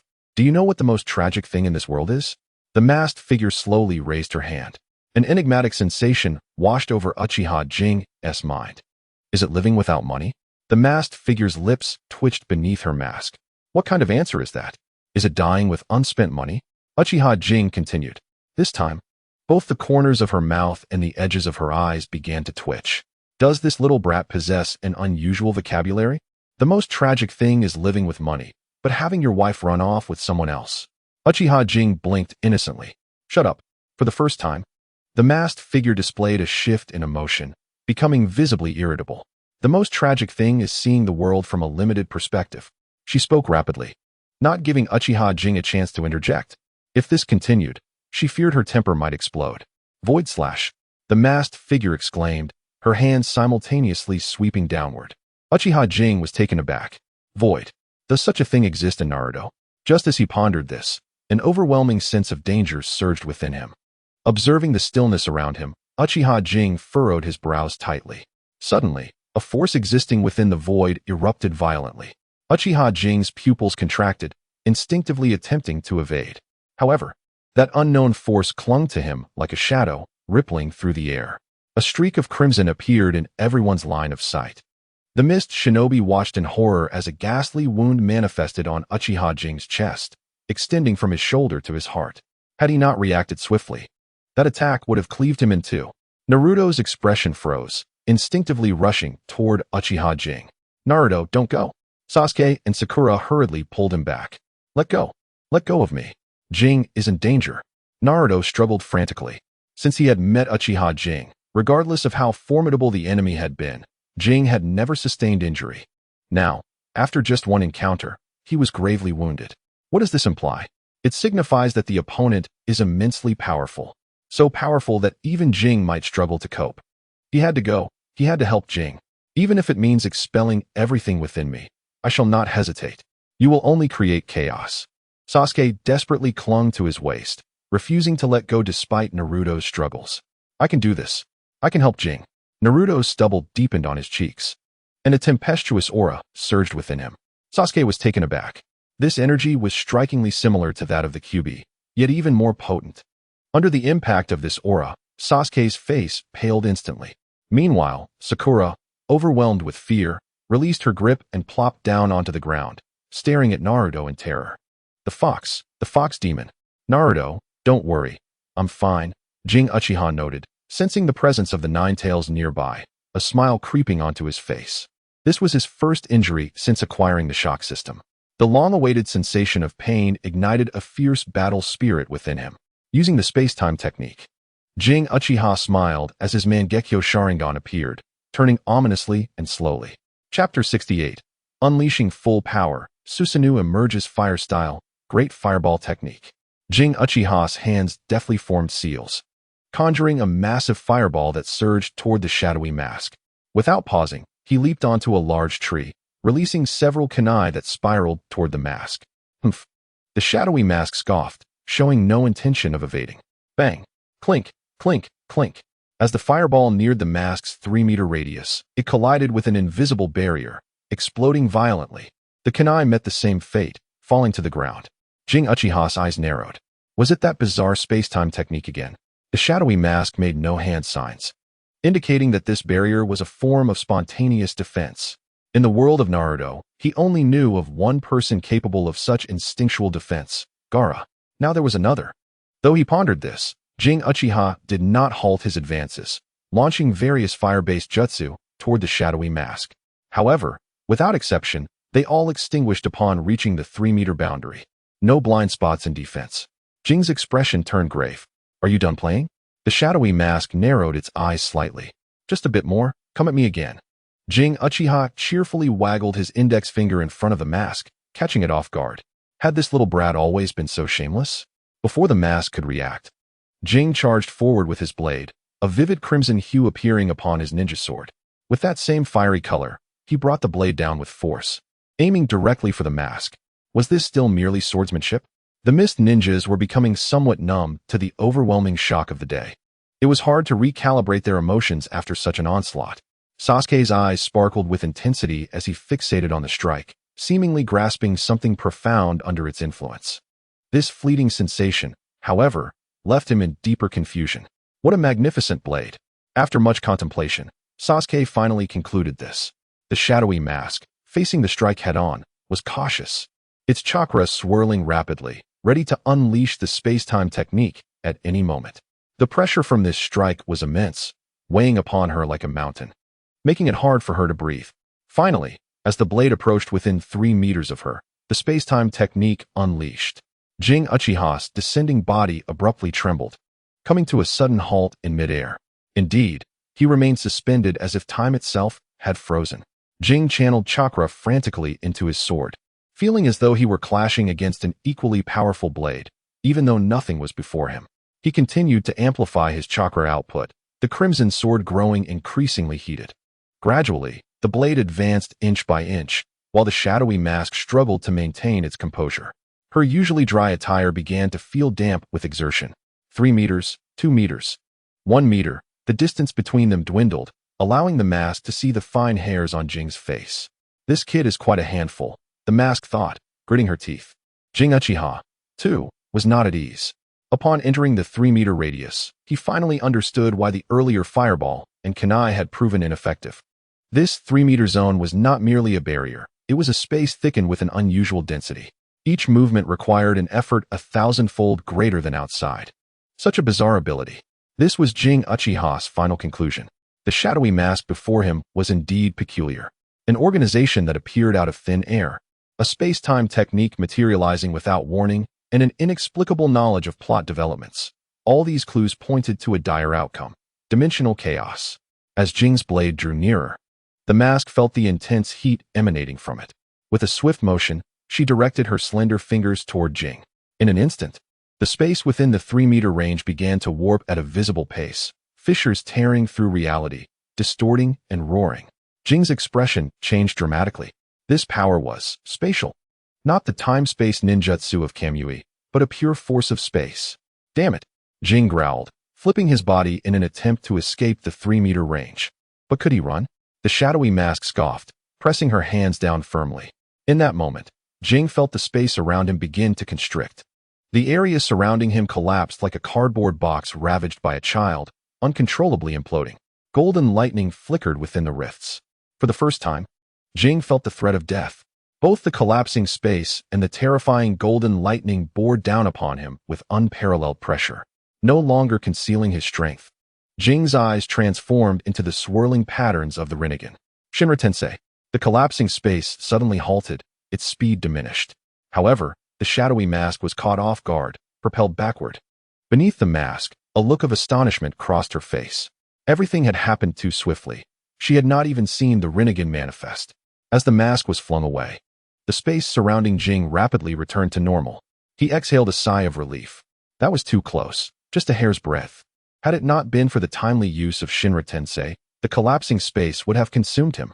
Even if the collapsing space had not claimed his life, the terrifying golden lightning within would have struck him dead. This is why information is paramount in the world of Naruto. Even with the Mangekyo and Rinnegan, carelessness can lead to death. I still lack strength. If I could reach the level of Hashirama or Madara, I wouldn't find myself in such dire straits. Jing sighed. He had relied on the shock system to elevate his status, providing him with an ethereal sense of floating through the air. Moreover, the potential emergence of yet another traveler loomed. Who knew how powerful they could be? He needed to comprehend his own abilities, completely his own. Jing silently vowed to himself. The shadowy mask regarded the bowed head of Jing Uchiha with uncertainty. What was that just now? You truly are formidable. A low voice emanated from Jing. Such an ability of yours must be a bloodline limit, correct? The shadowy mask offered no response. Her heart is currently in disarray. The small figure before her is the first presence that has left her feeling utterly helpless. Although she cannot discern which three attributes are fused, Uchiha lifts his head, and the Rinnegan has vanished, replaced by a kaleidoscopic Sharingan shaped like a blade. You are destined to lose today. A rush of silvery energy suddenly surges from him, intertwining in layers above him. In the astonished gaze of the masked figure, the silver energy weaves together ever more rapidly. Skeletal structures and veins emerge, culminating in a moment where the masked figure tilts her head back. There is no choice. What stands before her has become overwhelmingly colossal, nearly 100 meters in height. It compels her to look up in awe. On the other side, Sasuke stares in disbelief, his mouth agape. Susanoo. The shinobi gazes up at the towering silver giant. The ultimate power of the Uchiha clan. Chapter 69. The defeat of the masked figure. Uchiha, now elevated to the chest of the 100-meter Susanoo, curiously explores its features. This is his first time utilizing such a phenomenon. On one hand, he has never had the opportunity to unleash it, and on the other, the consumption of chakra and ocular power is exceedingly severe. After a flurry of ninjutsu earlier, he had already depleted about 20% of his chakra. Now, upon summoning Susanoo, half of his chakra vanishes instantaneously. Uchiha marvels at the experience. However, it seems that the greater drawback is not merely the consumption of chakra. As he raises his arm, the silver Susanoo mirrors the gesture. A tremor resonates from within his very soul. Despite Uchiha's formidable mental fortitude, he winces in pain. Although he possesses the Rinnegan, he has missed a crucial step, the upgrade from the kaleidoscopic to the eternal Sharingan. This vital progression renders his Susanoo less than perfect. Is this truly the Susanoo of the Uchiha clan? The masked figure tilts her head to gaze at Uchiha, who stands at the center of the silver giant's chest. Indeed, it is rather impressive, isn't it? Uchiha suppresses his pain and grins. It's decent, but it pales in comparison to that individual. A hint of nostalgia flickers in the masked figure's eyes. In the next instant, a silver longsword materializes in the hands of Susanoo, flames licking up its blade. With a whoosh, it cleaves through the air. No, it is not merely a slash. It seems as if this strike aims to split heaven and earth, accompanied by an unparalleled roar. How powerful! Naruto murmurs to himself, completely captivated by the terrifying strike. Surely, this blade could sever any foe in existence, right? Sasuke is equally entranced. What a beautiful strike! Its momentum is grand and unstoppable. Sakura, standing nearby, chooses to remain silent. Among the crowd, only Terumi Mei's expression reveals not shock, but a deep smile. This little man is truly unfathomable. Just when one thinks they have reached his limits, he surprises them with something even greater. The shinobi stands in a daze, transfixed by the sword. The moment Susanoo emerged, he understood a singular truth. Konoha is invincible. Even Terumi Mei, who has matured, cannot contend with this reality. Meanwhile, the masked figure gazes solemnly at the descending blade, feeling its searing heat akin to the sun. She raises her hands, and a visible ripple of space materializes above her head. Space-time transfer. Just as the blade descends into the rippling void, a crisp sound resonates. There is no panic, nor fear. Her tone is as tranquil as water. As the blade strikes, the ripples intensify. The spatial rifts that appeared moments ago manifest again. Encircling the blade, Uchiha observes in astonishment. As the wielder, he can distinctly feel the chakra within the blade dissipating rapidly. Upon closer inspection, golden lightning flashes within the spatial rifts, and each flicker absorbs a portion of the blade's chakra. Can these rifts draw chakra from the blade? Uchiha ponders, retracting the longsword. The elusive rifts flicker a few times before vanishing from sight. The masked figure exhales in relief, having shed the burden of anxiety. Is Susanoo powerful? Indeed. It is exceptionally formidable. This is the very force that allowed Madara to dominate the ninja world. Yet Susanoo carries significant flaws. It demands a tremendous amount of chakra. And more critically, One cannot utilize ninjutsu while in this state. Thus, Susanoo is relegated to close combat. Understanding this, the masked figure feels emboldened. What can such a powerful Susanoo accomplish against her impenetrable space-time defenses? Uchiha evidently contemplates this, stroking his chin. If close combat is unfeasible, what about from a distance?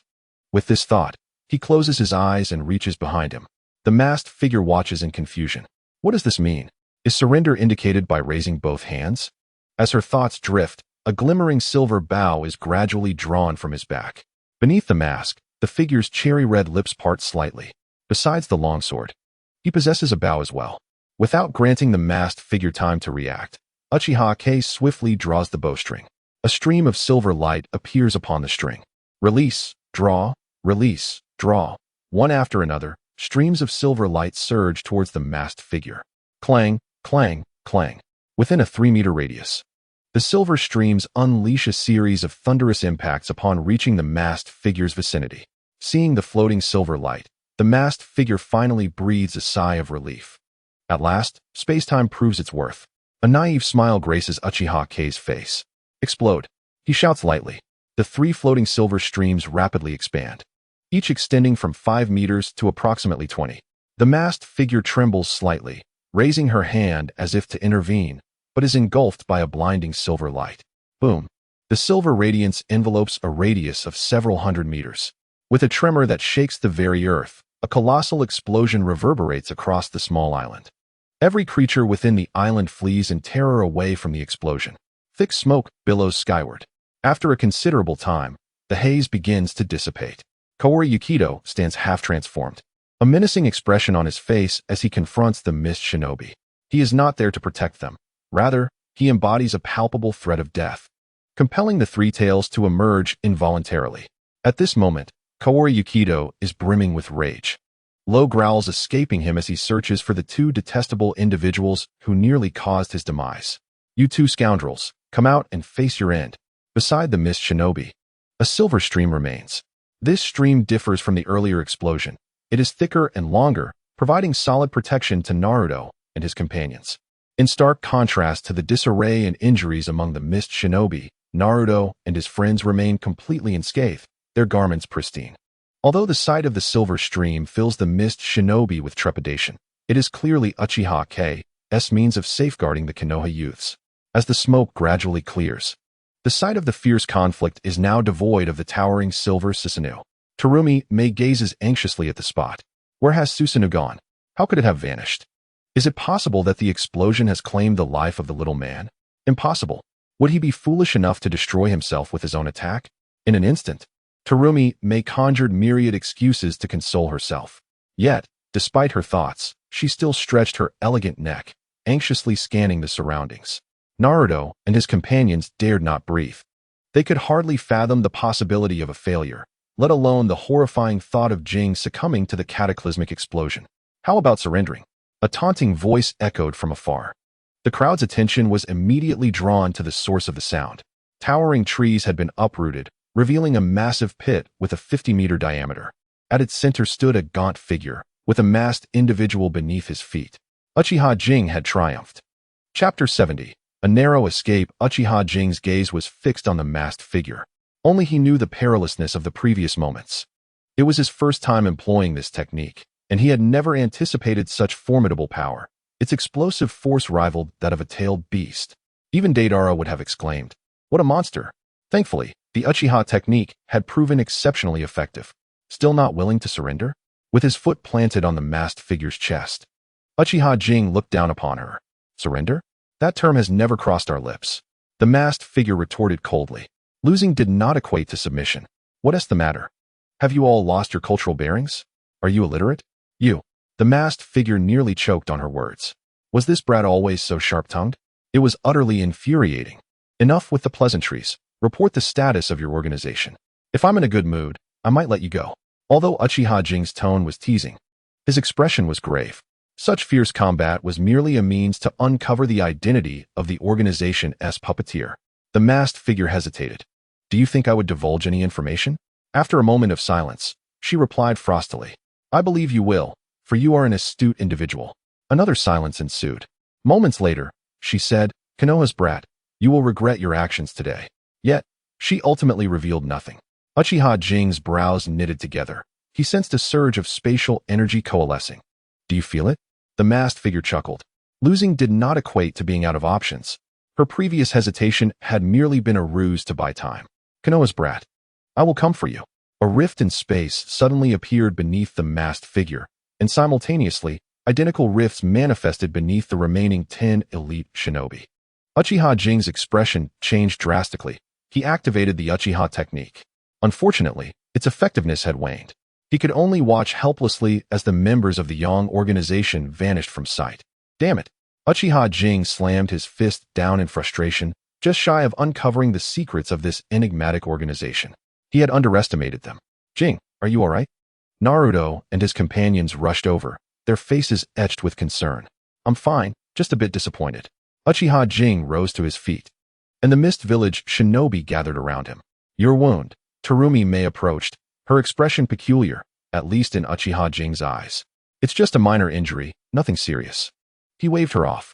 Yuanshir stepped forward from the Mist Shinobi, sighing. Konoha remains as formidable as ever. With you in Konoha, its position as the foremost among the 5 great ninja villages will remain unshakable. His words were sincere. Uchiha Jing's performance today was nothing short of astonishing, indeed, shocking. His displayed strength had far surpassed that of an average Kaga-level shinobi. You're too kind, Uchiha Jing replied, shaking off his disappointment with a smile. Such flattery is merely the truth, Yuanshir insisted. Uchiha Jing was about to utter more modest words when he was interrupted by a scoff. Humph, just a Konoha brat. Everyone turned to the speaker. Karasuki Yatsukura surveyed the group with haughty disdain. I could defeat those individuals just as easily. They had no chance to escape. The atmosphere fell silent. Yuanshir sighed. Did Karasuki Yatsukura possess the capability to vanquish those individuals? Perhaps, but only if he transformed into his tailed beast form, which would leave the Mist Village severely weakened. Stop boasting. Why didn't you step up just now? Sakura murmured under her breath. What did you say? Karasuki Yatsukura erupted, a tailed beast's appendage suddenly sprouting behind him, radiating a frenzied aura. Sakura squealed, nearly collapsing. What do you want from me? Don't come any closer. She retreated, panic etched on her face, casting a desperate glance at Sasuke. Sasuke gazed skyward at a 45-degree angle. The starlight is quite brilliant today, isn't it, Naruto? Naruto felt a pang of guilt, somewhat restless, yet remained motionless. Indeed, the sunlight is splendid, warm, and embracing. Sakura interjected, what are these 2 idiots talking about? It's daytime. Where's the starlight?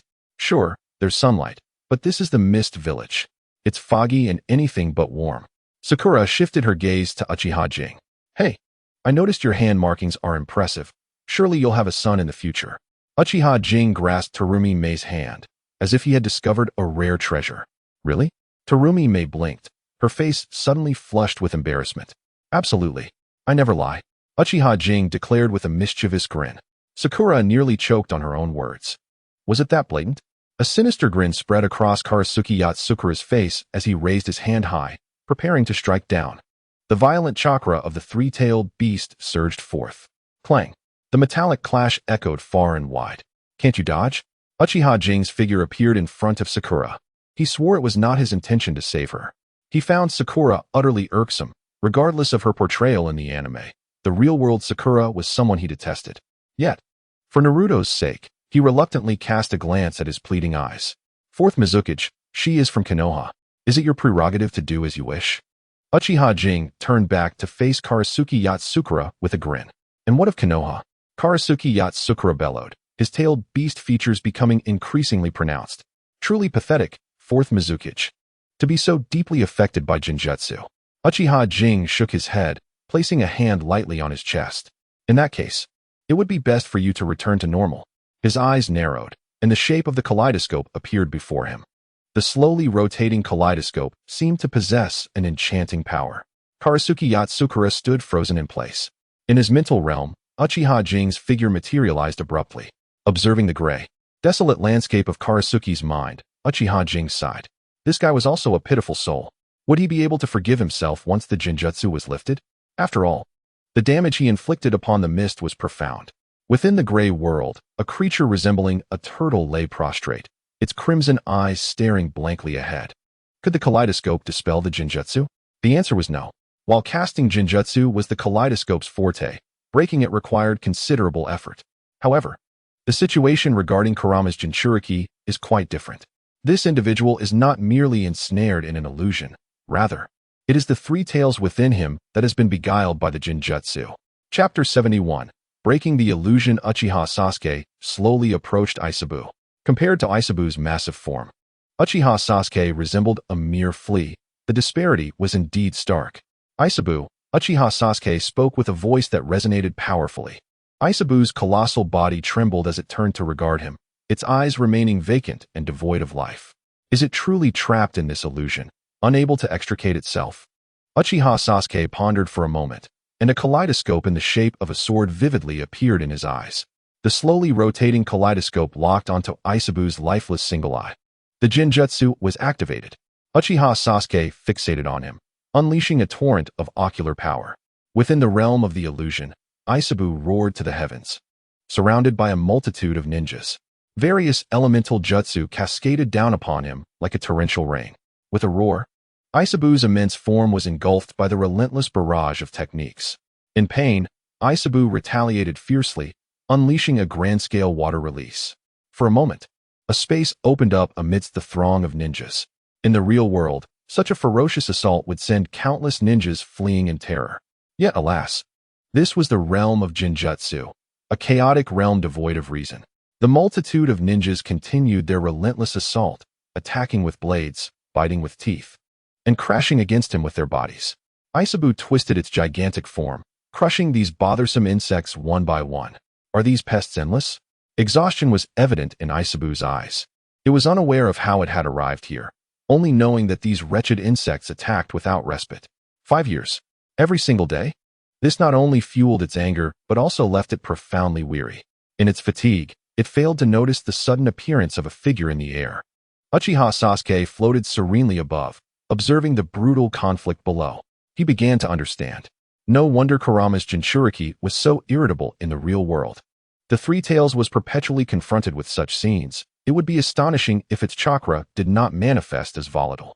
In his previous life, Uchiha Sasuke had harbored a question.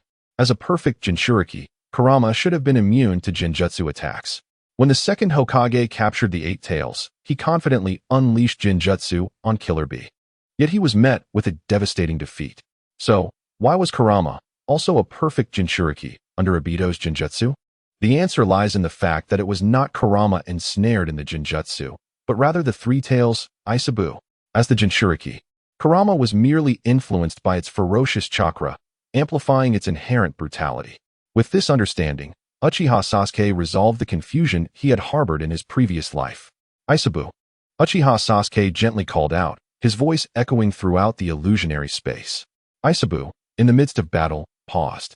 For the first time in 5 years. Amidst this land of slaughter, it heard its name spoken. With a puzzled gaze, it looked up. Uchiha Sasuke looked down upon it, his kaleidoscope spinning rapidly in his eyes. The Sharingan was undeniably powerful, yet it was not particularly adept at dispelling Jinjutsu. Even at the kaleidoscope level, this remained true. However, for Uchiha Sasuke, who was well versed in the world of Naruto, this was merely a minor issue. As Isabu lifted its head, it quickly noticed Uchiha Sasuke hovering above. Another flying creature? Enraged, Isabu opened its mouth wide, a dark sphere forming within. How dare you come here? Uchiha Sasuke murmured, his form like lightning as he appeared atop Isabu's massive head.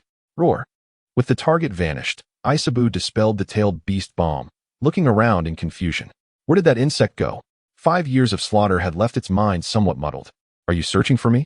Uchiha Sasuke bent down, his eyes piercingly fixed on Isabu's solitary eye. The expression of anger etched on its face caused Isabu to freeze in place. The entire realm of illusion began to tremble violently. The dense throng of ninjas started to dissipate one by one. The illusionary space began to fracture, vast portions of the foggy sky collapsing, and the ground splitting open with cracks. Such an apocalyptic scene was truly captivating. Uchiha Sasuke straightened his posture, surveying the surroundings with a sense of reflection. According to the original plot, this scene could potentially be reenacted in the shinobi world during the Boruto era. Uchiha Sasuke's expression grew complex. Unbeknownst to him, 5 years had passed since he had arrived in the Naruto world. Over this time, he had gradually integrated into this extraordinary realm and formed numerous unbreakable bonds. Such a scene could never unfold in the shinobi world with Naruto, Itachi, and Shursui. Letting out a sigh, Uchiha Sasuke waved his hand. The crumbling illusionary world vanished in an instant, replaced by Kurama's inner world. The sky remained shrouded in mist, yet several faint rays of dawn illuminated the space. Aisabu's gaze remained vacant. Can the Sharingan dispel Jinjutsu? Indeed, unlike conventional methods of dispelling Jinjutsu, Uchiha Sasuke referred to this approach as using poison to combat poison. By overlaying his Jinjutsu upon Obito's illusion would instantly dissolve. This method, while appearing simple and crude, required numerous factors to align harmoniously. The most crucial element was that Uchiha Sasuke's Jinjutsu skill must far exceed Obito's, otherwise it would be in vain. Awaken! Uchiha Sasuke leaped onto Aisabu's massive shell, exerting all his strength to stomp down. Boom! A thunderous sound echoed, nearly toppling Aisabu. Who? Aisabu's voice boomed, laced with undeniable fury. Having just emerged from Obito's Jinjutsu, Aisabu still bore a surge of hostility. Flipping over, Aisabu gazed upward. What? Do you have a problem? The kaleidoscope in Uchiha Sasuke's eyes spun ominously slow, exuding an unsettling charm. Upon seeing those eyes, Aisabu instinctively shivered. Not again. It's fine. It's fine, Aisabu awkwardly chuckled. Where's Kurama? Uchiha Sasuke inquired. Puzzled. Strangely, Kurama's presence was conspicuously absent from this inner world. Aisabu glanced around, genuinely unable to detect Kurama's figure. Perhaps it was hiding in some corner. Aisabu felt a twinge of confusion as it too had just emerged from the Jinjutsu and was oblivious to the happenings within the inner world. Uchiha Sasuke rubbed his chin, his gaze directed towards the still gray sky. Kurama, can you hear me? Uchiha Sasuke called out. The illusion has been dispelled, and the Three Tails has returned to normal. You may come out now. The inner world remained eerily silent. I know you've done many things over the years that don't align with your true self, but this is the fault of the Three Tails. It is not your doing. Aisabu awkwardly scratched its head, wanting to retort but unsure of how to articulate its thoughts. What could it say? Upon breaking free from the Jinjutsu, Aisabu had realized Kurama's actions over the years. Indeed, it was its chakra that had amplified Kurama's brutality, a fact it was acutely aware of. Though it too was a victim, how could it not be my concern? I was the one who acted. A faint voice emerged from a corner. Uchiha Sasuke's heart leaped with joy as he quickly turned towards the source of the sound. In a place where the mist thickens most densely, the swirling fog envelopes the surroundings entirely. I am the center of the mist. A fourth-generation Mizukage who has failed to bring prosperity to the village. Indeed, this is my fault, my transgression. Uchiha Jinshue stepped forward, navigating through the dense haze, where at the edge crouched a remarkably handsome figure. With his arms tightly wrapped around his legs, his head was buried deep in his knees. Uchiha Jinshue let out a sigh. Regardless of the circumstances, it is undeniable that Kajutsun Yatsukawa has transformed the mist into a realm of terrifying blood mist. Chapter 72. Mission accomplished. Rather than wallowing in self-reproach, it would be wiser to regard the days ahead as a means of atonement. Uchiha Jinshue looked at him with pity. He was indeed a pitiful soul. Despite being a paragon of strength and an asset in the ninja world, his spirit had been crushed into such a corner. Atonement? Kajutsun Yatsukawa raised his head in confusion. Yes, the current plight of the mist is your responsibility. Uchiha Jinshue spoke each word deliberately. You have an obligation to restore the strength of the mist. Uchiha Jinshue's concern for the mist itself was minimal. However, it remained a part of the ninja world. And with the impending arrival of the Otsutsuki clan, they might yet contribute. Restore the mist to strength? The confusion in Kajutsun Yatsukawa's eyes gradually faded, replaced by a glimmer of hope. Can I truly do that? Uchiha Jinshue shrugged. After all, having something is better than having nothing, right? Kajutsun Yatsukawa's lips twitched slightly. This method of consolation is rather unique. In the real world, Uchiha Jinshue slowly opened his eyes, finding himself surrounded by the people of the mist. Each gaze was filled with profound hope. Thanks to Yuan Shi's explanation, the villagers had come to understand that Kajutsun Yatsukawa had been under Jinjutsu. Suddenly, the people of the mist comprehended the situation. No wonder the usually gentle Kajutsun Yatsukawa had undergone such a drastic personality shift. Many had believed that power had turned the fourth generation ruthless. Now, With Yuan Shi's clarification, all was made clear. This understanding fueled their expectations of Uchiha Jingshui. How is he? Terumi Mei squeezed through the crowd, looking at Uchiha Jingshui with eager anticipation. Uchiha Jingshui glanced at the unconscious Kajutsun Yatsukawa. It remains unclear. Although Obito's Jinjutsu has been lifted, it does not guarantee Kajutsun Yatsukawa's recovery. The years of slaughter have led him to completely shut himself away. Even Uchiha Jingshui was at a loss for how to guide him. The only one who can save him now is himself. What do you mean it remains unclear? Terumi Mei said anxiously, clutching Uchiha Jingshui's arm. The slight chill of her hand stirred something within him. It was rather pleasant. Uchiha Jingshui thought to himself, speaking aloud. Whether he can awaken depends on him. Before Terumi Mei could respond, Yuan Shi interjected. Terumi Mei, do not worry. He will awaken. Terumi Mei was taken aback. This young man will not abandon his responsibilities. He is indeed the fourth Mizukage. Yuan Shi sighed, dispersing the crowd and ensuring Kajutsun Yatsukawa was comfortable. Inside the mist's wooden hut, Uchiha Jingshui idly played with Naruto's yellow hair. Thank you for your help, Konoha, Yuan Shi expressed with gratitude, sitting on a wooden chair. It was merely a small effort. After all, Konoha and the mist are family, are they not? Yuan Shi paused, pondering the term family. From this day forward, the mist shall stand as Konoha's staunch ally. Though he thought it peculiar, Yuan Shi solemnly affirmed. No, I believe you have misunderstood, Lord Yuan Shi. Uchiha Jingshui waved his hands. Misunderstood? Although I am from Konoha, I represent more than just Konoha. Uchiha Jingshui's gaze deepened. Yuan Shi's eyes flickered as he grasped the implication of Uchiha Jingshui's words. My home is in Konoha, yet standing behind me is Uchiha Itachi. If the friendship of the mist can be extended to Itachi, it would greatly benefit his ascent to Hokage. This was Uchiha Jingshui's plan when he came to the mist. Though the mist's strength has waned considerably, it remains one of the 5 great ninja villages. This is an undeniable truth. Uchiha Itachi Yuan Shi pondered for a moment, a smile forming on his face. The mist will be Konoha's steadfast ally and an unwavering supporter of Uchiha Itachi. Having experienced the power struggles within the village, Yuan Shi has seen too much. Whether it is due to Uchiha Jingshui's rescue of the mist or his formidable prowess, Yuan Shi felt compelled to offer unwavering support. This would be advantageous for the mist, rather than detrimental. Then I thank you, Lord Yuan Shi, Uchiha Jingshui said with a cheerful smile. Terumi Mei, standing beside him, understood the implications as well. With her keen political instincts, she was not a stranger to such matters. Moreover, she discerned even more from these discussions. The long-silent Konoha is about to undergo a transformation. She looked at Uchiha Jingshui with a touch of envy, pondering how Konoha could cultivate such exceptional individuals. At this juncture, she had to acknowledge Uchiha Jingshui's greatness, powerful, strategic, and decisive. This was her ultimate evaluation of Uchiha Jingshui. The Jinjutsu on the 4th Mizukage has been lifted. It is time for us to return to the village. After a brief exchange of pleasantries, Uchiha Jingshui suggested their departure. His primary purpose for visiting the mist was to uncover the mysterious Yang organization. Although he ultimately fell short, gaining the support of the mist was an unexpected delight. Are you leaving so soon? Yuan Shi had yet to speak when Terumi Mei exclaimed in surprise. Indeed, we brought them out to execute a mission.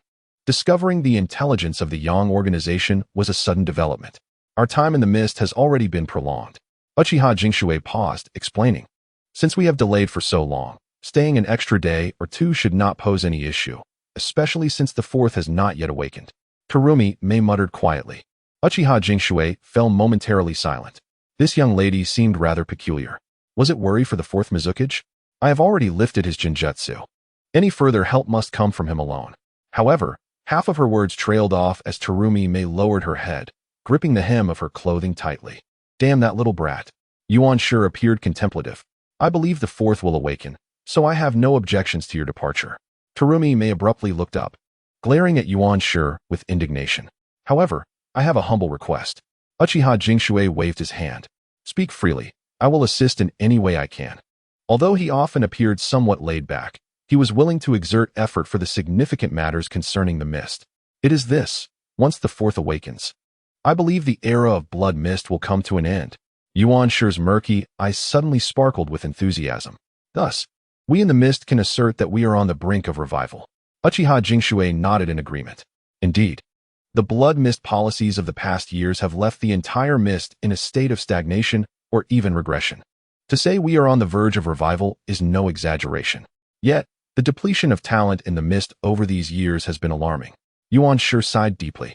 Uchiha Jingshui nodded solemnly. But why are you sharing this with me? Yuan Shi continued. Hence, I wish for Terumi Mei to represent the mist in learning from Konoha. Uchiha Jingshui was taken aback. Terumi Mei going to Konoha to learn? What would she study? The Ninja Academy? Observing the lovely Terumi Mei, Uchiha Jingshui fell into deep contemplation. At such an advanced age, attending a ninja school seems rather embarrassing, doesn't it? Terumi Mei displayed a look of surprise on her face. Going to Konoha? With this little man? Chapter 73. Kakashi under attack amidst the lush greenery. A group of 5 wandered leisurely.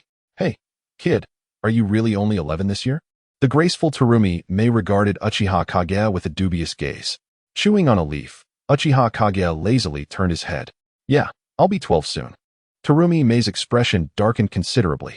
This little man is truly only 11. He stands tall, with chiseled features, making it hard to reconcile with his actual age. However, upon closer inspection, traces of childhood innocence still linger on his face. 11 years old Terumi Mei felt increasingly troubled. How could he be so young? Why is he so small? Naruto cast a mischievous glance at Terumi Mei, then at Uchiha Kage, grinning cheekily. Kage, it seems this Annie has a bit of an interest in you. He leaned closer to Uchiha Kage, whispering, What nonsense? Uchiha Kage paused in surprise, then promptly delivered a playful thump on Naruto's head. Auntie Terumi Mei is not that kind of person. After saying this, he even gestured towards Terumi Mei. Oh, so you're saying she is Auntie Terumi Mei? The corners of Terumi Mei's mouth twitched upon seeing Uchiha Kage's innocent smile. This little brat is truly infuriating. Calling me Auntie. Who do you think you're calling that? Naruto and the others instinctively stepped back, their gazes filled with caution. This guy wants to trick us. Auntie Terumi Mei, what do you plan to do after you arrive in Konoha? You can't really be going to ninja school, can you?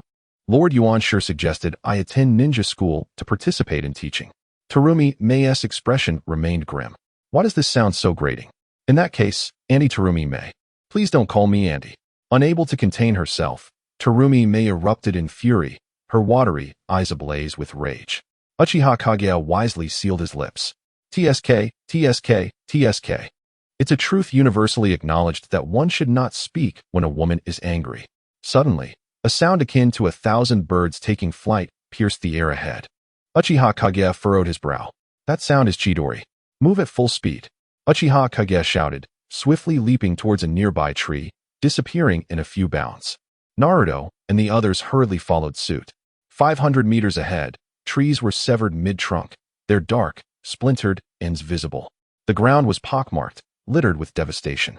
In the midst of the chaos, 4 figures clashed, their chakra swirling fiercely around them. Lightning release, Chidori. Among the 4, a silver-haired man wearing a Konoha headband shouted. His form swift as lightning, as a blue-white flash materialized in his hand, accompanied by the sound of 1,000 birds. The silver-haired man pierced one individual's chest in an instant. Bang! The pierced individual erupted in a cloud of white smoke, revealing a piece of broken wood. A body replacement technique. Without hesitation, the silver-haired man performed a flip, thrusting a glinting kunai toward his original position. Upon landing, only one of his eyes remained visible, warily scanning the others.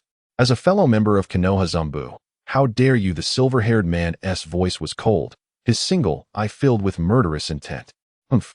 We are not Umbu. The remaining 3 responded in unison, standing in a line. The silver-haired man was momentarily taken aback, as the men simultaneously removed their animal masks. Their expressions twisted into grimaces. Kakashi, we respect you, but we hope you 1T resist unnecessarily. Hand over the information. Kakashi furrowed his brow. Information? This mission is merely a B rank. It hardly qualifies as significant. What kind of information necessitates 3 elite jonin to seize?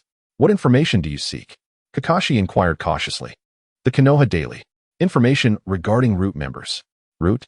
A cold glint flashed in Kakashi's eyes. His mission was to investigate the movements of the Land of Water's daimyo. What does that have to do with the Konoha Daily? And what connection does the Konoha Daily have with the Root organization? Most importantly, this organization still hasn't been disbanded? It seems this information is quite important to you. Though puzzled, Kakashi continued to probe. As someone once courted by Danzo, he was intimately aware of the darkness within Root. This matter could not be taken lightly. This does not concern you, the three replied coldly. Hand it over, or you will not return to Konoha. Seeing that he could not extract any more information, Kakashi could only shake his head in disappointment. If I hand it over, you'll let me return to Konoha? Do you think I'm that easily deceived? The three were momentarily taken aback. Of course, it was impossible to allow him to return alive. Seizing the moment of their distraction, Kakashi's figure vanished from his original spot. When he reappeared, it was already behind the three. The headband covering his Sharingan had now been adjusted. A crimson eye glowed ominously. Raikiri, a deep blue flash appeared in his hand. Unlike the shrill buzz of Chidori, Raikiri was more concentrated, resonating with a powerful electrical hum. The three were startled, hastily attempting to dodge. Unfortunately, Kakashi's speed was akin to a phantom, leaving behind trails of afterimages, as he appeared before one of the individuals. That person opened their mouth, instinctively raising their hands to shield their chest. Thud! A muffled sound echoed. The individual looked down in disbelief at the arm that had pierced through their chest. How could this speed be possible? Earth release, rock iron cannon technique. The remaining two acted decisively. Witnessing their companion being killed, they immediately distanced themselves from Kakashi. Hand seals flew as they expelled a small stone from their mouths. The stone whistled through the air, growing larger as it flew. By the time it reached Kakashi, it had expanded to half a meter. Kakashi's crimson Sharingan spun rapidly, quickly locating the blind spots of the two large stones. With a shift, the two stones narrowly missed him. Before they could land, sharp stone pillars erupted from the ground like bamboo shoots. Earth release, earth pillar explosion. A thunderous shout accompanied the explosive rise of the pillars just as Kakashi descended. Dust billowed, engulfing the entire area. Earth release, earth flow river.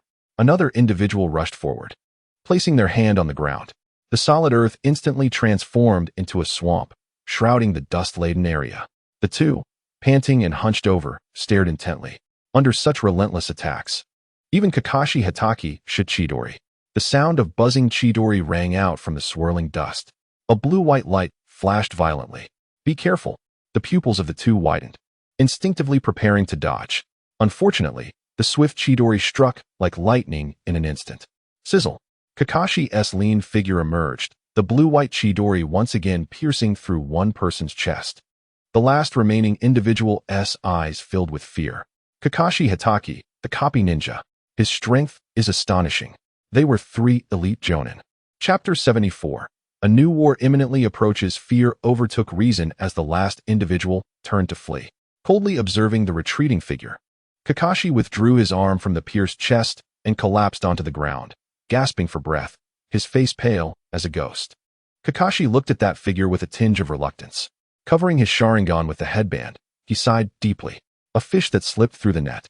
If not for the insufficient chakra, he would have undoubtedly eliminated them all. The Root organization still dares to operate.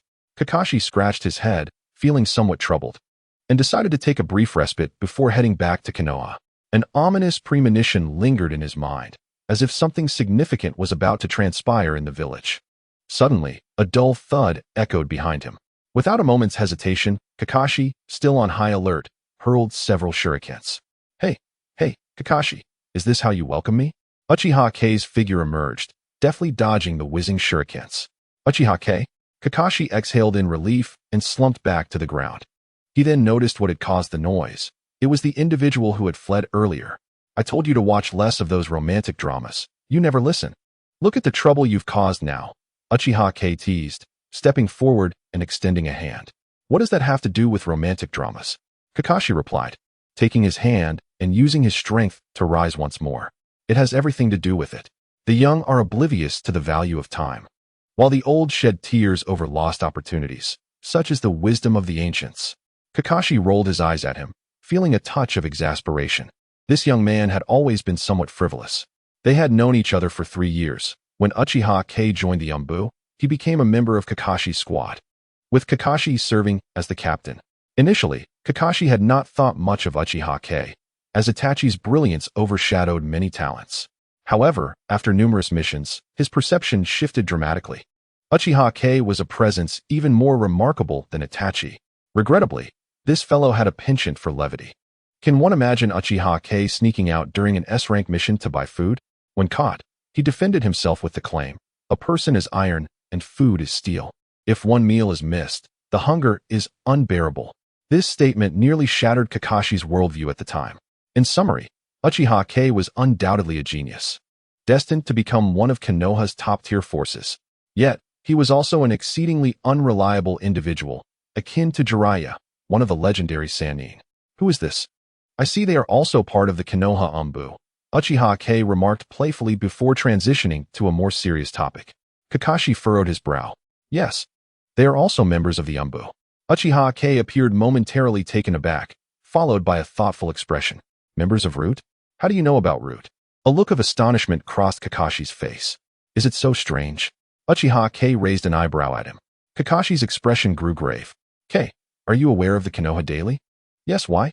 Uchiha K responded, glancing around cautiously as Kakashi lowered his voice.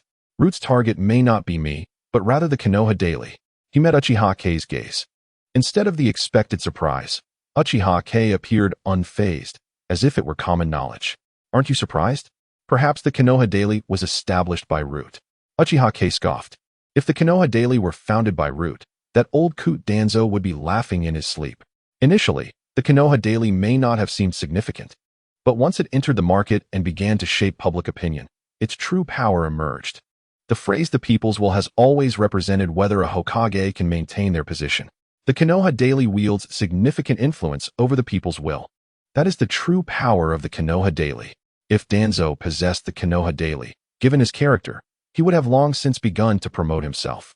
Rest assured, the Konoha Daily has no connection to Root whatsoever. Uchiha K stroked his chin, pondering. If there must be a connection, it is one of enmity. Who in Konoha despises Uchiha K the most? None other than that old schemer Danzo. This antagonistic relationship was devoid of any exaggeration. Kakashi opened his mouth, intending to say something, but just then, Naruto and the others rushed over. "K!" Naruto exclaimed, breathing a sigh of relief upon seeing K unharmed. Sasuke also wanted to greet him, but his prideful nature kicked in, crossing his arms and tilting his head slightly. "Sakura, forget it, better not to mention it." However, Terumi May dashed over to Uchiha K, surveying him up and down before finally exhaling in relief. Although she was aware of his strength, she could not quell her concern. "Is this little one from your class?" Kakashi inquired, curiously examining the group. Uchiha K felt a bit awkward. "Well, technically, they are from your class. But is there any ninja academy with students this age?" As Kakashi's gaze fell upon Terumi May, he revealed a surprised expression. "She looks older than me," he muttered, his voice growing softer as he caught sight of Terumi May's fiery, anger-filled eyes. "Ah, this is Terumi May from the Mist Village. She's quite formidable," Uchiha K said, attempting to ease Kakashi's discomfort. "Mist Village?" Kakashi blinked in confusion. "One of the 5 great shinobi villages? The village of Blood Mist? Have they not severed ties with the outside world?" However, Kakashi remained silent on these matters. Since K brought her along, there must be a valid reason. This trust had developed after numerous missions together. With the last member of Root eliminated, the group continued their journey back to Konoha. Along the way, Uchiha K inquired about the recent state of Konoha. Since Root had begun targeting the Konoha Daily, it indicated that Shursui and Itachi had commenced their plans. Uchiha K was eager to learn about the latest developments. "Konoha is much the same," Kakashi replied after a moment of thought. "However, the number of missions has certainly increased." Kakashi refrained from elaborating on the Anbu missions. Uchiha K contemplated for a moment. The increase in Anbu missions suggests that the plans are proceeding quite smoothly. At the very least, everything is moving in a positive direction. With this thought, Uchiha K felt an even greater urgency to return to the village. After all, the Konoha Daily was his creation. In terms of manipulating public opinion, neither Shursui nor Itachi could match his prowess. Uchiha K's gaze deepened as he observed the trees whizzing by. If all goes as expected, 1 year, at most 1 year, Itachi will become the new Hokage of Konoha. Uchiha K's heart raced, and the group could sense his urgency. Their pace quickened. Even Sakura, the weakest among them, gritted her teeth and persevered. What should have been a 3-day journey was completed in just a day and a half by the 6 of them. As they beheld the Konoha gates within arm's reach, a surge of emotion welled up within Uchiha K. Sarutobi Hiruzen. "Danzo, a new conflict is about to commence. Are you prepared?" Chapter 75. The conflict between Sarutobi Hiruzen and Danzo. So, the Yang organization has resurfaced? Their objective is the bloodline limit. In the Hokage's office, Sarutobi Hiruzen rested his chin in his hand, his expression grim. Uchiha nodded. Their lowest-ranked members are Jonin. Sarutobi Hiruzen felt a headache coming on. Peace in the shinobi world had only been established for a few years, and now this organization had emerged. Is lasting peace truly so elusive? For a moment, Sarutobi Hiruzen felt lost. Lord Hokage, what is Konoha's stance on the Yang organization? Terumi May interjected at an opportune moment. Among the 5 great shinobi villages, Konoha is the strongest. If Konoha is willing to unite with the other villages, the Yang organization's space for existence will be further constricted. The combined might of the 5 villages would surely give the Yang organization pause. Stance. What do you mean, guest from the mist? Sarutobi Hiruzen inquired.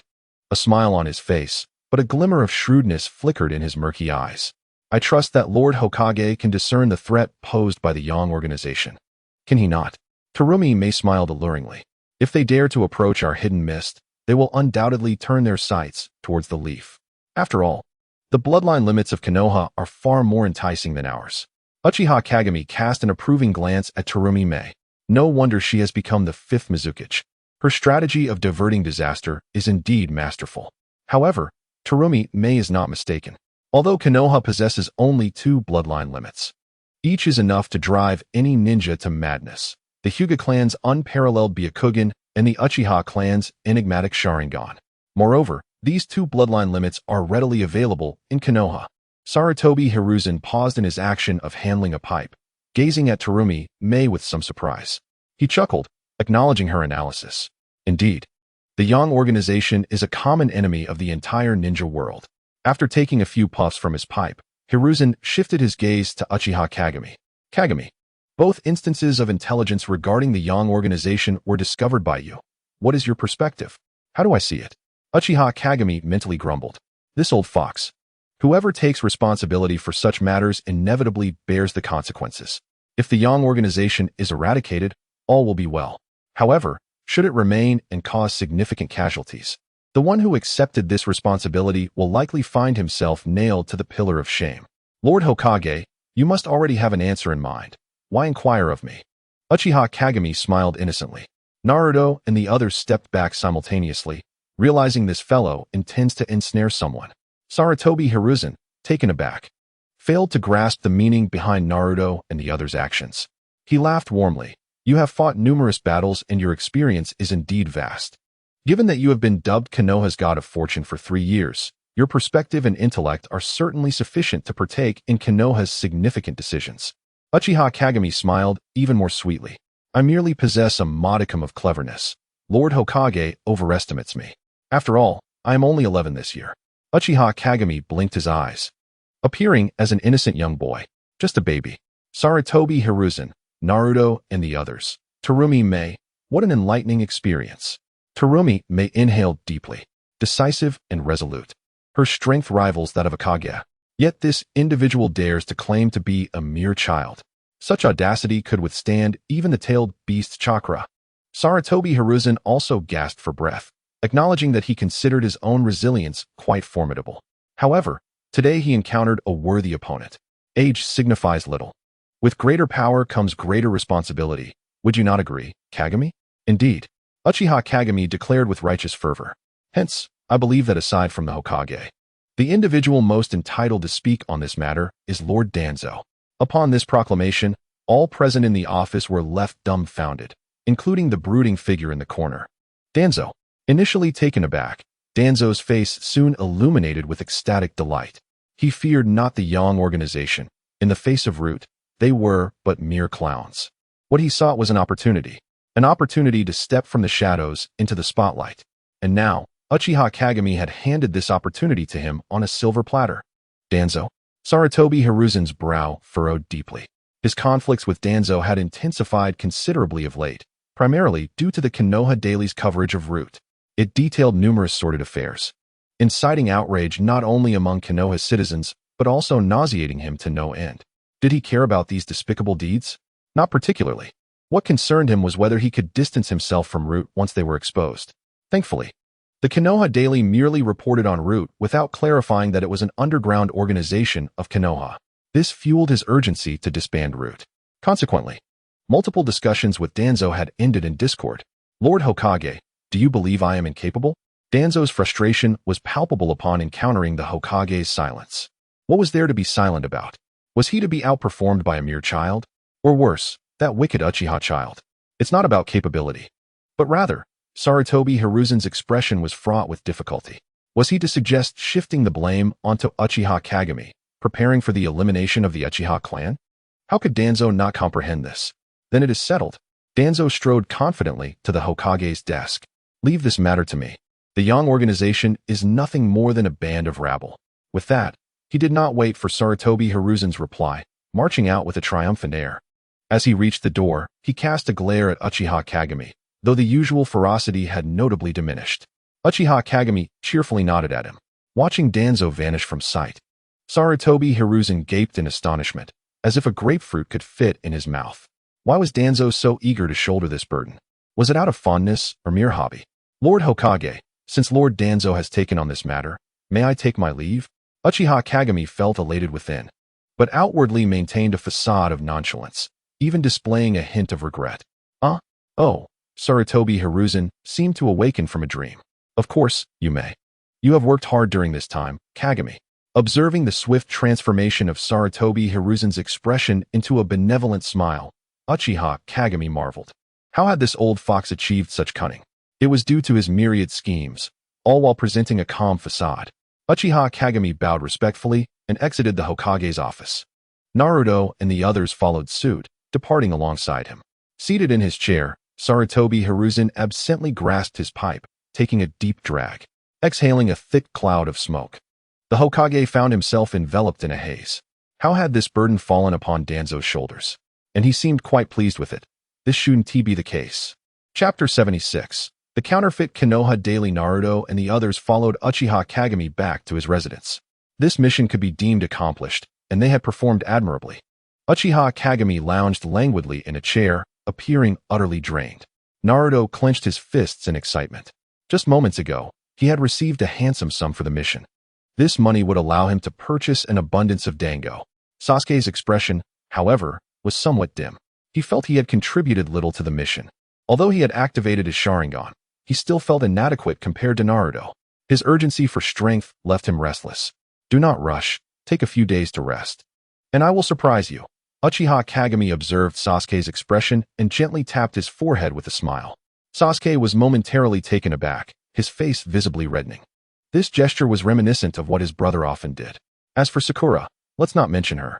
Once Naruto and the others departed, only Uchiha Kagami and Terumi May remained in the room. Are you not heading to the Konoha reception area? Uchiha Kagami asked, his eyelids growing heavy. I want tea.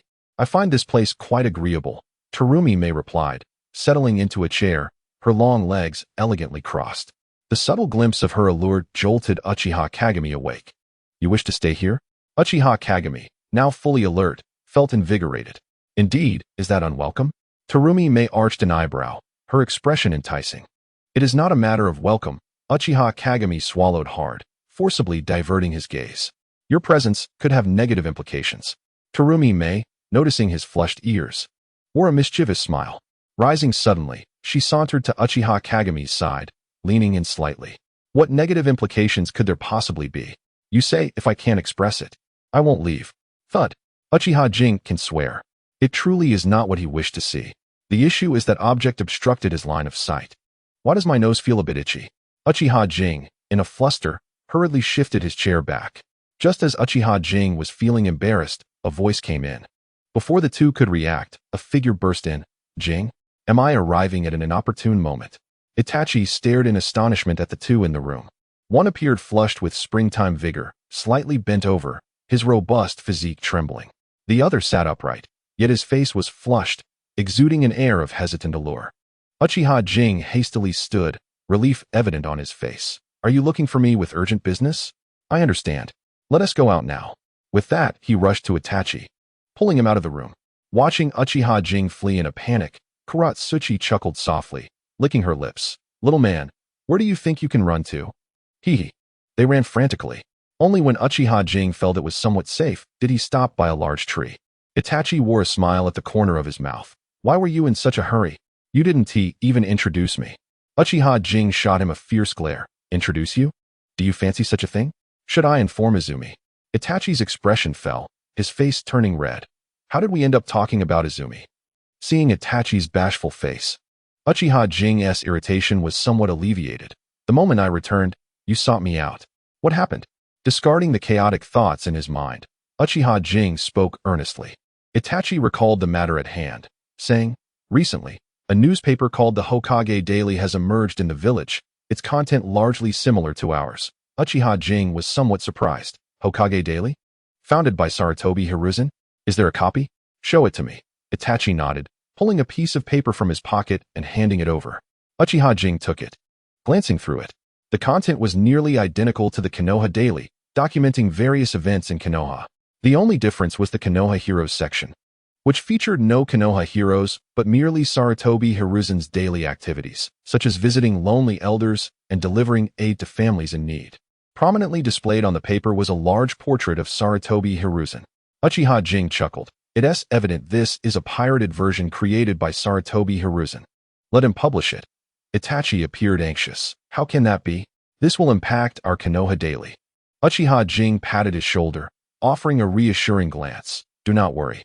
This will not affect the Konoha Daily at all. Itachi was taken aback, wishing to argue but finding no grounds to do so. The Konoha Daily was conceived by Jing, and he had painstakingly spread it throughout the streets. Initially, he and Shursui had also been perplexed, but once the Konoha Daily began to exert its influence, they were awakened to its power. They strolled slowly down the bustling streets of Konoha, which were far livelier than before. Various shops lined both sides, and delivery personnel in yellow uniforms bustled about. Uchiha Jing bought a few skewers of dango from a street vendor and handed one to Itachi without hesitation. Itachi accepted it, taking a bite, his eyes squinting in delight. Hey, have you seen the recent Konoha Daily? On the street, a group of 10 or so people gathered, animatedly discussing. Yes. The latest Konoha hero is Uchiha Jing, a genius just like Itachi. Indeed, how can the Uchiha clan have so many geniuses? They possess the Sharingan, a remarkable bloodline limit. So it's only natural for them to be abundant in talent. Wealthy, handsome, and powerful. I heard he joined the Umbu at just 9 years old. Uchiha Jing, upon hearing their conversation, sprayed the dango he was eating in disbelief, casting a stunned glance at Itachi. Did you do this? Itachi's face flushed slightly. Indeed, it was him. Shursui consistently promoted Jing's ideas, emphasizing Itachi in each issue. But Itachi could no longer endure the scrutiny he faced each time he stepped outside. It made him want to flee. Unfortunately, he could not afford to appear disheveled. He could only feign calmness and wave to everyone. He simply could not continue this way. After a prolonged period of persuasion, Itachi finally convinced Shursui to feature Uchiha Jing as this issue's hero. Uchiha Jing looked at Itachi, both amused and exasperated. From his slightly flushed face, Uchiha Jing quickly deduced the sequence of events. You intend to become the 5th Hokage, yet your timidity will hinder you. Uchiha Jing bore no grievance against Itachi. This fellow was not inherently cunning. It was indeed challenging for him to step into the limelight. You have no idea. Today the 4th's audacity was unparalleled. I would call his face-changing technique the strongest. Uchiha Jing spoke shamelessly, unknowingly echoing Sarutobi Hiruzen's thoughts. Achoo. In the Hokage's office, Sarutobi Hiruzen rubbed his reddened nose, puzzled. Why am I sneezing? Am I coming down with a cold? Chapter 77. Journey to the Hyuga clan. Look, the discussions in the streets still revolve around the Konoha Daily. After walking for quite a while, Uchiha Jing and Itachi found a secluded spot to sit. Yet, even so, the Hokage Daily could not be overlooked. Itachi remained steadfast in his belief. In his mind, the Hokage Daily would be the greatest rival to the Konoha Daily. Completely disregarded, Uchiha Jing brushed off the sugar crumbs from his hands. Why? Looking at the confidently smiling Uchiha Jing, Itachi expressed his confusion. Because of its entertainment value, Uchiha Jing smiled mischievously, resembling a little fox. What is the biggest selling point of our Konoha Daily? What is it? Itachi's bewilderment deepened. The heroes section. Uchiha Jing pointed to Sarutobi Hiruzen's portrait on the Hokage Daily. And the Hokage Daily? They discarded their most significant selling point for a highly political Hokage record. Who would want to read that? It's dull, tedious, and utterly devoid of entertainment. Uchiha Jing casually tossed the Hokage daily onto the ground, even brushing off the dust onto Itachi. Thus, the Hokage daily and the Konoha daily are not on the same level at all. There is no need for concern. Uchiha Jing had initially been somewhat worried. After all, Konoha's market was limited, and the emergence of two newspapers would inevitably divert some audience. However, upon seeing the Hokage daily, that worry dissipated instantly. Who would enjoy reading a newspaper filled with flattery like a biography? It had none of the interest of the Konoha daily. It would be surprising if anyone bought such a paper. Itachi remained skeptical but, trusting Jing, chose not to press further. The war is about to commence. Are you prepared? Itachi. Uchiha Jing gazed intently at Itachi. Itachi paused for a moment. Then his face radiated a fervent battle spirit. Of course. Uchiha Jing smiled, and Itachi reciprocated the smile. Their hands clasped tightly together. Konoha is about to undergo a transformation. Parting ways with Itachi, Uchiha Jing made his way to the Hyuga clan's territory. Gazing up at the buildings, he took a deep breath and stepped inside. In the center of the complex stood a solitary building. Before he could knock, a young boy emerged from within. Uchiha Jing?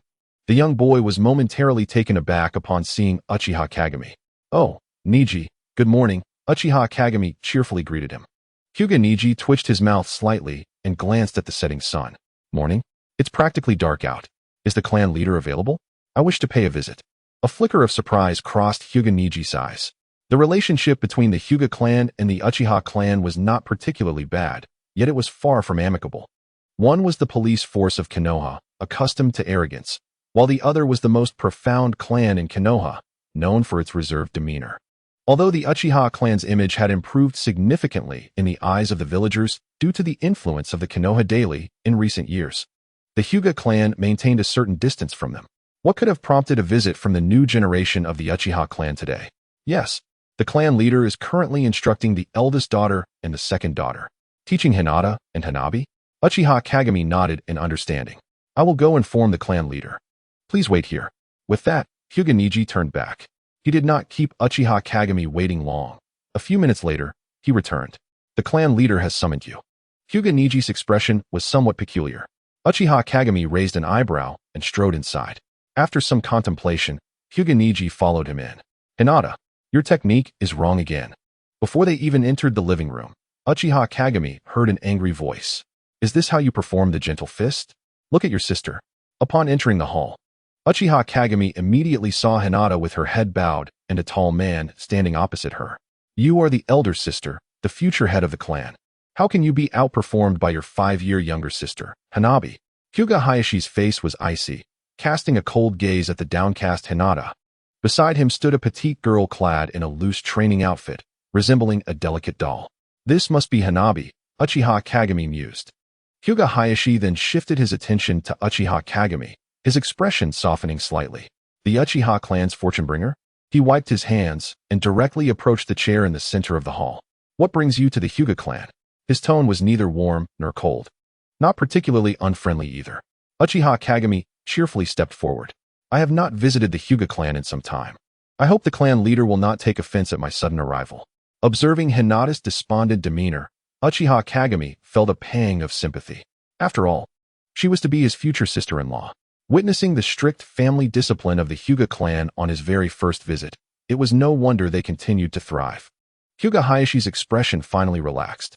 Everyone enjoys a compliment. Who doesn't like to hear a few flattering words? Especially when they ring true. Hinata covertly raised her head and saw Uchiha Kagami's beaming smile. Uchiha Kagami. How could he be here?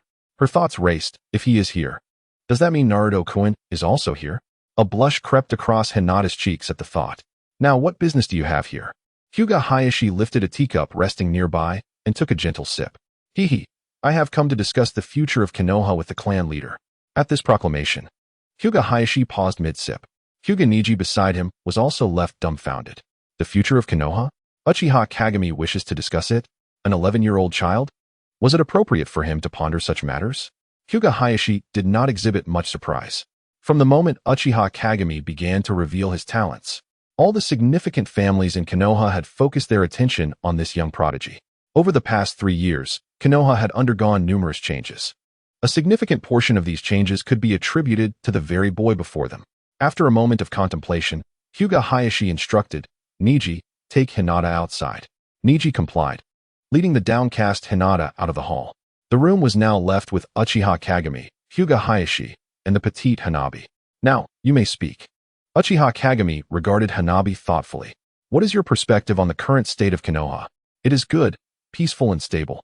Although the growth of strength is slow, it is steady," Hyuga Hayashi replied.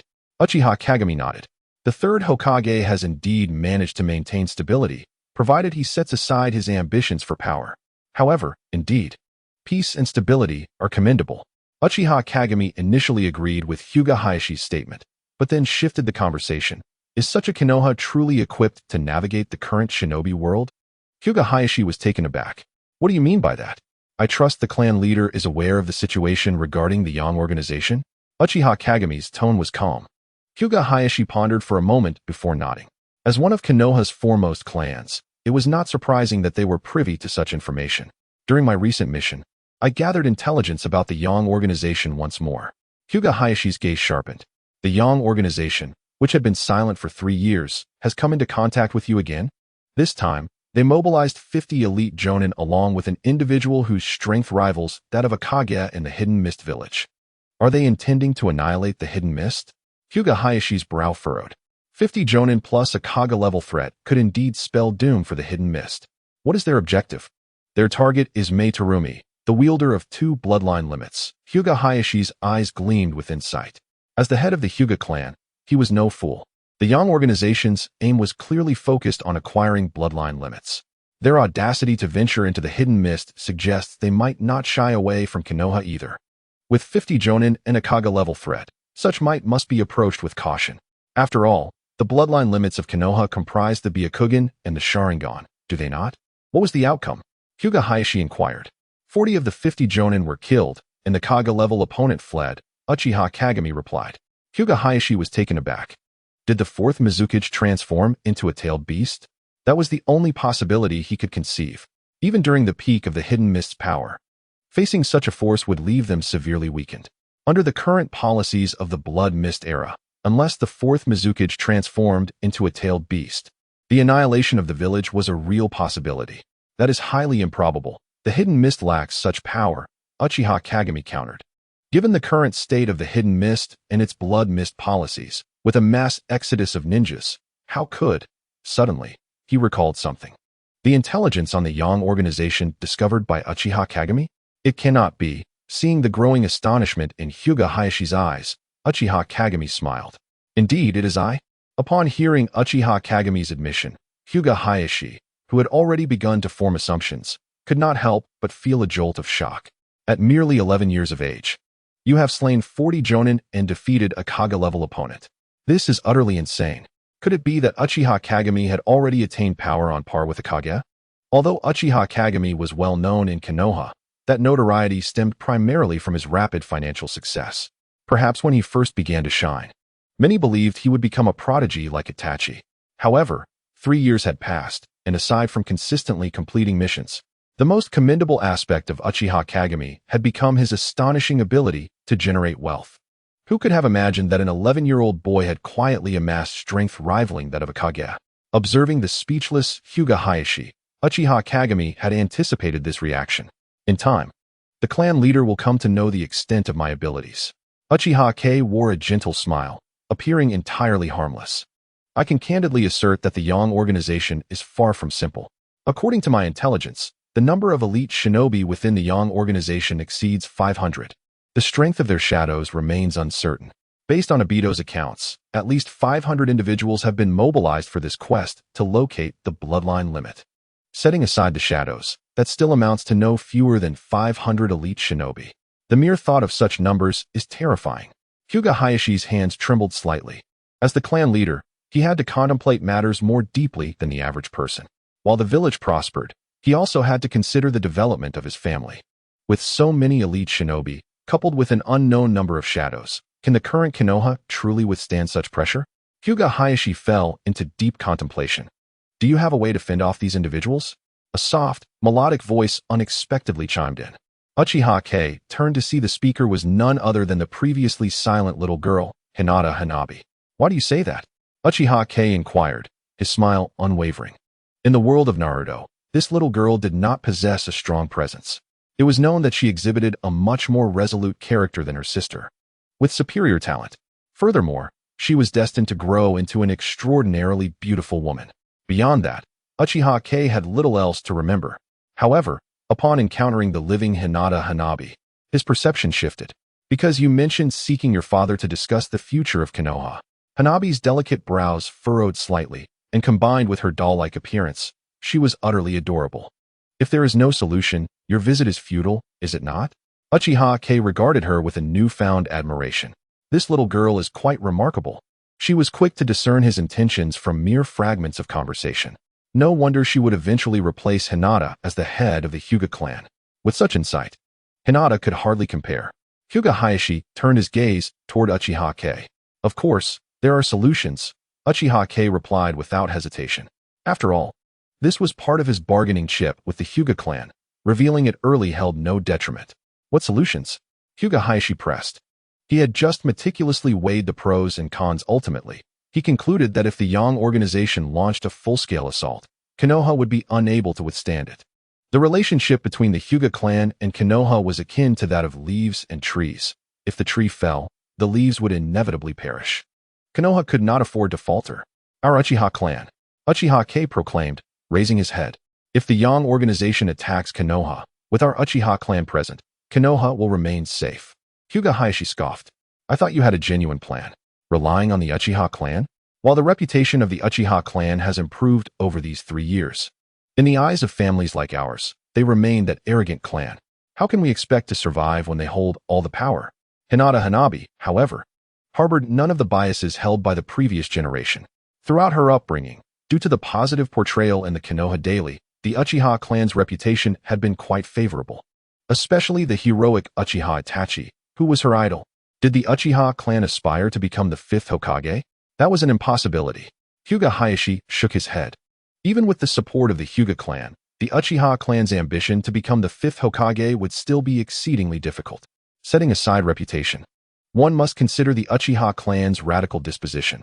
Their black and white mentality, while perhaps a virtue in ordinary individuals, proved to be a fatal flaw in a village leader. What do you think of Itachi? Uchiha Itachi? Hyuga Hayashi pondered. The label of arrogance associated with the Uchiha had long been ingrained in the minds of these clan leaders. Whenever the Uchiha name was mentioned, their brows furrowed in disapproval. Yet, Uchiha Itachi was an exception. He represented a stark contrast to the Uchiha clan's typical demeanor, polite, courageous, and wise. When I speak of the Uchiha, I refer specifically to Itachi. Uchiha Kei stated calmly. Over the 3 years, through the Konoha Daily's promotion and Itachi's character, he had emerged as a brand independent of the Uchiha clan. The Uchiha clan remained the Uchiha clan, while Uchiha Itachi was Uchiha Itachi. Hyuga Hayashi's expression grew peculiar. His gaze towards Uchiha Kei laden with complexity. Do you wish for Uchiha Itachi to become the 5th Hokage? Indeed, Uchiha Kei replied without hesitation. Do you not aspire to become the 5th Hokage, the leader of Konoha? Uchiha Kei smiled, his eyes clear as water. Chapter 79. The Homeless Uchiha Kei Father. Will you support Uchiha Itachi? Watching Uchiha Kei's departing figure, little Hinata Hanabi furrowed her brows tightly. While Uchiha Itachi was her idol, he paled in comparison to her family. Would supporting Uchiha Itachi incite turmoil within the village? After all, the 3rd Hokage still held his position. Hyuga Hayashi remained silent for a long while. Supporting or not supporting would have little impact on them. His voice was filled with contemplation. They? Hanabi tilted her head slightly, confusion evident in her eyes. Was they referring to the Uchiha clan? Hyuga Hayashi walked to the door, gazing at the scenery outside. They are Uchiha Kei, Uchiha Itachi, and Shursui. Hinata Hanabi's mouth fell open in astonishment. Shursui? The Uchiha from the Umbu? Hyuga Hayashi nodded. Yes, Uchiha Kei is correct. They have separated from the Uchiha clan. With Itachi as the figurehead, Kei providing financial support, and Shursui maintaining the stability of the Hokage's direct Umbu forces. Hyuga Hayashi's expression was complex, filled with both conflict and admiration. These 3 youngsters, the eldest Shursui was merely 18, while the youngest Kei was only 11. It was astonishing that these three had unknowingly become a formidable force within Konoha. This meant that Uchiha Itachi's ascension to the 5th Hokage was inevitable, wasn't it? Hanabi's face was filled with shock. Hyuga Hayashi did not voice his opinion. Block? How would one block it? With Uchiha Itachi's current popularity in the village, coupled with Uchiha Kei's financial resources, once the 3rd Hokage steps down, Itachi's position as the 5th Hokage will be all but secured. And with Shursue's influence in the Umbu, even the ambitious Danzo would have no choice but to watch. Furthermore, a glimmer of insight flashed in Hyuga Hayashi's eyes. The Konoha Daily, which emerged 3 years ago, is likely another of Uchiha Kei's strategies, isn't it? At this realization, Hyuga Hayashi couldn't help but sigh. At 11 years old, what an extraordinary existence. Hinata Hanabi cupped her chin, recalling Uchiha Kei's earlier demeanor. The god of wealth of Konoha, as her father had described. Was such a formidable individual truly real? As Uchiha Kei walked home, the sound of notifications rang incessantly in his mind. A cursory glance revealed they were indeed all from Hyuga Hayashi and Hanabi. Contentedly humming a tune, Uchiha Kei's steps became considerably lighter. It seemed the Hyuga clan had been effectively managed. Even if they did not support Uchiha Itachi, it was unlikely they would endorse anyone else. Their silence implied a final decision on the matter. Entering his small courtyard, Uchiha Kei stretched comfortably. Just as he prepared to remove his shoes, the door suddenly swung open. "You're back." Kurenai smiled warmly at him. "Oh, you're still here?" Uchiha Kei's movements froze momentarily. Would this girl truly spend the night here? "Do you wish for my departure?" The enchanting visage of Terumi Mei bore an unnatural expression, with barely concealed fury flickering in her eyes. What was the matter with this little man? A striking beauty like her willingly choosing to stay at his residence. Yet he appeared so reluctant. Indeed, what was she doing in my home? Uchiha Kei stated matter-of-factly. They were neither relatives nor close friends, and besides, Shursui could arrive at any moment, only to mock him upon seeing Terumi Mei. "You." Terumi Mei fumed, her magnificent curves rising and falling with agitation. Gulp. Uchiha Kei was taken aback, his face flushing with an unnatural hue. "Then you stay here. I'll go find Naruto." Without waiting for Terumi Mei's response, he dashed out in a hurry.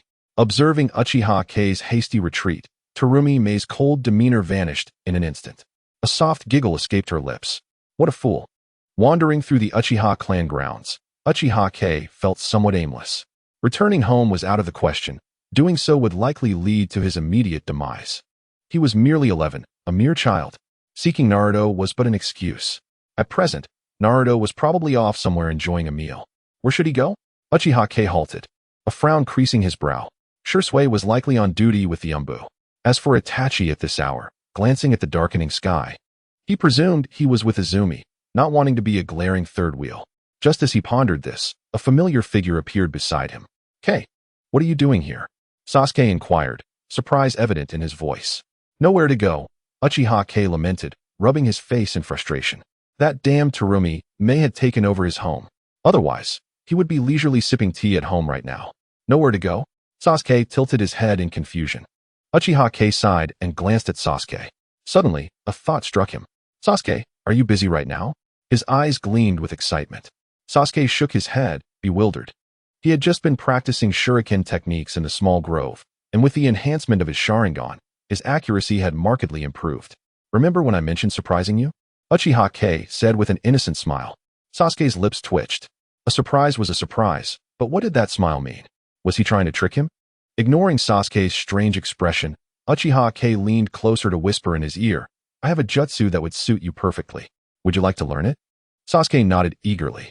He desperately needed powerful abilities. Even if it turned out to be a trick, it would be worth it.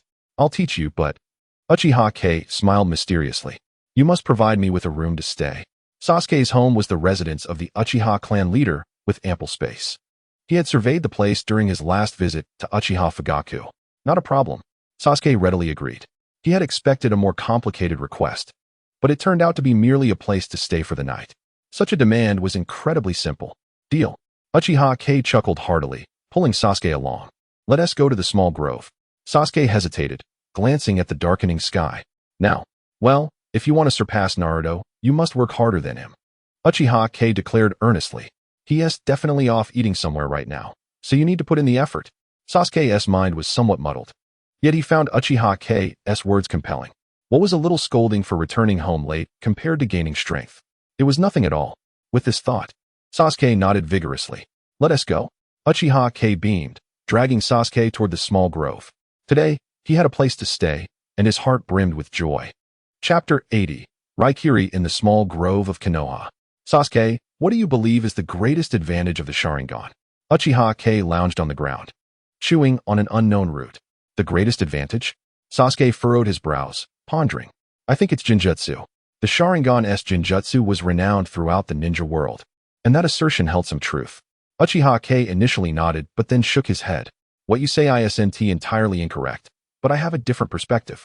Sasuke was taken aback, bewilderment filling his eyes.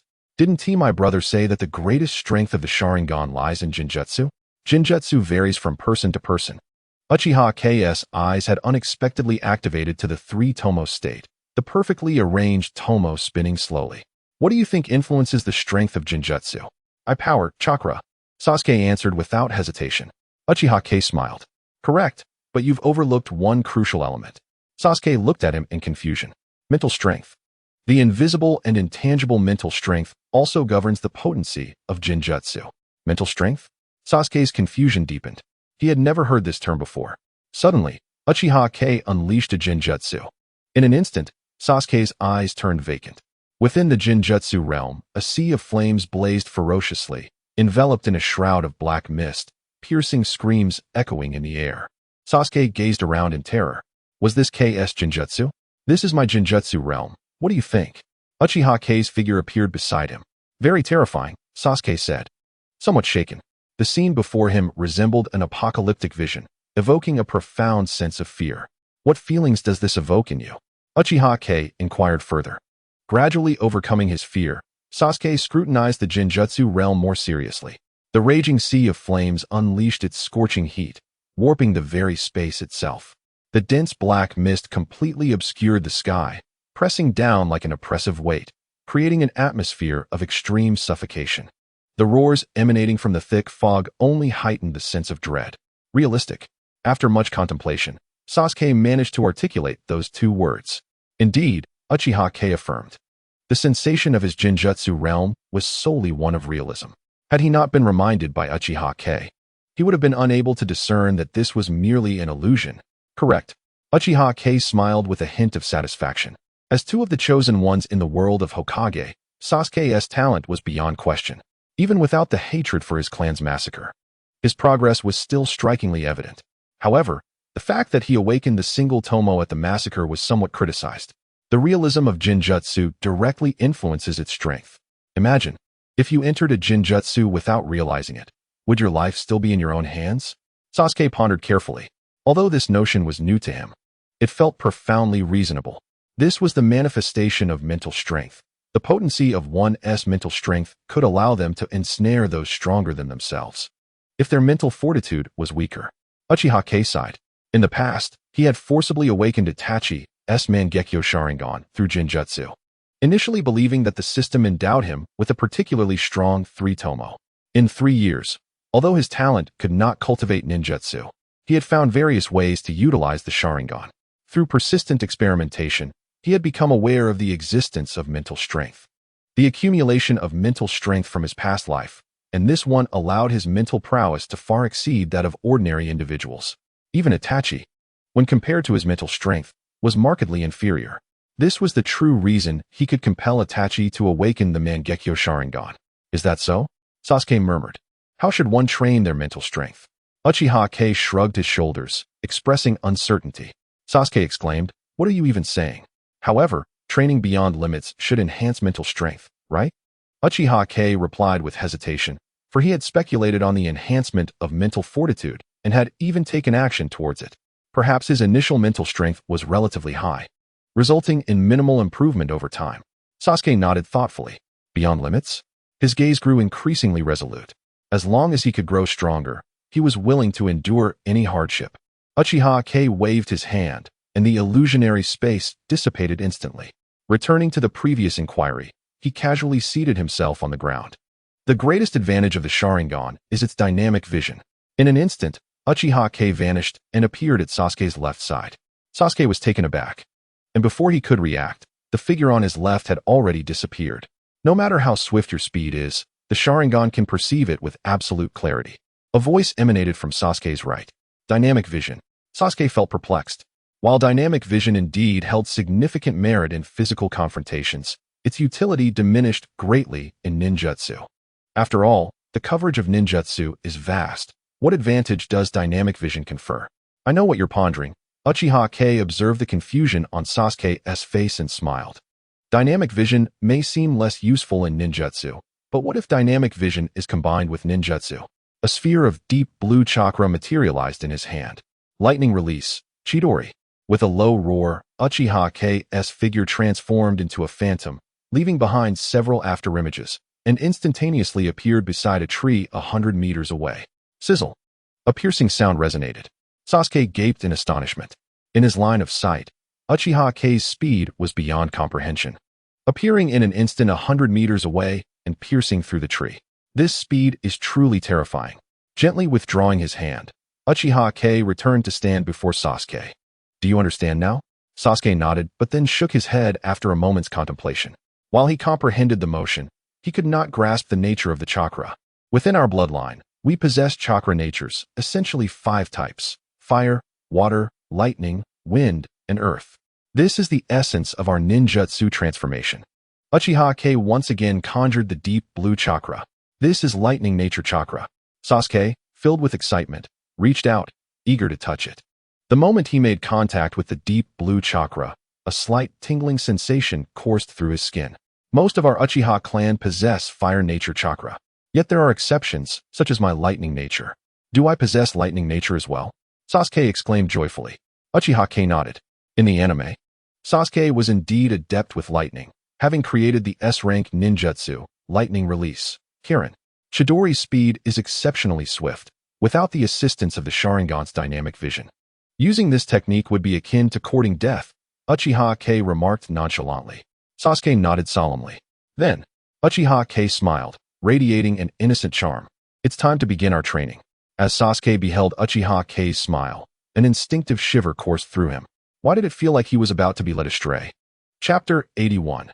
Danzo's operations underway while Sasuke diligently trained in the small grove. A fierce argument erupted in the Hokage's office. Why can't I go?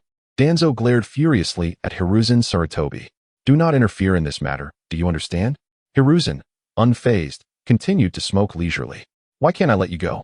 Because I don't want you to take the blame, understand? Hiruzen felt helpless. He was genuinely concerned for his old friend, yet Danzo seemed unable to grasp his good intentions. You don't want me to interfere? Are you handing this over to Itachi or Kei? Have you lost your mind?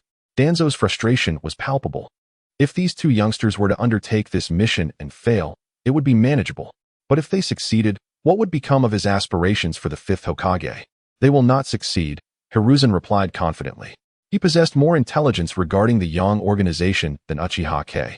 Although the Umbu had become somewhat detached from his control over the years, he still had access to considerable information. Concerning the Yang organization, he knew of at least 300 elite shinobi. 300 elite shinobi.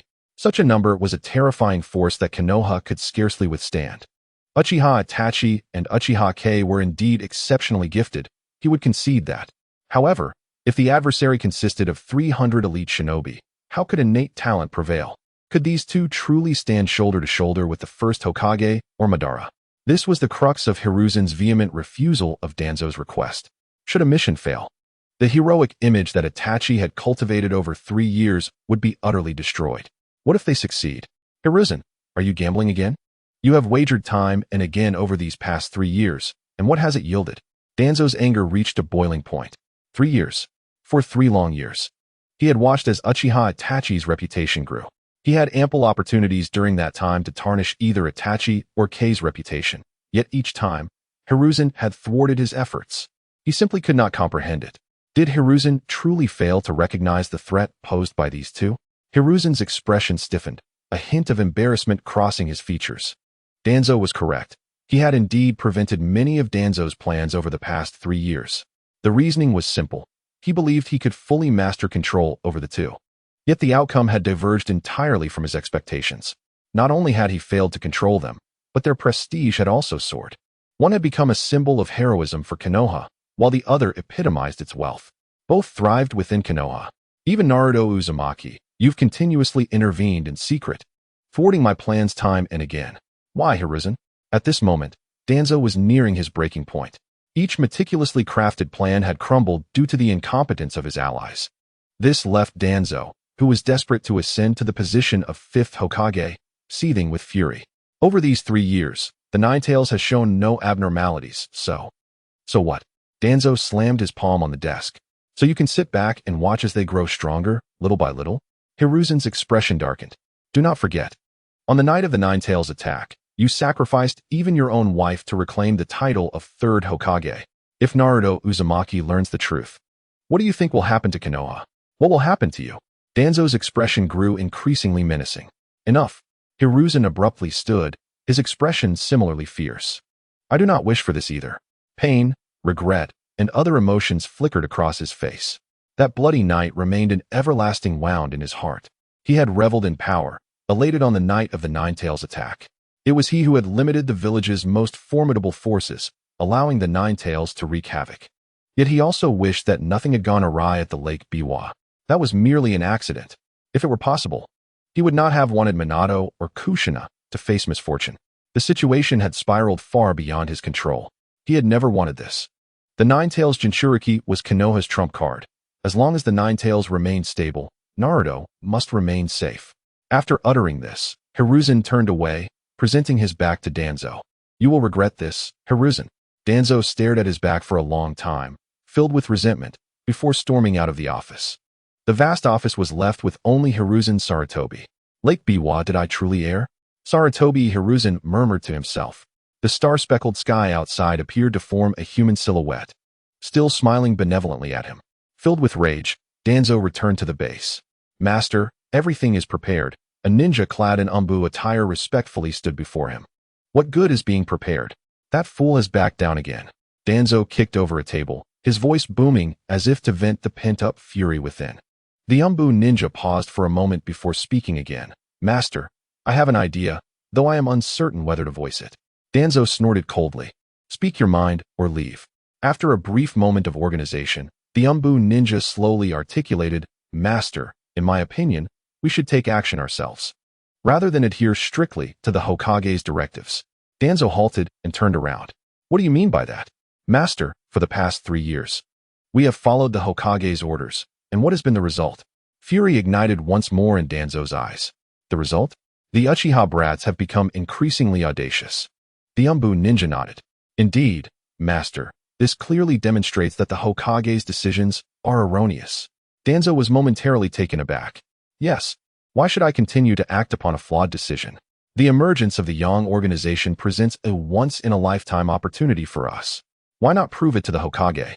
A flicker of intrigue ignited in Danzo's eyes. Prove it to Sarutobi Hiruzen? No. The flames of ambition intensified within him. He aimed to demonstrate to his mentor the foolishness of his past decisions. Was Sarutobi Hiruzen truly more suited to be Hokage? Absolutely not. Account for the personnel. He exhaled deeply, and his expression relaxed. The umbu ninja bowed respectfully yes. Subsequently, he withdrew slowly. Hiruzen, just wait and see. Witness how Shimura Danzo eradicates the Yang organization and restores Konoha's strength. His boisterous voice reverberated throughout the room.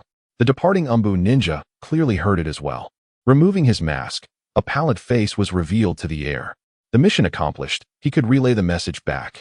He whispered, as if others were present. A hollow voice responded. A faint smile graced his pale visage. At last, the task was fulfilled. After 2 long years, instigating discord between these two was no simple feat. With that, he donned his mask again and proceeded deeper into the base. Though the mission was deemed complete, one must always perform to perfection. Chapter 82. Sakura's withdrawal the following day. Uchiha K, bleary-eyed, gazed at the unexpected visitors in his home. Could I please have a day of rest? Uchiha K lamented. In his previous life, he had never had the chance for a leisurely slumber, and now, it seemed, the opportunity still eluded him. Having finally managed to send Terumi Mei away, Naruto's eyes widened in disbelief. What nonsense are you speaking? It's nearly afternoon. Are you not yet awake? Sasuke pursed his lips, an expression of agreement crossing his face. Over the past 3 years, Uchiha K had thoroughly impressed him. Even the infinitely adoring younger brother had to concede. Uchiha K's talent and prowess were unparalleled. Not even Itachi could compare. Yet, this fellow was dreadfully lazy. He would sit when he could, lie down when he could sit, and shirk effort whenever possible. It was downright infuriating. It's still afternoon, Uchiha K remarked, glancing at the radiant sunlight outside. Look, he pointed toward the window. Naruto and Sasuke quickly turned their gazes. Brilliant sunlight poured into the room, casting dappled shadows of leaves upon the floor. What a splendid day, they both exclaimed. Such glorious sunlight, such beautiful times. Uchiha K stretched luxuriously, lying down straight amidst their furious stares. At times like this, one must relish a little extra sleep, he declared, pulling the covers up slightly. Naruto and Sasuke exchanged glances, vowing silently that if they could defeat him, they would each deliver an electric shock to make him understand why flowers bloom in such vibrant hues. Get up already. Exactly. Don't touch me. I'm unleashing my ultimate move. I'm getting angry. Just as peace reigned in the room, a sudden knock echoed through the air. The three playful figures paused. Who is it? Uchiha K pushed past the two, stretching once more as he climbed out of his warm bed. Upon opening the door, he was momentarily taken aback by the visitor. I hope I'm not disturbing you, K? Outside stood Sakura, her pink hair framing her apologetic expression as she beheld Uchiha K in his sleepwear. Not at all. I suppose I couldn't continue sleeping anyway. Seeing Sakura surprised him somewhat. Throughout the years, his impression of her had remained unchanged. To call it dislike would be true, yet to deny it would be impossible. Come in, he said, yawning as he turned back toward the bedroom. Sakura followed closely behind, her head bowed, appearing burdened with thoughts. Upon entering the room, Sakura noticed Naruto and Sasuke. Her surprise evident. You two are here as well? Humph. Sasuke responded with a slight grunt. Naruto's expression grew complex. He had managed to let go of his feelings for Sakura, at least to the extent that he no longer felt the flutter of a racing heart. He replied softly, his gaze briefly lingering before shifting elsewhere. Uchiha K observed Naruto's transformation and smiled, a sense of satisfaction washing over him, akin to a proud parent witnessing their child's growth. Sitting cross-legged, Uchiha K addressed the trio. Speak, what brings you all together today? Naruto and Sasuke exchanged glances before simultaneously declaring, training. Uchiha K rolled his eyes. Why did I never notice in the anime that these two were training enthusiasts? And Naruto, you are the proud anchor of the group, training so diligently, it truly shames the rest of us. What about you? Uchiha K dismissed the two and turned his attention to Sakura. Her head remained bowed, hair obscuring her face, concealing her expression. Observing her demeanor, Uchiha K grew curious. Sakura's personality was quite amiable. In his previous life, she embodied the essence of a strong woman. Unfortunately, her actions towards Naruto, both in that life and this one, had made it difficult for Uchiha K to develop any fondness for her. Now, with her current downcast demeanor, Uchiha K tilted his head thoughtfully. According to the timeline, Sakura should not be experiencing distress at this moment. Unless, of course, it pertained to unrequited feelings. Feel free to express what's on your mind. After all, you are my student now, and as long as it isn't too excessive, I shall not refuse. Sakura gradually lifted her head, her beautiful face marred by conflict. Naruto and Sasuke's gazes turned towards her as well. This version of Sakura was unlike anything they had ever seen before. Uchiha K refrained from rushing her, resting his chin in his hand as he awaited her next words. After a moment of internal struggle, Sakura clenched her teeth. I wish to withdraw from Team 7. Naruto sprang to his feet in an instant. Withdraw from Team 7? Why? Why would you want to leave? His voice was filled with agitation. Yet, this did not imply that Naruto still harbored feelings for Sakura. They had grown up together, and concern was only natural. How would Sakura fulfill her missions if she withdrew from Team 7? It is essential to understand that a genin cannot execute tasks independently. Can a ninja who fails to complete a mission still be regarded as a ninja? Cough, cough. Uchiha K smacked Naruto, who was whining, on the head. Silence. And allow Sakura to speak. Naruto nearly toppled over from the strike, sulkingly closing his mouth. After a moment of hesitation, Sakura finally spoke. Although I've only participated in one mission with you, I feel a sense of shame. Her face reflected her regret. Yet, I was of no help at all. In fact, I burdened you. 2 tears streamed down her cheeks. Since returning to the village yesterday, Sakura had been feeling somewhat despondent, her mind replaying scenes from the mission. The formidable Uchiha K aside, Sasuke had displayed remarkable talent since enrolling. Otherwise, he could have captured her heart merely with his appearance. She accepted Sasuke's strength. However, how could Naruto, the perennial underachiever, have become so powerful, so strong that she felt unfamiliar with him now? After a sleepless night of contemplation, Sakura finally mustered the courage to approach Uchiha K. "I want to withdraw from Team 7. This was the conclusion she arrived at after a night of deliberation. Compared to perilous missions, she preferred to focus on her studies, specifically, researching healing ninjutsu. Becoming a medical ninja was her true aspiration. "Have you made up your mind?" Uchiha K's expression revealed no change. Since Sasuke had not defected in this lifetime, Sakura no longer clung to the notion of strength. In the current Team 7, it would be odd for Sakura not to feel inferior. A slight disparity could unleash tremendous potential, while a chasm-like gap could instill fear. "Yes." Sakura nodded emphatically. "Very well. I shall report to Lord Hokage tomorrow." Uchiha K nodded in agreement. Naruto appeared anxious but, after much contemplation, sighed and chose not to voice his thoughts. Sasuke remained unchanged throughout. Sakura's presence or absence mattered little to him. He was solely focused on becoming stronger. Hearing this, Sakura felt a pang of disappointment but also a sense of relief. Stealing a glance at the expressionless Sasuke, she sighed and left in dejection. Observing the remaining two, Uchiha K shrugged. "Do you two wish to withdraw as well?" Seeing them shake their heads vigorously, Uchiha K smiled helplessly. If they too withdrew, would he not be able to indulge in leisurely slumbers daily? What a pity. Chapter 83. How Ruthless You Are, Sarutobi Hiruzen in the small forest of Konoha village. Lightning-charged chakra had already been condensed, and the next step was to utilize Raikiri. Uchiha K looked at Sasuke, whose Sharingan had manifested 3 tomo. Raikiri has distinct advantages, speed and formidable penetrating ability. A deep blue lightning chakra coalesced in his hand, arcs of electricity dancing and leaping. However, the extreme speed could lead to a lack of clarity regarding the enemy, making it easy to miss the target and invite retaliation. Thus, the importance of the Sharingan's dynamic vision became paramount. Uchiha K transformed into a streak of light, instantly appearing 100 meters away, striking a large tree with pinpoint accuracy. Thud! With a soft sound, the tree they embraced was directly pierced. "Wow, that's impressive. K, I want to learn too," exclaimed Naruto, filled with envy. Sasuke suppressed his excitement. Channeling chakra and a similar lightning chakra appeared in his hand. Both the color and the leaping arcs were identical. The only difference lay in the scale of chakra.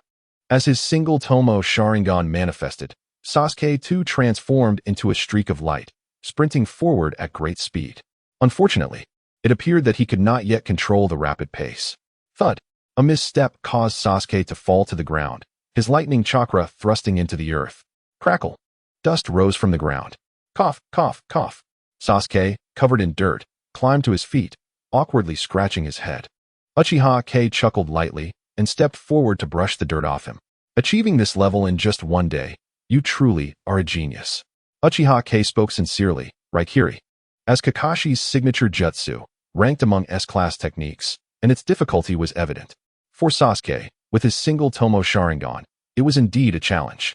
Watching Uchiha K clean him off, Sasuke momentarily felt a sense of nostalgia, as if he were with his brother. Just at that warm moment, Naruto chimed in. "What about me? I've mastered Rasengan too." Uchiha K turned his head, offering him a polite smile. "As long as you're happy." Just then, an Umbu suddenly appeared. "Lord K, the Hokage summons you."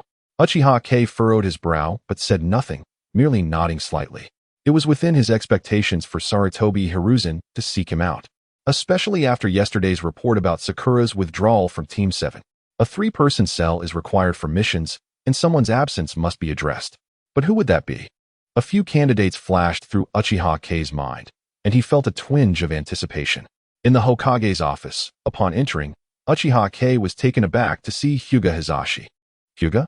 Surely they haven't reassigned Hinata? With this thought, Uchiha K approached the desk. "Lord Hokage." Uchiha K bowed respectfully. "Ah, you arrived swiftly." Sarutobi Hiruzen chuckled, taking a drag from his cigarette. Uchiha K smiled, but remained silent. When dealing with the old fox, it was paramount to be cautious with words, saying little to err less. "What are your thoughts on the replacement for Haruno Sakura after her departure from Team 7? Uchiha K felt somewhat exasperated. Why must everything be directed at him? What could he say? Anyone will do, whether it's Rasengan or Flying Thunder God. I have no objections. Uchiha K raised his hands in resignation. With Naruto and Sasuke in Team 7, any addition would suffice. After all, you are the teacher of Team 7. Your opinion is quite significant. Sarutobi Hiruzen smiled slyly, puffing on his cigarette. Uchiha K contemplated for a moment, noticing the anger on Hyuga Hizashi's face. Is he upset? Could they truly be considering assigning Hinata to Team 7? But that seems unwarranted. Suddenly, a possibility flashed in his mind. Uchiha K stared at Sarutobi Hiruzen in shock. No, that can't be. Could the old fox truly be this ruthless? Are you aware of the Hyuga clan's little princess, Hinata Hanabi? Seeing Uchiha K's prolonged silence, Sarutobi Hiruzen took the initiative to speak. Gulp. Uchiha K swallowed hard. The old fox indeed had such intentions. Hinata Hanabi is merely 6 years old, right? Sarutobi Hizashi's 2 beloved daughters were being tossed into the ninja ranks. If anything were to happen, it could spell doom for the Hyuga clan. I know. Hanabi is quite adorable. Despite his thoughts, Uchiha K spoke truthfully. What do you think? Sarutobi Hizashi suddenly stepped forward, his expression grim. Lord Hokage, I have yet to agree to your proposal. Sarutobi Hiruzen, the cunning old fox, was not angered by the abrupt interruption. Hizashi, I am well aware of Hanabi's capabilities. She undoubtedly possesses the strength of a Jinin now. Hizashi's hands tightened, veins bulging. Earlier that day, Sarutobi Hiruzen had summoned him. After a lengthy discussion, they finally arrived at the crux. He actually wanted to place 6-year-old Hanabi into Team 7, a mere 6-year-old girl to undertake various perilous missions. It would be absurd for Hizashi to agree. Sarutobi Hiruzen appeared quite pleased. Upon learning of Sakura Haruno's departure from Team 7, a cunning scheme formed in his mind. In the Hidden Leaf Village, numerous clans wield significant influence, among which the Uchiha and Hyuga clans are the most renowned. The formidable strength of these 2 clans even instills unease in the Hokage. In stark contrast to the brash Uchiha, the Hyuga clan maintains a more subdued demeanor. Nevertheless, he could not tolerate the presence of such a powerful clan within his domain. Anything that could not be entirely controlled must be swiftly eradicated. If something were to befall the Hyuga clan's little princess while on Team 7, would Uchiha Kagami, as her teacher, escape punishment? Sarutobi Hiruzen concealed a sinister smile. One that was truly chilling. She was merely 6 years old, yet to even attend the Ninja Academy. How could she possibly join a ninja team to undertake missions? Hyuga Hayashi regarded Sarutobi Hiruzen's smile with growing disdain. Well, one cannot make such judgments, after all. Uchiha Kagami was only 11 and had already become a teacher of a ninja team. Observing the verbal sparring between the two, Uchiha Kagami helplessly rubbed his face. Oh, the whirlpool of power. When Sarutobi Hiruzen proposed that Hanabi join Team 7, Uchiha Kagami immediately grasped the malice behind his scheme. Watching the tiger fight from the mountain. Should anything happen to Hanabi, the Hyuga clan would undoubtedly turn against Uchiha Kagami and the Uchiha clan as a whole. A conflict between these 2 colossal families was inevitable. And the outcome was all too clear: mutual destruction. This was an unsolvable conspiracy, unless there was a way to prevent Hanabi from joining Team 7. After a moment of contemplation, Uchiha Kagami spoke. Hokage-sama, I would like to understand your intentions behind allowing Hanabi to join Team 7.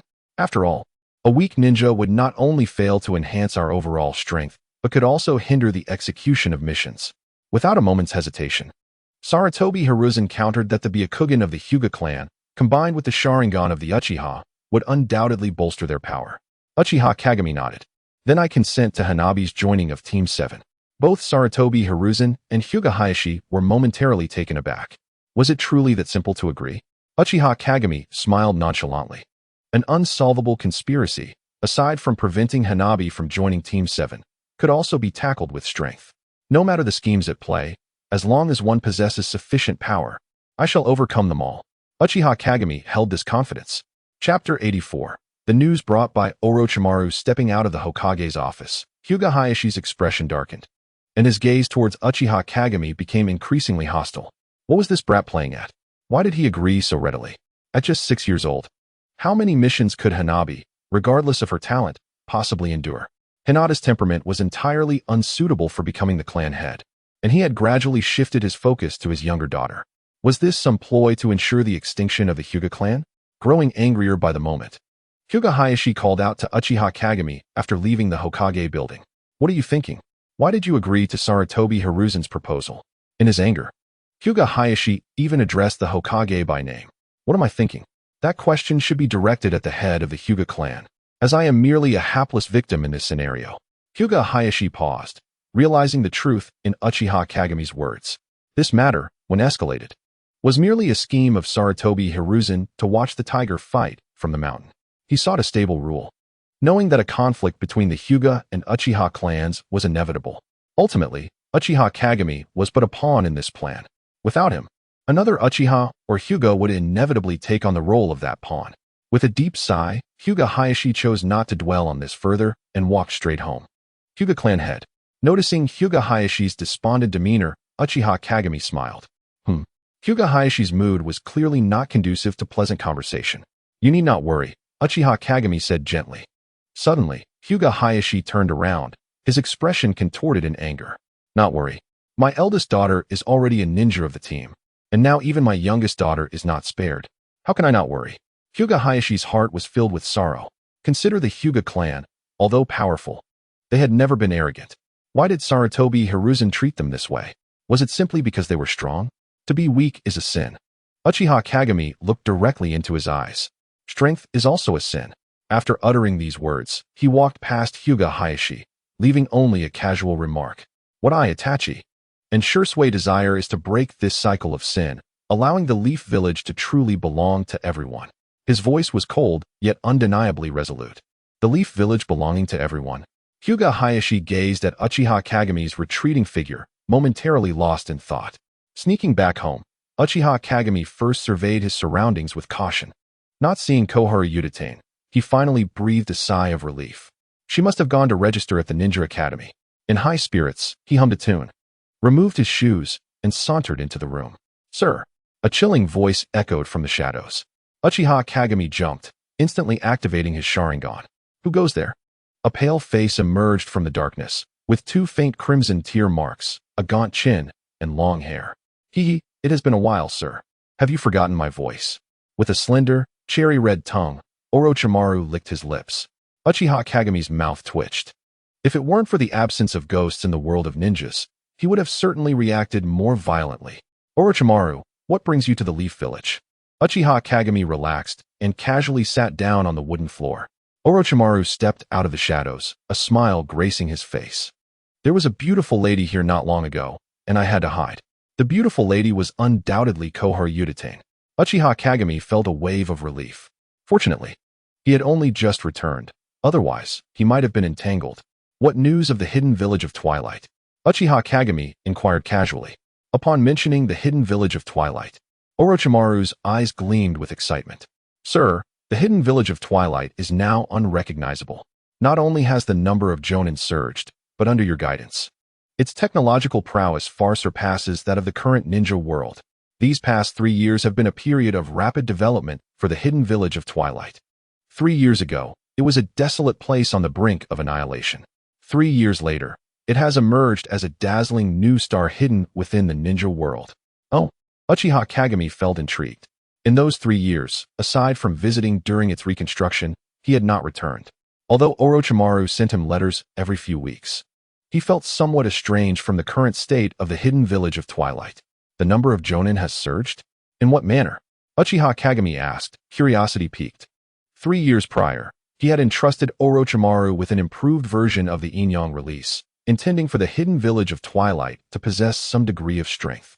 While the Inyang release was undeniably powerful, how many Jonin could be cultivated in 3 years? After all, these individuals did not possess the extraordinary talents of Hashirama and Madara. Orochimaru licked his lips. In these 3 years, the hidden village of Twilight has achieved a total of 40 Jonin. Uchiha Kagami sprang to his feet. 40 Jonin? Are you jesting? Observing Uchiha Kagami's reaction, Orochimaru was equally taken aback. Sir, do you not comprehend the might of the Inyang release? While astonished by the hidden village of Twilight's progress, a terrifying thought began to surface in Uchiha Kagami's mind. The Inyang release has enabled such rapid elevation to Jonin status. What of the current Yang organization? Gripping his racing heart, Uchiha Kagami found it difficult to regain his composure. After a prolonged silence, he sighed deeply, finally regaining his tranquility. Very well, I understand. Uchiha K's gaze was profound, and the image of a resilient little girl frequently surfaced in his mind. Meanwhile, Orochimaru leaned closer, whispering in his ear, "My people have successfully sown discord between the third Hokage and Danzo, as per our plan." Uchiha K was not surprised. This was part of his arrangement for Orochimaru. After all, Orochimaru had resided in Konoha for quite some time and was one of the legendary Sannin with a formidable reputation. It was entirely reasonable that he had engaged in numerous and scrupulous dealings with Danzo. Within the roots, a few loyal subordinates were to be expected. Now that Danzo had mobilized all his resources to track down the whereabouts of the Yang organization, Uchiha K nodded. Is there anything else? His mind was somewhat chaotic, resembling a muddled mess. A rare expression of embarrassment briefly crossed Orochimaru's pale face. There's just one more thing. The research funding may be insufficient. Uchiha K was at a loss for words. If Itachi and Shursui were extravagant spenders, then Orochimaru was a veritable mountain of gold. Over the span of 3 years, he amassed an inconceivable fortune. Yet, his funds were indeed limited. A portion was allocated to Itachi for smoothing relationships, another to Shursui for courting the Umbu, and the largest portion was invested in the research institute Orochimaru established in the village of the Evening Shinobi. Sighing, Uchiha K waved his hand wearily, instructing him to approach Shursui and to inform him of the exact amount needed. Orochimaru's expression brightened with excitement, and he vanished in an instant. This freedom to indulge in research truly made for a fulfilling life. Uchiha K reclined despondently, his body sprawled out. Mass production of elite shinobi by the Yang organization. He hoped it would not be them. Uchiha K muttered softly, his expression tinged with melancholy. The Bone Clan, Bone Peach. Chapter 85. The Ninetails mode. Activated. The night was as deep as water. Uchiha K lay in his comfortable bed, tossing and turning, unable to find sleep. Each time he closed his eyes, memories of the Bone Clan would flood his mind. He recalled the harmonious atmosphere of their quaint village and the gentle, yet strong girl. Was the Yang organization truly the Bone Clan? He had considered that possibility before, as the improved yin-yang techniques were shared only with the Bone Clan. Aside from the four of Hashirama, mastering the yin-yang techniques to attain the rank of elite shinobi was significantly easier than refining ordinary chakra. However, he could not fathom the Bone Clan's motives. Collecting secret techniques and bloodline limits clearly suggested preparations for dominion over the ninja world. Was the Bone Clan truly an ambitious race? Uchiha K stared blankly at the ceiling. Perhaps the former Bone Clan was not, but what about the present? Bone Peach would inevitably age, and the successors controlling the Bone Clan might not be devoid of such ambitions. Feeling restless, he climbed out of bed and stepped outside. The streets were devoid of the daytime bustle, now eerily quiet, with the occasional scuffle between stray cats and dogs. With his hands clasped behind his head, Uchiha K wandered aimlessly.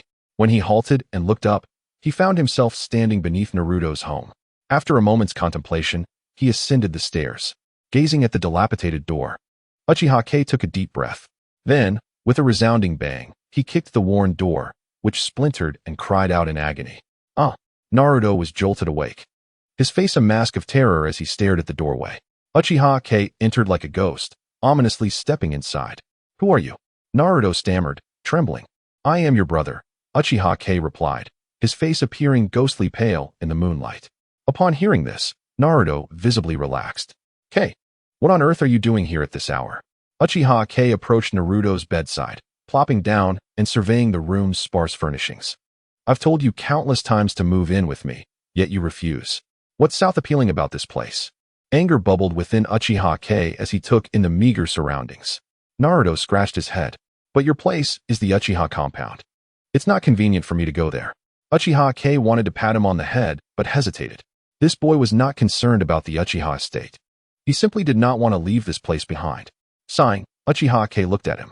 Have there been any unusual occurrences lately? He gestured towards Naruto's belly.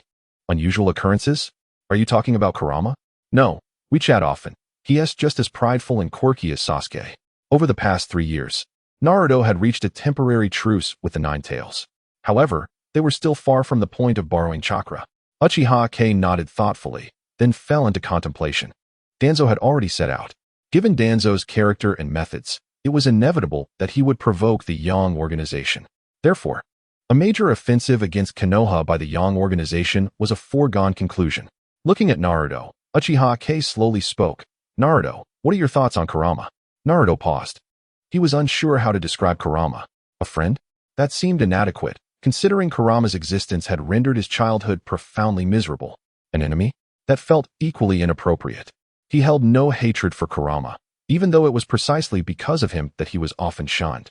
Sensing Naruto's confusion, Uchiha patted his shoulder. Forget it. Don't dwell on it. I'll have a word with Kurama. As soon as the words left his mouth, his Sharingan activated. Ah, Uchiha's little brat. You're back again, Kurama said lazily, lounging in his cage, his crimson eyes fixed intently on Uchiha. Uchiha stepped up to the cage. Kurama, do you wish for freedom? Kurama blinked in surprise, and yearning flickered in his eyes. Freedom? I haven't heard that word in years. It's quite refreshing. A hint of human-like sarcasm graced Kurama's face. If I could grant you freedom, would you choose to remain within Naruto? Uchiha spoke calmly. I can open the cage, allowing you to see the outside world through Naruto.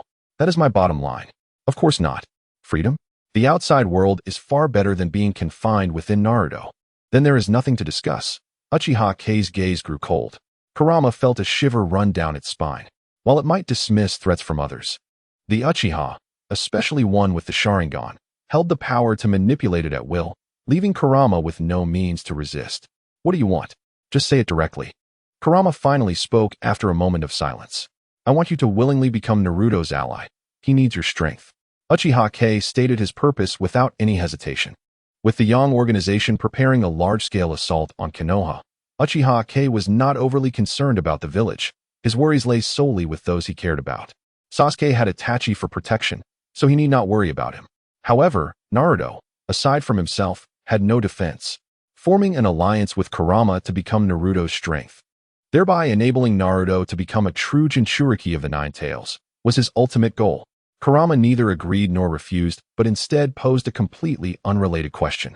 What happened to Minato, the fourth Hokage? Uchiha smiled mysteriously. Guess. If you guess correctly, there will be a reward. Kurama, rather than becoming angry, laughed, the sound reverberating through the sealed space. Does the promise you made at the beginning still stand? Of course it does. Uchiha met Kurama's gaze earnestly. Kurama locked eyes with him, feeling a sense of safety emanating from those eyes that had once inspired hatred and fear. I shall grant you this, allowing Naruto to harness my power and become the true Jinchuriki of the Ninetails. Uchiha nodded, reassured that you shall attain your desires. Kurama, too, nodded in satisfaction. The man and beast exchanged a knowing smile. Exiting the sealing space, Uchiha opened his eyes. It is done. Kurama will bestow upon you its power henceforth. His power? Naruto gazed at him in confusion. Has this proud creature, Kurama, truly yielded so easily? Moreover, Kurama's power is devoid of malevolence. It is the wielder who embodies righteousness or evil. Uchiha rose, his mind swirling with knowledge pertaining to the 8 trigram seal. He lifted Naruto's shirt, revealing a circle of arcane sealing energy enveloping his abdomen. Observing the intricate sealing symbols, Uchiha felt a wave of trepidation. He had long since sought out texts on the 8 trigram seal, having perused many and absorbed a considerable amount of knowledge. 3 years, an entire 3-year span, had only allowed him to grasp the superficial aspects. Such talent is indeed formidable, is it not? Fortunately, even a rudimentary understanding would suffice to unravel the seal. He pressed his hand against Naruto's abdomen.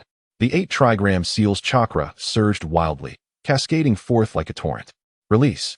A low growl echoed. The sealing characters on Naruto's abdomen began to shift slowly, as if a lock were being undone. Naruto felt a warmth enveloping his body, the malevolent chakra beginning to flow through his veins. Though discomforting, he remained still, trusting in K's guidance.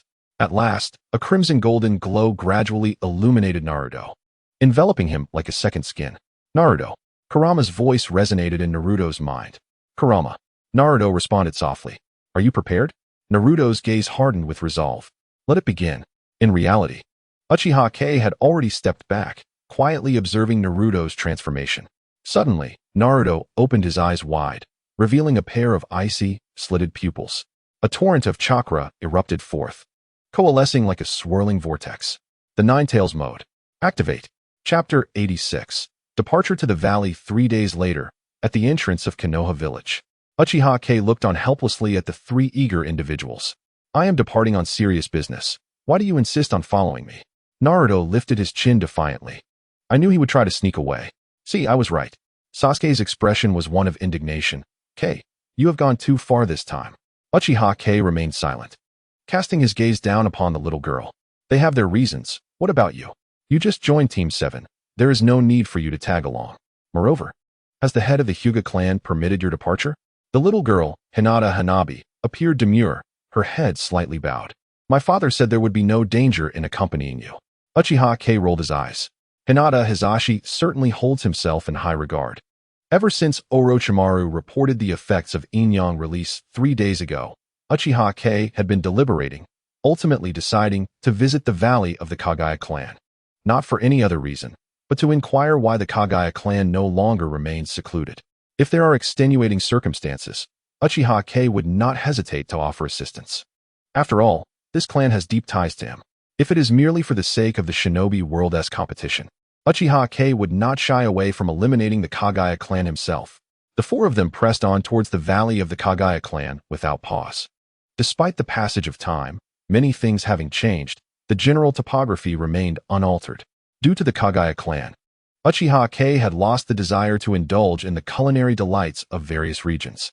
The closer they approached the Kagaya clan's territory, the heavier Uchiha's heart felt. Where are we headed? For several days, Naruto had noticed that Uchiha's mood seemed to darken. This was the first time he had encountered such a demeanor. Traditionally, no matter what transpired, Kei maintained an air of indifference, even when they were bullied as children. Kei had always played the role of comforter. Now, Naruto felt a weight of concern for him. Uchiha scanned the surroundings, perhaps due to its remoteness. Everything here remained largely unchanged by the passage of time. With just one more day of travel, they should reach the valley of the Kagaya clan, a place where answers could be found. Uchiha's response was vague. Naruto, puzzled, intended to press further, but was halted by Sasuke's gesture. Naruto turned back in confusion, only for Sasuke to signal him to refrain from asking. Do not inquire further. Kei does not wish to elaborate. Sasuke's expression conveyed his intent. Naruto blinked in surprise, then nodded vigorously. Kei, have you experienced a heartbreak? The question shattered the heavy atmosphere surrounding the four. Sasuke face-bombed, overwhelmed by a desire to avoid further interaction with Naruto. The little girl, Hinata Hanabi, gazed at Uchiha with newfound interest, her eyes wide. Meanwhile, Uchiha's carefully cultivated melancholy evaporated in an instant. Heartbreak, you say? A swift knock to the head sent Naruto bouncing away, cradling his horned forehead. Sighing, Uchiha felt his mood lift considerably, at the very least. The weight on his heart had lessened significantly. A day later, the four of them arrived at the entrance of a valley. Observing the familiar landscape, Uchiha felt a wave of nostalgia. For him, only 3 years had passed since he last encountered the Kagaya clan. Yet for the Kagaya clan, decades had elapsed. Perhaps, Uchiha's existence had faded from memory. Rubbing his face, Uchiha retrieved a hairpin from his pocket. It was of verdant jade, intricately carved with a vibrant peach blossom. This was the token bestowed upon him by Kagaya, a symbol of his identity. Staring at the hairpin for a prolonged moment, Uchiha exhaled deeply. Let us proceed and see what awaits us. With that, Uchiha stepped into the valley, followed closely by Naruto and the others. The deeper they ventured, the more peculiar Uchiha's expression became. Everything within the valley unfolded before their eyes. Towering trees lush with foliage, vibrant flowers dripping with dew, and small creatures darting about. It was a realm seemingly untouched by the outside world, resembling a paradise. It is beautiful here. Hinata Hanabi admired the scenery of the valley. Being a girl, her appreciation for beauty far surpassed that of boys. Beautiful? It is merely adequate, though the air is refreshingly pure. Naruto inhaled deeply, instantly feeling invigorated. Sasuke, however, wore a wary expression, vigilantly scanning the surroundings. Whatever had caused Kei's emotional shift warranted his utmost caution. After all, even when faced with 50 elite shinobi from the Sun organization, Uchiha had remained unfazed. The current situation, however, seemed far more perilous. Uchiha's brow furrowed deeper. Since entering the valley, Everything was precisely as he remembered. Yet, it was this very sameness that left him perplexed. Years ago, he had placed the Seven Tails, Chome, within the Kagaya clan. Logically, this place should be shrouded in mist and obscured in shadows. It ought to possess a level of secrecy far surpassing that of the Mist Village. However, now everything appeared so clear. No fog, no illusions, and no phosphorescence. Beneath this facade of normalcy lay an unsettling abnormality. Following his recollections, Uchiha continued onward. Soon, a series of small wooden houses came into view. There are people living here, Naruto exclaimed, as if he had discovered a new continent, his excitement propelling him towards the wooden houses. Do not approach. Sasuke seized him, his expression growing increasingly grave. Hinata Hanabi activated her Byakugan, veins visible around her eyes. Uchiha remained silent, gazing at the cluster of small wooden huts, lost in contemplation. The area was devoid of any inhabitants. Hyuga Hanabi observed for a while before releasing her Byakugan. No one. How could that be? Naruto, typically oblivious to finer details, unconsciously overlooked the evident signs. For instance, the fact that these houses had long been uninhabited. Hanabi pointed at the nearest hut, which appeared intact at first glance. Yet upon closer inspection, one could discern the cracked walls and the wild grasses that had overtaken the surroundings. The three of them simultaneously turned their gazes toward Uchiha. After all, he had brought them here. Indeed, it had been a long time since anyone resided here. Uchiha sighed, feeling a mix of regret and relief. Regret for not being able to see the Kagaya clan again, yet relieved that if they were indeed the Yang organization, at least they would not have to confront them with swords drawn. However, the possibility that the long-vanished Kagaya clan was now part of the Yang organization was more plausible. He had advised them to remain hidden, yet here they were, at the site of their disappearance. This only underscored their failure to heed his counsel. Where exactly is this place? Naruto exclaimed, fidgeting restlessly. This place. Uchiha looked around, memories of that fleeting month flooding his mind. In a daze, he seemed to see the earnest Hashirama, the composed Madara, the sword-obsessed Izuna, and the aloof Tobarama. There was also the girl who watched them train with a smile. This is the place I dreamt of, a truly beautiful place. Chapter 87. The fall of Root in a realm of nothingness, space twisted and intertwined, creating a bizarre scene. Here, time and space seemed to lose their essence, as sporadic flecks of phosphorescent light floated in the air, resembling a moment frozen in time. Sir, this is the location where the Yang organization emerged, an Umbu member respectfully reported to Danzo. The existence of such a place in the ninja world was astonishing. Observing the warped dimensions around him, Danzo sighed in awe. Turning to face the hundreds of Root members behind him, he acknowledged that these seasoned elite shinobi represented the true foundation of Root. It was this very power that fueled Danzo's ever-expanding ambitions. Here lies the dwelling of the Yang organization. Danzo surveyed the assembled Root members. Countless dangers may await us within. Many among us may not emerge alive. But for the future of Konoha, are you afraid to die? The eyes of all the Root members gleamed with determination, fervor radiating from their expressions. Not afraid. Danzo nodded in satisfaction. This was the force he had cultivated over half a lifetime. Fearless of death, they were resolutely directed towards a promising future for Konoha. As long as he could ascend to the position of the fifth Hokage, all these sacrifices would be worthwhile. Danzo took a deep breath, extending his hand towards the distorted entrance of the void. Let us proceed. Without a sound, the group entered in an orderly fashion. Moments later, the once crowded throng had vanished entirely within. After a moment of contemplation, Danzo too stepped into the void. The realm of nothingness remained eerily silent, showing no signs of change with the arrival of Root.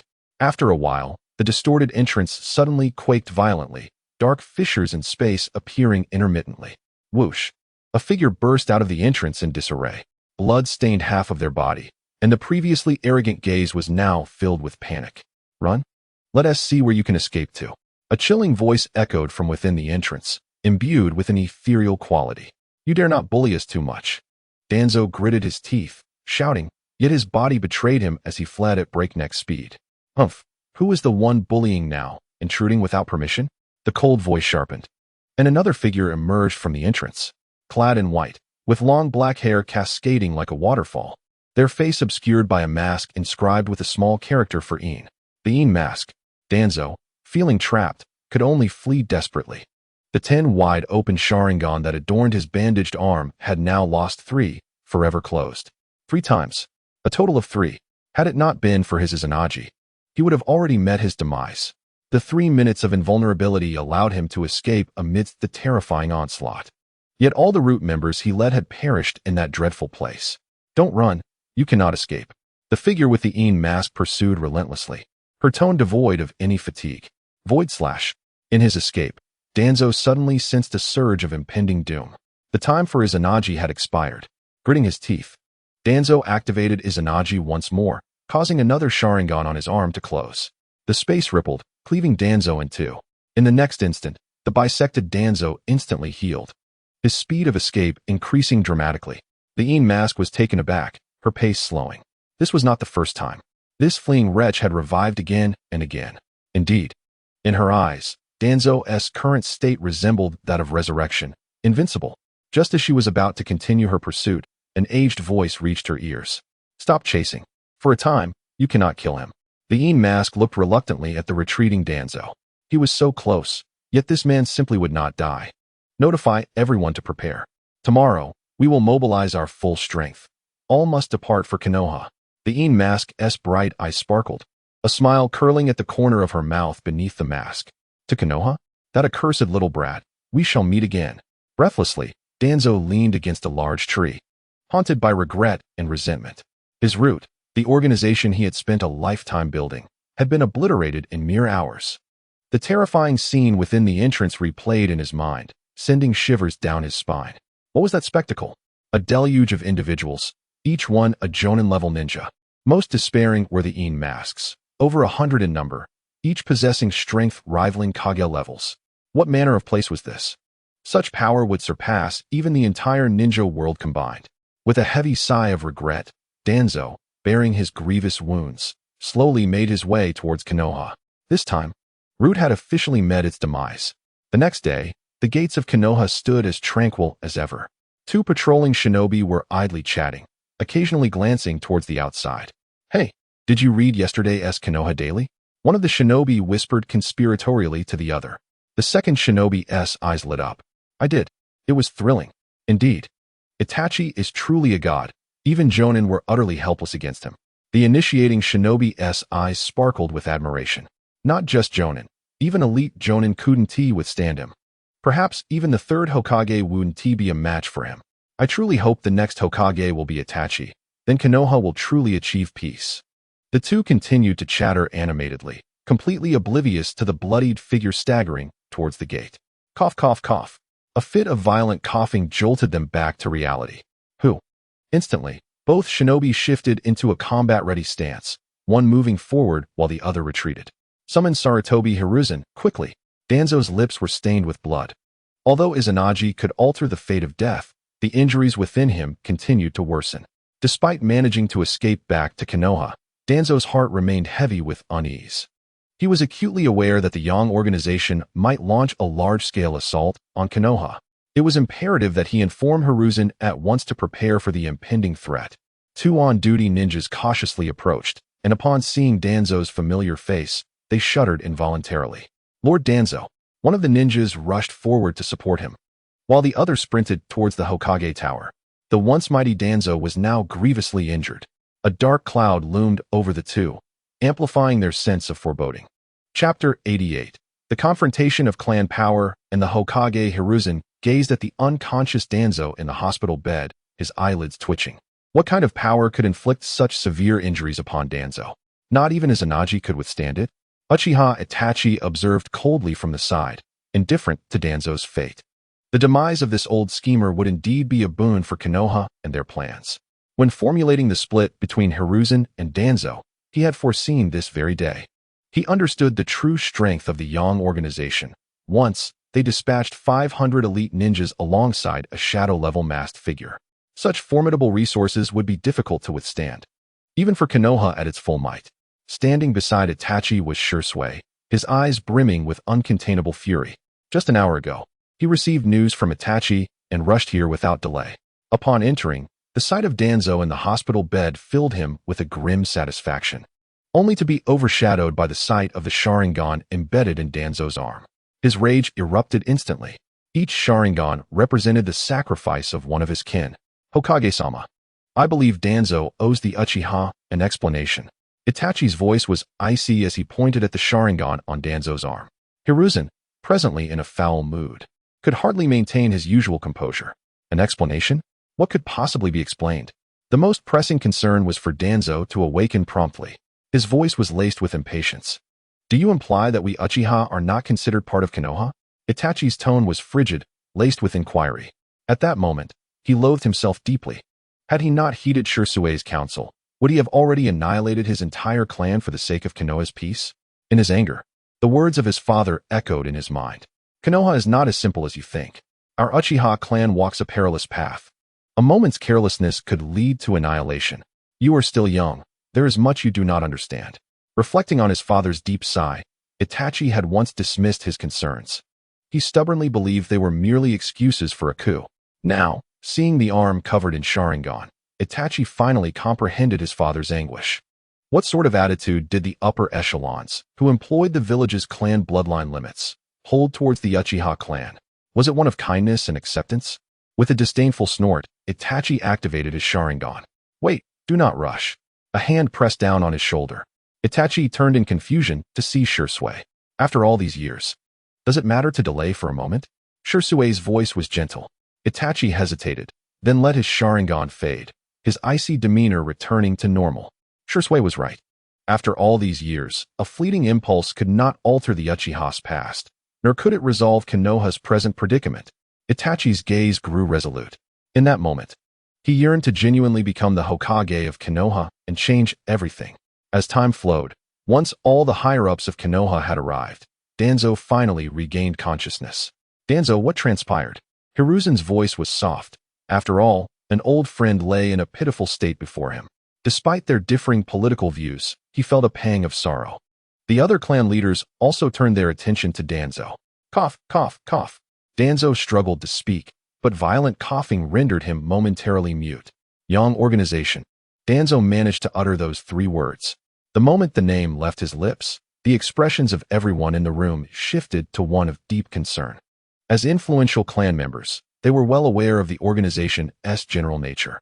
Initially dismissing it as a minor faction, they were shocked to learn that even Danzo had sustained such grievous injuries. What of your men? Danzo's face faltered with sorrow. They all perished. A heavy silence enveloped the room. Danzo's subordinates were hidden figures, a fact they all understood yet chose not to vocalize. They were fully aware of the strength of this force. Such a powerful entity had been entirely decimated. Danzo, who permitted you to leave the village? Hinata Hisashi's face was etched with anger. Regardless of the shadowy nature of the power, it belonged to Konoha's foundation.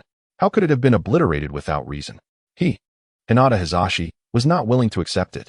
Hiruzen contemplated briefly before speaking slowly. It was my decision. Uchiha Shursue smirked subtly, a hint of mockery in his smile. Your decision? Spare me the nonsense. This very incident nearly caused a rift between you two. When it came to audacity, Hiruzen was unmatched. Nevertheless, this also indicated that Hiruzen still valued the friendship he shared with Danzo. Hokage-sama, I believe we deserve an explanation. Hinata Hisashi spoke in a low voice. While the other clan leaders turned their gazes towards Hiruzen, now is not the time to discuss this matter. Hiruzen's expression darkened. Did the deaths of so many elite ninjas not pain him? Yet what could he do? Could he kill Danzo? They will soon arrive at Konoha. Danzo uttered laboriously before slipping back into unconsciousness. The atmosphere in the room thickened with tension. The terror of the Yang organization was starkly evident in Danzo's total defeat. Such an organization would undoubtedly soon approach Konoha. The possibility hung over them like a dark cloud. My friends, the Yang organization may soon arrive at Konoha. Do any of you have suggestions? Hiruzen's heart was heavy as he surveyed the gathered clan leaders.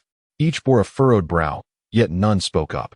Hokage-sama, this situation was instigated by Danzo, and I believe he should bear the responsibility. Itachi stepped forward, breaking the silence. All eyes turned to him, then shifted to Hiruzen. Despite his youth, Itachi's words resonated with logic. Danzo had initiated this conflict. Why should the entirety of Konoha bear the burden? Moreover, was this not Danzo's typical approach? To achieve the greatest value at the smallest cost? How should we hold him accountable? Should we abandon Danzo? That is not the way of Konoha. Hiruzen's expression darkened. Itachi smiled, filled with derision. Hokage-sama, is this not Danzo's customary method? Surely he would agree, as it aligns with his ninja way. This is not the time for such discussions. We must focus on the imminent arrival of the Yang organization. Hiruzen's anger was palpable, and he could no longer conceal it. Furthermore, you two are not clan leaders. You have no right to participate in this matter. Anger intertwined with anxiety had stripped Sarutobi Hiruzen of his usual tranquility, rendering him a veritable powder keg. Uchiha Itachi and Shursui were poised to become the candidates for the Uchiha clan's leadership, a position they were undoubtedly qualified for. Suddenly, Uchiha Fugaku interjected with such a statement, leaving everyone in the room astonished. Since entering, Fugaku had spoken only this one line, which cast a profound silence over the entire hospital room. Chapter 89. The gathering of Konoha's forces. Sarutobi Hiruzen fixed a frigid gaze upon Uchiha Fugaku. Were it not for Itachi's unexpected change of heart, the Uchiha clan would likely have vanished from Konoha by now. Cursed Uchiha. Damned Itachi. Very well, Hokage-sama. You may proceed with the subsequent arrangements, Hyuga Hizashi interjected, alleviating the oppressive atmosphere slightly. Hiruzen nodded, directing his attention towards Uchiha Shursui and Itachi. Itachi wished to speak, but Shursui held him back. Since the clan leaders are convening to discuss significant matters, we shall not intrude. With that, he pulled Itachi out of the hospital room. Outside the hospital, beneath the shade of a tree, Shursui questioned, "Why did we come out?" He gazed at Itachi with confusion. Over the past 3 years, his perception of Sarutobi Hiruzen had undergone a complete transformation, shifting from respect to disdain in a mere 3 years. Had Shursui not restrained him earlier, Itachi would have sought a way to hold Danzo accountable for the turmoil. As for the Yang organization, Itachi felt no fear. In that scenario, we were not suited to participate. After all, you are not yet Hokage. Those words struck Itachi like a bolt of lightning, causing his anger to dissipate with a deep breath. What shall we do next? Shursui mused, stroking his chin. It's simple. Let's summon Shursui and watch the spectacle from the entrance. Itachi paused, then quickly grasped the plan. Back in the hospital room, Hizashi remarked, Hokage-sama. This course of action seems inappropriate. His face was ashen. Just moments ago, Sarutobi Hiruzen had suggested that the Hyuga clan take the lead in fending off the initial onslaught of the Yang organization. Was this a plot to annihilate the Hyuga clan? Why should they bear the brunt alone? Were the other clans not considered part of Konoha? Did the Hyuga clan receive less regard? Hiruzen's scheme was indeed sinister. It was a blatant maneuver leading the Hyuga clan toward destruction. Hizashi, this is a critical moment for Konoha's survival. Personal sentiments cannot cloud our judgment. Or do you believe your clan is the most suitable? Hiruzen retorted, feigning righteousness while secretly reveling in his cunning. He had been searching for a way to weaken the Hyuga clan, and the impending threat of the Yang organization offered the perfect opportunity. You. Hizashi's face flushed crimson with rage, yet words eluded him. What could he say? Propose that other clans take the lead? Hokage-sama, the Hyuga clan alone may prove insufficient. Uchiha Fugaku maintained a calm demeanor. We should organize ourselves into groups of 3. A flicker of cold light flashed in Hiruzen's eyes. Fugaku's reasoning held merit. The ninja world recognized the Byakugan and Sharingan as the 2 most formidable bloodlines, and their combined forces would be immensely powerful. Why not foster collaboration between the clans? Hiruzen smiled, his expression reminiscent of a cunning fox. Before he could arrange matters with the Uchihas, Fugaku had unwittingly stepped forth. Fugaku fell momentarily silent.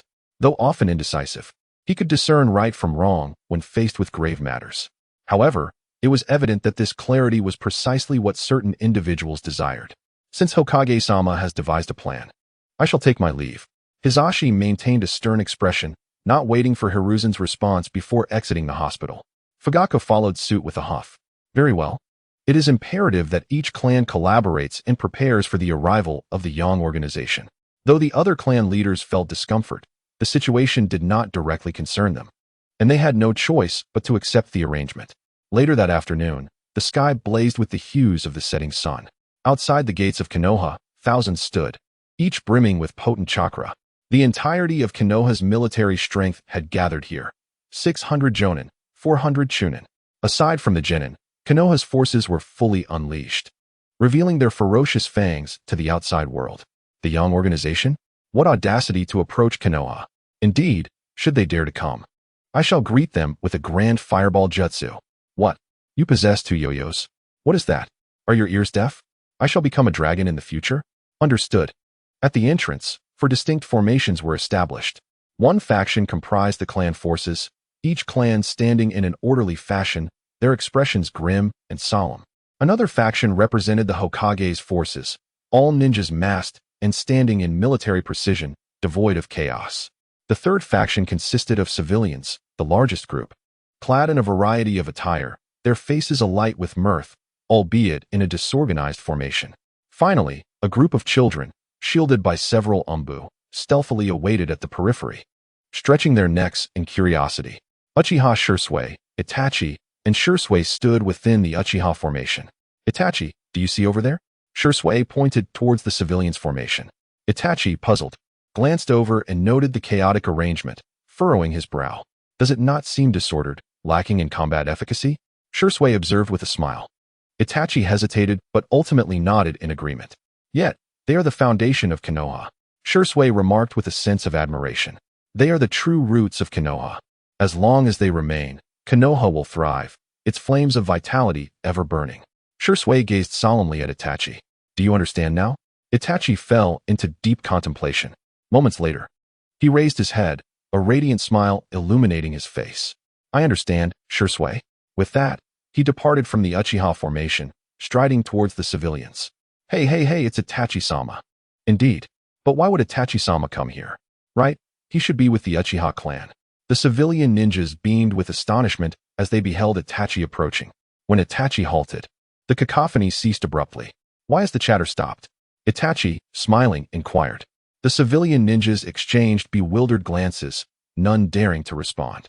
They had spoken much of Uchiha Itachi in their idle conversations, yet faced with his real presence, they found themselves at a loss for words. After a long pause, a younger ninja timidly ventured, Lord Itachi, why are you not with your clan? What does it matter?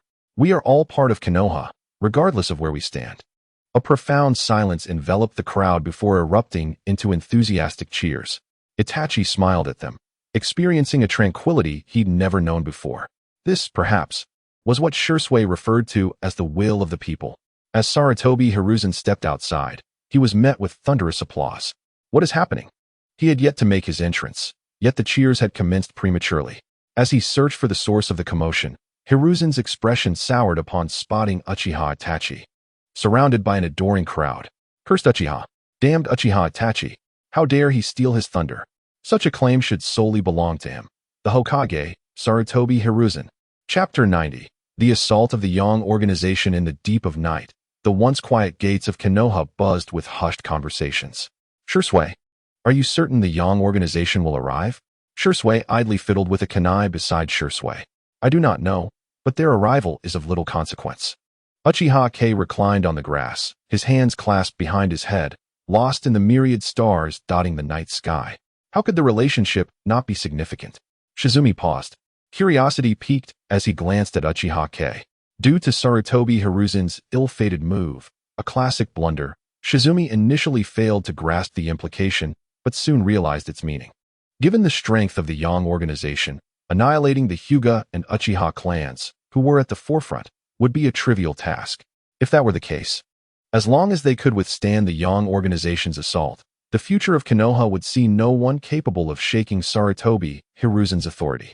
Even if he were to step down from the position of Hokage, that would remain unchanged.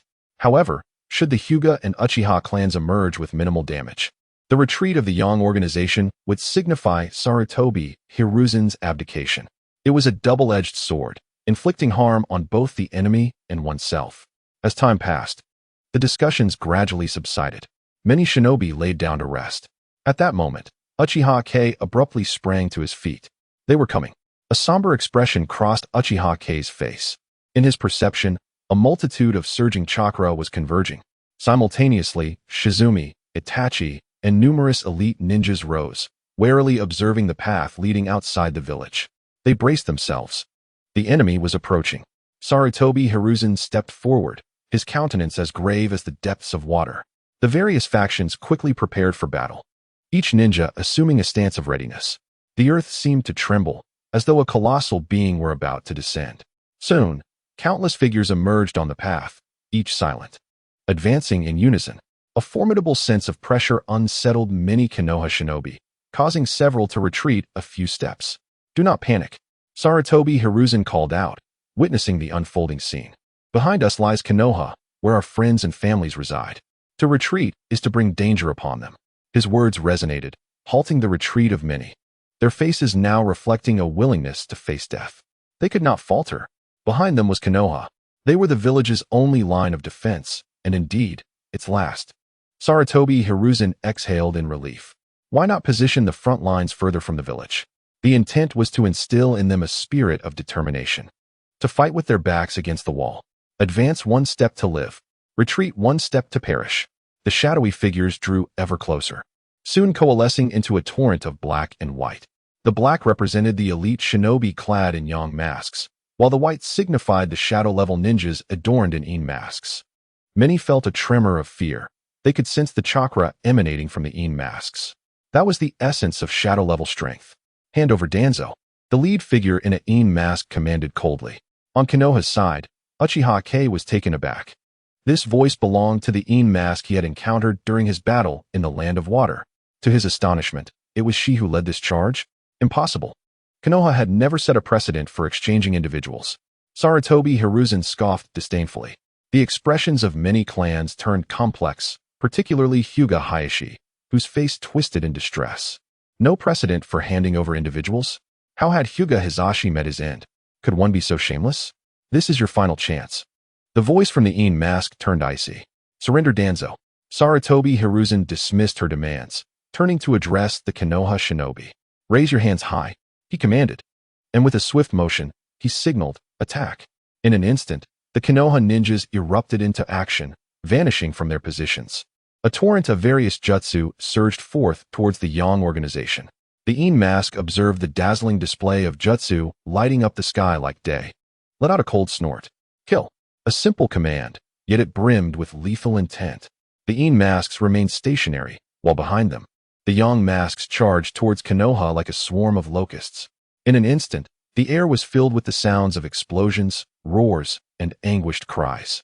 Uchiha Kei and his companions refrained from engaging, patiently awaiting their moment to act. At this stage, it was not yet their turn. Suddenly, Uchiha Kei's eyes sharpened. He thought he saw a bright flash of yellow darting across the battlefield of jutsu. With a resigned sigh, he declared, "I shall intervene." Shizumi and Itachi exchanged glances, puzzled. What was Kei intending to do? Before they could inquire, Uchiha Kei's figure vanished from their sight. Rasengan.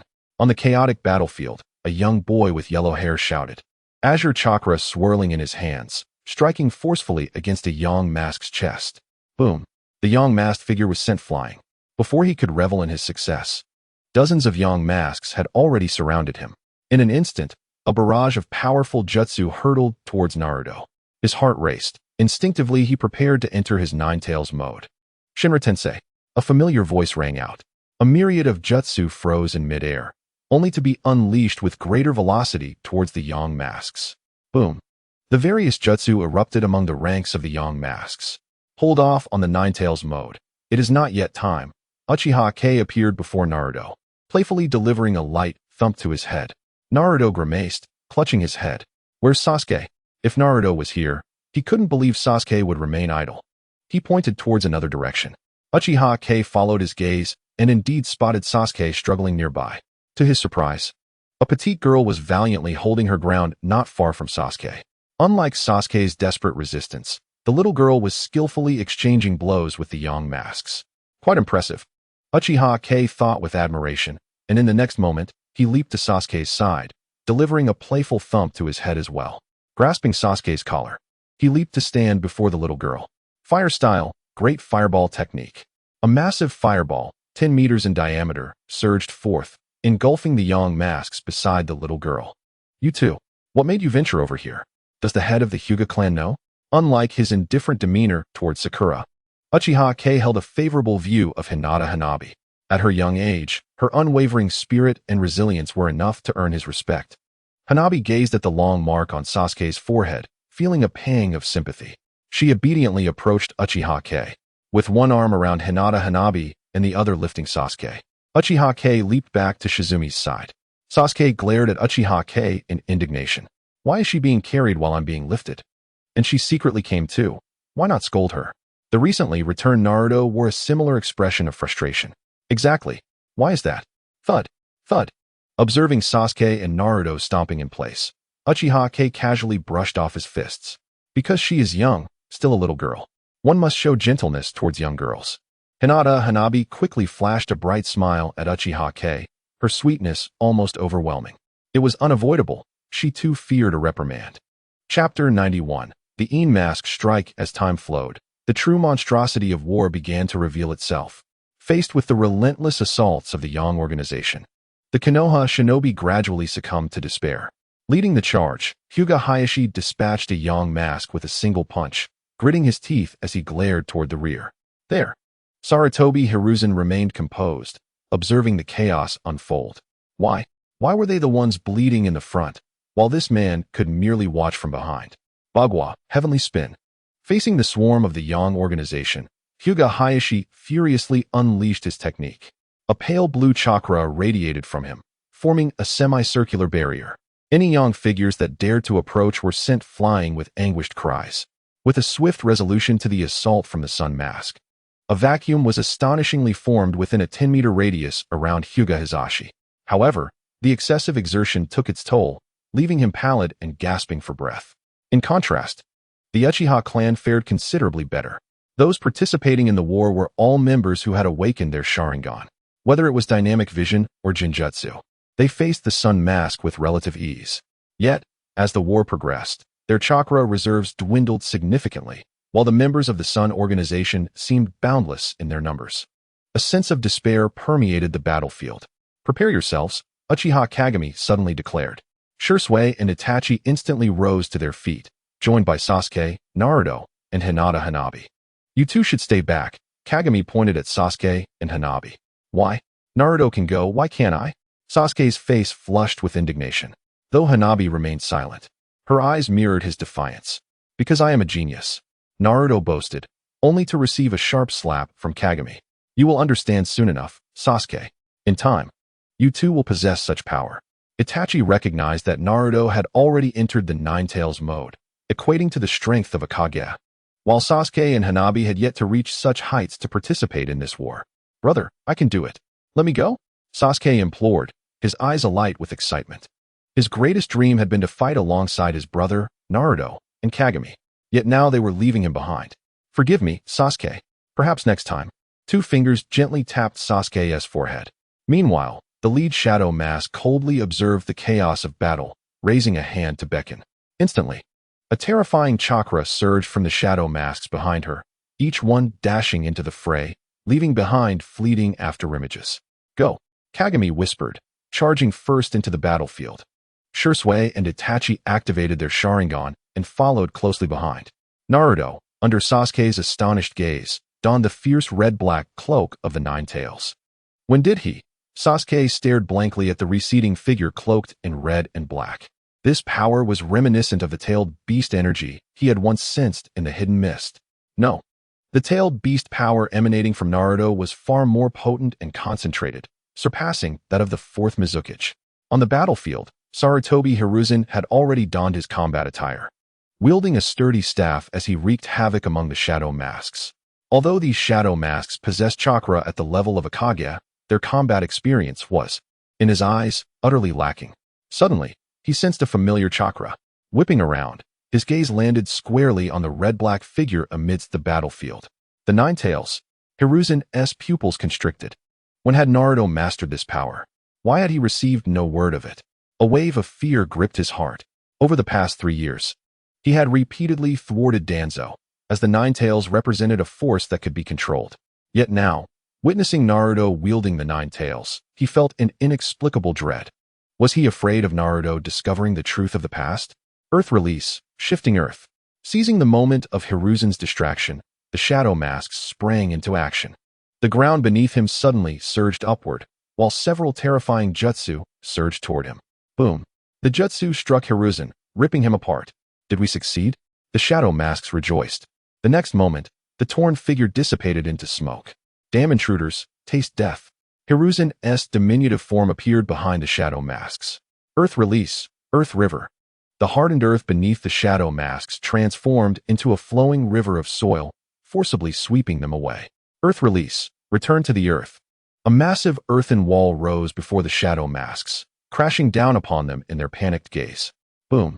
As the defeated shadow masks lay in ruin, Hiruzen knelt on the ground, panting heavily, his gaze filled with resentment as he looked at the fallen foes.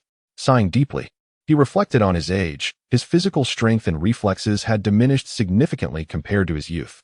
Even with the timely use of the shadow clone technique, he had still been struck by multiple jutsu. Now his strength was barely half of what it once was. As he watched the shadow masks continue their relentless assault, Hiruzen forced himself to rise. His eyes cold, he prepared to meet them once more. In this moment, he was no longer the cunning Sarutobi Hiruzen, but rather the true guardian of Konoha, the third Hokage. Meanwhile, Shursui utilized his remarkable body flicker technique, appearing like a specter at various points across the battlefield. Wherever danger lurked, a ghostly figure would materialize. Itachi wielded a ninja blade, casting Jinjutsu intermittently. Each time his blade fell, it signified another shadow mask meeting its demise.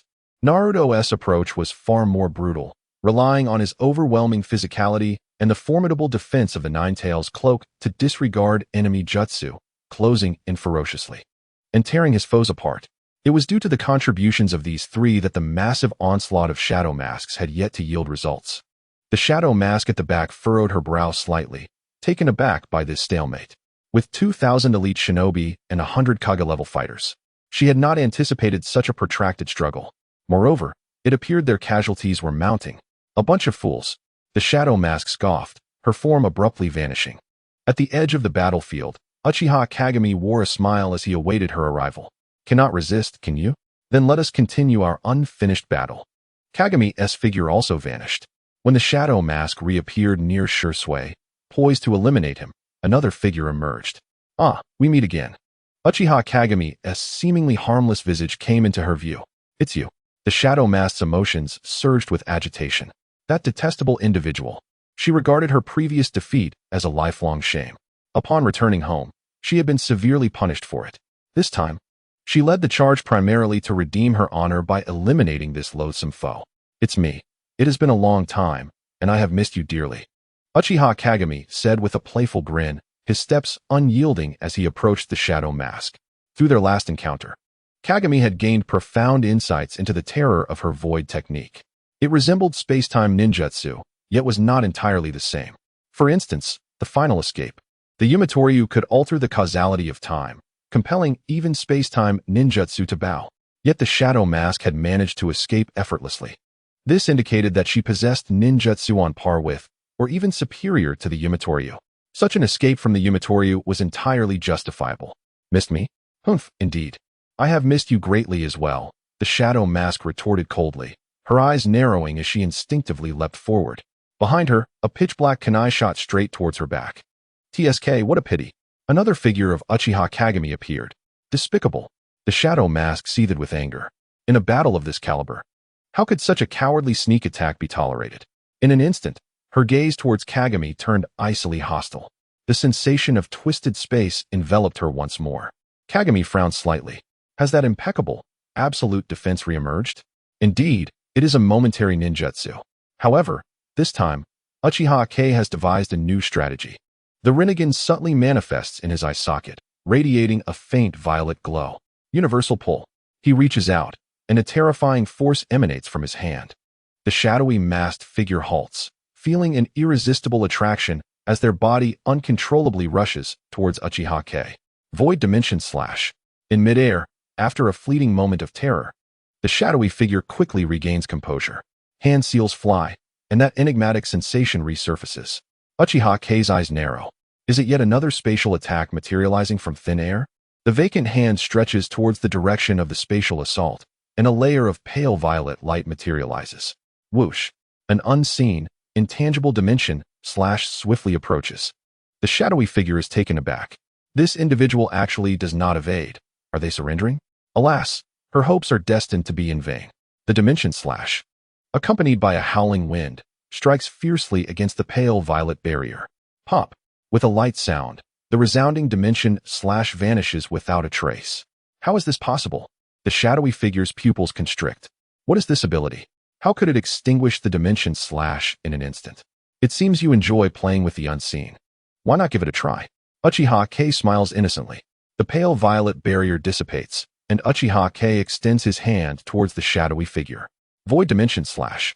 A gentle voice whispers in the shadowy figure's ear. A shiver runs down her spine. The spatial power, usually so adeptly wielded, coalesces before her. Void dimension defense. Ignoring the rapidly approaching figure, the shadowy figure curls her entire body into a ball. A circular shield, carrying spatial fissures, appears around her. Boom. A violent explosion erupts. Uchiha K stumbles back 2 steps from the force of the blast. At the center of the explosion stands the shadowy figure. The detonation engulfs the surrounding dust, rendering the scene unclear. Uchiha K remains still, patiently awaiting the dust to settle. In his perception, the presence of the shadowy figure still lingers. This signifies, "I will have you dead." A fierce shout emerges from the swirling dust, and the shadowy figure's form materializes. Her graceful silhouette leaves behind afterimages as she swiftly approaches Uchiha K. The once pristine robe is now tattered, riddled with tears. The mask on her face has been neatly cleaved away by a third, revealing her brilliant eyes. If one disregards the murderous intent within those eyes, they would be deemed perfect. Uchiha K muses, yet in an instant, his form vanishes. Confronting a frenzied woman head-on is rather unwise. In the next moment, Uchiha K appears behind the shadowy figure. Young ladies shouldn't so readily declare death.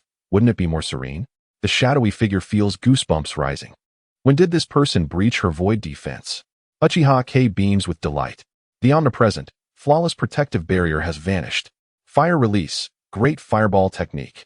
Uchiha K takes merely a second to conjure the massive fireball. A 10-meter sphere of flames materializes behind the shadowy figure. So close. There is no escape. Void. Before the sound could escape, the shadowy figure is engulfed by the great fireball. Boom. The fireball, carrying searing heat, propels the shadowy figure forward, dissipating only after crashing into several large trees. Uchiha K gazes on with satisfaction. This outcome was entirely within his expectations. The shadowy figure's void ability is formidable. That much is undeniable. However, she shares a critical flaw with the other shadowy figures, a lack of combat experience, impulsiveness, and a propensity to anger. Once a ninja's emotions fluctuate, they have already lost half the battle. The charged shadowy figure struggles to rise. Do you think you've won? Her voice, once crisp, now rasps with difficulty. Uchiha K chuckles softly, offering no reply. Do you believe this is all our power? The shadowy figure glances towards the battleground, embroiled in chaos. This statement causes Uchiha K's brow to furrow. The power before him does not represent all of the Yang organization's might, does it? Haha, let them all emerge, tonight. Konoha shall be erased from the ninja world. The shadowy figure bellows. In an instant, nearly 200 figures appear on the battlefield, each adorned with a shadowy mask. Uchiha K gazes at the increasing number of shadowy figures with a sense of resignation. Does the Yang organization truly possess such depth? While others cherish Jonin, they treat them as expendable. While others view Kage as leaders, they see them as mere support. Taking a deep breath, Uchiha K flashes back to Itachi's side. Meanwhile, both Itachi and Naruto seem to have received some news, breaking free from their foes and returning. This is serious. Uchiha K's voice is steady. Prepare yourselves. Revealing some strength is of little consequence now, but, he turns to Itachi. We will assist. You shall take the lead. After all, you are the future Hokage. Itachi's face flushes with embarrassment. With the addition of 200 shadowy figures to the battlefield, Konoha, already struggling, instantly descends into despair. The chakra of the shadowy figures is at the level of Kage. They may lack experience, but even so, they are not something Konoha can withstand. Death begins to permeate the ranks of Konoha. Former comrades, who once fought side by side, now lie forever on the battlefield. Blood stains the ground before Konoha village. The young Konoha members, who have been watching, find tears welling in their eyes as they witness their fellow ninjas perish. Among them may be their grandfathers, grandmothers, fathers, and mothers, all sacrificing their lives for Konoha, for their future. Amidst the chaos of Konoha, a dying Jonin expends his last ounce of strength to drive his ninja blade deep into the chest of a shadowy figure. Sarutobi Hiruzen, battered and weary, struggles to rise, gazing upon the battlefield engulfed in blood and flames. Is Konoha doomed? Sarutobi Hiruzen ponders with a sense of desolation. Fire. A thunderous shout reverberates across the battlefield. Whoosh. A brilliant flash of blade light darts through the shadowy figures like lightning. The Konoha ninjas stare in astonishment at the figure. The figure halts, slowly lifting their lowered head. Life persists. Itachi's gaunt face drips with blood, his gaze icy. A fiery red chakra envelopes him, stretching upward. Bones, flesh, limbs, before the astonished eyes of the Konoha ninjas. A Susanoo nearly 100 meters tall manifests. Itachi's Susanoo. Countless jonin stand agape, tears streaming down their faces. They fear not death, but rather the future of Konoha and their loved ones behind them. Despair only serves to strengthen them. Hope allows them to feel reborn. Itachi, Itachi, Itachi. The resounding cheers echo through the heavens. In this moment, Itachi's reputation reaches its zenith. Your method is indeed effective. Under the Susanoo, Shursui gives Uchiha a thumbs up. Even in such perilous circumstances, this fellow managed to conceive of such a plan. Truly, it is despicable. Haha. Uchiha responds with a knowing smile. Stretching his body, Uchiha turns to Shursui and Naruto. Relying solely on Itachi is insufficient, so, in an instant, green and silver Susanoo manifest on the battlefield. Beside the silver Susanoo stood the crimson and ebony Ninetails. The god of wealth, Shunshin no Jutsu, Uzumaki Naruto. Itachi gazed proudly upon the myriad of yin-yang masks below, a faint smile gracing his lips. Attack! In an instant, the ground trembled violently, as four colossal entities wreaked havoc upon the yin-yang masks. The yin masks stared in bewilderment at these titanic figures. How could such power exist? This was impossible. It was his command to assault Konoha. Yet, with the addition of the three great Susanoo and Naruto, Konoha, once on the verge of defeat, regained the upper hand. Countless Konoha ninjas could hardly contain their exhilaration. Their previously exhausted bodies were suddenly infused with boundless strength. The yin masks felt a pang of despair. What was once a guaranteed victory now felt like a crushing defeat. An aged voice reached her ears. The yin mask turned abruptly, noticing a figure draped in black robes, who had appeared beside her without her noticing. This place was established by that person. It was not as simple as you think. The black-robed individual spoke with a sense of nostalgia. Yet the yin mask gestured towards the rampaging behemoths. The black-robed figure gazed at them with a sigh. Quite impressive, these juniors. Chapter 93, Uchiha Izuna. Observing the slaughter of the yin-yang masks, the voice of the black-robed figure remained devoid of any emotional fluctuation. As if he were merely witnessing a pack of animals in a fray, entirely unfazed. They are nearing their end. The yin mask trembled as she spoke. Once, she believed she had grown sufficiently cold-hearted. Yet, she could not bear such a scene. These individuals had grown up alongside her. Even without blood ties, they were familiar presences. How could she bear to watch them perish? As for the yang masks, she felt nothing. But the yin masks, no, that was different. What of it? These individuals merely required time, and I could cultivate another batch. The voice of the black-robed figure was ancient, laced with an icy coldness. However, beyond the shattered mask, there lay a pair of water-like eyes, brimming with sorrow and despair. There is no however. The black-robed figure turned, slightly bowing and leaning close to her ear. Hakubi, your mother once sought to leave there. Since you chose to follow me, you must comprehend one truth. A skeletal hand abruptly seized her throat. No one may defy my words. The yin mask, no, she should be Hakubi, looked at the black-robed figure in anguish, a surge of terror erupting from the depths of her being. Indeed, this being's existence is supreme. No one can contravene his commands, not even her mother. Releasing her gently, the black-robed figure turned his gaze towards the three massive Susanoo. TSK, have the youngsters grown so strong? Meanwhile, Naruto, who was equally wreaking havoc, was entirely disregarded by him. Merely a large toy. What is there to concern oneself with? Uchiha Kagami manipulated the silver Susanoo, deftly pivoting to unleash a streak of light that pinned a yin mask to the ground. The reinforcements of 200 yin masks had already lost over half their numbers. The remaining strength was diminished to a mere fraction. This battle to protect Konoha had tilted significantly in their favor. Yet, for some reason, Uchiha Kagami felt a persistent restlessness in his heart. This unsettling sensation made him eager to conclude matters swiftly. Whether the Yang organization was the Hakubi clan or not had become irrelevant. Even if the Hakubi clan truly represented the Yang organization, they would effectively vanish from the shinobi world after this war. Itachi, increase your pace. A somber voice emanated from the Silver Susanoo. Itachi, Shursui, and Naruto instantly escalated their slaughtering speed. A vast array of attacks descended upon the remaining Yin-Yang masks. On the other side of Konoha, Kakashi, wearing a mask, cautiously observed the individual confronting him. Just before the Yang organization launched their massive invasion, he had been drawn here by this person. Following a brief skirmish, Kakashi realized he was no match for this individual. In fact, if he so desired, Kakashi could have already become a corpse. Who are you? Why have you brought me here?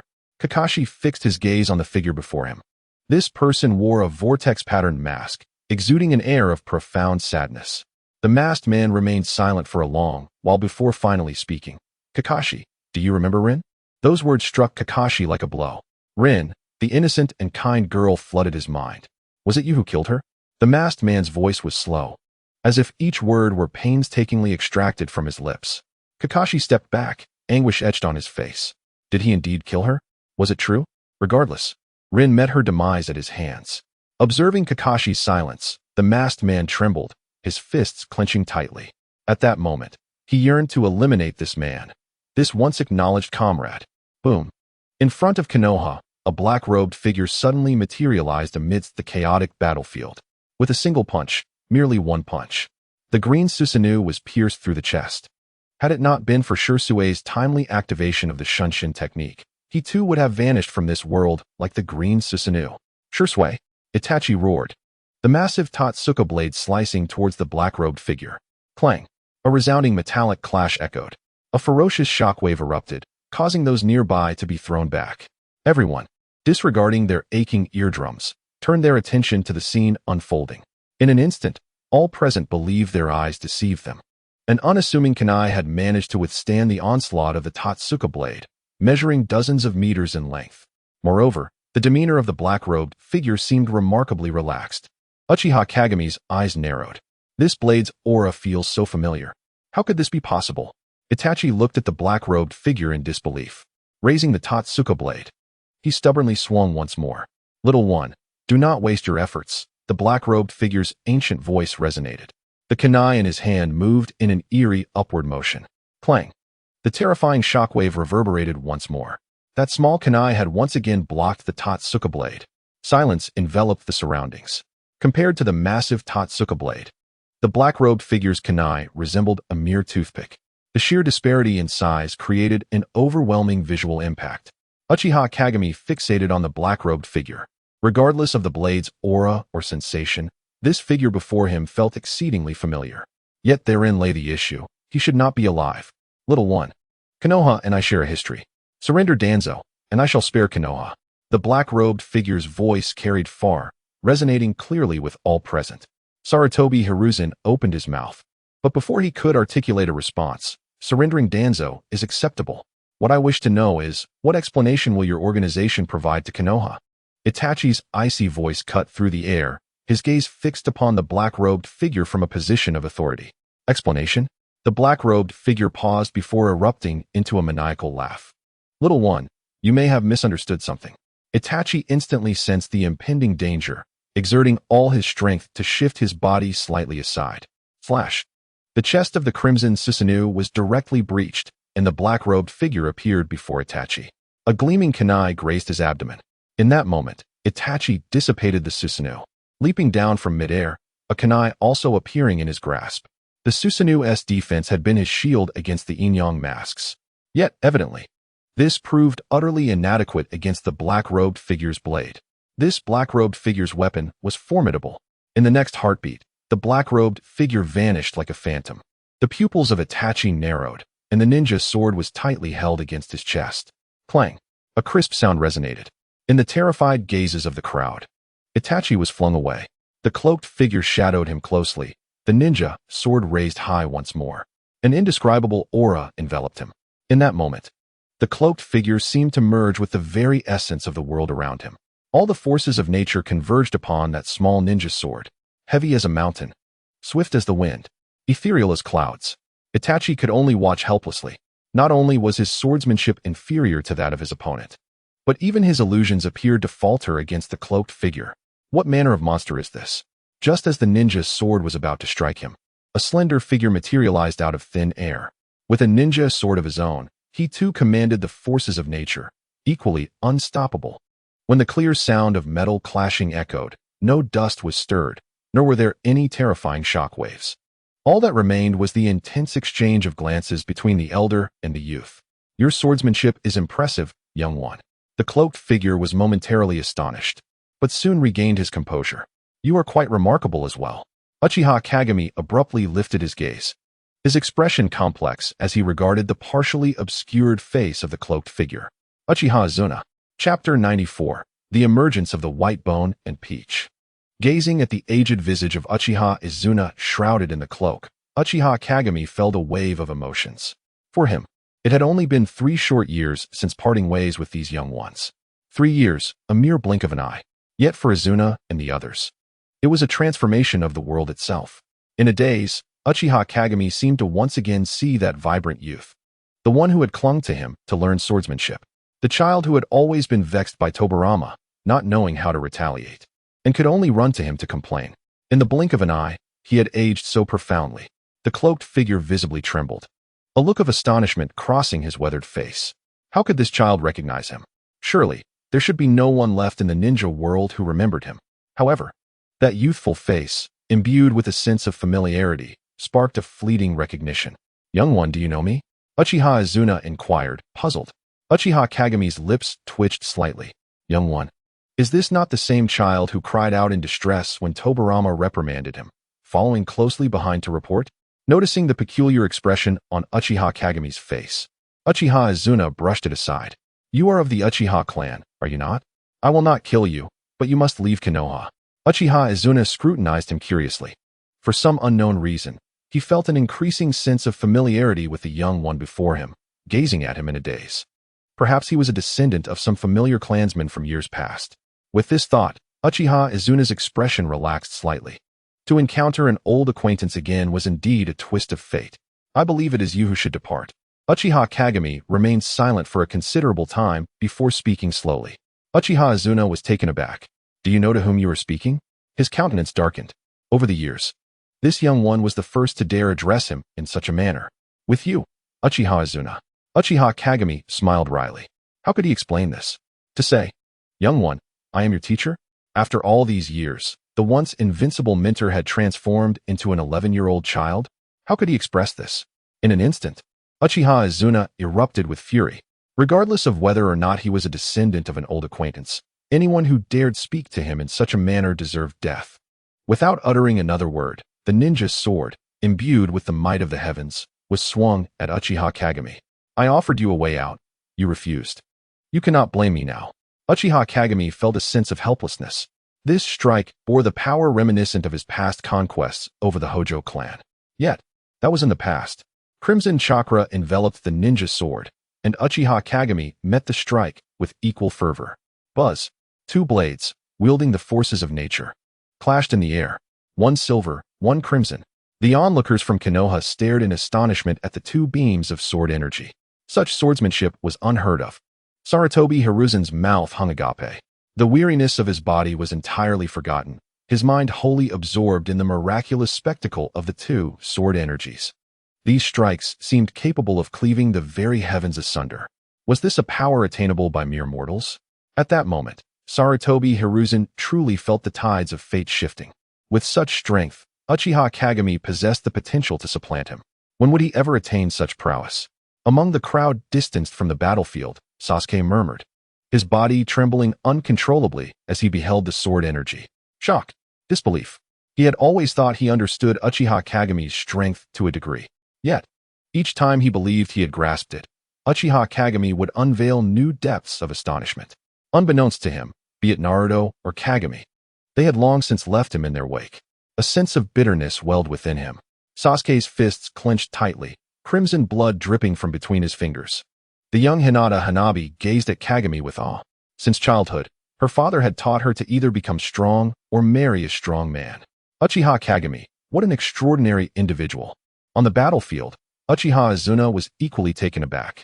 Such swordsmanship surpassed his own. How could this be? His skills had been taught by an invincible master. Boom. The two beams of sword energy collided. The sky suddenly changed colors. To the eyes of the crowd, it appeared as if the sky was cleaved in two, one half radiant as daylight, the other ablaze like a raging fire. "You are quite impressive," Uchiha Izuna remarked sincerely. The youth before him appeared young, yet possessed such remarkable swordsmanship at this tender age. If only his master had encountered him in his prime, he would surely have felt elated. The thought of that godlike figure in his heart filled Uchiha Izuna with sorrow. If only his master had been around, such calamities would have been averted. "You two are exceptional," Uchiha Kagami replied with genuine appreciation. Truthfully, he had not anticipated Uchiha Izuna's swordsmanship to reach such heights. After all, his own skills were bestowed by the system. To truly possess such ability, both innate talent and diligent effort were indispensable. "Ha ha ha, young one, you are truly amusing." In response to Uchiha Kagami's acknowledgement, Uchiha Izuna was not angered. Rather, he felt delighted. With that strike, he had placed Uchiha Kagami on an equal footing with himself. As Uchiha Kagami prepared to speak, his brow suddenly furrowed. Uchiha Izuna's expression mirrored his concern. In the narrow path, shadowy figures began to emerge once more. Each figure, much like the members of the Akatsuki, radiated with overwhelming chakra. More? Uchiha Kagami felt a headache coming on. In these times, was chakra so easily harnessed? The crowd from Konoha was startled, quickly assuming battle stances. Uchiha Izuna's expression turned grim. "You have pursued us again." His voice was soft, filled with resignation. "Indeed, wherever you may be, I shall follow." The reply came, bearing a similar age tone. "After all these years, why persist?" Uchiha Izuna's voice was laden with weariness. "Indeed, after all these years, why bother?" The shadowy figures gradually approached. Under the moonlight, hundreds of silhouettes appeared before the assembled crowd, each garbed in archaic attire, white tops, and vibrant red bottoms.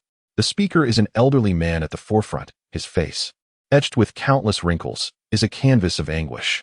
Uchiha Kagami's pupils constrict slightly. "This matter concerning Hakubi, Ito has nothing to do with you."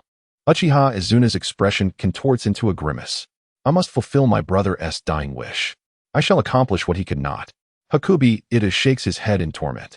"Izuna, have you forgotten our master's instructions?" Uchiha Izuna's body trembles violently. "Master, his directives. He has long departed, forgotten everything about the ninja world. He has forsaken us." Uchiha Izuna's figure becomes hunched, resembling a forsaken puppy, pitiful in its desolation. Uchiha Kagami's expression grows increasingly complex. He had not anticipated that a single temporal mission could alter so much.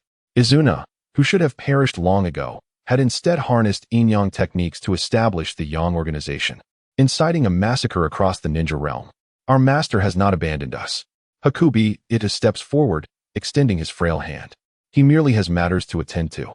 We must place our trust in him." Uchiha Izuna abruptly straightens. "Nonsense." Petal-like shapes manifest in his eye sockets, streams of crimson blood trailing down his face. "Everything must rely on ourselves. Do you understand, Hakubi Ito? No one can be trusted, not even the master." An oppressive aura envelopes him. Visible chakra coalesces around him.